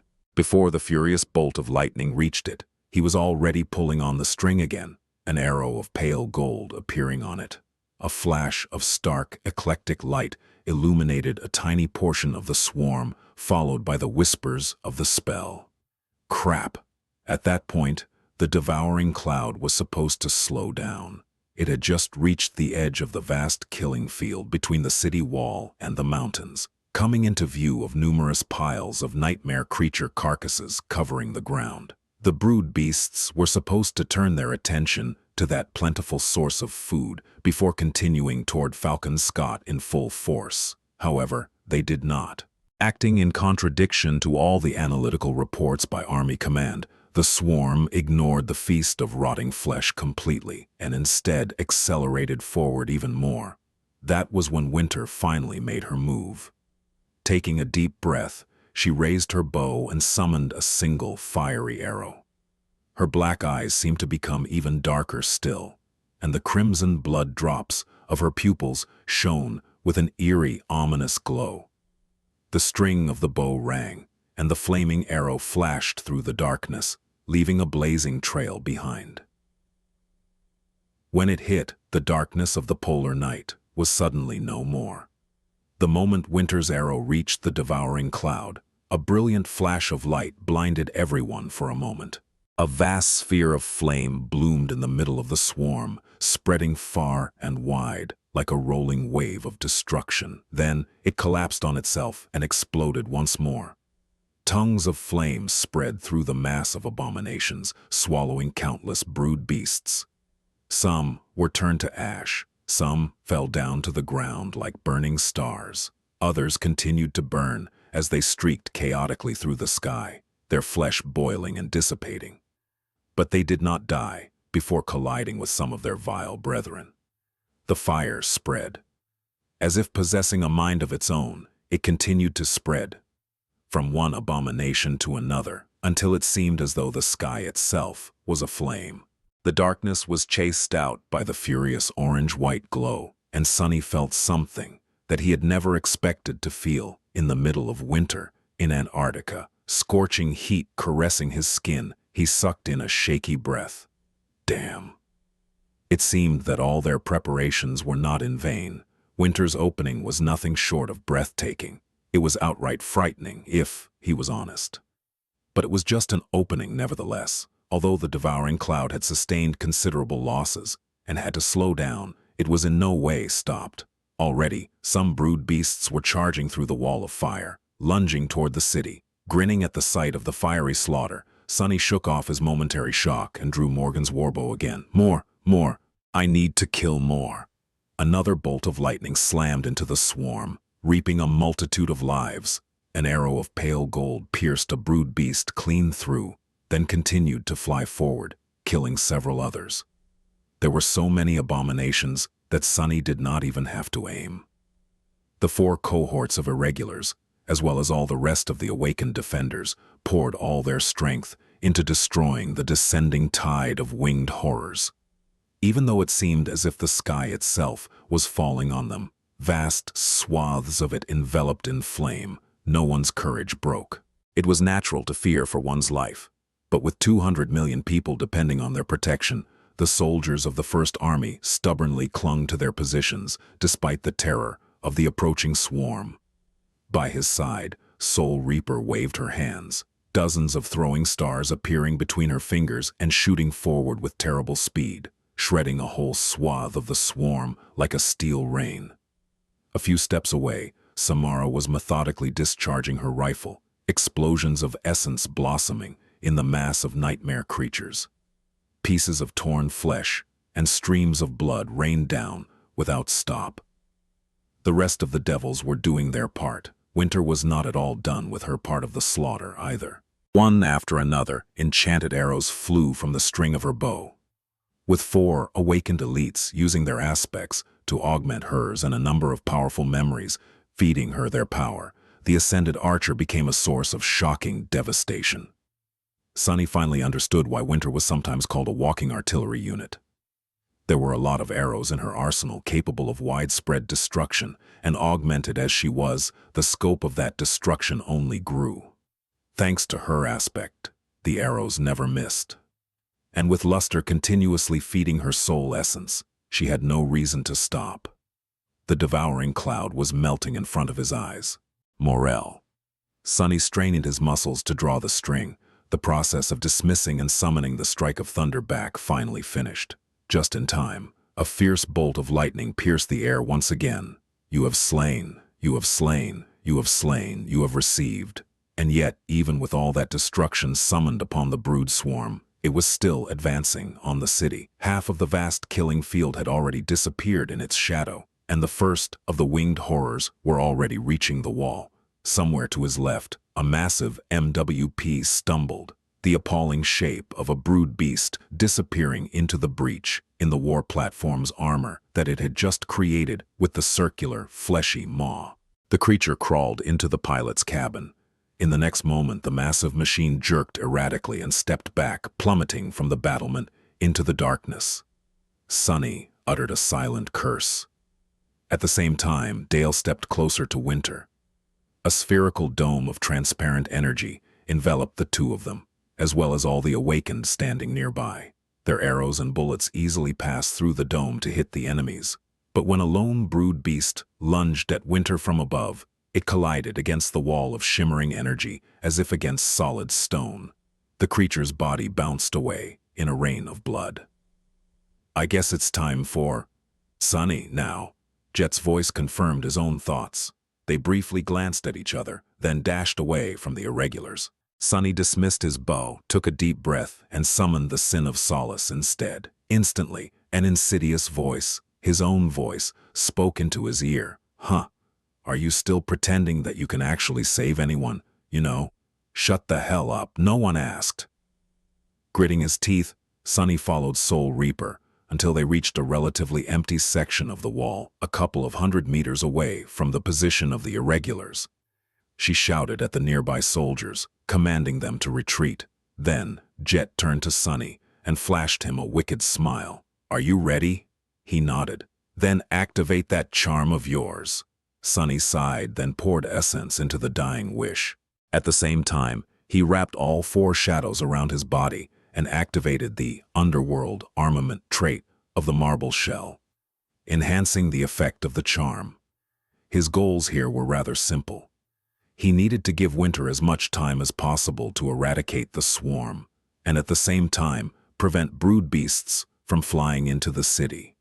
What better way was there to achieve both than to present the devouring Khud with an irresistibly tasty target? The plan was bound to work. Its only downside was that, for a while, Sunny would have to survive the attention of the entire swarm, somehow. The world seemed trapped in a violent seizure. The darkness of the endless night was savaged, torn apart by the spreading wildfire and the disorienting flashes of numerous firing armaments. The cacophony of thunderous salvos and inhuman shrieks fused into an almost palpable force, pressing down on Sunny from all sides. Some distance away, above the burning nightmare of the killing field, the devouring cloud had reshaped itself to create a breach in the wall of flames. A dark mass of brood beasts poured forward, rushing to reach the defensive barrier of the last human city. The incoming segment of the swarm swirled, forming into a long and vast protuberance. It looked like a giant tentacle that grew and twisted, aiming for a single spot on the city wall. The dome of shimmering energy where Dale and Winter were making their stand. Something is indeed very wrong. Since when was the devouring cloud so purposeful? How could the swarm of mindless brood beasts not only identify the deadliest threat, but also show enough coordinated intent to try taking it out first? Feeling a chill run down his spine, Sunny activated the dying wish and watched as the tip of the dark protuberance pivoted, changing its direction to attack him instead. Wonderful. He glanced at Jet, lingered for a moment, and then asked in a hoarse voice, Are we sure that we want to do this? Soul Reaper lowered her graceful glaive, a thin layer of ice slowly thickening on its silver blade. Brushing her raven-black hair back, she smiled from the corner of her mouth. What do our wishes have to do with anything? Sunny looked back at the approaching swarm and sighed. Fair enough. At that point, most of the weapons on the southern section of the wall had concentrated their fire on the advancing protuberance. It was being tomed by the heavy tungsten rounds of the railguns, the storm of bullets unleashed by countless turrets, the sporadic rifle fire of mundane infantrymen, the memories and abilities of enlightened soldiers. As Sunny watched, masses of miniature missiles shot from the shoulders of the towering MWPs, streaking across the sky and blasting countless monstrosities to shreds. The attacking swarm was continuously breaking and rebuilding itself, new brood beasts instantly taking the place of the killed ones to close the gaps.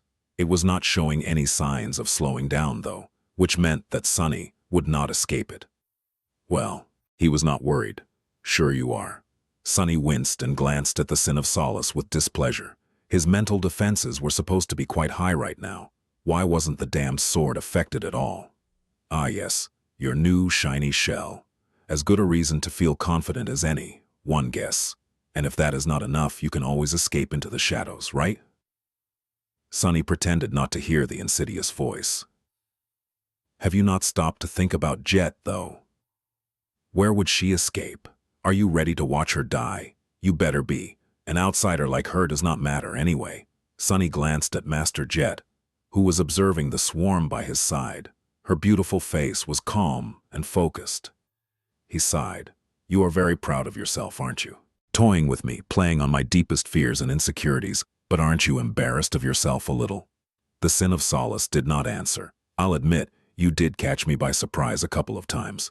However, now that one knows what to expect, why would such childish jabs have any effect on me? I don't know whether you really are the voice of the cursed sword, or simply a part of my own subconscious twisted by it, although the latter seems more probable. However, one thing I do know is that you are out of your league here, buddy. He shook the beautiful GN slightly.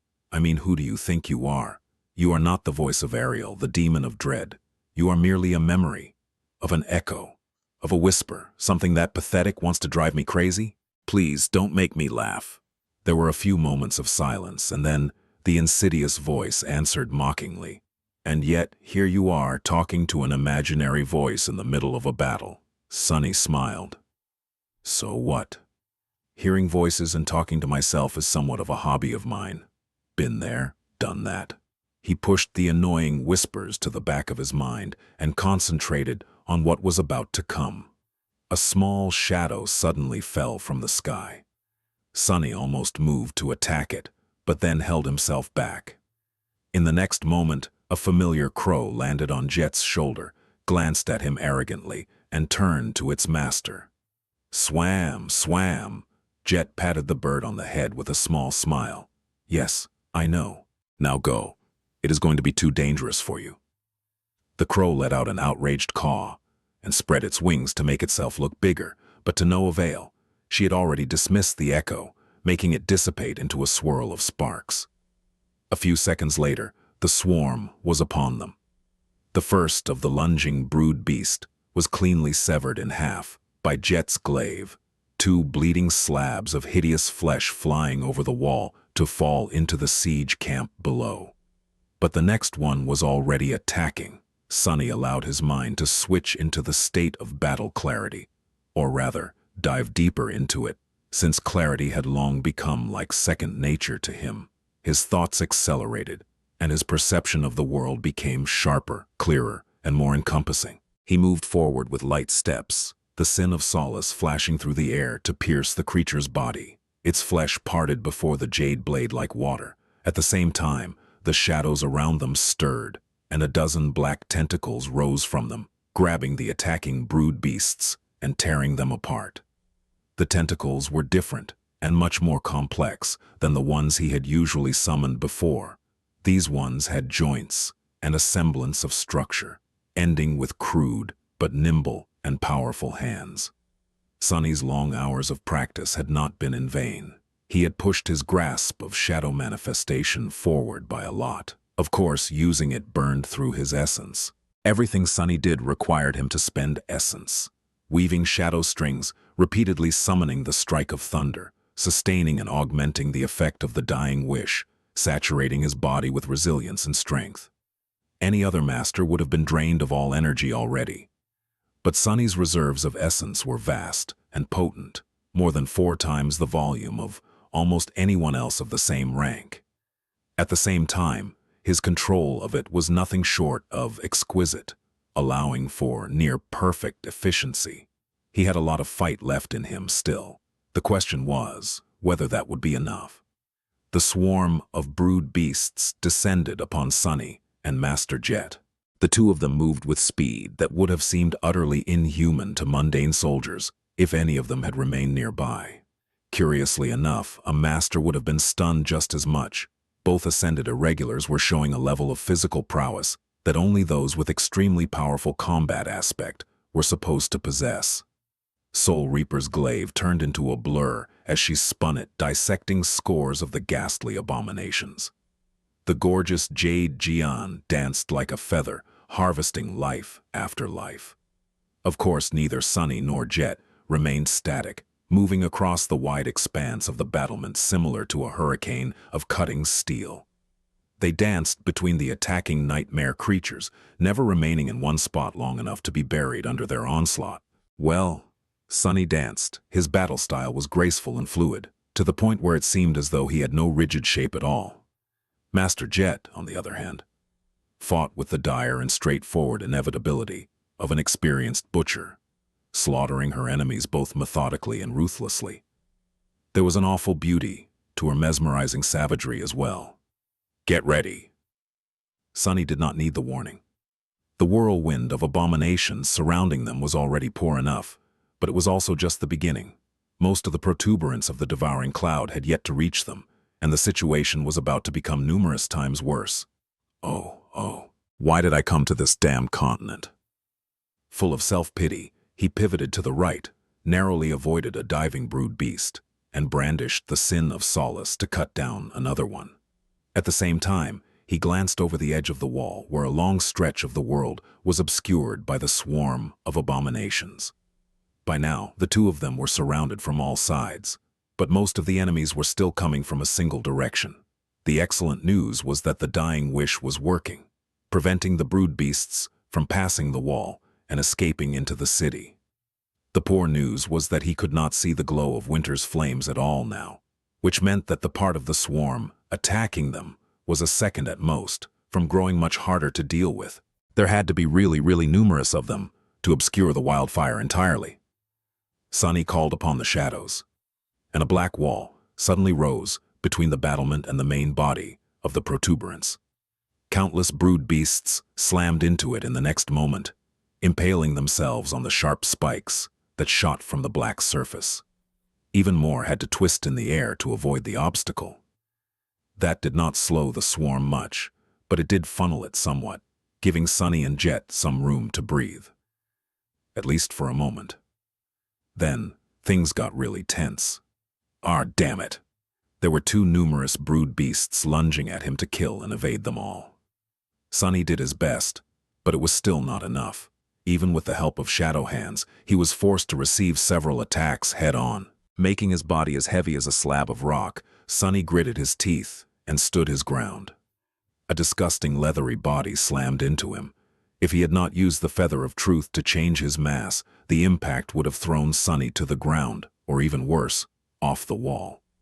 As it was, he only took half a step back, while the brood beast bounced back with the nauseating crunch of breaking bones. That hurt. Before Sunny could do anything, another creature tore into his forearm. The leather vambrace of the puppeteer's shroud held some of the horrid fangs back, but not all of them. However, the creature's fangs scraped fruitlessly against Sunny's skin, not leaving even a scratch on it. He grinned. "Chew on this, bastard." With that, Sunny spun the Sin of Solace into reverse grip and easily cut through the abomination's long neck. Usually, it would have been difficult to deal any damage from such an awkward position, but the jade blade of the cursed sword was so sharp that he did not have to put any effort into the cut at all. The brood beast's body convulsed and fell down. Its severed maw, however, was still stubbornly trying to gnaw on Sunny's flesh. Whatever. Ignoring the vice-like and unpleasantly moist grasp of the creature's jaw, he threw himself back into the battle. A few moments later, it flew off his forearm, pulled away by powerful inertia. Sadly, that was not the last abomination that managed to hit him. As their number grew and grew, Sunny started to miss more attacks. Most of them failed to penetrate the adamantine barrier of the marble shell, but a few did not. There were now shallow scratches here and there on his body, and their number was swiftly increasing. Master Jet was in a similar position, although she did not seem to be bothered by it at all. Even though her black leather armor was torn and shredded, revealing glimpses of alabaster skin and trickles of crimson blood, she fought with the same unrestrained, magnificent brutality. There was even a dark, wicked grin on her face. What is wrong with that woman? He wasted a moment to shift his sight and glance at her core, only to see that it was brimming with essence, full to the limit. That cost him another scratch, as well as a pang of envy. Damn it, Master Jet's aspect is simply cheating. To be fair, his aspect was somewhat of a cheat as well. More than that, both of them were fighting in nearly optimal conditions.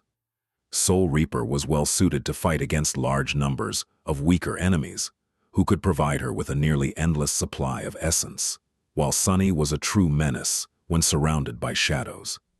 Throughout the cruel length of the polar night, the whole world was enveloped by shadows, and he was their master, and yet, both of them were in dire danger, even if individual brood beasts did not pose much of a threat to the two ascended. Thousands and thousands of them did. An army of ants was more than capable of killing an elephant, whatever an elephant was. Grinding his teeth, Sunny danced between the countless abominations and felt his own essence disappear with frightening speed. Winter better be very busy obliterating the main body of the swarm. Fest. Chapter 9. 197 black pillars of smoke rose into the sky, obscuring the stars like a smoldering veil.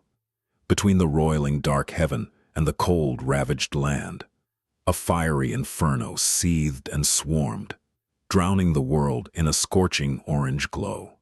Surrounded by numerous abominations and the cacophonous roar of heavy armaments, Sunny and Jet fought against the devouring cloud. The wind was picking up, struggling not to slip on the fetid blood that covered the alloy expanse of the battlement. Sunny pulled Soul Reaper close and bent down, summoning a dome of shadows to surround them. His breathing was hoarse and labored. There was no light inside the improvised shelter, and the brood beasts were already attacking it, the whole structure trembling under an onslaught of heavy blows. Worse still, he did not dare to sustain the barrier for more than a few seconds, afraid that the swarm would lose interest and shift its attention to the city beyond. I won't last much longer. Master Jet was uncomfortably close, her physical state as battered and bloodied as his. Her chest rose and fell erratically, betraying the same level of exhaustion. Nevertheless, her voice sounded calm. You can't fight anymore. He shook his head, then spoke after realizing that she probably could not see him. No, not that. The charm. I don't have enough essence left to keep it active for long. She lingered for a moment. Do what you can. After that, let's see what fate has in store. Sunny winced at her choice of words, then considered if it was time to summon Nightmare. The black steed would be helpful in surviving the tide of brood beasts, but the two of them were not at the point of needing to be rescued yet. It was supplying the dying wish with essence that was the problem. Nightmare was also large and lacked armor. His main defense was speed and viciousness, which would not protect him against the swarm. If the Shadow Stallion sustained heavy wounds today, Sunny would not be able to call upon him tomorrow. Back to the slaughter, then. He glanced at Jet. Ready? She smiled in the darkness. Always. He allowed the suffering shadows to lose substance, and the black dome fell apart around them. Immediately, a flood of brood beasts descended upon the two ascended. Sunny and Jet were pushed back to back, unable to move. The jade longsword and the silver glaive blurred, tearing through the ghastly abominations. The smell of blood permeated the air. It was somewhat of a heroic scene, exactly like what he had often seen in dramas and webtoons about Valiant Awakened. Not very practical, though.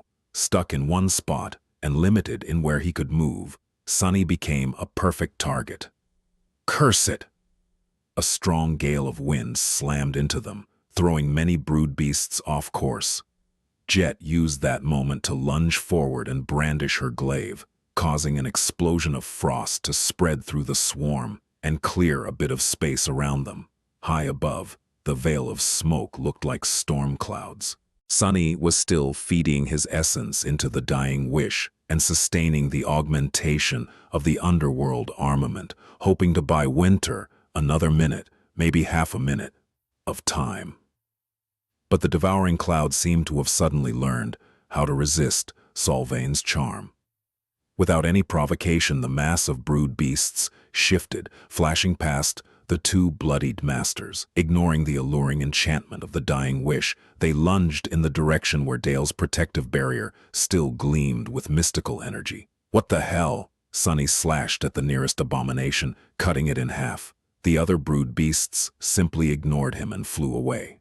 You have slain an awakened beast, brood of the devouring cloud. You have received. He ignored the quiet whisper of the spell and stared at the apocalyptic scene of the battlefield. The killing field below the wall was enveloped in flame. The sky was burning with red embers as well. The main body of the swarm seemed diminished somewhat. Where once there had been an uninterrupted wall of winged horrors, now there was a tattered curtain of them, with vast breaches and gaps in its vile, seething mass. Winter and all the other defenders did not waste the time he had bought them. The problem, however, was that the flames unleashed by the ascended archer in her initial attack had almost died down, and now the whole of the devouring cloud was advancing on the city. This was a key moment. Winter had to break their advance once and for all, and for that to happen, nothing could interrupt her. God damn it! Sunny prepared himself, ready to dash toward the position of the rest of the irregulars. He could see a dark tentacle of the thinned protuberance slamming into Dale's barrier, the wind howling so loudly that it drowned out the thunder of the firing railguns for a moment. The barrier grew dimmer, but held, for now. A radiant arrow escaped from it, streaking across the killing field and disappearing into the devouring cloud. Then, it was as though a large portion of the swarm imploded in on itself, countless abominations being violently pulled and crushed by an invisible force. However, it was still not enough. Dale's barrier was growing dimmer and dimmer, and the swarm was still advancing, a dozen seconds away from crashing into the defenders of the city. Not enough. And then a vast shadow fell from the sky, tearing through the veil of smoke and storm clouds, obscuring it. At the same time, a destructive net of lightning surrounded the devouring cloud, turning the world white for a second. Thousands of abominations were instantly burned to ash. A giant bird of prey with white feathers and devastating talons of lustrous steel dove into the swarm. Her enormous wings were wreathed in thunderclouds, and bolts of lightning danced around her body like a cloak. A hurricane of wind summoned by her arrival threw the center of the devouring cloud into disarray. Sunny froze. Sky tide. Saint Tyrus looked beaten and exhausted, but still incredibly fearsome.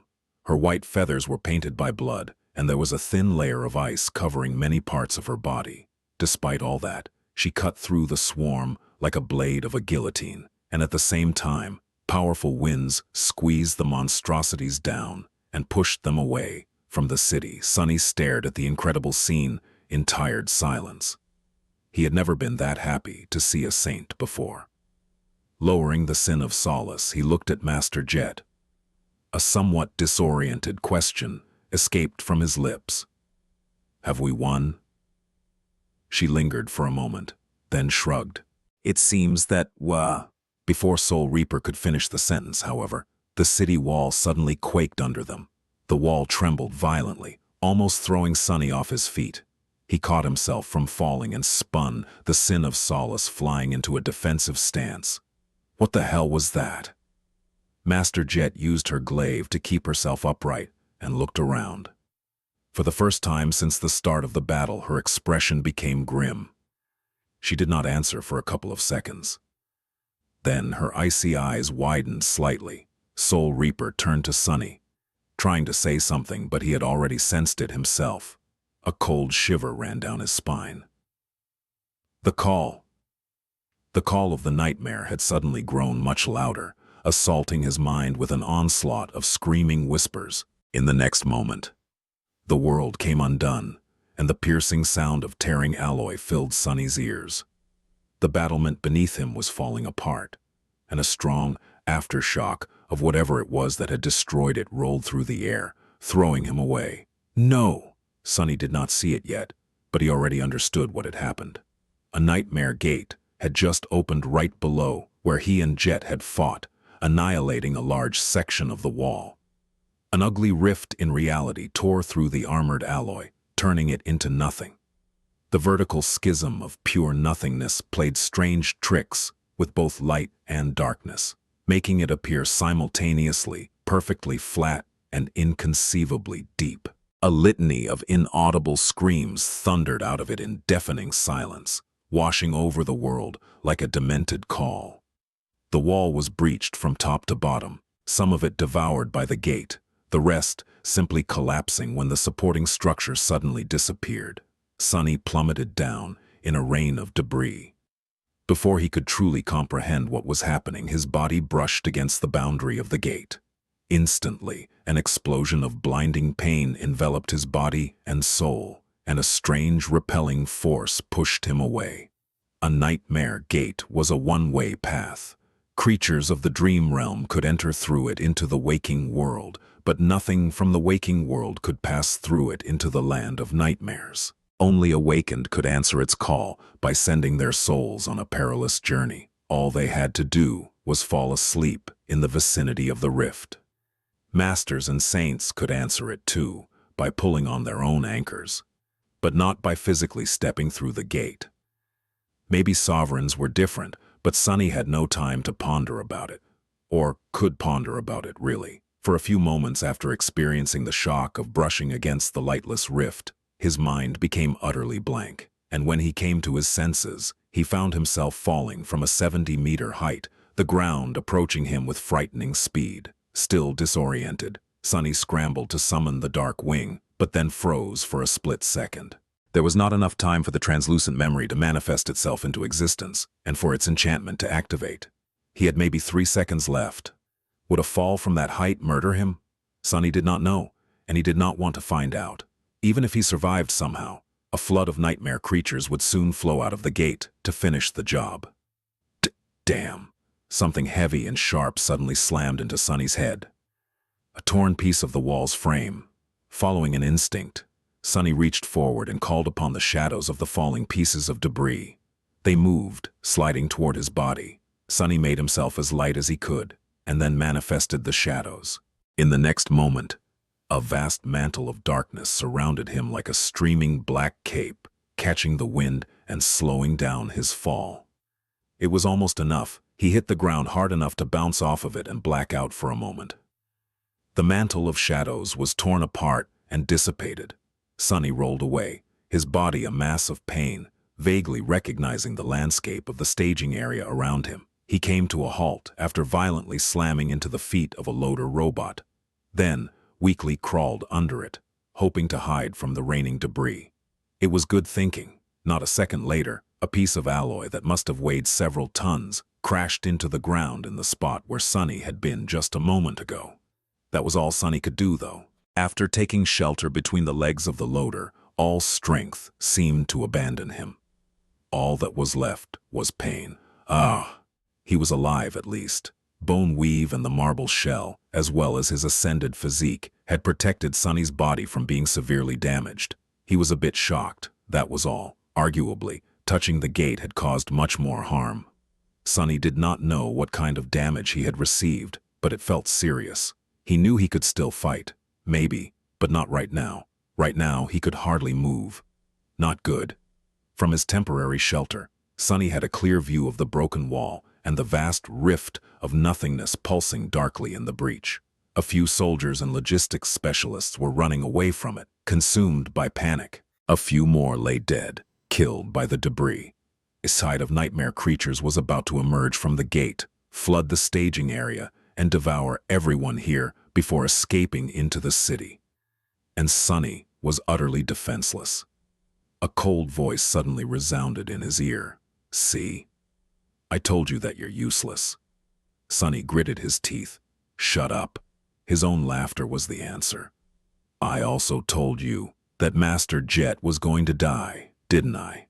He growled. "I said shut the hell up." Pushing through pain and weakness, Sonny forced himself to start crawling. He wanted to crawl away, but somehow found himself crawling toward the gate. The desire to flee had been subtly defeated by the desire to finish his duty and defend the city without him even noticing. I must have really lost it. What am I planning to do in that state? Maybe there was some strategy left. No, there surely was. He was just too rattled and concussed to ponder it. There was the dying wish. There was also nightmare.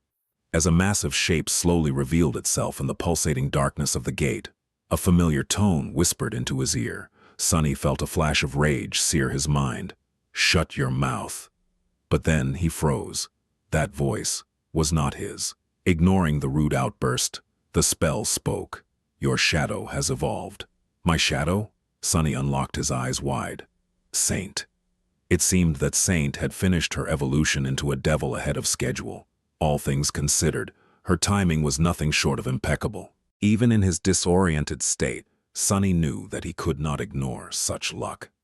As the first of the nightmare creatures emerged from the gate, he abandoned his attempts to crawl forward and called upon his shadow. Instead, the coldness of the polar night seemed to grow slightly darker. Then, an intricate sabaton forged out of black stone-like metal stepped on the ground beside him. Sonny weakly turned his head to look up at Saint, who was as aloof as ever. His taciturn knight had changed. Initially, she had been roughly the same height as him, becoming taller after evolving into a demon. Now, Saint towered above Sonny. Obscured by the beautiful onyx armor, the lines of her stone body were still slender and graceful. But at more than 2 meters of height, the fearsome shadow seemed extremely imposing. Her oppressive presence was worthy of a devil. The black armor itself had not changed much. It had always been a product of magnificent craftsmanship and seemed even more superb and menacing now. However, Saint's skin, which had been gray like stone before, then white as alabaster, was now as smooth and black as polished onyx. At least what little of it could be seen through the slits of her visor. The ruby jewels of her eyes burned with ominous crimson flames. Saint studied the vast rift of the nightmare gate indifferently, then glanced at Sonny. It almost seemed as though she had a lot of questions. He forced out a weak smile. "Yeah, stuff happened. I'm glad to see you too." Then he raised a trembling hand and pointed at the emerging nightmare creatures. Go deal with them, if you don't mind. I'll stay here for a bit." Saint lingered for a moment, then silently turned to the flood of monstrous creatures and strolled forward. Her steps were calm and steady. Sonny let his hand drop back to the ground. It's good to have her back. Hoisting himself up to sit, his back leaning against a piece of rubble, Sonny used some of his last essence to send the broken oath to the taciturn devil. Then he commanded all 4 of his shadows to abandon him and embrace Saint instead. Her tall figure shone with a dark radiance. The shadows around the demonic knight swelled, becoming deeper and darker, surrounding her like a tenebrous mantle, which was all expected. What Sonny had not expected, however, was that there was a hint of true, elemental darkness in that lightless glow. It made him shiver. A few dozen meters away from them, the nightmare creatures were being born from the revolting nothingness of the gate. A flood of them rushed forward, chasing after the retreating soldiers and non-combatants. The abominations gazed like tall, insectine humanoids, with 6 hands each, their inhuman faces brimming with black eyes and jagged mandibles. They wore carapace armor and wielded weapons made of sharpened chitin, moving with astonishing speed and possessing dreadful might. As Sunny watched, one of the creatures easily threw a piece of the broken wall that must have weighed a ton aside. Unfazed, Saint unlocked her arms, as if trying to embrace the broken, burning world. Darkness flowed from under her vambraces, over her palms, and into the air. A moment later, the flowing darkness formed into the shape of a familiar stone sword. It was whole once again, but utterly black in appearance. A feeling of dark, nebulous power radiated from its Stygian blade.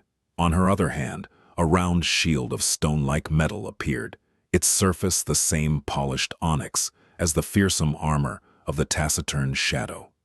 Walking toward the enemy, Saint raised her sword and struck the rim of her shield twice with its blade, as if challenging the harrowing tide of monsters.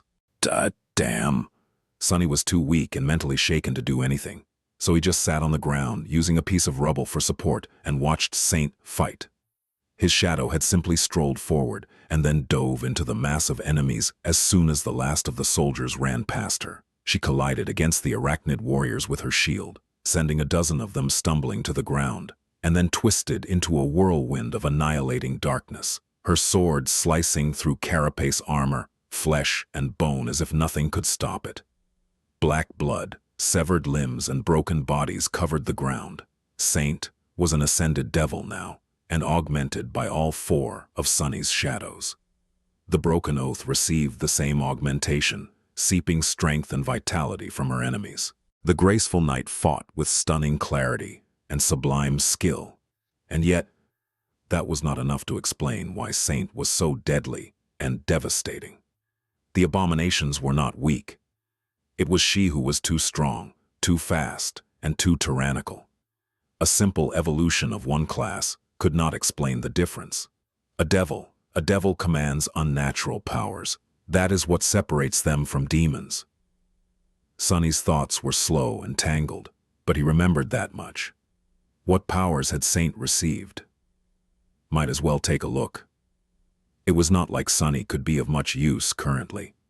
He lingered for a few moments, staring at the fearsome battle that was taking place merely 24 meters or so away from him. Saint was holding back the whole mob of nightmare creatures by herself. For now, he did not know how long she would last, or whether the abominations would flow past the slaughtering devil to escape into the city. If they did, he would be the first one to die. Sunny gathered his thoughts and activated the healing property of the dying wish first.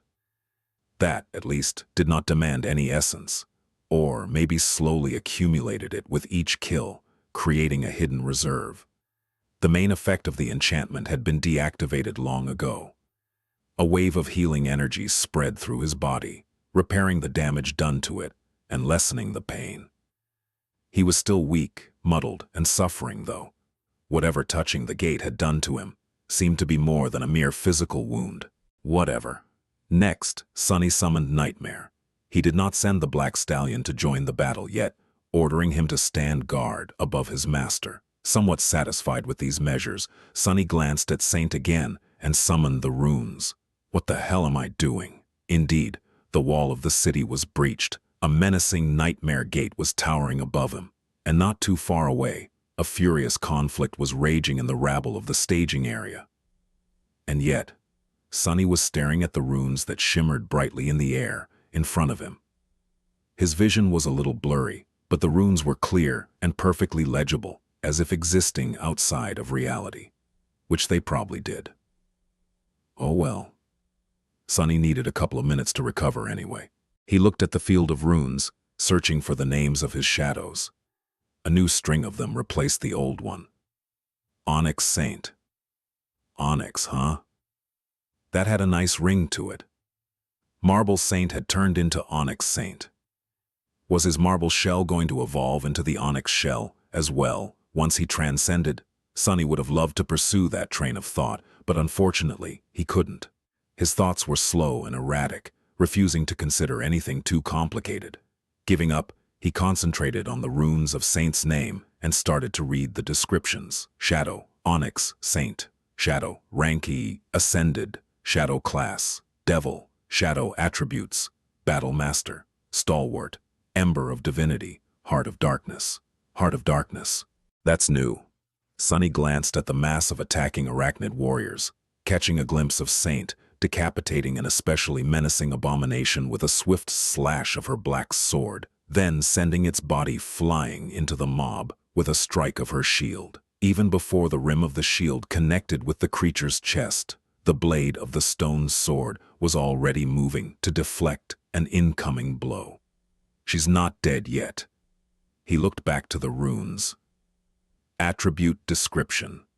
A vestige of an ancient darkness dwells in this shadow's heart, granting her tenebrous powers. So, Saint had not just destroyed the sphere of black stone in the tunnel, she had taken something from it. Sunny had expected as much. The spark of divinity was also gone, replaced by the ember of divinity. The light of divinity and true darkness now coexisted within Saint somehow. There was something interesting about that fact, but Sunny, in his pitiful state, could not quite point to what. The sounds of the conflict grew louder and a little closer, forcing him to look past the runes nervously and then hurry up. The gate guardian could arrive at any moment. Sunny lowered his gaze. Shadow abilities. Weapon Sage. Underworld armament. Mantle of Darkness. Blade of Darkness. 2 new ones. The name of the first ability was a bit familiar. He concentrated on it and read. Ability. Mantle of Darkness. Ability description. Darkness embraces this shadow. When surrounded by darkness, and true darkness more so, her swiftness and might will increase. Her wounds will be healed, and her heart will grow fuller. Sunny blinked a couple of times. Well, that explains how she is so powerful right now. If there was one thing that Antarctica did not lack, it was darkness. Although the staging area was usually well lit, most tech nearby had been destroyed by the pulse of the opening gate. Saint was wreathed in shadows. The physical augmentation of the mantle of darkness seemed to be a formidable one, and combined with the embrace of his 4 shadows, it produced a truly terrific result. What made him especially happy was that Saint would also be able to heal herself from now on, at least when surrounded by darkness. That alone was an incredible boon. The last part of the description spoke of her heart, but the rune could also mean soul. Sunny suspected that it alluded to both the true darkness dwelling in Saint's heart and her essence, or whatever it was that the shadow used instead of essence. The point was that its replenishment rate would be increased. These abilities were very similar to what the Black Knight had possessed, with one serious caveat. Unlike the fallen devil of the ruined cathedral, his own ascended devil seemed to possess dual affinity, both to the shadows and to the elemental darkness. Those were supposed to be mutually exclusive, but were not, in her case. It seemed that Saint's nature as a shadow led to a curious result. His graceful knight paradoxically enjoyed the favor of both mundane and true darkness. Recalling how harrowing his journey through the underground tunnel had been, Sunny could not help but feel envious. Interesting. Finally, he turned his gaze to the second of the 2 new abilities. Blade of Darkness. Ability description. The true darkness dwelling in this shadow's heart can be summoned in the form of a fearsome weapon, as long as the shadow has mastered the use of that weapon. The Blade of Darkness can slay those of flesh and those of spirit. It never dulls, never falters, and never breaks. Alternatively, the darkness can be summoned to augment a mundane weapon. Sunny smiled. So she fixed her sword herself in the end. The Blade of Darkness was a truly powerful ability indeed. Since Saint was a battle master and a weapons sage, she could wield any weapon with superb proficiency, which meant that the true darkness she was a vessel of could take any form.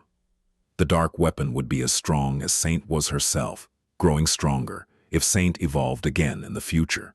It was capable of killing both corporeal and incorporeal creatures. It could even be used to augment an existing weapon or a weapon-type memory, both making it more powerful and adding an elemental property to its attacks. All of it was simply amazing. And when Sunny gathered enough memories, he flinched when something thundered, sending a strong shockwave through the ground. Looking past the runes, Sunny saw a massive shape emerging from the gate. The Guardian had arrived. Somewhere beyond the wall, Skytide was still fighting the devouring cloud. The wall had been breached, and he had no idea if the other irregulars still lived. Master Jet was nowhere to be seen, and probably— no, don't think about it. She won't be so easily killed anyway. And lastly, Saint was standing her ground against a whole swarm of dreadful nightmare creatures, surrounded by nothing but enemies and carnage. Even as powerful as she had become, the force arrayed against her was still dire and overwhelming. Sunny let out a tortured sigh. Ah, no rest for the wicked. Struggling against pain and sickening weakness, he staggered to his feet and grabbed Nightmare, terrified that he might fall again. Then Sunny gazed at the gate and the tide of nightmare creatures flowing out of it. A strange countenance appeared on his face. I might die, but I do require more memories, so I guess my greed is much greater than my fear. With that, he groaned and hoisted himself on atop of his black steed. It was time to join the fight. Ertuğrul's note. I decided to manually add this note from the author because of how special it seemed to him. Don't know if this event is only for privileged buyers, but fuck it. Check out his Discord during the date. Maybe you get lucky. Author's note. Today, I published the 1000th chapter of Shadow Slave. It has been a long journey, and I am delighted to know that so many people enjoyed making it with me. The joy and pride I feel when looking at that beautiful number can only be compared to the dread I feel knowing that there is a couple thousand more chapters I still have to write. Pour D. In honor of this milestone, the Shadow Slave community will be having a small celebration on July 10th. If you wish, join us. Visit the Guilty Guild, our Discord server.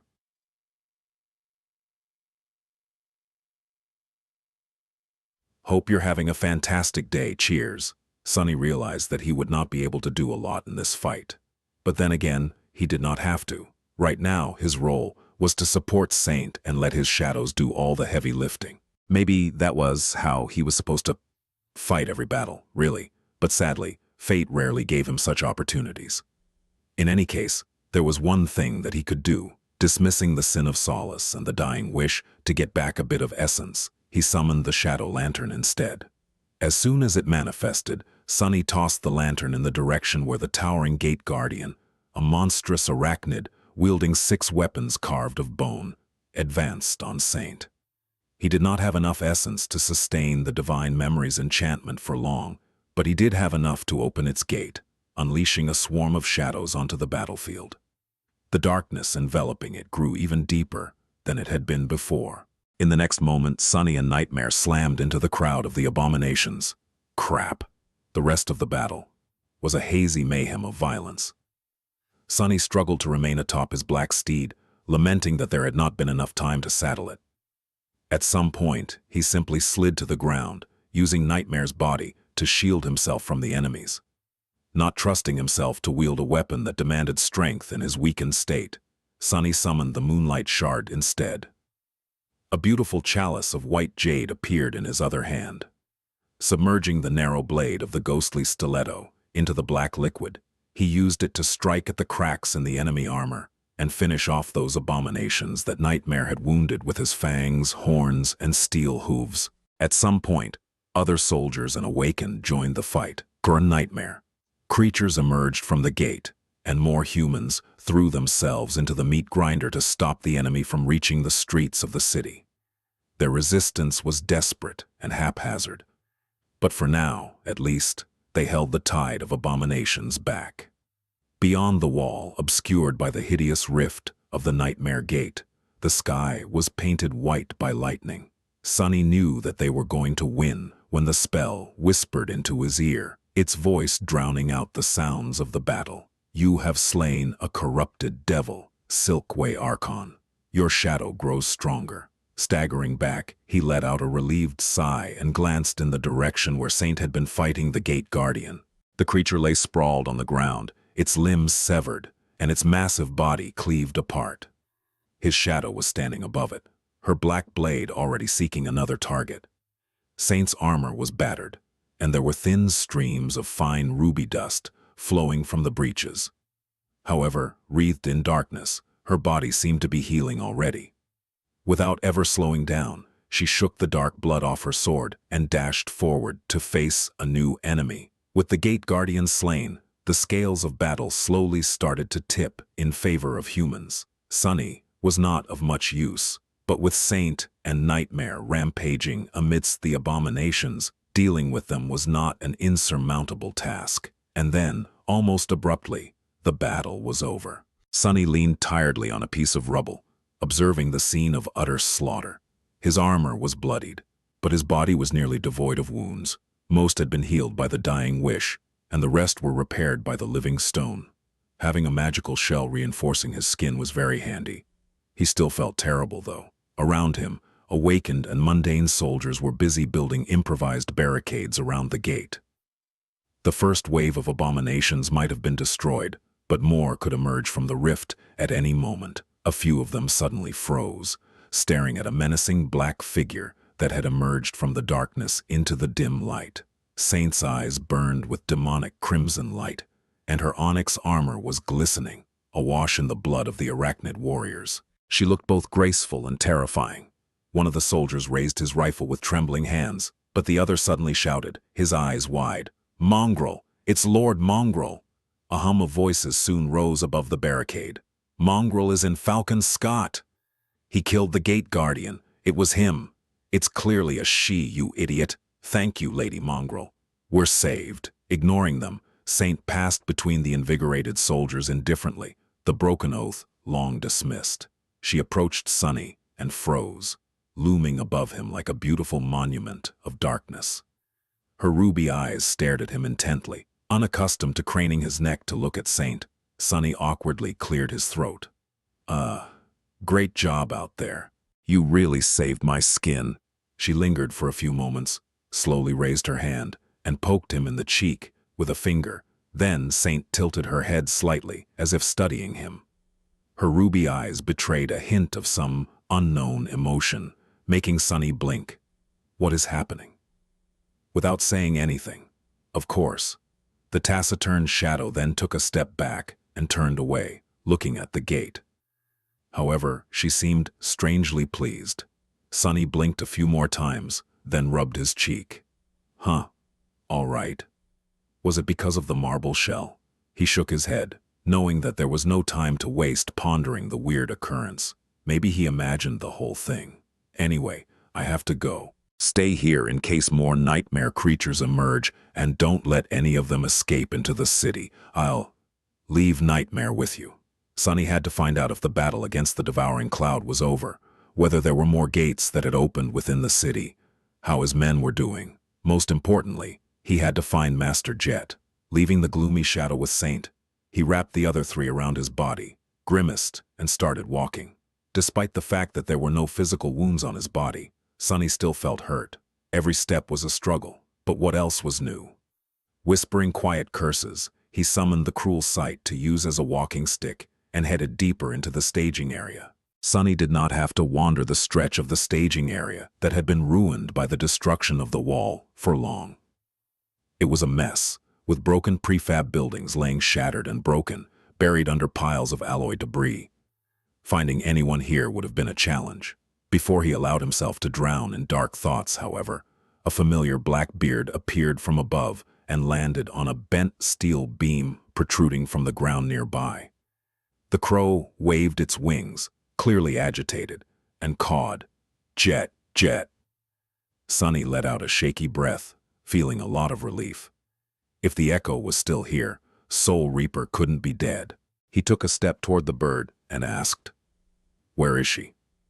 Instead of answering, the crow flew away, landed on a communication relay a dozen meters away, and looked back expectantly. In this way, the echo led Sunny to Master Jet. After finding her, Sunny remained silent for a few moments. Then he coughed. "Well, that was not what I expected to see." Jet was hanging upside down, her body caught in the jagged mess of torn alloy beams.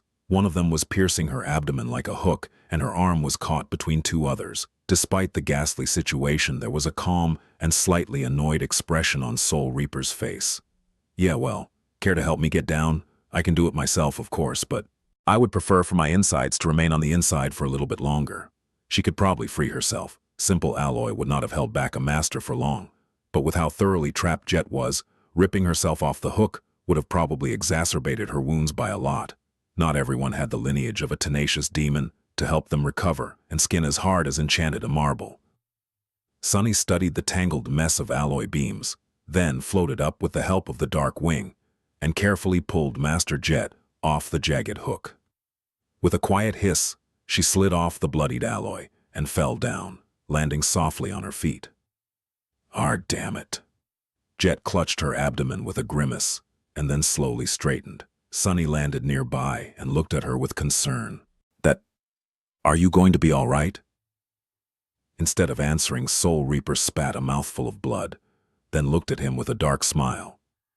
Her teeth were all painted red, so the smile was not very reassuring. "Don't worry about it.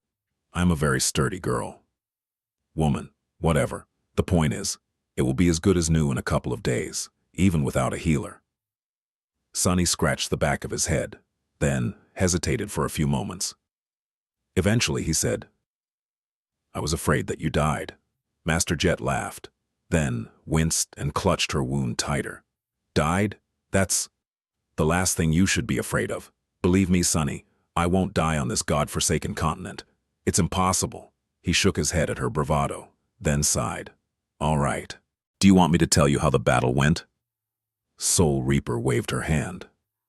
"Crow saw it. Good job handling the gate. I'm a bit embarrassed that I wasn't there to help.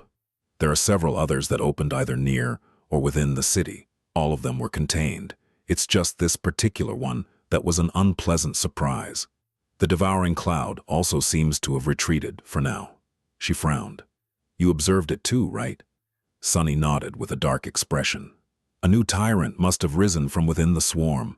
The damned leeches were acting too purposefully."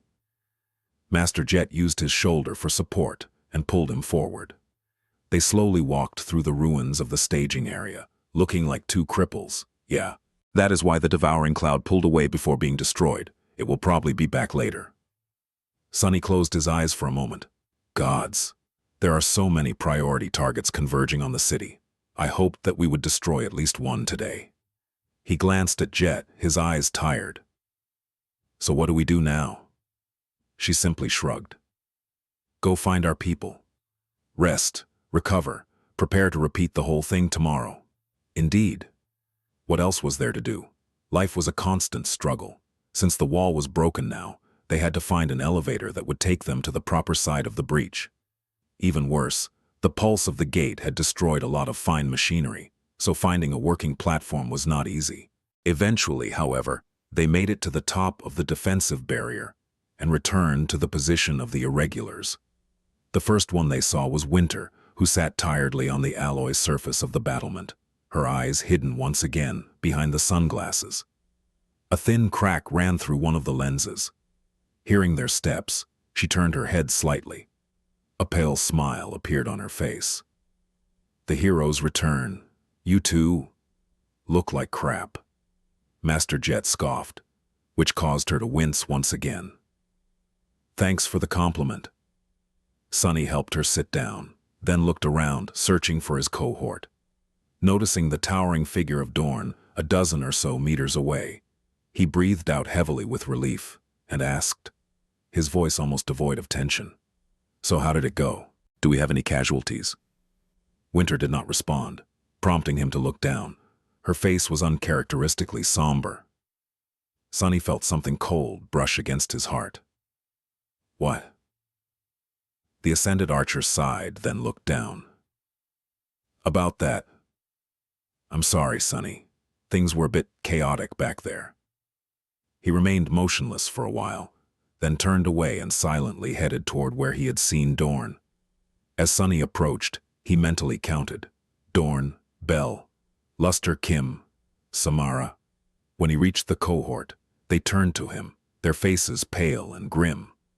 Kim's eyes were glistening, and she avoided looking directly at him. Luster was the first one to speak, his tone subdued. "Captain, we... Sonny cut him off. "Show me." They stepped aside, revealing the figure of Quentin, who was laying on the cold alloy with his eyes closed. Sonny discovered himself taking a few steps forward and kneeling beside the gallant healer.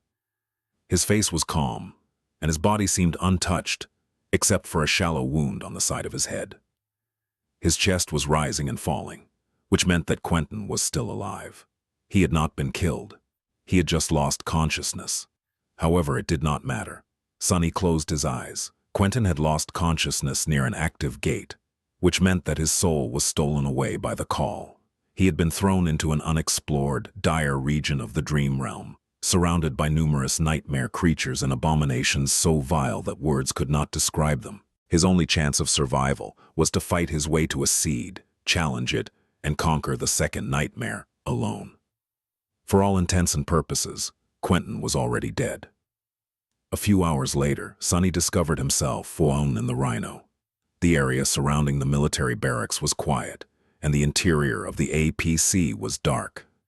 He sat on his bed, unmoving, his eyes like two pools of darkness. He was cold. It is what it is. War was like that. People died all the time. Sonny had sent many to their deaths himself. He was not new to losing soldiers. And yet, he was weak. His body and soul were both in pain because of the brush with the nightmare gate. But somehow, his heart hurt much worse. There was a lot for him to do. Feeding Saint, continuing his attempts to weave a memory from the devil's needle. However, Sonny felt unwilling to move, or maybe incapable. He just sat silently and stared into the darkness. After some time, his communicator lit up. He gazed at it, then slowly brought the screen to his face. There was a new message from Rain. "Rain, hey Sonny, it is really hard to imagine that it is winter in Antarctica, and that the night there lasts for many months. And that aurora thing you described, I gazed it up on the network, and wow, it's so pretty. There's nothing like that in NQSC. Well, you know, we can hardly even see stars here because of the light pollution and the air being full of dust. However, the weather is warm and the nights are short, so I won't complain. You stay warm too. Nothing really interesting happened to me. Did anything interesting happen to you? How are you doing? I hope everything is all right." Sonny remained motionless for a while, staring at the screen. Then he closed his eye for a moment, took a deep breath, and started writing a response. "Sonny, hey Rain, lots of interesting things happened to me, of course. I'm one of the most interesting people in two whole worlds after all. Didn't you know? I'm doing great too. I mean, all things considered.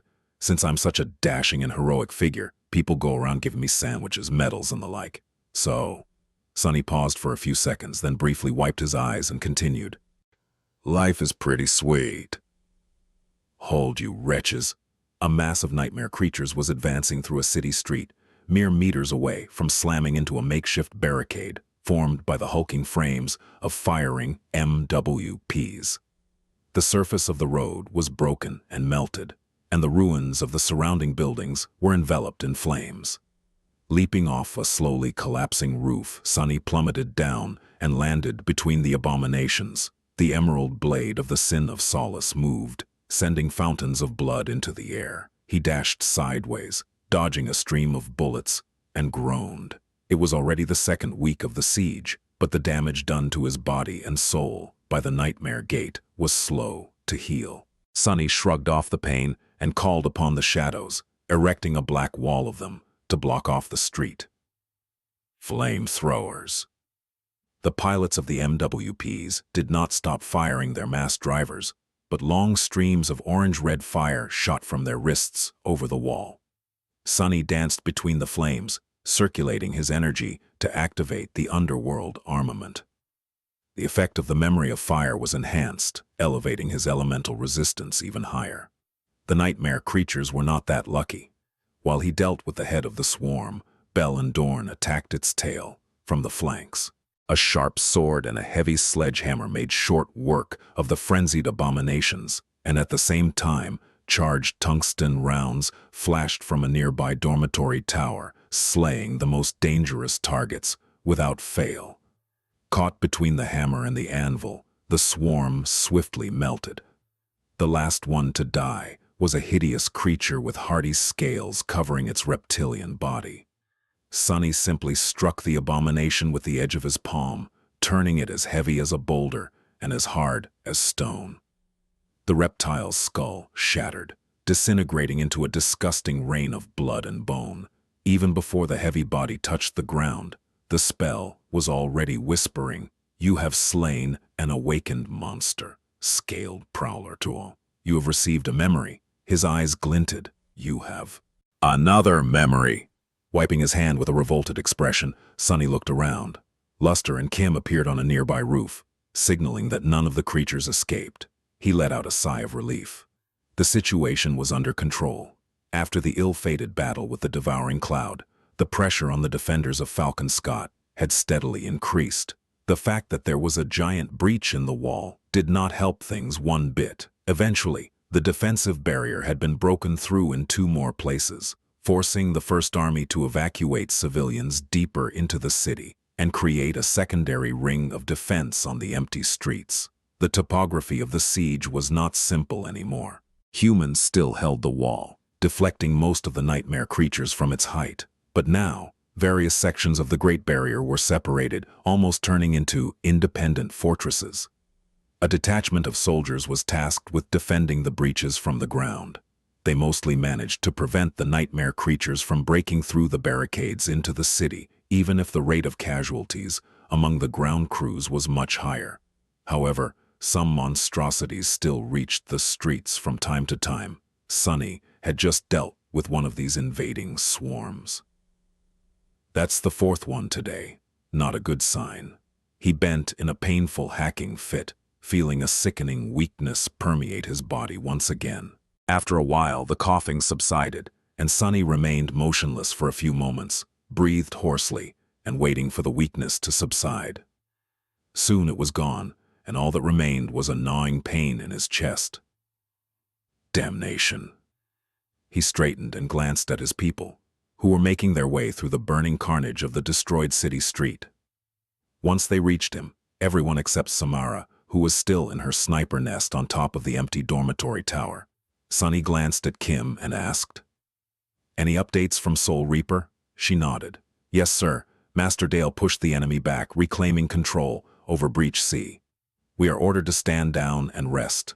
Our next shift starts in 16 hours. Sunny tiredly rubbed his face. 16 hours, huh? Either Army Command is feeling generous, or they expect real trouble tomorrow. Well, all the more reason to make sure that we're fresh and full of essence. Signal Sam to come down and retreat to the barracks." He studied his soldiers for a moment, making sure that none of them was wounded.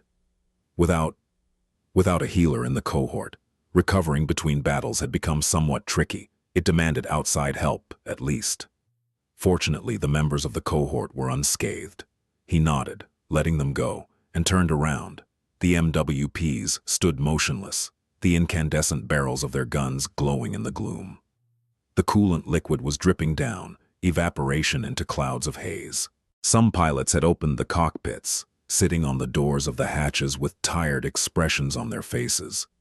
They would retreat inside soon, chased back into the overheated war machines by smoke and the smell of charred corpses. But for now, at least, the soldiers were enjoying the short moment of respite in the coldness of the never-ending night. Noticing Sunny, one of the pilots raised a hand and made it into a fist. Sunny returned the stalwart salute, and then silently walked away. A few minutes later, he stumbled, grabbing a wall in a dark and isolated alley. The divine sword of solace whispered, mocking him, but it was not too hard to suppress the hateful voice these days. Sunny rested for a few moments, and then took a step back. Saint emerged from the shadows, as silent and menacing as ever. Nightmare joined her, moonlight glinting on his adamantine horns. Sunny sighed and summoned the overpriced saddle. Fastening its straps on the black stallion, he glanced at the 2 shadows and said, "You know what to do. I'll return in 16 hours. Be cautious today. Chances are we'll have to go all out tomorrow." Saint nodded indifferently, then mounted the dark destrier and outstretched a hand.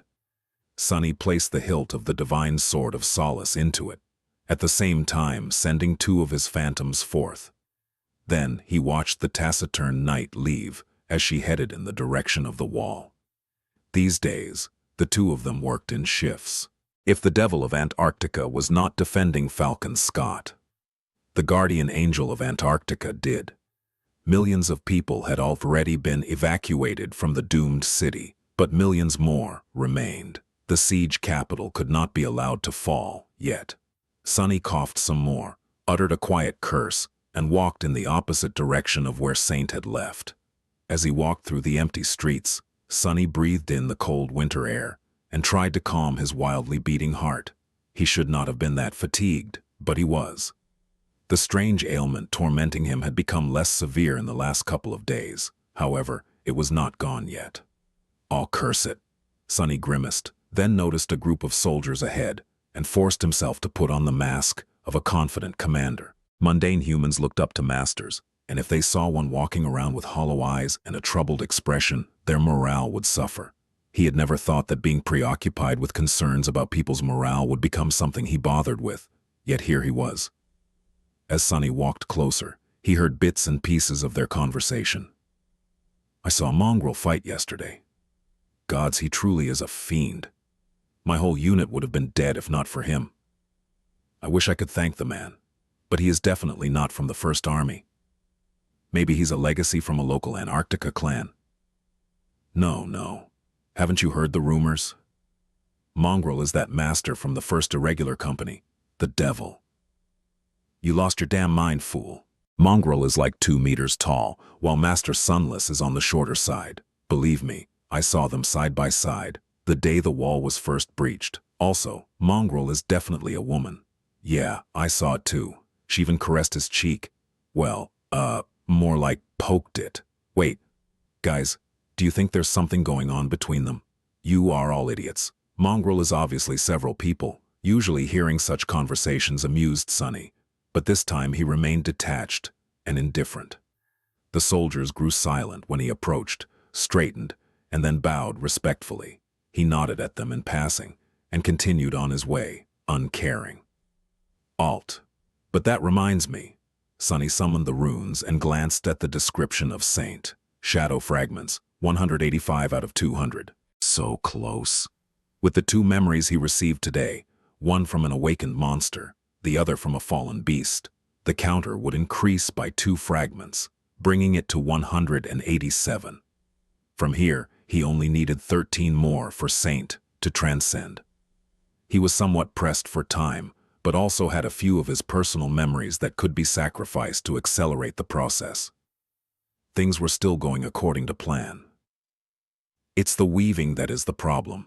I feel like I'm almost there, but the Midnight Shard is still giving me trouble. Too risky. Sunny pondered the intricacies of the spell weave, grimacing when the thundering clamor of the distant battle grew especially loud and made it harder to think. Gradually the noise became quieter, although it never went away entirely. Sunny passed through the barricades, left the secondary defense ring, and entered the crowded streets of Falcon Scott. Despite the fact that numerous civilians had to be relocated deeper into the city, the signs of overpopulation were not as dire as one could have expected. The naval convoy had been busy ferrying the refugees across the strait, after all. By now, somewhere around the 80 million people had already been transported to the relative, extremely so, safety of eastern Antarctica. It almost looked as though Army Command's plan was working. Seeing actual proof that all his efforts were not in vain made Sunny feel a little better. Up ahead, a crowd of refugees was waiting in line to receive rations. He studied it for a moment, noticing a familiar figure handing out packs of synth paste at the front. Sunny smiled a little, then headed in that direction. As he walked closer, the person growled without looking up. "You better not be cutting the line, bah." Then Beth looked up and blinked a couple of times. "Oh, Sunny, what are you doing here?" He shrugged. "On my way back from the wall." She called one of the other volunteers to switch with her, then led him aside to a humming heat projector. Beth stopped in front of it, shivering and rubbing her hands together. "How was your day?" Sunny remained silent for a bit, not knowing how to answer. "Hectic." The young woman peeked at him and scoffed. "A man of few words, are you now?" Sunny dismissed again. "How is the old man? Did you guys receive placement in the queue yet?" Beth sighed. "No, People say that another ship went down in the strait, so many placements were postponed again. As for Professor, he is doing fine. The Army got him consulting on how to upgrade the communication array, so he has something to do, at least. She looked at him questioningly. Are you coming over today? Sunny hesitated, then slowly shook his head. No, there's a lot I have to do. Also, my gut tells me that tomorrow will be a tough day. Your dormitory is away from the wall, but still, be careful. Well, you know the drill. The young woman turned back to the heat projector. Yeah. Then she suddenly opened the bag hanging over her shoulder, scrounged in it, and took out a tube of toothpaste. Here, you forgot this last time. Sunny blinked a couple of times. I did not forget it. I left it for you, because I know that the supply chain is in shambles. Beth tilted her head and looked at him fiercely. You think I can't get us some toothpaste? Sunny laughed.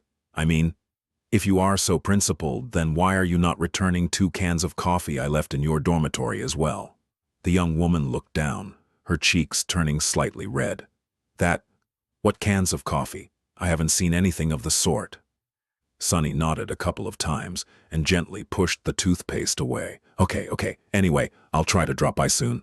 If you do find that coffee, please enjoy it. He farewelled Beth an awkward farewell and strolled away, feeling slightly refreshed. Here in the city proper, public transportation was still functioning. There were military vehicles rolling down the streets as well. It did not take him long to reach the barracks. Entering the Rhino, Sunny gazed around, his gaze pausing on one of the closed sleeping pods. Then he strolled to the back of the APC, hauled the Devil's Needle from its place on the floor of the armory, and sighed. 15 hours left. But I probably should sleep for at least a couple. Shaking his head, he got to work. Chapter 1, 1005. The Fall of Falcon Scott, 23. Sunny did not recall falling asleep, but he was woken up by someone banging on the hatch of the Rhino. Sitting up, he looked around and realized that he must have passed out while studying the weave of the Midnight Shard. The austere Tachi was still laying on the holographic table, glinting as if to mock him. He had almost solved the problem. That elusive element of the weave was almost isolated. But as someone banged on the hatch once again, making the massive APC shake a little, Sunny flinched, rubbed his face, and went to the hatch. Coming. Who the hell? He opened the hatch and froze, swallowing the rest of his irritated shout. Master Jet. Good morning. She glanced at him with amusement. Technically, it's evening. Go wipe the drool off your face and come out, Sunny. We've been summoned to attend a meeting. He frowned, then threw an angry look at the gloomy shadow, which was hiding in the darkness not too far away. The bastard was supposed to warn him if anything approached, protecting Sunny from a sudden attack, or from embarrassing himself in theory. The shadow shrugged innocently and looked away. Shaking his head, Sunny returned inside and quickly washed his face. A couple of minutes later, he left the APC and closed the hatch behind him. Since Soul Reaper mentioned that he had to come out, they were most likely heading for the complex that the local branch of the 1st Army Command used as headquarters. It was only a short distance from the barracks. Indeed, Jet walked in that direction, with Sunny following as he looked around with sleepy eyes.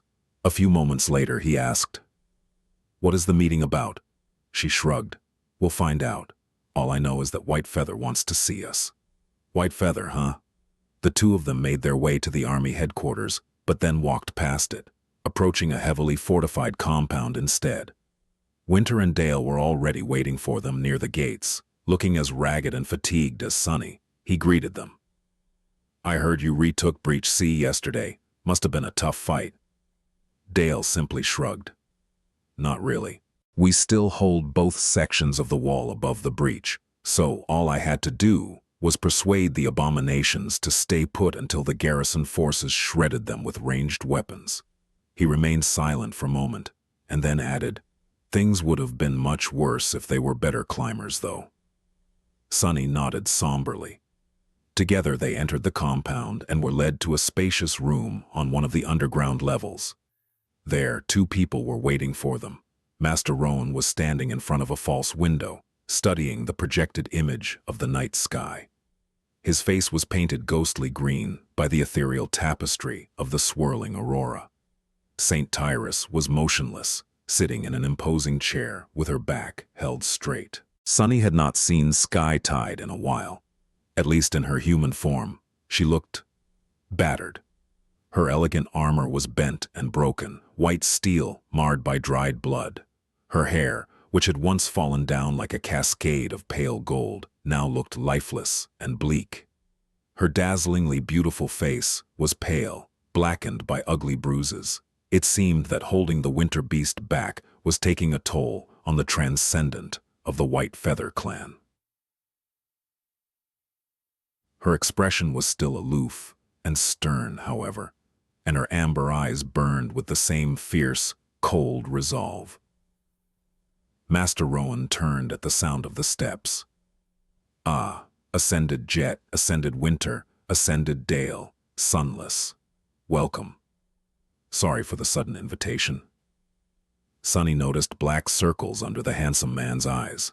Roan was acting uncharacteristically subdued, his usual charisma gone. That did not bode well. Master Jet waved a hand. War waits for no one. What did you want to discuss? Roan smiled slightly. Straight to business.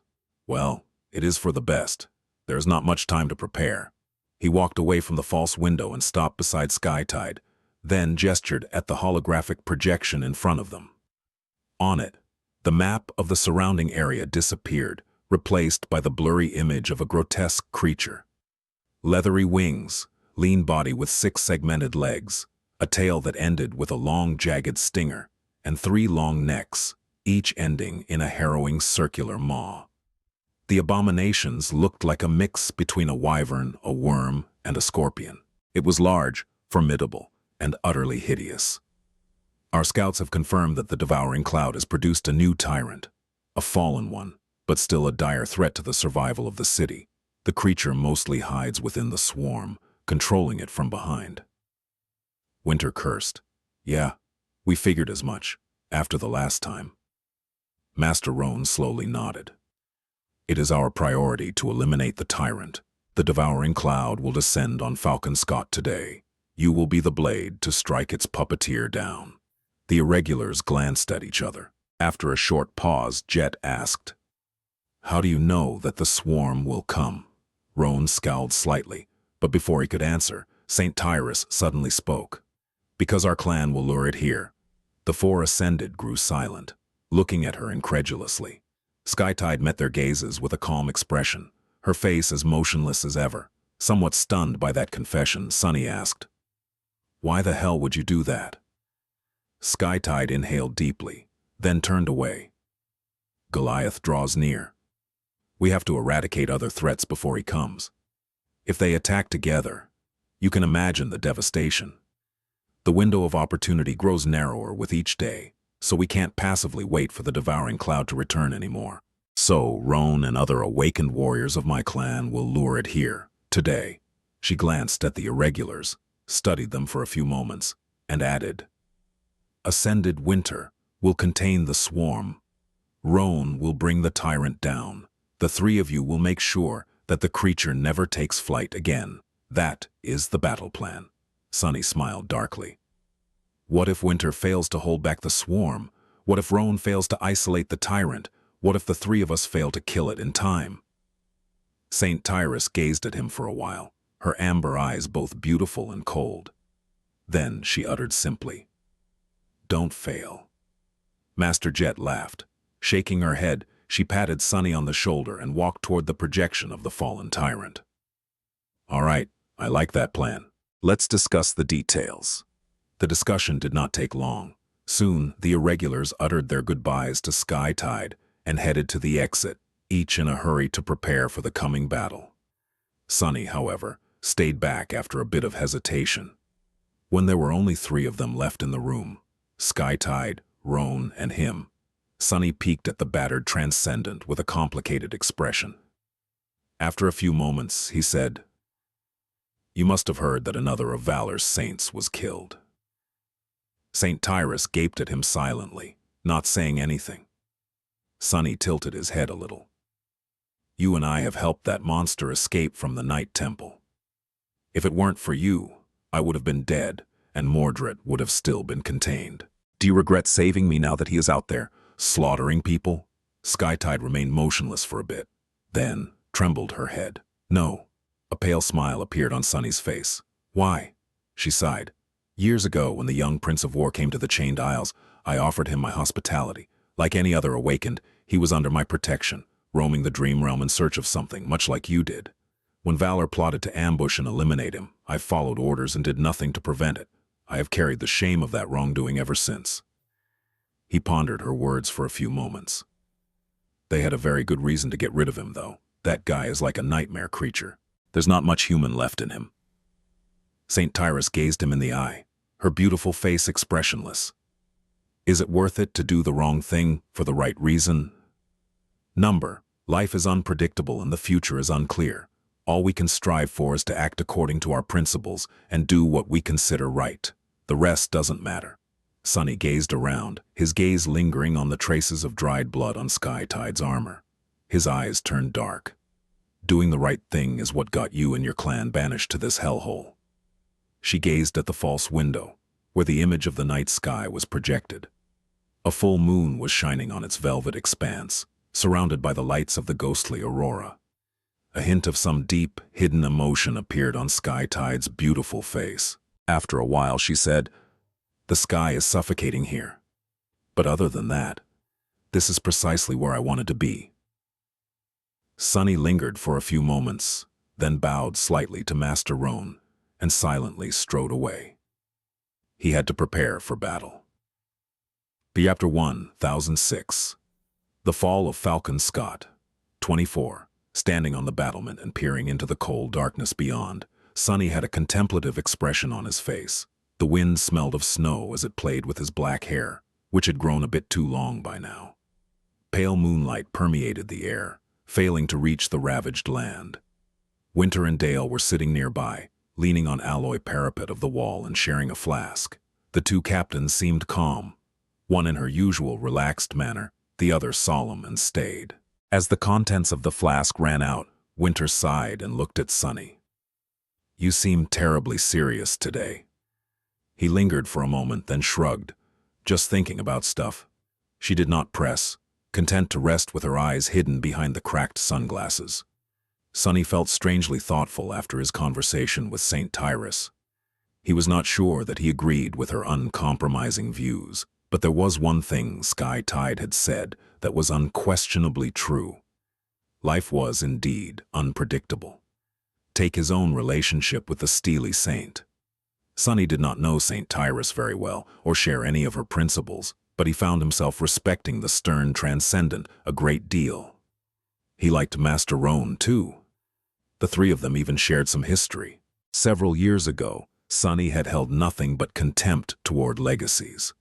He had regarded them as arrogant, dangerous, and hateful people, someone who did not deserve the unfair privileges bestowed upon them by nothing except for birthright. Who would have thought that he would come to value and admire some of them one day? Take Cassie, too.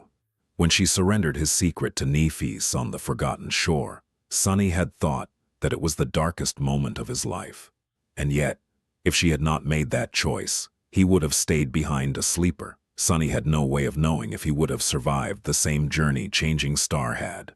What he did know, though, was that Rain would have been dead if not for his return. If Sunny had not been there to hold back the tide of nightmare creature advancing on her school, his sister would have been ripped apart by the rampaging abominations. There were too many instances like that to count. Life was unpredictable, and no one could predict the twists and turns of fate. Except for Weaver, perhaps. Even oracles like Cassie could only see glimpses of it, blind to the context and powerless to change the outcome. So, where did it leave him? The same place where I started, I guess.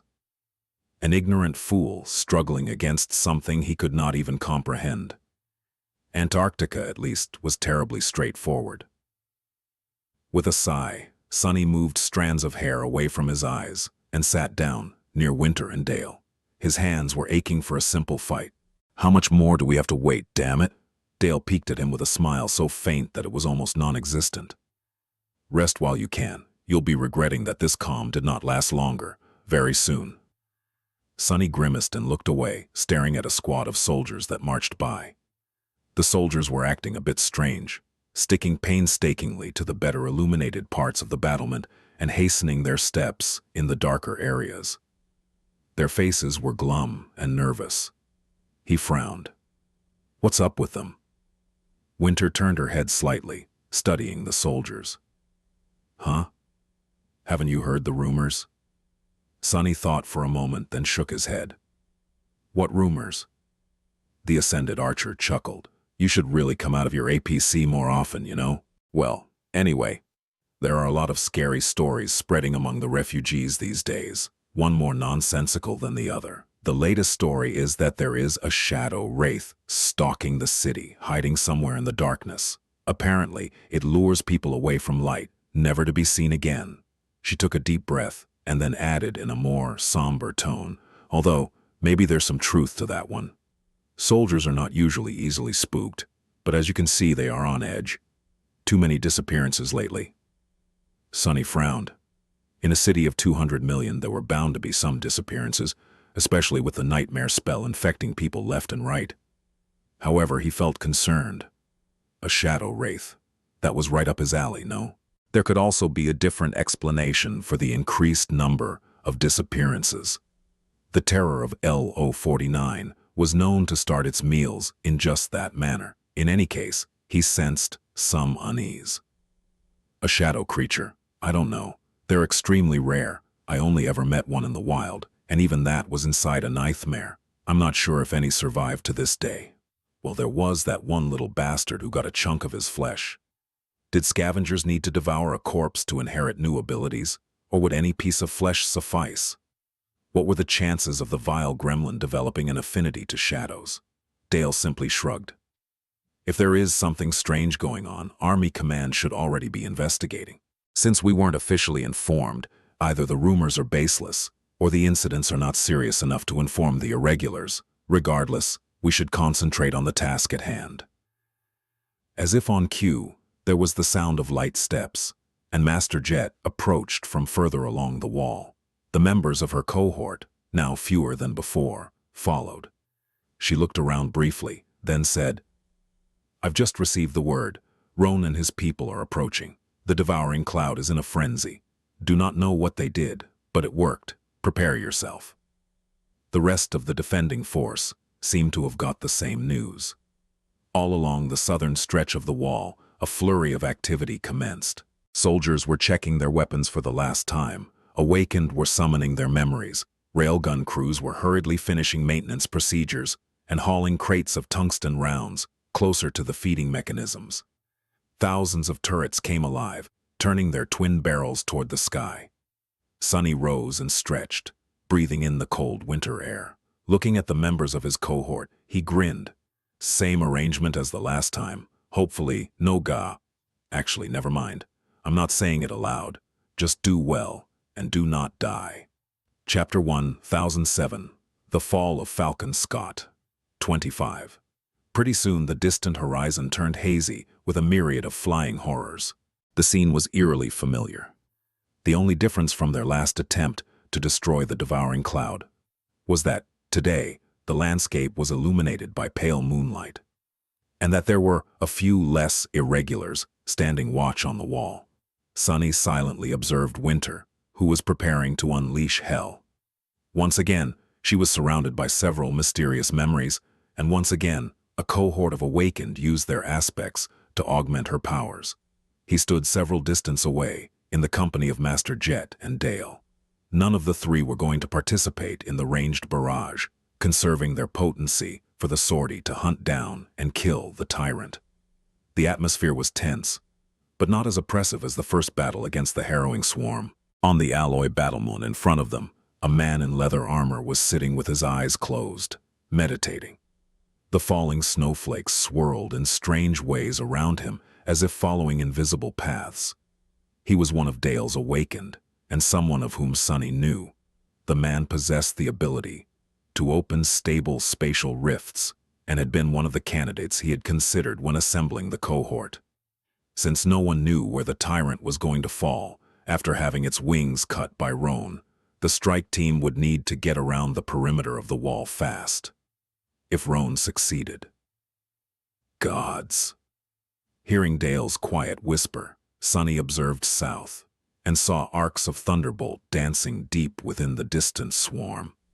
His face paled a little. There, inside it, it seemed that Roan and the awakened of the White Feather clan were leading the devouring cloud to the city with the smell of their own blood. Suddenly, the task of slaying the tyrant of the swarm seemed even heavier than before. So what? Nothing changed. Sunny had some contingencies at least. Saint and Nightmare were currently guarding one of the breaches in the wall. Should the three masters prove inadequate, his shadows would help them reach and kill the broodmother of the swarm. Or was it a father? Who cares? Sunny clenched his fists and watched as the horde of flying horrors swiftly drew closer to Falcon Scott. Soon, the city defense systems opened fire once again, and so did Winter. The mass of brood beasts obscured the sky, drowning out the light of the moon. In front of the swarm, a horde of nightmare creatures moved, seemingly as desperate to escape from it as humans would be. Caught between the devouring cloud and the wall of Falcon Scott, they launched themselves at the alloy barrier, dying in scores under the barrage of bullets and arrows. Somehow, today's battle felt more frenzied, more dire. Shrieks and howls of abominations fused with human shouts, all disappearing into the rustle of countless leathery wings. A dark expression appeared on Soul Reaper's face. Gripping her glaive, she said, "Hold, wait for the signal." At the moment, everything depended on Roan and his awakened.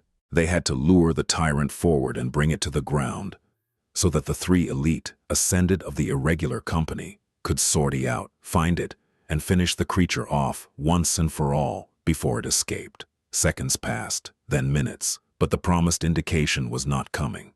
Sunny felt his nerves reaching a breaking point when a swift shadow suddenly fell from the sky. It was not a brood beast, however. Instead, it was a young, awakened woman, wearing the white colors of her clan, her armor decorated with beautiful etchings of hawk feathers, and marred with blood. Sunny remembered seeing her several times in the sanctuary, back when Skytide had still ruled over the chained isles. The young woman landed gracelessly on the battlement and staggered, barely keeping her balance. Then she observed around, took a step toward Master Jet, and stumbled. Dale caught and supported her, his face grim. Soul Reaper frowned. "What happened to sending us a signal? Where's the tyrant?" The young woman gritted her teeth and then said hoarsely, her voice full of ire, There's two of them." It took a few seconds for her words to register. Sunny cursed and observed at the dark mass of the swarm that obscured the sky. 2 tyrants? How does it make any sense? Jet's face twitched. She stared at the young woman for a moment, then asked evenly, "So, where are they?" The legacy leaned on Dale and turned slightly to face the devouring cloud. "The signal." As if answering her words, 2 radiant spheres of light suddenly appeared in the distance, tearing through the darkness. One, deep within the swarm, across the killing field. The other, unexpectedly, was even further away, but in a different direction. To the west of the city, near the ocean, the devouring cloud had barely reached there. Her job done, the young woman from the White Feather let out a sign and slumped, losing consciousness. Dale barked something, and one of his men, most likely the healer, took her off his hands. The 3 masters briefly glanced at each other. Master Jet uttered a swear that would have made Sunny blush if the situation was slightly less dire, and then smiled darkly. "I guess we are going to have to split up." She observed between the distant spheres of light, then swirled and moved her shoulders as if to loosen the muscles. "I'll take the southern one. Sunny, Night, you 2 go west and deal with the second tyrant. Get it done." Sunny blinked a couple of times, then took a step forward. "But..." She raised a hand, stopping him. "That's an order. No time to waste." With that, Jet began summoning a memory. Before the whirlwind of white sparks even manifested into reality, Soul Reaper was already moving, leaping over the parapet of the battlement to disappear into the haze of falling snow below. Sunny gritted his teeth. When he turned around, there was a shimmering portal in the air in front of him, leading to the point on the western wall, not too distant from where the sphere of light still burned in the air. Dale was already heading toward it, his helmet weaving itself from light. Sunny followed. Before stepping into the spatial rift, however, he sent a mental command to Saint. Not a few seconds after Soul Reaper landed on the ravaged ground beyond of the killing field, a dark rider leaped through the breach in the wall and followed. Chapter 1008, The Fall of Falcon Scott, 26. Stepping through the spatial rift experienced no different from taking a mundane step. It was only a little bit disorienting. The sudden change of the landscape, the direction of the wind, the subtle shift in the tone of the firing armaments. For Sunny, it was especially so, because he could also feel that the shadows around him were entirely different. However, there was no time to waste on being confused. Forcing himself to focus, he followed Dale to the edge of the wall and peered down. Far below, there was a stretch of land flooded by attacking abominations, with brood beasts swarming above them, and behind those, the edge of a tall cliff that descended toward the shore. The dark expanse of the ocean stretched for as far as the eye could see, moonlight dancing on its restless black surface. The sphere of light was slowly growing dimmer as it burned somewhere above and beyond the cliff. Dale spoke, his voice sounding slightly muffled by the helmet. "We will have to fight our way through." Sunny nodded. "I'll clear the way. You follow." The sin of solace was already manifesting itself into his hand, and shadows were wrapped around his body, filling him with resilience and strength. The marble shell was augmented as well. Sunny lingered for a moment. "What about when we reach the tyrant? We can't allow it to escape, and with Master Jet gone." The stalwart master shook his head. "I'll trap it and us within the barrier. Then either the tyrant dies, or we do. No one will escape." Sunny had already seen one of Dale's barriers, the one that allowed things to pass from within, but blocked everything coming from the outside. Today, he would see the second one, which functioned in reverse. More than that, he was going to be trapped inside that barrier with a damned fallen tyrant. If they wanted to be sure of the result, there was no better way. "Great, I'll be going then. Come down in a few seconds." Instead of summoning the dark wing, Sunny simply turned into a shadow, slid over the edge of the battlement, and swiftly glided down the surface of the wall. In a moment he was already on the ground, emerging from the darkness, with the Jade Jian whittling through the air. By the time Dale landed behind him, using some sort of row memory, half a dozen abominations were already bleeding on the ground. The defenders on that section of the wall had already received orders to support their sortie as well, shifting their fire to help the Ascended create a corridor through the mass of nightmare creature.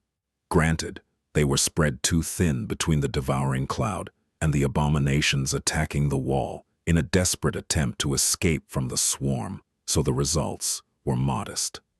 At least Sunny did not have to worry about catching a tungsten round with his back. Goddamn. Great. Sunny and Dale rushed forward, fighting their way through the tide of frenzied nightmare creatures. The stalwart master used his heater shield and heavy flanged mace to crush and break the abominations, flinging their bodies out of the way. Sunny simply cut through them, rendering the hideous body with the jade blade of the sin of solace. However, there were just too many enemies to kill, even if Dale's plate armor easily shrugged off blow after blow, and Sunny could simply ignore most of the attacks that got through his defenses. The weight of the horde threatened to push them back. More than that, they were constantly accosted by the brood beasts from above, making it much harder to remain alive. For now, they had not met a creature powerful enough to be a lethal threat, which was a testament to how incredibly durable both masters were. But it was only a matter of time. Sunny growled, and then called upon the shadows. Instantly, dark hands rose from the ground, grabbing the abominations and either throwing them aside or outright tearing their bodies to pieces. Black chains whipped in the air, obliterating lunging brood beasts. "If you have a good memory or two, use them now," Dale bashed a leaping abomination with his shield, turning its body into bloody paste, and tore something off his belt. In the next moment there was a blinding flash, and then a sound akin to the roar of an angry dragon shook the world. Sonny smelled the carnage before he witnessed it. In front of them, a morbid path of charred corpses cut through the horde. Dale pushed Sonny forward and lunged into the momentary rift in the mass of nightmare creatures. "That one has to accumulate charges for a long time. We won't be able to use it against the tyrant," Sonny snarled as he ran. "We need to find the damn bastard first. Don't hold back." A few minutes of frenzied slaughter later, battered but alive, they reached the edge of the cliff and plunged down. Sonny had turned into a shadow once again, while Dale utilized an enchanted rope with a vicious hook tied to its end. The hook had been ruthlessly thrust into the flesh of an especially massive nightmare creature just a second before. Down on the stone beach, there were much fewer abominations. Some of them had already been cleaned to the bone by the brood beasts, while others were alive and full of murderous fury. Some distance away, Sonny could see the tall walls of the port fortress and the shapes of gargantuan ships resting on the waves. As he looked around in search of their prey, something flew from the darkness, forcing him to jump aside. It turned out to be a massive chunk of bleeding flesh that had been the torso of a nightmare creature seemingly only moments ago. Looking at where the chunk of flesh came from, Sonny witnessed a chilling sight. Out there ahead of them, halfway to the dark water, a towering being besieged by a mob of abominations. 6 segmented legs, a tail with a long stinger, torn and broken leathery wings, and 3 terrifying circular maws swaying on the ends of long necks. As he watched, one of the monstrosity's maws shot down, biting into the body of a powerful nightmare creature. With a violent twist, the creature came undone, rivers of blood and viscera spilling onto the cold stones. At the same time, the other 2 maws shredded a couple more abominations, swallowing large chunks of them whole. The tail stinger shot forward with blinding speed, piercing another and pumping poison into its convulsing body. Sonny gazed at the macabre scene with dark resentment. Be careful of what you wish for, I guess. They had discovered the tyrant of the devouring cloud. Chapter 1. 1009, The Fall of Falcon Scott. 27. As Sonny watched, the tyrant tore apart several more abominations, devouring their flesh with its 3 enormous maws. This creature, it was on par with the Lord of the Dead that Sonny had faced in the catacombs below the Dark City. Back then, he was merely a sleeper. Now, he was an ascended himself, and an abnormally powerful one at that. His loyal shadows were indisposed, but he was accompanied by Dale instead. There was no reason for this fight to be too hard. However, they had a big problem. The more nightmare creatures the tyrant killed and devoured, the more invigorated it seemed. The ghastly injuries on its wings were already healing, and very soon the monstrosity would be able to take flight again. Sonny could not allow that to happen. Glancing at Dale with a grave expression, he said, "It's now or never." Above them, a swarm of brood beasts separated from the dark mass of the devouring cloud, rushing down to protect their ruler. Dale nodded and silently lunged forward, closing in on the tyrant to trap the monstrosity, and the 2 of them with it, inside a barrier of shimmering energy. Sonny followed, cutting down several abominations that had tried to bar their passage.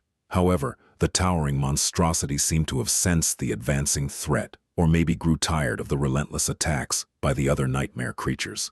It suddenly jumped, soaring high into the air, its broken wings raising a powerful gale. The tyrant had not managed to stay in the air for long, at least not yet, but it succeeded in creating some distance between itself and the pursuers.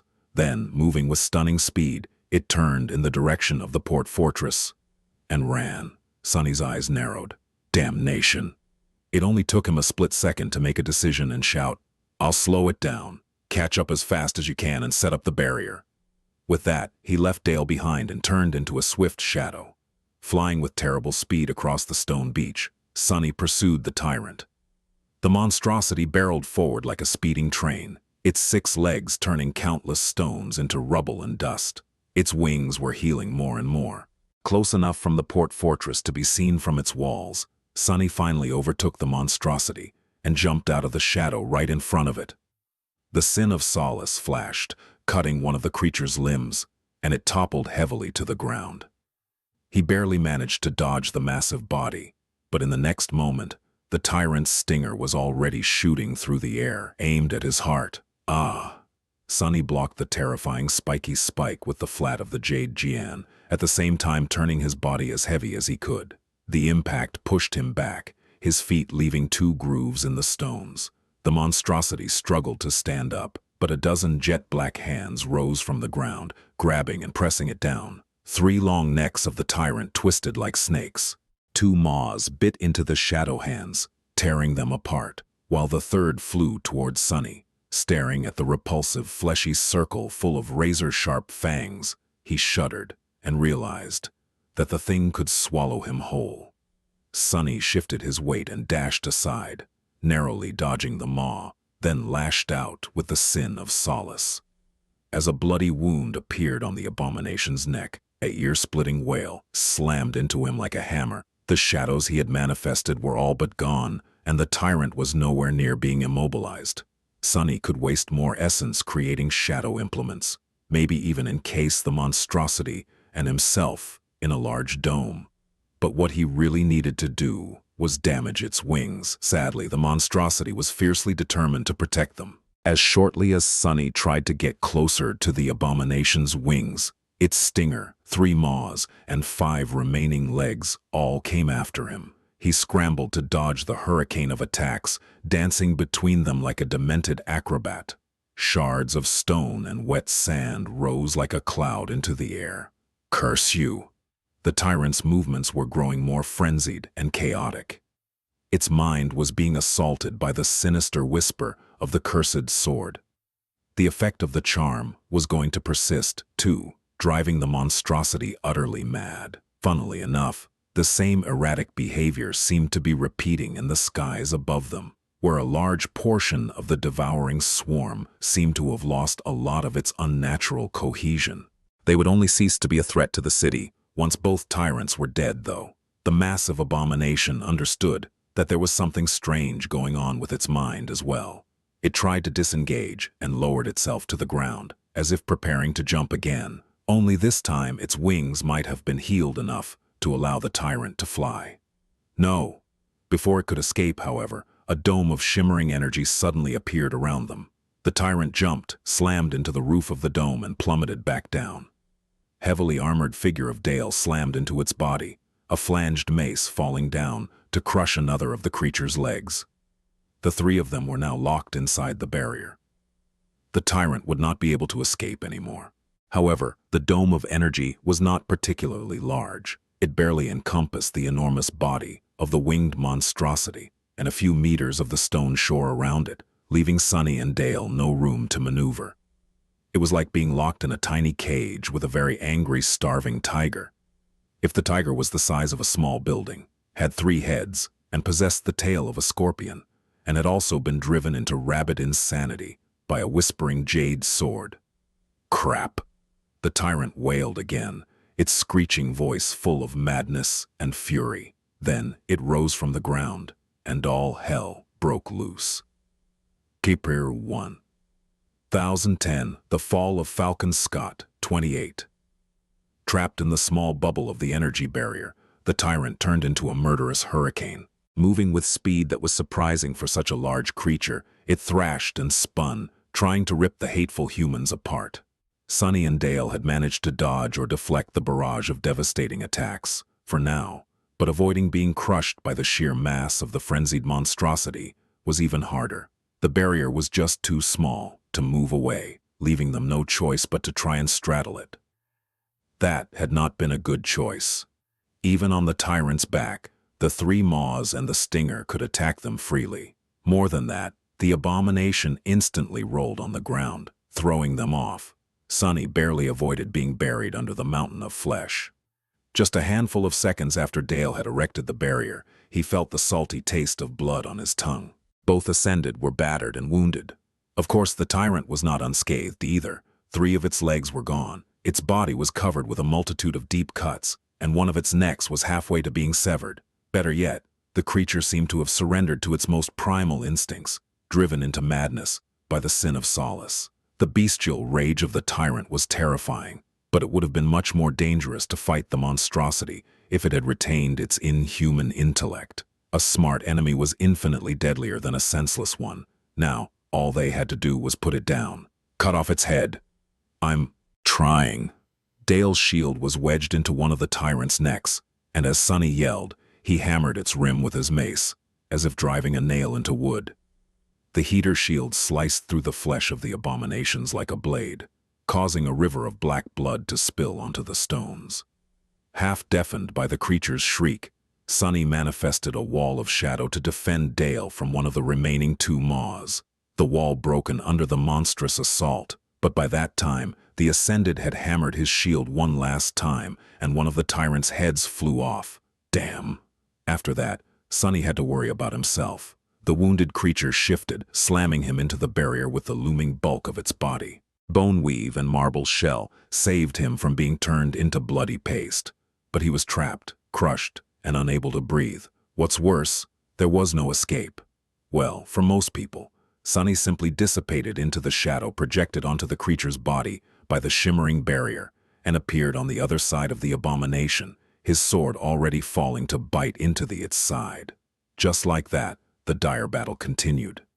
Sonny and Dale were one mistake away from being greatly injured or killed at every moment, but neither of them had made that mistake yet. As time went on, their enemy grew more and more frenetic, but the two masters only grew more effective in their attempts to butcher it. They were learning how to better hurt it with every blow, dodge, and step. Dale's armor cracked, but in return, the tyrant's stinger was shattered by the heavy flanged mace. Sonny was now bleeding from a deep cut above his left eye, but in return, one of Tyrant's maws was missing half of its fangs. Using a momentary opening created by the monstrosity throwing all of its weight against the barrier, Sonny finally managed to position himself for an all-out attack. He dashed forward, turning his body light to create momentum, and slashed the sin of solace across the base of one of the creature's necks. The jade Jian seemed to laugh as it sliced through the tough hide, steel muscles, and unbreakable bones of the tyrant, emerging from the other side of its neck in a fountain of blood. The second of the three maws fell to the ground. One more. Dale received an earth-shattering blow on his shield and slid back with a low grunt. His hand trembled a little. The barrier won't hold for much longer. We must hurry. Sonny did not need to be reminded. He already felt that the shadows surrounding them were changing. The shimmering energy was growing dimmer every time the tyrant slammed into it. By now, most of its shine was already gone. But the creature had lost most of its weapons as well. It was bleeding heavily, maimed and wounded, its speed gradually decreasing. Sonny knew not to let his guard down. These last moments were often the most deadly, both because human fighters tended to get overconfident when the victory neared, and because their enemies would often abandon all caution in one last desperate attempt to destroy the opposition and survive. Still, this had to end quickly. Risky. The thought flashed through his mind, but Sonny was already moving. Pushing himself forward, he deflected a glancing blow from the creature's tail and slammed into the tyrant like a cannonball. Thrown off balance, the monstrosity reeled and then threw itself into a fierce retaliatory attack. Sonny managed to dodge its legs, but not its maw. He simply slashed at it with the sin of solace, feeling the flesh part before the jade blade. At the same time, the creature left itself completely open to Dale. The stalwart master lunged forward, his mace suddenly igniting with a dangerous red glow. The moment it connected with the base of the tyrant's last remaining neck, the flanged head of the mace exploded with ominous light, and something thundered. Sonny saw the shape of the abomination's neck melting in the furious red light as it was torn apart. Then, for a second, he could not think about anything anymore. Moments before it died, the tyrant managed to grab his shoulder with its maw and fling Sonny into the air. Feeling a pulse of tearing pain, he found himself flying backward away from the dying creature. His back connected with the weakened barrier and shattered it, the marble shell turning rigid from the impact. Sonny landed gracelessly a dozen meters away from the convulsing body of the tyrant, rolled for a few meters more, and came to a stop at the edge of the water. A pained groan escaped from his lips. That hurt. He slowly sat up and glanced at his shoulder. The leather pauldron of the puppeteer's shroud was pierced in several places, and there were deep scratches on his skin. The tyrant's fangs, however, had not cut deep. The lacerations were shallow. He took a shaky breath and looked up. High above, the devouring cloud seemed aimless and lost. Without malevolent purpose guiding the swarm of brood beasts, they were being slowly obliterated by the city defenses. Saint and Master Jet must have finished off their tyrant as well. Sunny glanced at Dale, who seemed rather battered, but alive. We won. By all accounts, he was supposed to feel jubilation and relief. Even though the battle was not over, the irregulars had accomplished their task. Today, the First Army was going to celebrate a victory. However, Sunny did not feel relieved. Instead, he felt cold, very, very cold, and frightened. What the hell is this feeling? Struggling against a deep sense of unease, Sunny shivered and turned to the black waves, his hand reaching for the hilt of the Sin of Solace. Just as he did, the water parted, and someone, appeared from below it. Sunny froze, staring with wide eyes. His face paled terribly. There was a man walking out of the ocean, water flowing from his armor. He was tall, with a powerful build. His hair was dark, and his bloodless face was empty, not a hint of emotion hiding in his hollow eyes. Instead, there was something different in them, something vast, alien, and terrifying. The man slowly appeared from the water and took a firm step towards Sunny, looming above him like a hollow wraith. The empty stare of his glassy eyes fell down. Sunny's hand shook. Stunned, he tried to crawl back and whispered in a faint, trembling voice. Vern. Chapter 1. 1011. The Fall of Falcon. Scott, 29. For a moment or two, Sunny's mind was empty. He crawled back, looking up at the familiar figure towering above him. Verna. It was Verna. There was no mistake, or something wearing Vern's corpse at least. His shadow was much more vast and dreadful than a human's shadow was supposed to be. The hollow gaze of the dead master pursued Sunny, his face still and unmoving like a mask. Behind him, the dark waves stirred, and more figures rose from the water. Men, women, dozens of them, hundreds even. They marched forward like an army of the dead, silent and emotionless, their eyes drowning in darkness. All their shadows were wrong. In the people of LO-49 that Sunny had left to die, he recognized all of them, staring at the undulating surface of the ocean in horror. The terror. Strangely, it was the contemptuous laugh of the cursed sword that shattered his paralysis. Look, lost from light, your sins have come to haunt you. Sunny shuddered, coming to his senses. What sins, you bastard? I did everything I could to save them. The insidious voice laughed again, then whispered, its hissing words falling like drops of poison. Weakness is also a sin, you pitiful worm. It is the greatest sin of them all. Sunny snarled, then rose to his feet and froze for a split second, thinking feverishly about the situation. After chasing the tyrant, he was now behind the city. There were tall cliffs between the ocean and the northern wall of Falcon Scott, so nothing could escape the shore without being torn to shreds by the defensive armaments. Granted, most of the First Army forces were currently concentrated on the southern side of the wall, fighting against the devouring cloud. The port fortress was nearby, though, and defended by its own garrison. Bloodwave and the Awakened of the House of Night were also there, protecting the anchored ships and overseeing the loading of the refugees. 1,000 enthralled corpses were not going to put a dent in the defenses of the port. As for the terror itself, just as that thought flashed through Sunny's mind, he saw something that made his blood run cold. There, behind the slowly advancing figures of the drowned residents of LO-49, the black water seethed and boiled, releasing even more thralls. Nightmare creatures, thousands of them, were rising from the waves, all moving with the same silent, harrowing dispassion. He took an involuntary step back, then steeled himself and raised the Sin of Solace. The terror's thralls could not be allowed to reach the port. Hundreds of thousands of refugees were currently there, with even more already on the ships. Thankfully, The elevator platforms leading to Falcon Scott were empty. The evacuation stopped briefly on account of the devouring cloud. The defenders of the metropolis had also spotted the new threat. Powerful beams of light fell from above, illuminating the quiet horde. An instant later, a hail of bullets was supposed to tear into it, but it didn't. The spotlights moved on, as if not noticing anything. Instead of an obliterating onslaught of heavy rounds, all that came were a few sporadic streams of rifle bullets. The armaments on the wall of the port fortress were silent too. Sonny felt a chill run down his spine. The hex! He did not get a chance to finish the thought. Verna suddenly disappeared, moving with much more speed than he had been capable of as a human. Sonny shifted, trying to deflect the incoming attack, but his reaction was too slow. A devastating blow sent him flying backwards, the breath knocked out of him entirely. He crashed to the ground and rolled, feeling cold numbness spreading through his chest. Curse it!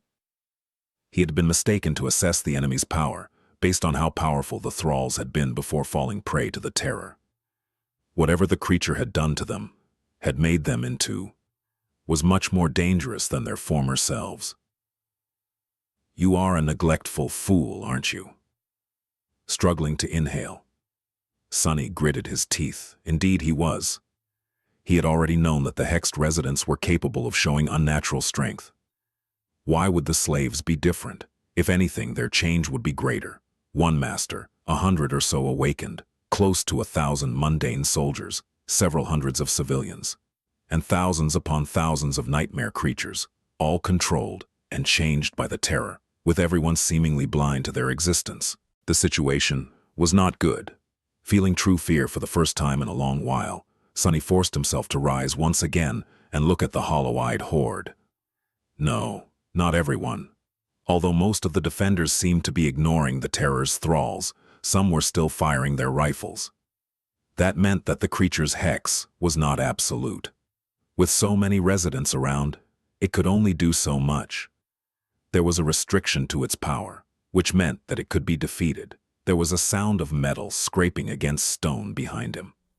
Looking back, Sonny saw Dale approaching, his buckler raised and dripping with blood. His heart skipped a beat. Dale, do you see them? The heavily armored master turned his head slightly. Darkness nestled in the slit of his visor. His voice sounded a little muffled. What are you talking about? Sonny's heart fell, but then Dale continued. How would I miss thousands of creatures crawling from the ocean? Of course I see them. Question is, why are the wall armaments still silent? More and more nightmare creatures emerged from the water, flooding the shore. Sonny found Vern and shivered, noticing that the dead master was staring at him as well. It's the terror of LO-49. The wretched thing is messing with people's minds. We need to... The hollow horde suddenly stopped moving. Thousands of heads turned in unison, countless empty eyes all staring at a single point. Sonny. He shivered. I guess it recognized me as well. The horde rushed forward. Chapter 1, 1012. The Fall of Falcon, Scott, 30. Across the city to the south, the majority of the First Army forces were fighting the devouring cloud. Even directionless, the gluttonous swarm still posed an existential threat to Falcon Scott. The sky was torn asunder by fire and explosions. Countless brood beasts melting in that inferno, as they threw themselves against the siege capital's defenses. Somewhere further south, far away, Skytide was once again engaged in a dreadful battle against the corrupted Titan, Winter Beast, and yet, here, on the shore of the dark ocean, a new threat appeared, one that was perhaps no less dangerous than the devouring cloud. Worst of all, no one except for two masters and a handful of disparate soldiers seemed to be aware of it, or so Sonny had thought. The instant the hollow horde surged forward, the port fortress finally came alive. Numerous turrets turned their barrels, unleashing an onslaught of bullets at the thralls of the terror of the depths. Bright beams of light once again shone on the shore, and several railguns thundered, cutting rifts through the horde. Arrows and magical projectiles fell down like rain. The thralls had turned out to be too potent to be obliterated by the sudden assault, but they did slow down for a moment. Finally, some luck. Sonny prepared to launch himself into the mass of enemies, but Dale suddenly pulled him back. What the hell are you doing?" The stalwart master glanced at him calmly, then shook his head. "There's no time for that. The real foe is the terror, not its puppets. You need to go. Find Bloodwave, or someone from the House of Night at least. They need to find the creature and destroy it before it's too late." Sonny blinked. "What about you?" Dale turned to the advancing horde, lingered for a moment and shrugged. "I'll stay and make sure that they do not breach the wall of the port." There were a lot of words left unsaid, but they both understood the implication. Dale was best at stationary defense, while Sonny was swift and elusive. Their roles were decided for them by that uncomplicated reality, and there was nothing to discuss. The heavily armored master took a step forward, raising his shield and mace. "Go, Sunless. Don't linger." Sonny opened his mouth, then closed it without saying anything. Throwing one last glance at the figure of Vern, who was walking steadily through the hellish barrage of bullets without paying them any attention, he gritted his teeth and dove into the shadows. Behind him, the first of the thralls was already lunging at Dale, hollow eyes shining with the reflected moonlight. Damn it, damn it, damn it. Swiftly gliding through the darkness, he soon reached the wall of the port fortress and scaled it, emerging from the shadows on the battlements. Here, a chaotic flurry of activity was boiling, soldiers and awakened, feverishly sending rivers of bullets, arrows, and magic into the horde of thralls. On the other side of the wall, Sonny could see a large crowd of terrified refugees filling a large courtyard below. They had come here to board one of the ships and escape the doomed siege, but got stuck in the middle of the battle instead. Ignoring the grim sight, he ran across the battlement toward the citadel of the fortress. If he could not find what he sought there, he would proceed past the citadel toward the pier, and from there to the battleships if need be. As Sonny ran, he looked around, hoping to see someone from the House of Night among the defenders. He got lucky sooner than he had expected. The wall of the port fortress had towers rising above it at set intervals, each serving as a bunker. As he passed through one of these bunkers, observing the complicated machinery of the railgun housed within, he noticed a familiar figure standing near a targeting interface. Tall, handsome, with black hair that sometimes seemed inky blue. "Naiva," Sonny dashed toward the Nightwalker, who looked up from the terminal with a surprised expression. "Sunless? What are you—" Sonny waved a hand, interrupting him. "Long story. Are you free from the hex? Can you see the monsters?" He realized something, then looked around with a bit of confusion. "Actually, never mind. How are all of you able to see them?" Nave lingered for a moment. "Nightwalkers like me have a high affinity to guidance and revelations, the ocean and its depths too. So, many of us were able to see through the hex. As for the rest of the garrison, they don't see anything, but they also don't need to as long as someone provides them with the targeting data. Basically, they are shooting blindly in the direction where we point." Sonny froze for a moment, admiring the effective crudeness of that simple solution. Then, his face darkened. On the wall outside the bunker, one of the soldiers suddenly lowered his rifle, remained motionless for a moment, then took a step forward and jumped over the parapet of the battlement, disappearing into the cold water below, without a sound. No one seemed to notice his absence. "Where's Bloodwave?" Nave pointed north toward the pier. "Protecting the ships." "Why?" Sonny answered with urgency, obvious in his voice. "This battle can't be won unless the source of the hex is destroyed. The terror of LO-49. We need to find and kill it. Staying on the defensive will only allow that fiend to propagate its influence throughout the city, killing countless people and growing its army. The House of Night and your saint are our best bet." The Nightwalker stared at him for a few moments. His tired face paled a little. "You want us to forsake the ships, dive into the ocean, and fight the terror in its territory?" Sonny simply nodded. "Exactly, and I'll dive with you too." Nave hesitated for a bit, then sighed. "Well, all right. Follow me then. I'll take you to see my uncle." Sonny blinked a couple of times. "Wait, that's it? I thought I would have to persuade you." The Nightwalker gave him a strange look. "I was persuaded the instant you uttered, 'This battle can't be won unless—' That terror is one of the top targets anyway. So, come, let's hunt the bastard down. Chapter 1013.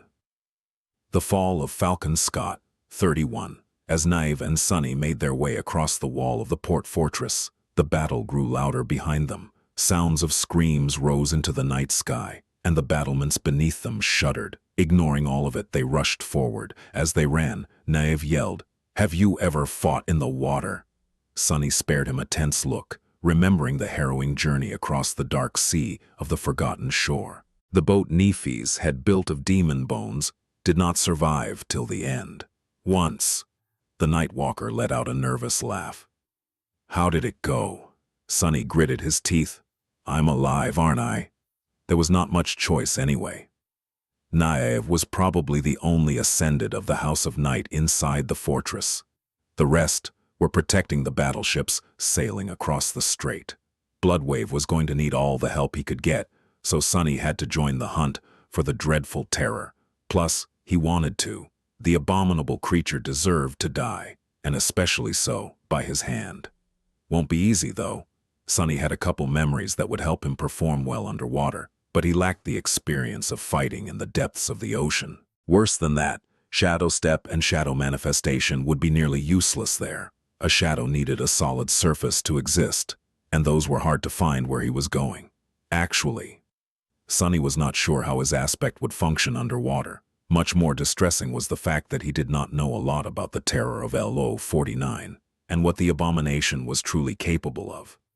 The fact that it relied on mind attacks and manipulation suggested a lack of physical might, but even then, such things were highly relative when it came to corrupted creatures. Really, he was not even sure that the terror was of the corrupted rank. "What the hell am I doing here?" The Sin of Solace laughed, forcing him to grimace. It did not matter. Even disregarding the fact that he had a personal score to settle, the creature had to be destroyed to protect the city. But what are you doing risking your life to protect that city? It's not like you, lost from light. Sunny did not really know how to answer, but he refused to let the voice of the sword distract him from the task at hand. They were already on the pier, moving swiftly to its end. Some distance away, two gargantuan battleships rested on the black waves. He looked around, not noticing the distinct figure of the enigmatic saint anywhere. "Where is Bloodwave? Is he aboard one of the ships?" Naive gave him a confused look as he took his midnight blue coat off. Beneath it was a black wetsuit, an armor memory already weaving itself from sparks of light. "What do you mean? He's in the water, of course, below the ships." Sunny blinked. "Oh, of course." He hesitated for a moment, then dismissed the puppeteer's shroud. Left wearing nothing but his underwear, Sunny shivered in the wind. His pale skin was painted black by the shadows wrapping around his body, and his lean muscles seemed like they had been cut from matte obsidian. He sighed, then summoned three memories. First, a large and beautiful white pearl appeared in his hand. Sunny lingered for a moment, then placed it on his tongue and closed his mouth. The essence pearl would allow him to breathe and see clearly underwater. Then, a piece of an icy blue crystal, inlaid in a frame of dull metal, appeared, hung around his neck on a black string. The memory of ice. Using two charms at once would consume essence faster, but Sunny had to protect himself from the lethal cold of the winter ocean. It was only possible to augment one at a time with the underworld armament trait of the marble shell, so he chose the blue crystal. Lastly, a harness made of a fisherman's net wrapped around his torso. The nimble catch. With that, Sunny was more or less ready to dive into the water, at least physically. The only problem was that he needed both hands to swim, but that was easily remedied by fastening the Sin of Solace to the nimble catch. The harness was very handy in that regard. With the jade blade strapped safely behind his back, Sunny walked over to the very edge of the pier and glanced at Naive. The Night Walker was already clad in a light armor that seemed to be made of black seaweed and nacreous shell. A pale smile appeared on Naive's face. "Ready?" Sunny stared at the tumultuous dark waves beneath them and shook his head. Then he jumped. The ocean grasped him in a cold embrace a moment later. Sunny almost panicked. a deluge of unpleasant memories instantly surfacing in his mind, but then discovered that he could breathe normally despite being surrounded by water. That calmed him down a little. The essence pearl had a strange effect. Sunny could breathe through his nose as if he was standing on solid ground, and there seemed to be an invisible barrier preventing the salty water from flowing up his nostrils. Additionally, the active enchantment of the charm allowed him to see clearly through the dark expanse of the ocean, as if he was wearing a diving mask. He was also cold, but not terribly so. It seemed that the high elemental resistance of the marble shell, augmented by the shadows, was enough to protect him from freezing to death. Adding the memory of ice on top of that turned out to be overkill. Sunny dismissed the blue crystal, relieved to save some essence. Not too bad. A moment later, Naive plunged into the water beside him and swam nimbly forward and down. Sunny had learned how to swim during his wilderness survival lessons back at the academy and practiced it a few times on the forgotten shore. And yet, one glance at the scion of the House of Night made him feel embarrassed. The night walker moved through the water with great speed and ease, looking like some kind of graceful aquatic creature. It almost seemed as if he was more comfortable in the water than he had been on land. Maybe he was. Sighing inwardly, Sunny followed. His movements might not have been as natural and graceful as Naive's, but with the frightening strength of an ascended devil and the help of the nimble catch, he found himself more than capable of keeping up. They dove deeper into the dark water, soon reaching the ships. Sunny felt a tremendous shadow floating silently below a few moments before he saw it. There, in the darkness, a monstrous killer whale was waiting, watching them with giant blue eyes. 1014, The Fall of Falcon Scott. 32. Sunny had seen Bloodwave in his bestial form once from afar, but up close, the Saint of Night was much more terrifying. The creature he had transformed into looked somewhat like a killer whale, its hide black and white, the lines of its body smooth and predatory. However, it was much, much larger than any mundane beast had any right to be. There was a patchwork of ugly scars covering its hide, and steel armor encasing its long fins, edges sharp like blades. Its enormous eyes glowed in the darkness of the ocean with blue light, full of willpower and intelligence. Even knowing that the giant killer whale was actually a human, Sunny couldn't help but feel tense in front of the great predator. Since the beginning of the siege of Falcon Scott, Bloodwave had rarely shown himself. He mostly remained underwater, protecting the anchored ships and fighting those nightmare creatures that would try to attack the city from the depths. Army Command did not dare leave the port fortress and the vulnerable vessels without a defender, and yet, today, that was exactly what had to happen. While Sunny stared at the mighty Saint, Nauv glided forward and then hovered in front of the killer whale's snout, keeping himself in place with barely noticeable movements of his arms and legs. The tall master looked tiny beside the giant creature. Sunny realized that he did not know how to communicate with others underwater. He couldn't really speak or even open his mouth unless he wanted to lose the essence pearl and suffocate. There was probably a system of signs one could learn, but he had not done that in advance. The world was silent. Not quite.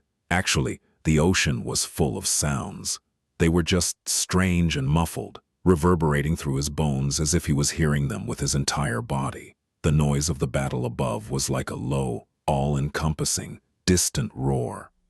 Sunny knew that sound was supposed to propagate very far in the water, but had no tools to distinguish and interpret what he heard. Nevertheless, the Nightwalkers seemed to possess some method of sharing information. A few moments after Naive approached Bloodwave, the killer whale shifted slightly, staring into the depths of the ocean. His pupils narrowed. Then, a strange thing happened. The eyes of the great predator remained clear and blue, but the water itself seemed suddenly tinted dark crimson around them. Sunny felt extremely uncomfortable, as if Bloodweave did not like what was happening at all. Then, the sensation passed as swiftly as it had appeared, and the ocean was normal once again. Naive turned around and beckoned for him to come closer. Struggling against the instinctual fear of large predators, Sunny swam toward the monstrous killer whale. Once he got close, there was suddenly a familiar voice in his ears. My uncle agrees. We have to kill the terror. Sonny stared at the Nightwalker silently. Naive tilted his head a little. Oh, you can't speak. Well, there's nothing to discuss anyway. All the available information about the creature was already given to us by Tyrus of White Feather. We can only attack the terror and do our best. How is your resistance against mind attacks? TM Sonny made a fist and raised his thumb. He doubted that any master had better mental defenses than him. Plus, he was already inoculated against the terror's hex. The Nightwalker nodded. Good. Taking our awakened into the depths would just mean giving the creature more puppets to control. The three of us will have to hunt alone. Once we discover the terror, Bloodwave will lead the charge, while our task will be to support him. Maybe we'll even survive, who knows? Are you ready? Sonny shrugged, which was an awkward thing to do underwater. Then follow me. Naive swam even closer to the great beast, gliding parallel to Bloodwave's back. Reaching the dorsal fin that stood tall like the mast of a ship, he grabbed onto a small depression in the armor encasing it, and gestured for Sonny to do the same. Great. I'm going to ride a damned saint into the depths of a damned ocean. Cursing his fate, Sonny followed the Nightwalker's example and latched himself to the killer whale's fin like some sort of hitchhiker fish. He could feel a vast, powerful heartbeat somewhere below him, and a mighty presence that was beyond all mundane senses. Naive's voice resounded once again in his ears. Don't let go. Well, unless you feel like the pressure is too great for you to handle. I don't know how deep the terror hides, and how deep you can dive. Sorry, Sunless. You'll have to learn how to traverse the abyss fast, and on your own. Before Sonny could think of an answer, even though he could not relay it, Bloodwave suddenly moved. His great body lunged forward with stunning speed, and a powerful current almost threw Sonny off the fin. He grabbed tighter to the steel armor, feeling how strange it was to be able to breathe freely, despite the rushing water. Naive stretched a hand to support him, but then brought it back, seeing that there was no need. This is... Riding a giant killer whale into the dark depths of the ocean was perhaps not the strangest journey Sonny had made, but it was definitely up there with the weirdest of them, especially considering that the whale was actually a saint of the great clan Knight. The whole situation would have been comically surreal if it wasn't so dreadful. A terrible enemy waited for them at the end of this journey. Bloodwave journeyed away from the shore, submerging deeper and deeper into the watery abyss. The world around them was ruthlessly cold and absolutely lightless, eerily similar to the sky below of the Chained Isles, but much more frightening. In fact, that was not the only similarity. The deeper they went, the more Sonny felt as if something was pressing down on him. It was as if a titanic slab of stone was weighing on his body, making it harder to move and breathe. The feeling was not dissimilar to the torturous force of the crushing, and thinking of that analogy made him very, very uneasy. The crushing was capable of killing even saints after all. He tried to control his breathing. No mundane ocean can kill a saint. And, in terms of sturdiness, I'm not that far from one. Down and down they went. 1015 The Fall of Falcon Scott, 33. The deeper Bloodwave descended into the vast, boundless, dark abyss of the ocean, the more disturbed Sonny felt. And he had already been deeply uncomfortable before taking the plunge into the shallows. There was nothing but emptiness and oppressive darkness, both above and below them, stretching endlessly into the unknown. Even though Sonny could see through the water, unlike how it had been in the impenetrable darkness of the cursed sea, of the forgotten shore, he was still distressed. The depths of the ocean were not a place meant for humans. They were its opposite. Coming here voluntarily was nothing but pure madness. I might have misunderstood the Nightwalkers. They are all lunatics. He shifted slightly and glanced at Naive, who was holding tightly to the fin of the monstrous killer whale. The currents battered them, and the pressure was slowly growing unbearable. The scion of the House of Night was not exactly calm, but his unease was caused by the prospect of fighting a corrupted terror, not the watery abyss itself. Strangely, Sonny's feelings were reversed. The terror of LO-49 was a harrowing foe, indeed, but he had faced plenty of those. The ocean, on the other hand, was an alien, unfamiliar, and fundamentally hostile space. It was abysmal in the purest sense of the word. Grimacing, Sunny pulled himself closer to Bloodwave's fin and waited. He did not know what exact means the saint was using to track the hidden terror. There was some pattern to his movements, but Sunny wasn't sure what it was.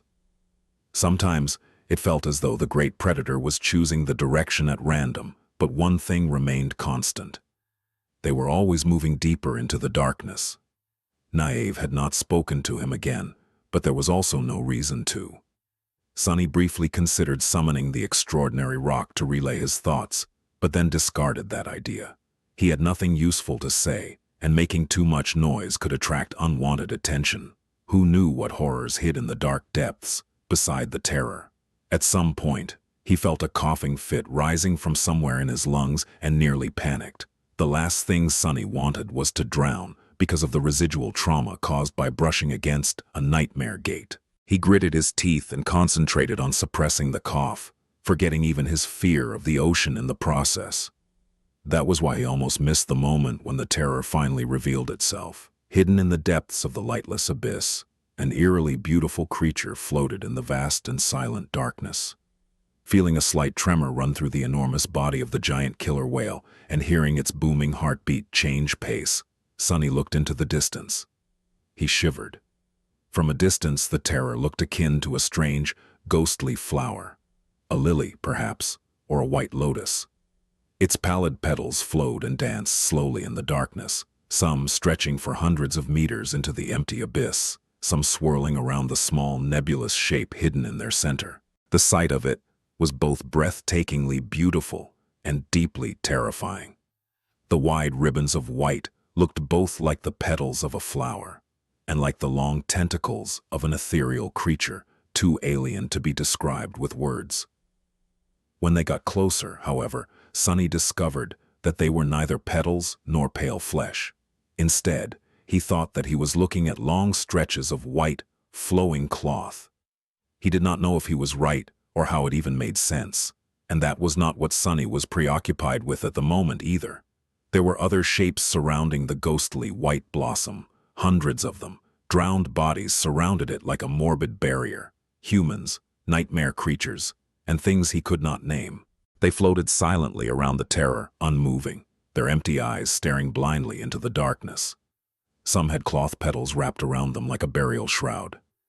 The eerie scene made him shudder. The otherworldly beauty of it all only made the visage more appalling. There was a powerful presence emanating from the mass of billowing white cloth. One of utter horror and malice. Sunny felt that presence overwhelm him, making it impossible to look away from the terror, but also unbearable to witness it.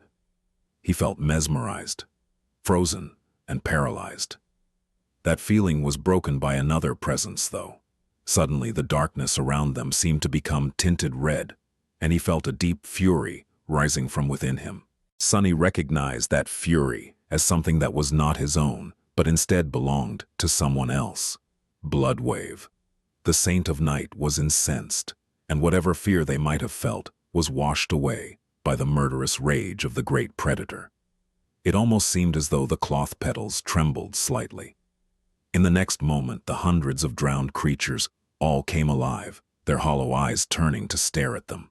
Sunny uttered a silent curse and freed the Sin of Solace from its makeshift scabbard with his free hand.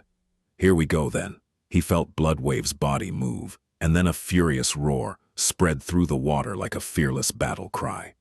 The force of it was almost physical in nature, moving through the dark abyss like a devastating shockwave. The monstrous killer whale surged forward, and with him, the ocean itself came alive. Powerful currents assaulted the pallid flower, throwing its ghastly defenders away. The crimson hue of the water became more apparent, and wherever it spread, Bloodwave seemed to gain even more speed, even more might. At the same time, the cloth petals exploded with motion, unfurling like long limbs, grabbing the thralls and throwing them forward. By Sunny's side, Naive glanced at him and outstretched a hand, a bone harpoon appearing in it. The Night Walker smiled, indigo lights dancing in his eyes. It's time. With that, he pushed himself off the fin and shot forward with incredible speed. A moment later, Bloodwave crashed into the moving barrier of hollow-eyed thralls. 1016. The Fall of Falcon Scott. 34. The monstrous killer whale snapped its jaws, savaging several massive nightmare creatures at once. Clouds of blood and pulverized flesh escaped from his maw like a red tide. Powerful currents of crimson water swirled around his massive body, ripping even more abominations apart. A dozen thralls were destroyed when the great predator rammed through them at dreadful speed. Armored fins moved, slicing bodies like giant blades. A split second later, Bloodwave shot past the barrier of flesh, leaving devastation in his wake. He continued forward, heading for the eerie flower of white cloth that was the Terror. Neve and Sunny were left behind, though. Their task was to deal with the thralls and prevent them from attacking the Saint from behind. How the hell do I do this? Fighting underwater was not at all like fighting on land.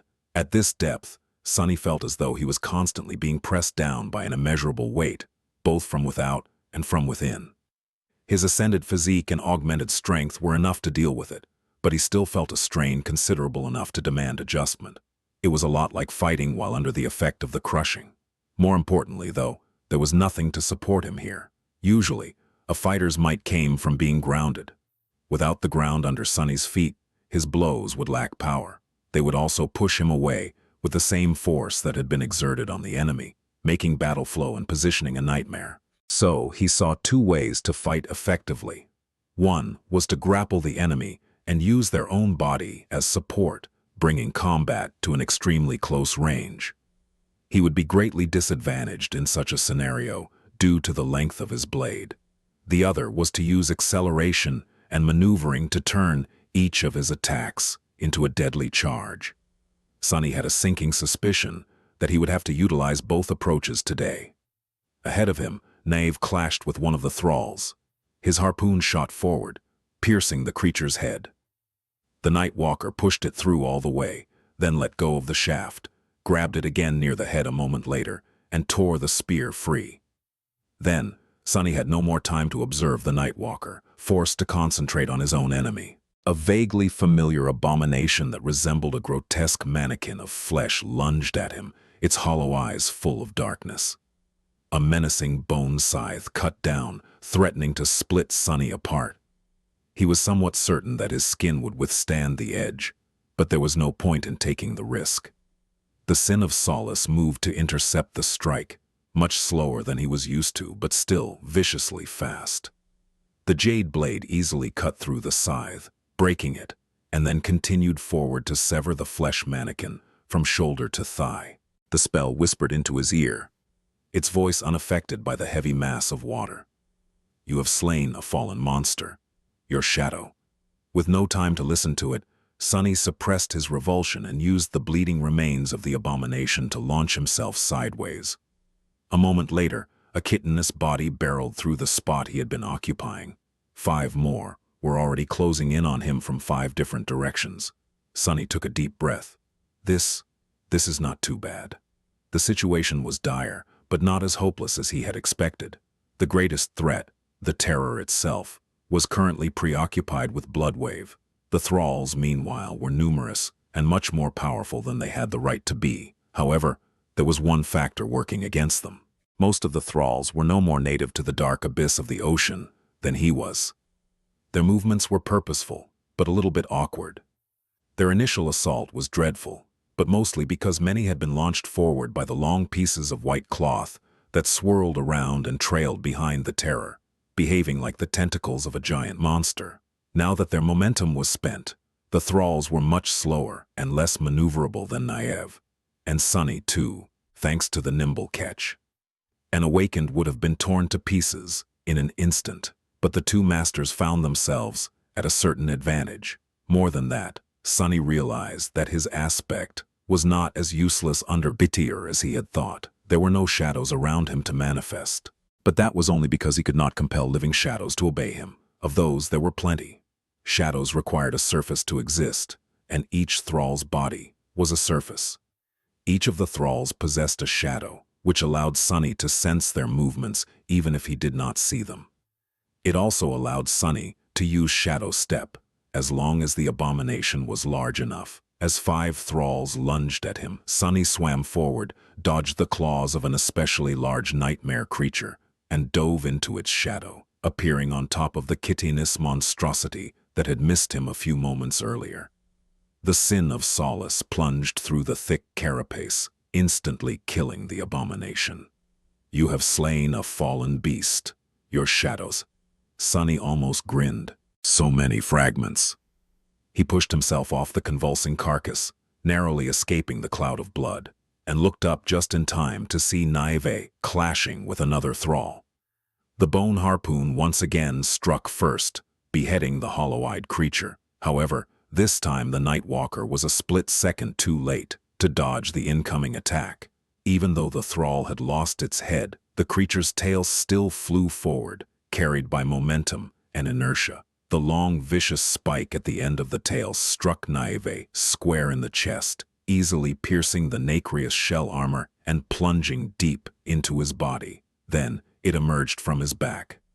Sunny's eyes widened, but then something strange happened. The scion of the House of Night seemed to ignore the terrible wound. And in fact, there was no wound. Instead, it was as though Naive's body had turned into liquid. The spike pierced that liquid and then flew out of the master's side without leaving a trace. A second later, Naive turned solid once again, already attacking the next thrall. His movements were swift, graceful, and flowing. Sunny tore his gaze away and lashed out with the sin of Solace to deflect a blow from a hollow-eyed thrall. Neat. Behind them, Bloodwave had finally reached the beautiful, harrowing white blossom. 1017. The Fall of Falcon Scott. 35. The monstrous killer whale cut through the crimson darkness, descending upon the ethereal blossom of flowing white cloth. His mouth opened, revealing a palisade of terrifying fangs. His blue eyes had turned deep red, glowing like spotlights, and full of murderous intent. As the great predator approached, the pallid flower exploded with movement. The shorter petals swirled, creating a barrier of white cloth around the small, unclear shape hidden in their center. The longer ones, which had been drifting gracefully on the currents, suddenly contracted and shot forward like tentacles. Bloodwave roared. Powerful currents surrounding his body churned, surging forward to meet the petals. He dodged nimbly, continuing to move forward as his jaw closed on one of the white tentacles. There was no blood, no torn flesh, and no crushed bone. It was as though the petal was indeed nothing but white silk, and damaging it was like cutting a piece of lifeless cloth. Sunny did not see much of what happened after, because he had his own problems to worry about. There were just too many thralls around him, all powerful enough to pose a serious threat. Even with most of them assaulting the port fortress, somewhere far away and above, the terror's drowned guard was enough to kill him and Naive 10 times over, if they were not careful enough. Damn it. Propelling himself forward through the dark water, Sunny collided with a hideous creature made of iron and bone. The sin of Solace passed through the abomination's body, cleaving it apart. However, the next thrall was already upon him. 2 human hands wrapped around his throat, trying to rip it open with dreadful strength. Sunny's skin turned hard as stone and resisted the pale fingers, but he still found himself being strangled. Using shadow sense to perceive the shape of the enemy, Sunny slashed back with the jade sword, severing both of the arms.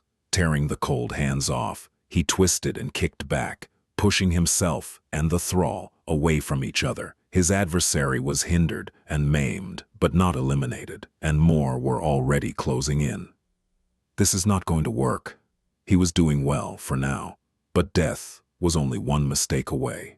Sunny relied on his superior speed and maneuverability to slay the thralls, which meant that the moment he was immobilized or stalled, the tables would be turned. He was not a stranger to fighting with everything on the line, but not in an environment as strange and unfamiliar as the depths of the ocean. It was far easier to make a fatal mistake in a place the rules of which he did not know. Sunny willed himself to swim forward, then hesitantly turned onto his back and looked in the direction where Naive was battling a throng of abominations. The Night Walker moved with ease and graceful precision, navigating the dark waters like a creature born in and for the depths. He certainly knew the rules. An idea slowly formed in Sunny's mind.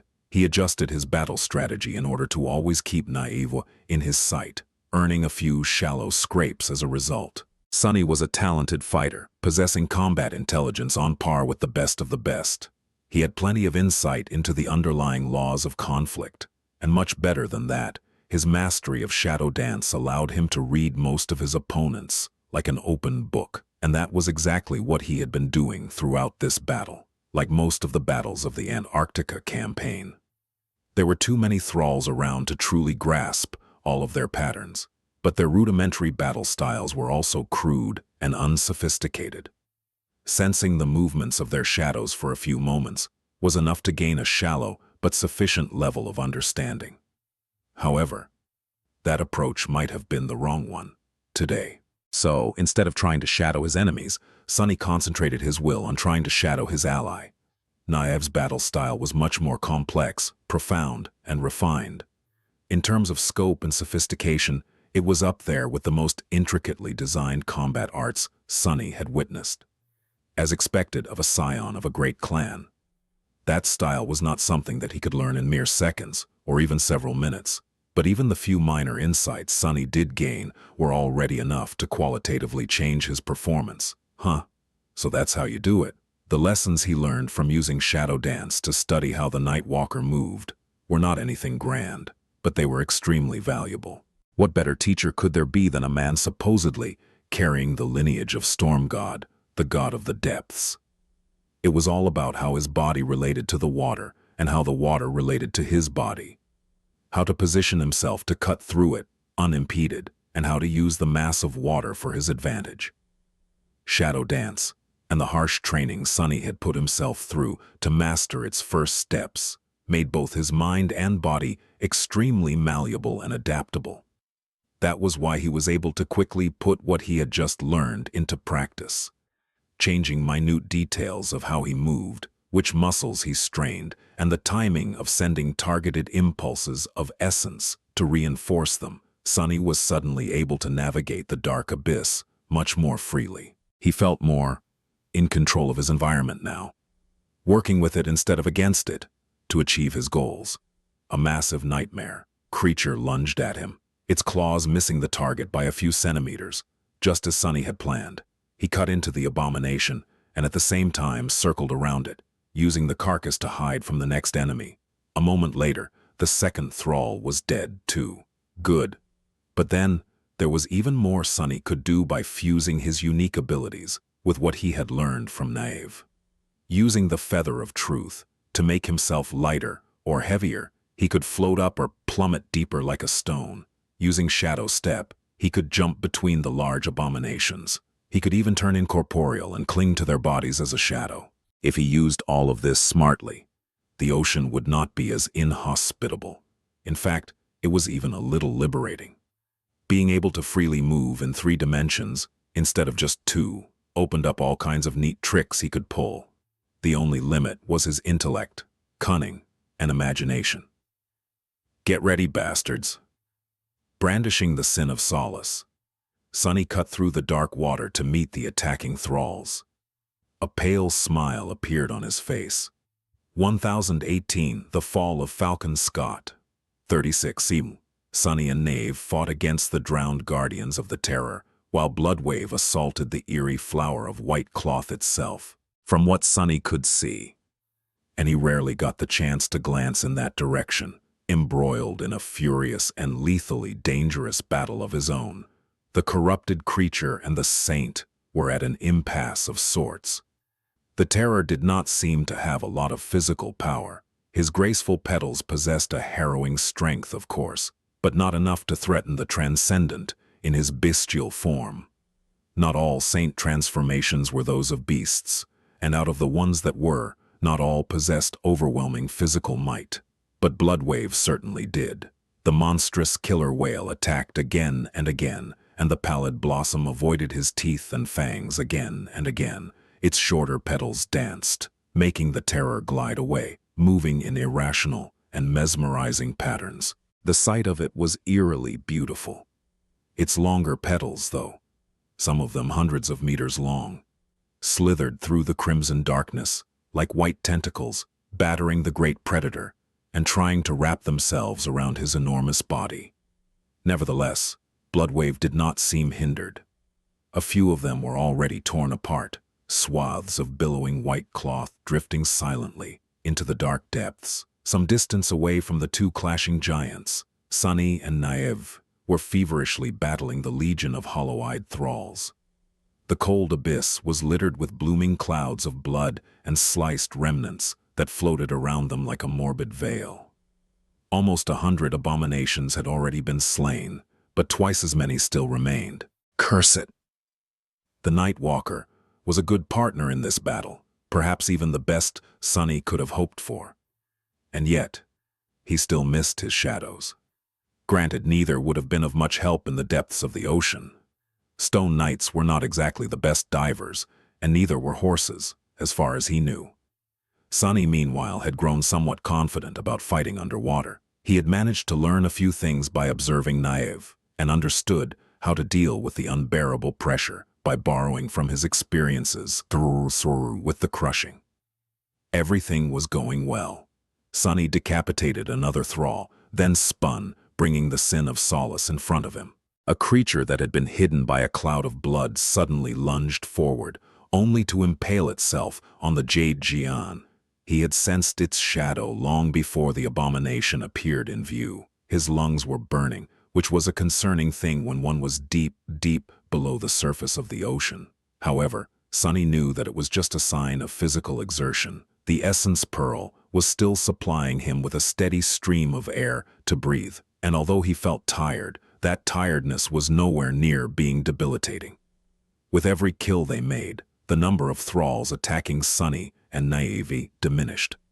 They had already survived the assault of the full 300, so fighting against the remaining two was much more manageable, and it would only grow more manageable soon. So, why do I feel so uneasy? Sunny shivered, allowing himself to drift down for a brief moment. Indeed, despite the fact that they seemed to be prevailing, his heart was growing heavier with each kill. It did not make any logical sense, but nevertheless, Sunny's intuition seemed to be telling him that he was missing something. But what? There was not much time to think between the clashes with the abominable thralls, mostly because Sunny had to spend that time observing the dark waters around him and frantically calculating how and where to move in order to survive, as well as put himself in position for the next attack. And yet, the longer the battle went on, the more it felt as though something was not right. What is it? He would have said that it was too easy, but it was not. Fighting hundreds of menacing thralls underwater was one of the hardest and most demanding battles he had the misfortune of going through in the southern quadrant. Sunny was not only pushing his limits, he had ventured well past them, going so far as to learn an entirely new dimension of combat. Even then, it was barely enough to keep him alive. Perhaps it was the fact that the terror of LO-49 had yet to launch a devastating mental assault on them, or pull some other diabolical trick. Not that it was not already doing more than enough. In fact, the powers that the Pallid Blossom wielded were truly harrowing.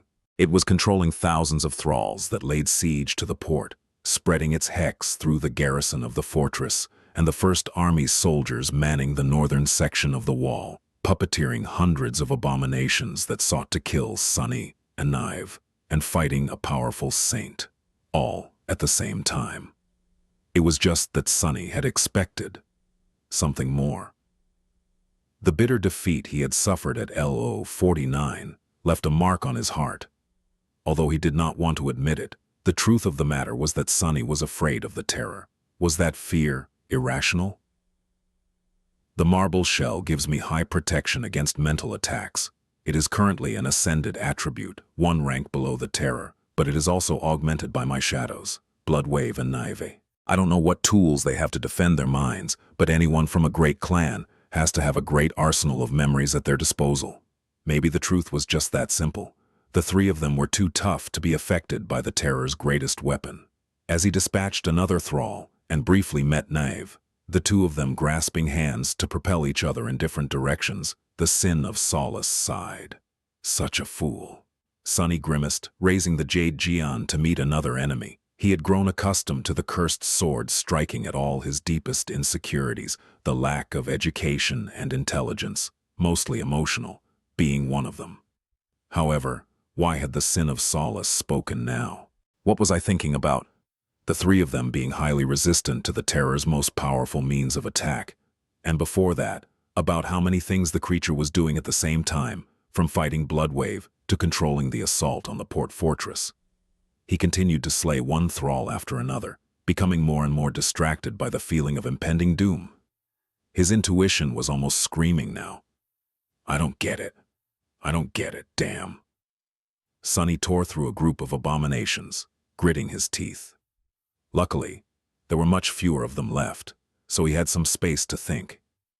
Because of that, a random thought found its way into his mind. I wonder how Dale is doing. Then he froze, which almost cost him an eye. Dale and the other defenders of Falcon Scott must have obliterated a lot of the thralls on the shore by now. And here in the depths of the ocean, Sunny and Naive had killed their share as well. Theta M and the Terror, which had been spread thin, controlling all of them, was freed from the burden of commanding the thralls. With each of its puppets, the humans destroyed, the creature was gaining back the ability to concentrate all its powers into a single point. Suddenly chilled to the bone, Sunny turned around to see the battle between the Terror and the Saint. But he was a few moments too late. 1019, The Fall of Falcon Scott, 37. Some distance away, the ethereal flower suddenly swirled, its beautiful petals billowing outward like a current of white silk. Ghostly tentacles of flowing cloth shot toward the charging Saint, too swift and insidious to dodge. As Sunny watched in fear, Bloodwave's head became enveloped by the silk, his glowing eyes disappearing from view. The body of the monstrous killer whale shuddered, moved weakly, and then grew strangely still. Gods. He saw something much more frightening as well. Two of the longer petals were already flying through the dark abyss, approaching Sunny and Naive. They were fast. Too fast. Inescapable. He had no time to dodge or even react. There were no thralls close enough to hide in their shadow, and not enough time to try and swim away. All Sunny managed to do was slash forward with the Sin of Solace. The jade blade met the white petal, cutting through the cloth. A small piece of it drifted away, but the petal was not slowed down at all. It seemed to unfurl into a vast expanse of billowing silk surrounding Sunny from all sides. Then he was wrapped in the cold whiteness, encompassed and immobilized by it. The feeling of smooth satin brushing against his naked skin made Sunny shudder. Damna. Tian. Then the world grew still. The dark abyss of the ocean disappeared, replaced by an eternity of fluttering white cloth. His exhaustion and fear disappeared too. His memory, foresight, awareness, intent, and resolve were gone. His mind was empty. Sunny vaguely remembered having thoughts, desires, and hopes. But those words seemed senseless now, their meaning unfathomable. In fact, the word he had used to describe himself, Sunny, was meaningless too. What a strange one it was. Surrounded by billowing silk, he sensed movement. There were shadows.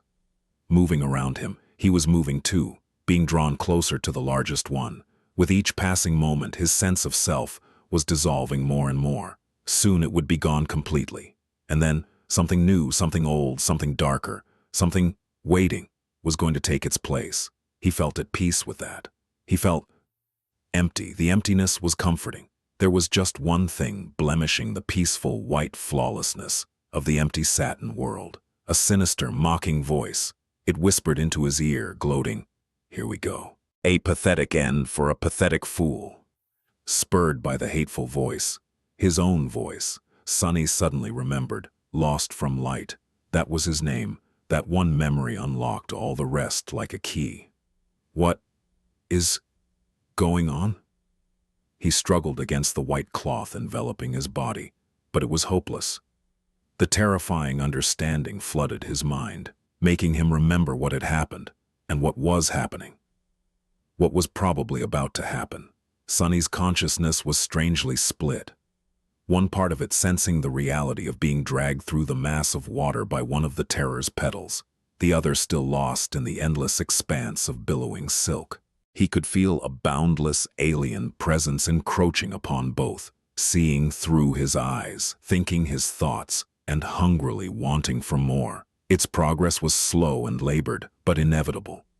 Sunny tried to fight against the harrowing invader, throwing all of his willpower into a fierce assault, but it simply shattered against the vast, ancient, malevolent enormity of it like glass. Not good.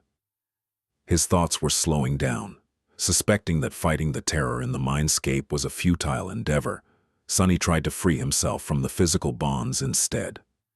However, his arms were pressed tightly against his body, and the white cloth refused to part before the blade of the sin of solace, like the flesh of other nightmare creatures usually did. He wasn't going to cut through it while only being able to move his wrist a tiny bit. Curse it! Sunny could vaguely sense the shadows of Naive and Bloodwave some distance away from him. It seemed that he was the only one trying to struggle against the terror's petals. Both were probably still mesmerized. Why was he not, then? The sin of solace and possessing a true name might have helped, but it could not have been the only reason. Bloodwave was the enigmatic saint's true name, as well, and yet the monstrous killer whale was motionless, silently drifting on the currents in the dreadful embrace of white silk, which meant that this small degree of awareness was probably the result of Sunny's unreasonably high resistance to mental attacks. Even though he now shared his head with the terror, a part of his mind was still fighting against it. What good was it, though, since Sunny could neither free himself nor stop the creature from replacing his very self? As he was drawn closer and closer to the beautiful blossom of white silk, he could feel himself growing, insubstantial. With each moment, his thoughts became less his own. His eyes stared at the silken veil, moving on their own, as if something else was looking through them. Finally, Sunny felt true horror. He had been scared before, but never like this, sensing something else take possession of his body while utterly helpless to resist the slow dissolution of his will. It was the realization of all his deepest, most guarded fears, and it was being done by the terror of L-49, the hateful, abominable creature that had already defeated him once. Full of dark resentment, Sunny gritted his teeth and summoned two memories. That much he could still do, at least. One was a small lantern cut out of obsidian. The other was a fearsome mask of black lacquered wood, with vicious fangs and 3 sharp, twisting horns. Weaver's mask. Sunny had not called upon it in a long time. It frightened him as well, almost as much as the terror. Trying not to think about what he was about to do, Sunny activated the single enchantment of the shadow lantern, commanding it to devour all light around it. There was no light to devour in the dark abyss, but that was not what he wanted.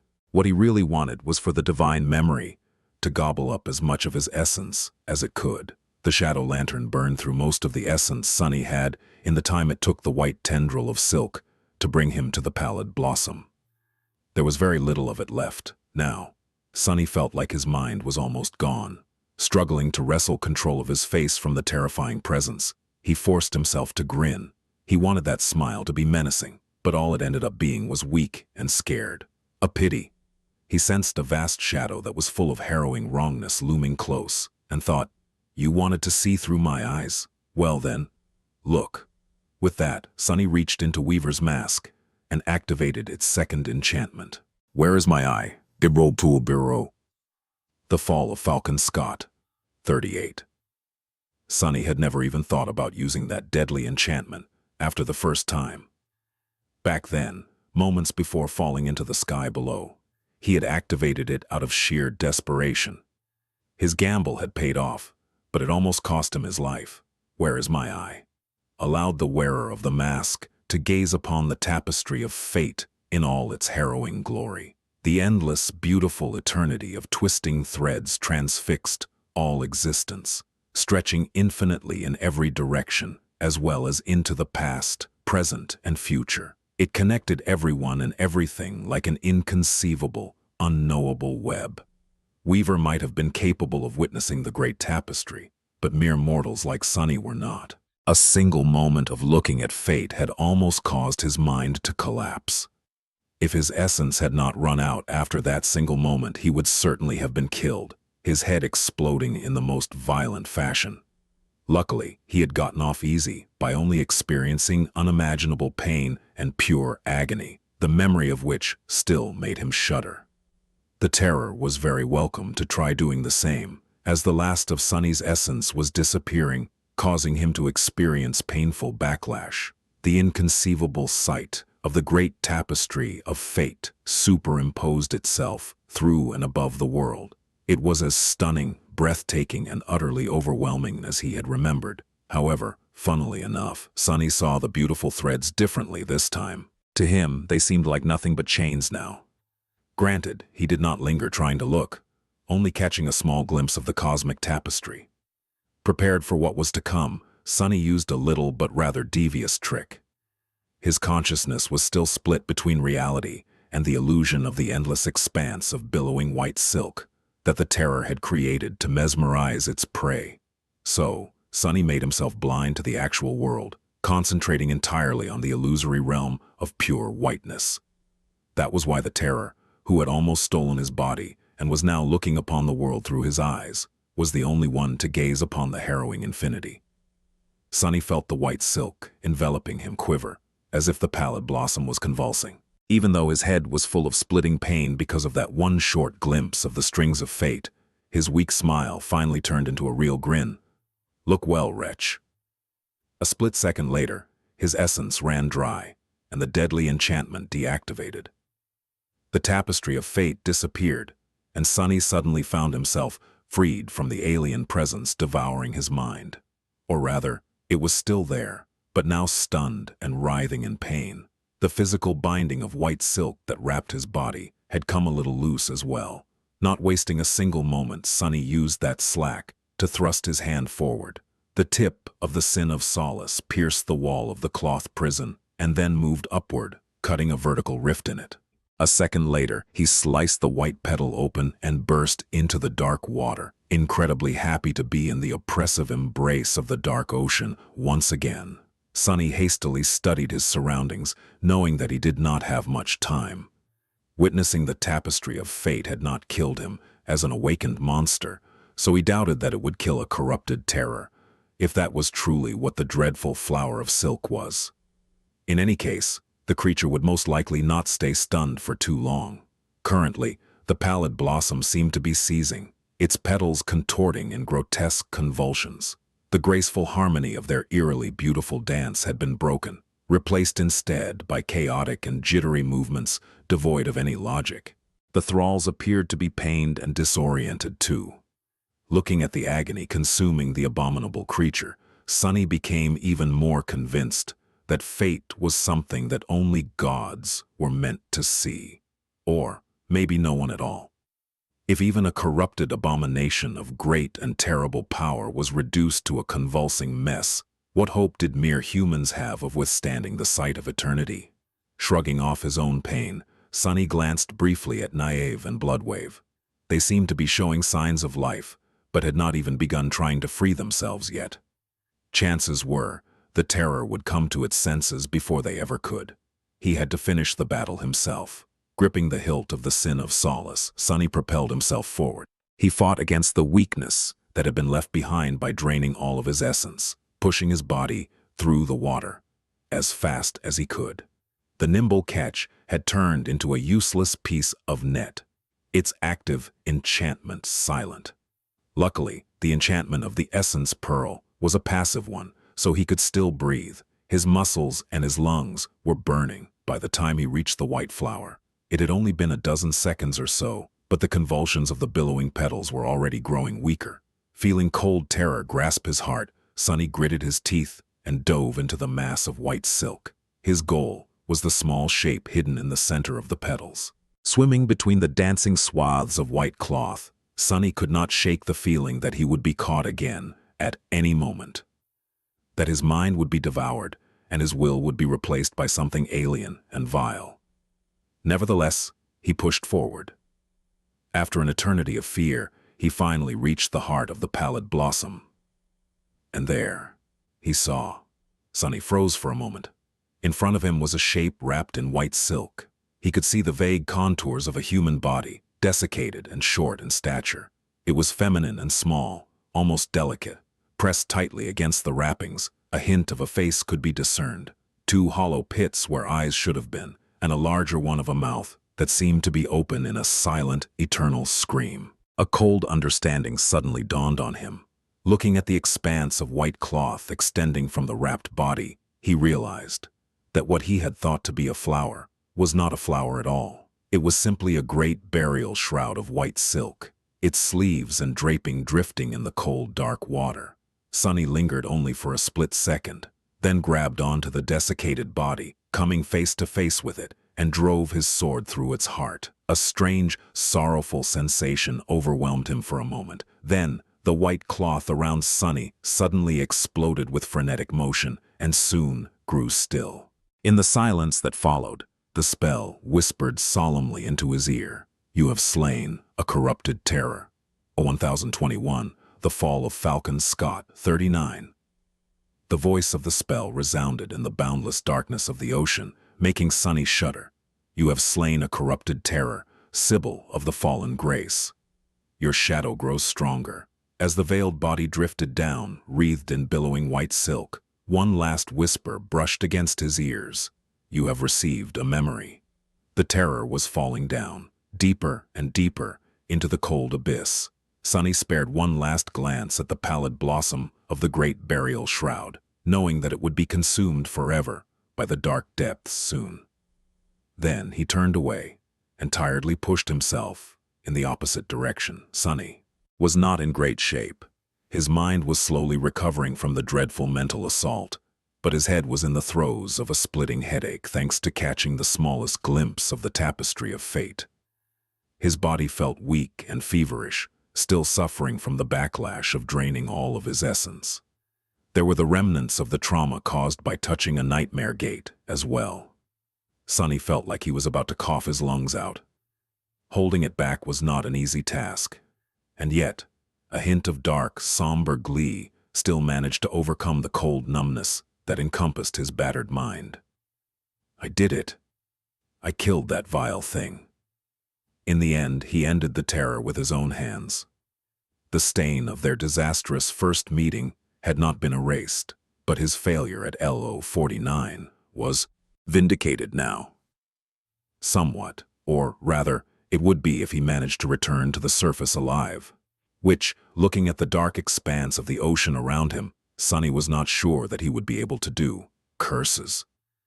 The terror, Sibyl of the fallen grace, was dead and drifting lifelessly into the lightless depths. However, its thralls had not perished with their master. They seemed directionless and sapped of power, but there were still almost 100 of them left. In his current state, and especially without the active enchantment of the nimble catch, Sunny did not count his chances against the creatures as high. A dark grimace contorted his pale face. Essence. I need essence. Even knowing that it would not be enough, Sunny dismissed Weaver's mask and the shadow lantern. A tiny stream of essence fell into the arid desert of his drained soul and was instantly consumed by his body. The feeling of weakness diminished a little, but not nearly enough to change the situation. The thralls were already coming to their senses, their hollow eyes peering through the mass of dark water at Sunny, Bloodwave, and Knive. Some had begun moving in their direction, full of murderous intent. Bloodwave and Knive? Sunny glanced at his companions, hoping against all hope to see them up and about. Knive was still stunned, drifting listlessly on the currents. The Saint, however, as Sunny watched, the monstrous killer whale flinched, then jerked his head sideways. The span of white cloth, still wrapped around it, slid off, revealing the great beast's glowing blue eyes. For a moment they seemed disoriented, but then sharp intelligence shone through the fog of confusion, obliterating it. An indignant growl escaped from Bloodwave's mouth as he gazed at the drowning remains of the terror and the approaching swarm of the liberated thralls. The Saint lingered for a moment, then moved his giant body and shielded Sunny from the enemies with its bulky mass. The enormous jaws sapped, pulverizing the fastest of the approaching nightmare creatures. Then, the killer whale surged forward to meet the rest of them. In the next couple of minutes, a one-sided massacre took place in the dark depths. Sunny realized in the first few seconds that his participation wasn't required. Instead of getting in the way, he swam closer to Naive, grabbed him, and dragged both of them further away from the boiling battlefield. Sunless? The Nightwalker's voice sounded weak in his mind, but he was conscious at least. Sunny nodded, then turned the two of them so that Naive could see his uncle obliterating the thralls. After a few seconds of silence, he heard the Nightwalker's voice again. What about the terror? Sunny thought for a moment, then dragged his finger across his throat. Ah, good. The two of them watched silently as Bloodwave tore the 100 abominations to shreds. Watching a saint in action was a sobering experience, to say the least. Sunny shuddered at the thought of having to battle someone like that directly. And yet, the terror of IL-49 had dealt with the fearsome transcendent, only to end up being dealt with by Sunny. So, don't get a big head now. Sunny was all but certain that Mordred had already killed a saint. However, knowing how diabolical that fiend was, that clash might not have been a direct battle either. On the other hand, Sunny could easily imagine the Prince of Nothing doing exactly that, and crushing a transcendent in a straightforward fight, somehow, in order to terrify the rest of his enemies and break their wills. Would Sunny be able to do the same? Have no reason to find out. He had no desire to kill saints. If anything, Sunny wanted to have more of them around. The more, the merrier. The position of the First Army in eastern Antarctica was much better than here, in this God-forsaken hell, and the Second Army was already on its way. However, the chain of nightmares was far from being over. Who knew what would happen in the coming months? It had taken Bloodwave no more than 2 minutes to annihilate the thralls. Sunny had thought that the saint would rest for a bit after having to fight a corrupted terror and its minions, but the great predator did not waste any time. Returning to where Sunny and Naive were floating, he studied the two masters with one of his giant glowing eyes, then shifted slightly. The tall fin that they had ridden into the depths was now right in front of them.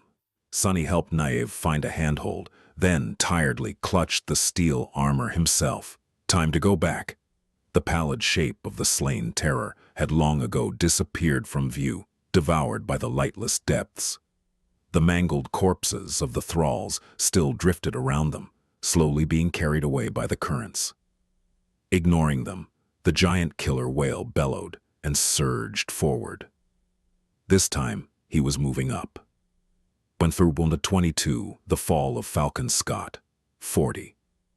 On the way back, Sunny couldn't help but retreat inside himself. He did not know what was happening on the surface, whether the port fortress still stood, whether the devouring cloud had breached the walls of the city. The very idea of a world outside of the cold, dark, muted, oppressive abyss of the ocean seemed strange and distant. Chances were he would have to fight again as soon as Bloodwave delivered them under the walls of Falcon Scott. However, Sunny was too tired, both physically and mentally, to care. He just wanted to forget about everything and rest, at least for a short while. Luckily, the killer whale seemed to be moving much slower as they ascended from the depths. That, most likely, was done for the benefit of Sunny and Naive. Even though they were masters, they were still fundamentally humans. Neither would have died from the decompression sickness, but it could do a lot of damage to their already strained and battered bodies. Actually, Sunny was not sure if he was even susceptible to the bends, considering how strange and tenacious his blood was. However, he welcomed the short moment of respite. Somber and unchanging, the dark ocean remained the same as they retreated from its cold depths. The only difference Sunny could feel was the slow, gradual lessening of the pressure that weighed on him like a slab of stone. With each minute, his body seemed to become a little lighter, and breathing was a little easier. He closed his eyes, allowing the cold currents to carry him. Right, there was a memory. I should probably study it before we return to the battlefield. Sunny was in no shape to fight, but he might have no choice but to join the battle soon. He had to use any advantage there. He summoned the runes and watched as they shimmered in the darkness, slowly forming into coherent shapes. Before turning his attention to the memories, he briefly checked the list of shadows. Both Saint and Nightmare seemed to be alive. Relieved, Sunny let out a mental sigh and looked up. A new set of runes appeared at the end of the list of his memories. Memory, Shroud of Graceless Dusk. He lingered for a moment. That was the second memory in his arsenal named after a burial garb. Was the spell trying to insinuate something? Too apathetic to care, Sunny shrugged and continued to read. Memory rank, Transcendent. Memory tier, 6. Memory type, Armor. He closed his eyes again for a moment. A transcendent memory of the 6th tier was the strongest he had ever received, after slaying an enemy. Of course it was, since Sybil of the Fallen Grace was the strongest enemy he had ever slain. There was the spawn of the vile thieving bird, as well, but Sunny did not really consider that victory a true, honestly earned kill. In any case, the Shroud of Graceless Dusk had to be an extremely potent memory, and it was an armor, too. Something that he desperately lacked at the moment. Lucky. Somewhat encouraged, he opened his eyes and looked back at the runes. Memory description. Sibyls were the heralds of the gods and conduits of divine grace. Many mysteries were known to them, and so were many truths. There was one being, though, who knew much more, the graceless caitiff, demon of dread. He knew every truth there was, because he knew everyone's fear, even that of the gods. And so, seeking salvation from the end, the Sibyls abandoned the mortal realm and guided their people on a long and arduous journey. They led them far away, across the lands consumed by war, to the tomb of Ariel. There they found solace, safety, and shelter. In time, the voices of the gods grew silent, one after another, leaving behind only a vast and dreadful silence. That was how the Sibyls embraced the estuary. And that was how they fell. Sunny frowned. That guy again. By now, he was all but certain that the region of the dream realm, where the chain of nightmares had originated, and the black pyramid hidden within, had something to do with Ariel, the demon of dread. Was the pyramid really his tomb then? How would a demon die, and who would build him an opulent grave? And what did the great river that allegedly flowed back in time have to do with any of that? Its estuary was mentioned in the description of the stifled scream as a place where a dreadful secret had been hidden. Was this the same estuary? The Sibyls had been, apparently, some sort of oracles that received revelations from the gods. Once the gods died, those revelations obviously stopped. The timing didn't really make sense, though, because the tomb of Ariel had seemingly existed long before that. Mysterious. With a tired sigh, Sunny tried to ignore the myriad of questions and turned his attention to the enchantments of the Graceless Dusk. There were no less than 6 of them. Enchantments: Blessing of Mind, Blessing of Soul, Blessing of Spirit, Blessing of Flesh, Sublime Silk, Blessing of Dusk. Somewhat invigorated, he studied the descriptions. Blessing of Mind, enchantment, description and this memory enhances one's mental acuity. Blessing of Soul, enchantment, description. This memory enhances one's rate of passive soul essence replenishment. Blessing of Spirit, enchantment, description. This memory enhances one's ability to endure and recover from mental fatigue. Blessing of Flesh, enchantment, description. This memory enhances one's ability to endure and recover from physical fatigue. Sublime Silk, enchantment, description. This memory is woven out of sublime mystical silk. It is impervious and possesses a beautiful splendor. Blessing of Dusk, enchantment, description. This memory carries the blessing of dusk, last Sibyl of the estuary. The wearer can establish a mental connection with another being to hear their voice and thoughts, or make their own be heard. Sunny blinked a couple of times and then apathetically dismissed the runes. Well, I'd say it's a jackpot. The Shroud of Graceful Dusk was an incredible memory indeed. Its value was only increased by the fact that all but the last of its enchantments were passive. a rare case for memories of the higher ranks. The silk garment would enhance Sunny's thinking, passive essence regeneration, as well as make him tire less and recover from fatigue faster. He would also be able to communicate with other people, or maybe even creatures, telepathically, which was an incredibly valuable ability. If there was one thing about the graceless dusk that made Sunny feel a bit regretful, it was that it did not seem to be oriented toward battle, and instead gifted the wearer with great utility outside of it. That was not too strange, since there were a lot of armor-type memories like that. Still, a transcendent one, even if it was made of fabric instead of steel, would not be too shabby. And he was already thinking about how to use the blessing of dusk to cause savage mental shock to people. Sunny had plenty of harrowing experiences to share through a mental link. As he thought about that, the temperature of the ocean surrounding him subtly changed. Looking up, Sunny could see dim lights through the mass of water. They were approaching the surface.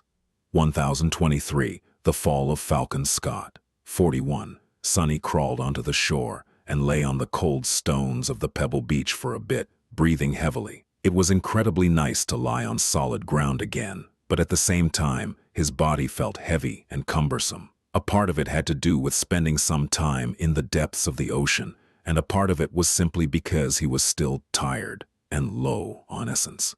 Curse it! He had enough sense left, at least, to let one shadow slide off his body and take a look around to make sure that there were no enemies in his immediate vicinity. There were none, at least not close by. There was only Naeve, who seemed to be doing a little bit better than Sunny.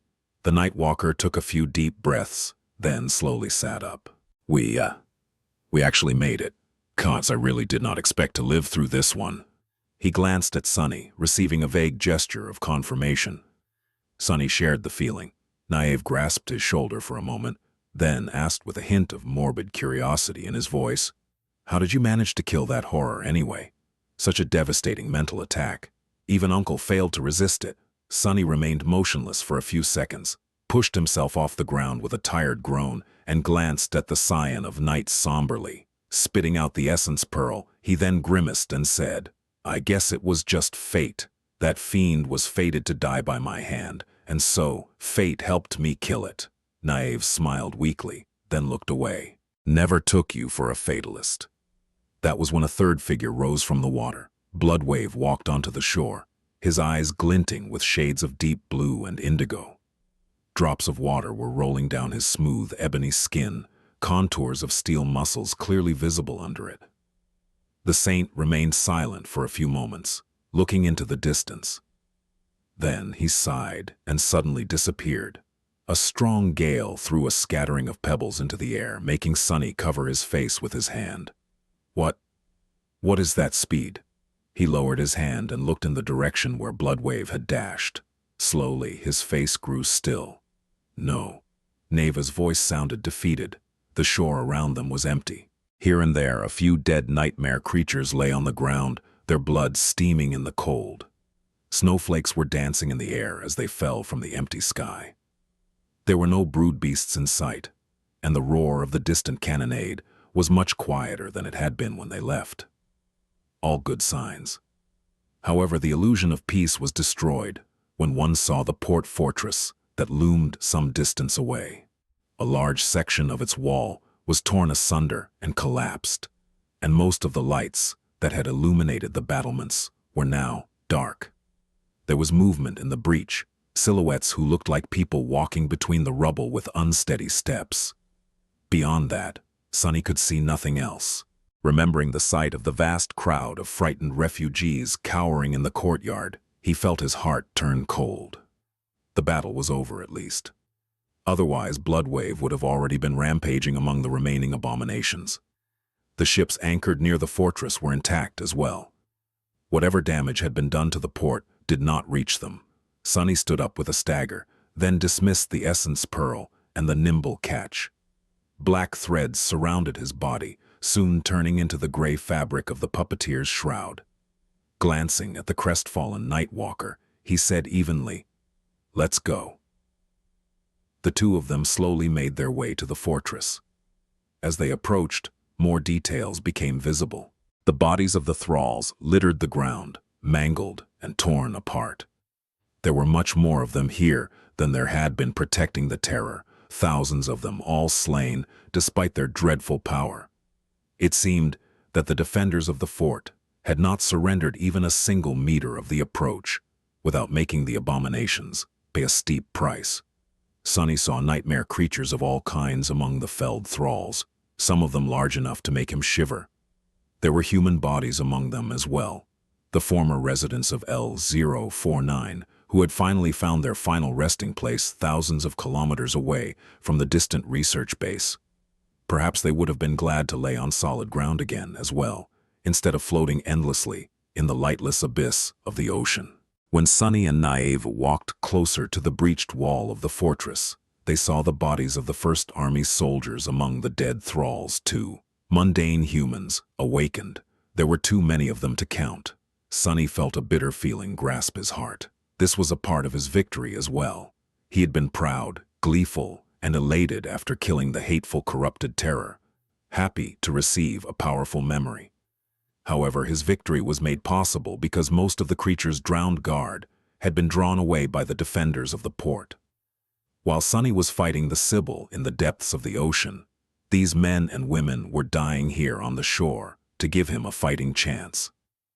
That did not diminish his accomplishment. However, it did put it in perspective, cruelly so.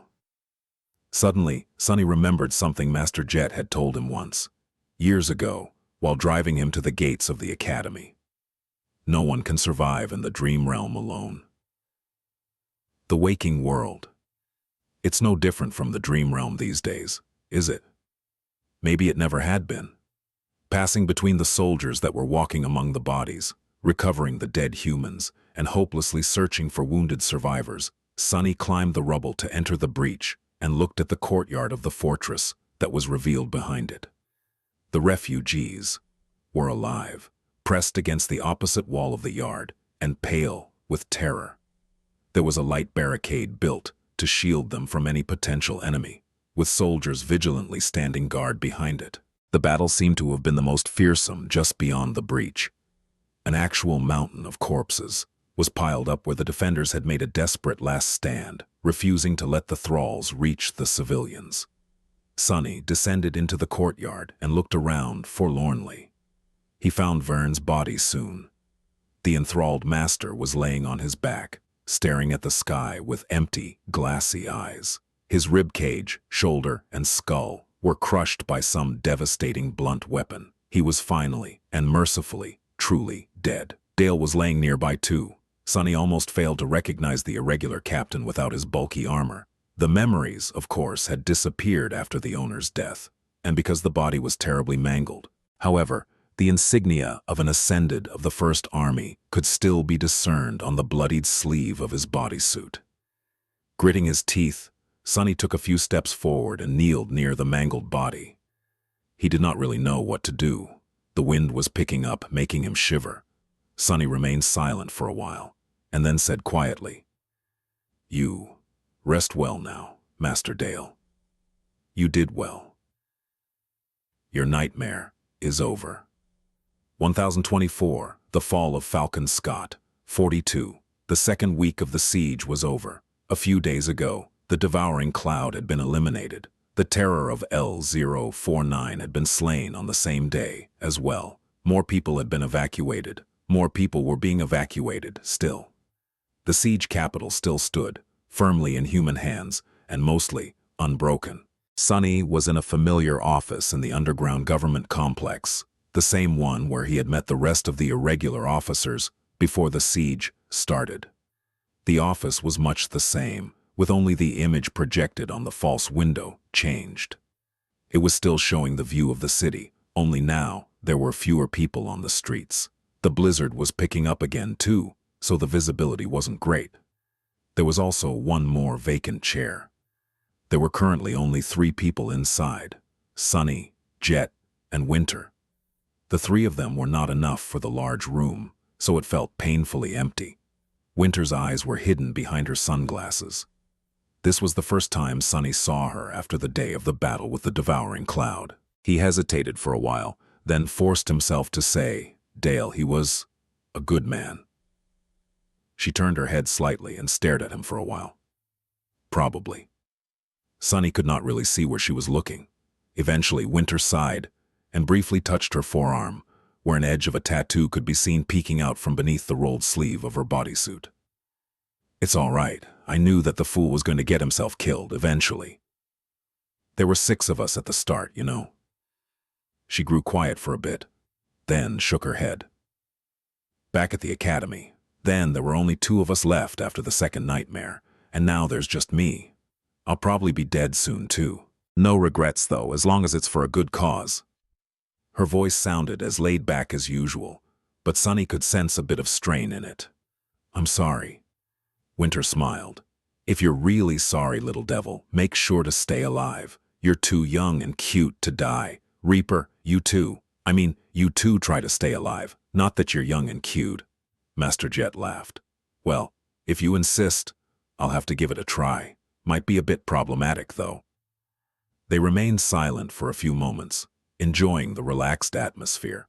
All 3 had been fighting with very little rest, in between combat shifts for the past few days, so this meeting was a bit of a reprieve, if nothing else. Soul Reaper sighed and glanced at her datapad. I'll update you on the current state of things. Most of the information has been sent to your communicators, so take a look at it later. The important stuff is, the wall is still holding, but just barely. 3 breaches have turned into 5, as you must know. Army Command expects that we won't lose control of the defensive barrier unless something catastrophic happens, though. Winter raised a hand, interrupting her. What's the point of talking about it? Let's just get to the actual business. The priority targets. Hey, 2 out of 5 are dealt with.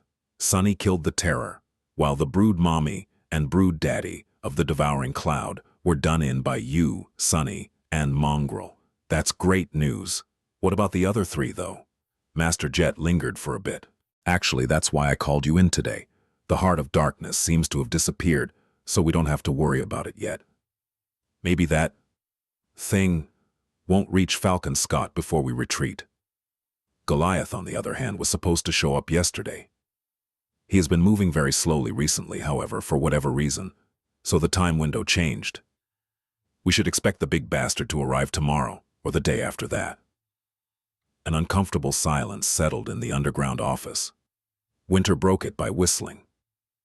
Speaking of something catastrophic happening, huh? Are you sure we can handle a Titan? Soul Reaper lingered for a while. Don't fret. Sunny and I will handle him. Saint Bloodwave agreed to come out of the water to assist too, if we need him. He's not as powerful on land, but a transcendent is a transcendent. Overall, it seems like the situation is not entirely hopeless.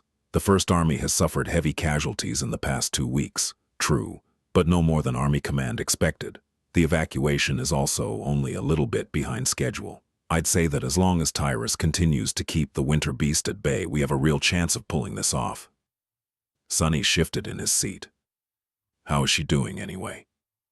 Master Jet gave him a long look and thought before answering. Her voice was a bit wistful. Well, Skytide is doing fine. White Feather lost a lot of people during the battle with the Devouring Cloud, but her husband and immediate family survived. Roan will be out of commission for a couple more weeks, sadly. Coincidentally, the House of Night lost many, awakened on the same day as well. The forces of the great clans here are diminished, but they still pack a bite. Their heavy hitters are all alive. Sunny let out a sigh of relief. He had been somewhat worried about Saint Tyrus and Master Roan. It was good to hear that both of them were fine. Soul Reaper yawned, then put her datapad on the table and gave him a poignant look. Back to Goliath, though. How is that project of yours coming along? He stared at her for a moment or two. That depends. Have you gotten those memories I requested? Jet winced. No. There are a lot of sleepers that need to be armed, and a lot of memories being lost every shift, with people carrying them dying, before having a chance to transfer anything. I'll be able to receive a few in a couple of days, but we probably don't have that long.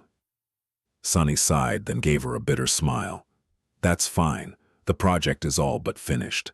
I have a few spare memories as an emergency replacement. It's just that I would have preferred not to waste them. Winter gave them both a curious look. Are you two talking in code, What project? What memories? You guys are not trying to buy a boat on the black market and sail into the sunset together, are you? Soul Reaper grinned.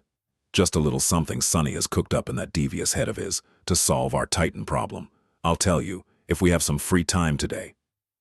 She glanced at the clock, the smile disappearing from her face. That said, you should go get to it, Sonny. Don't linger. Army Command has been known to make wrong estimations before. He nodded, then stood up and spared the two women one last glance. They were probably not going to see each other again until Goliath showed up, and maybe never again after. He remained silent for a moment, then smiled.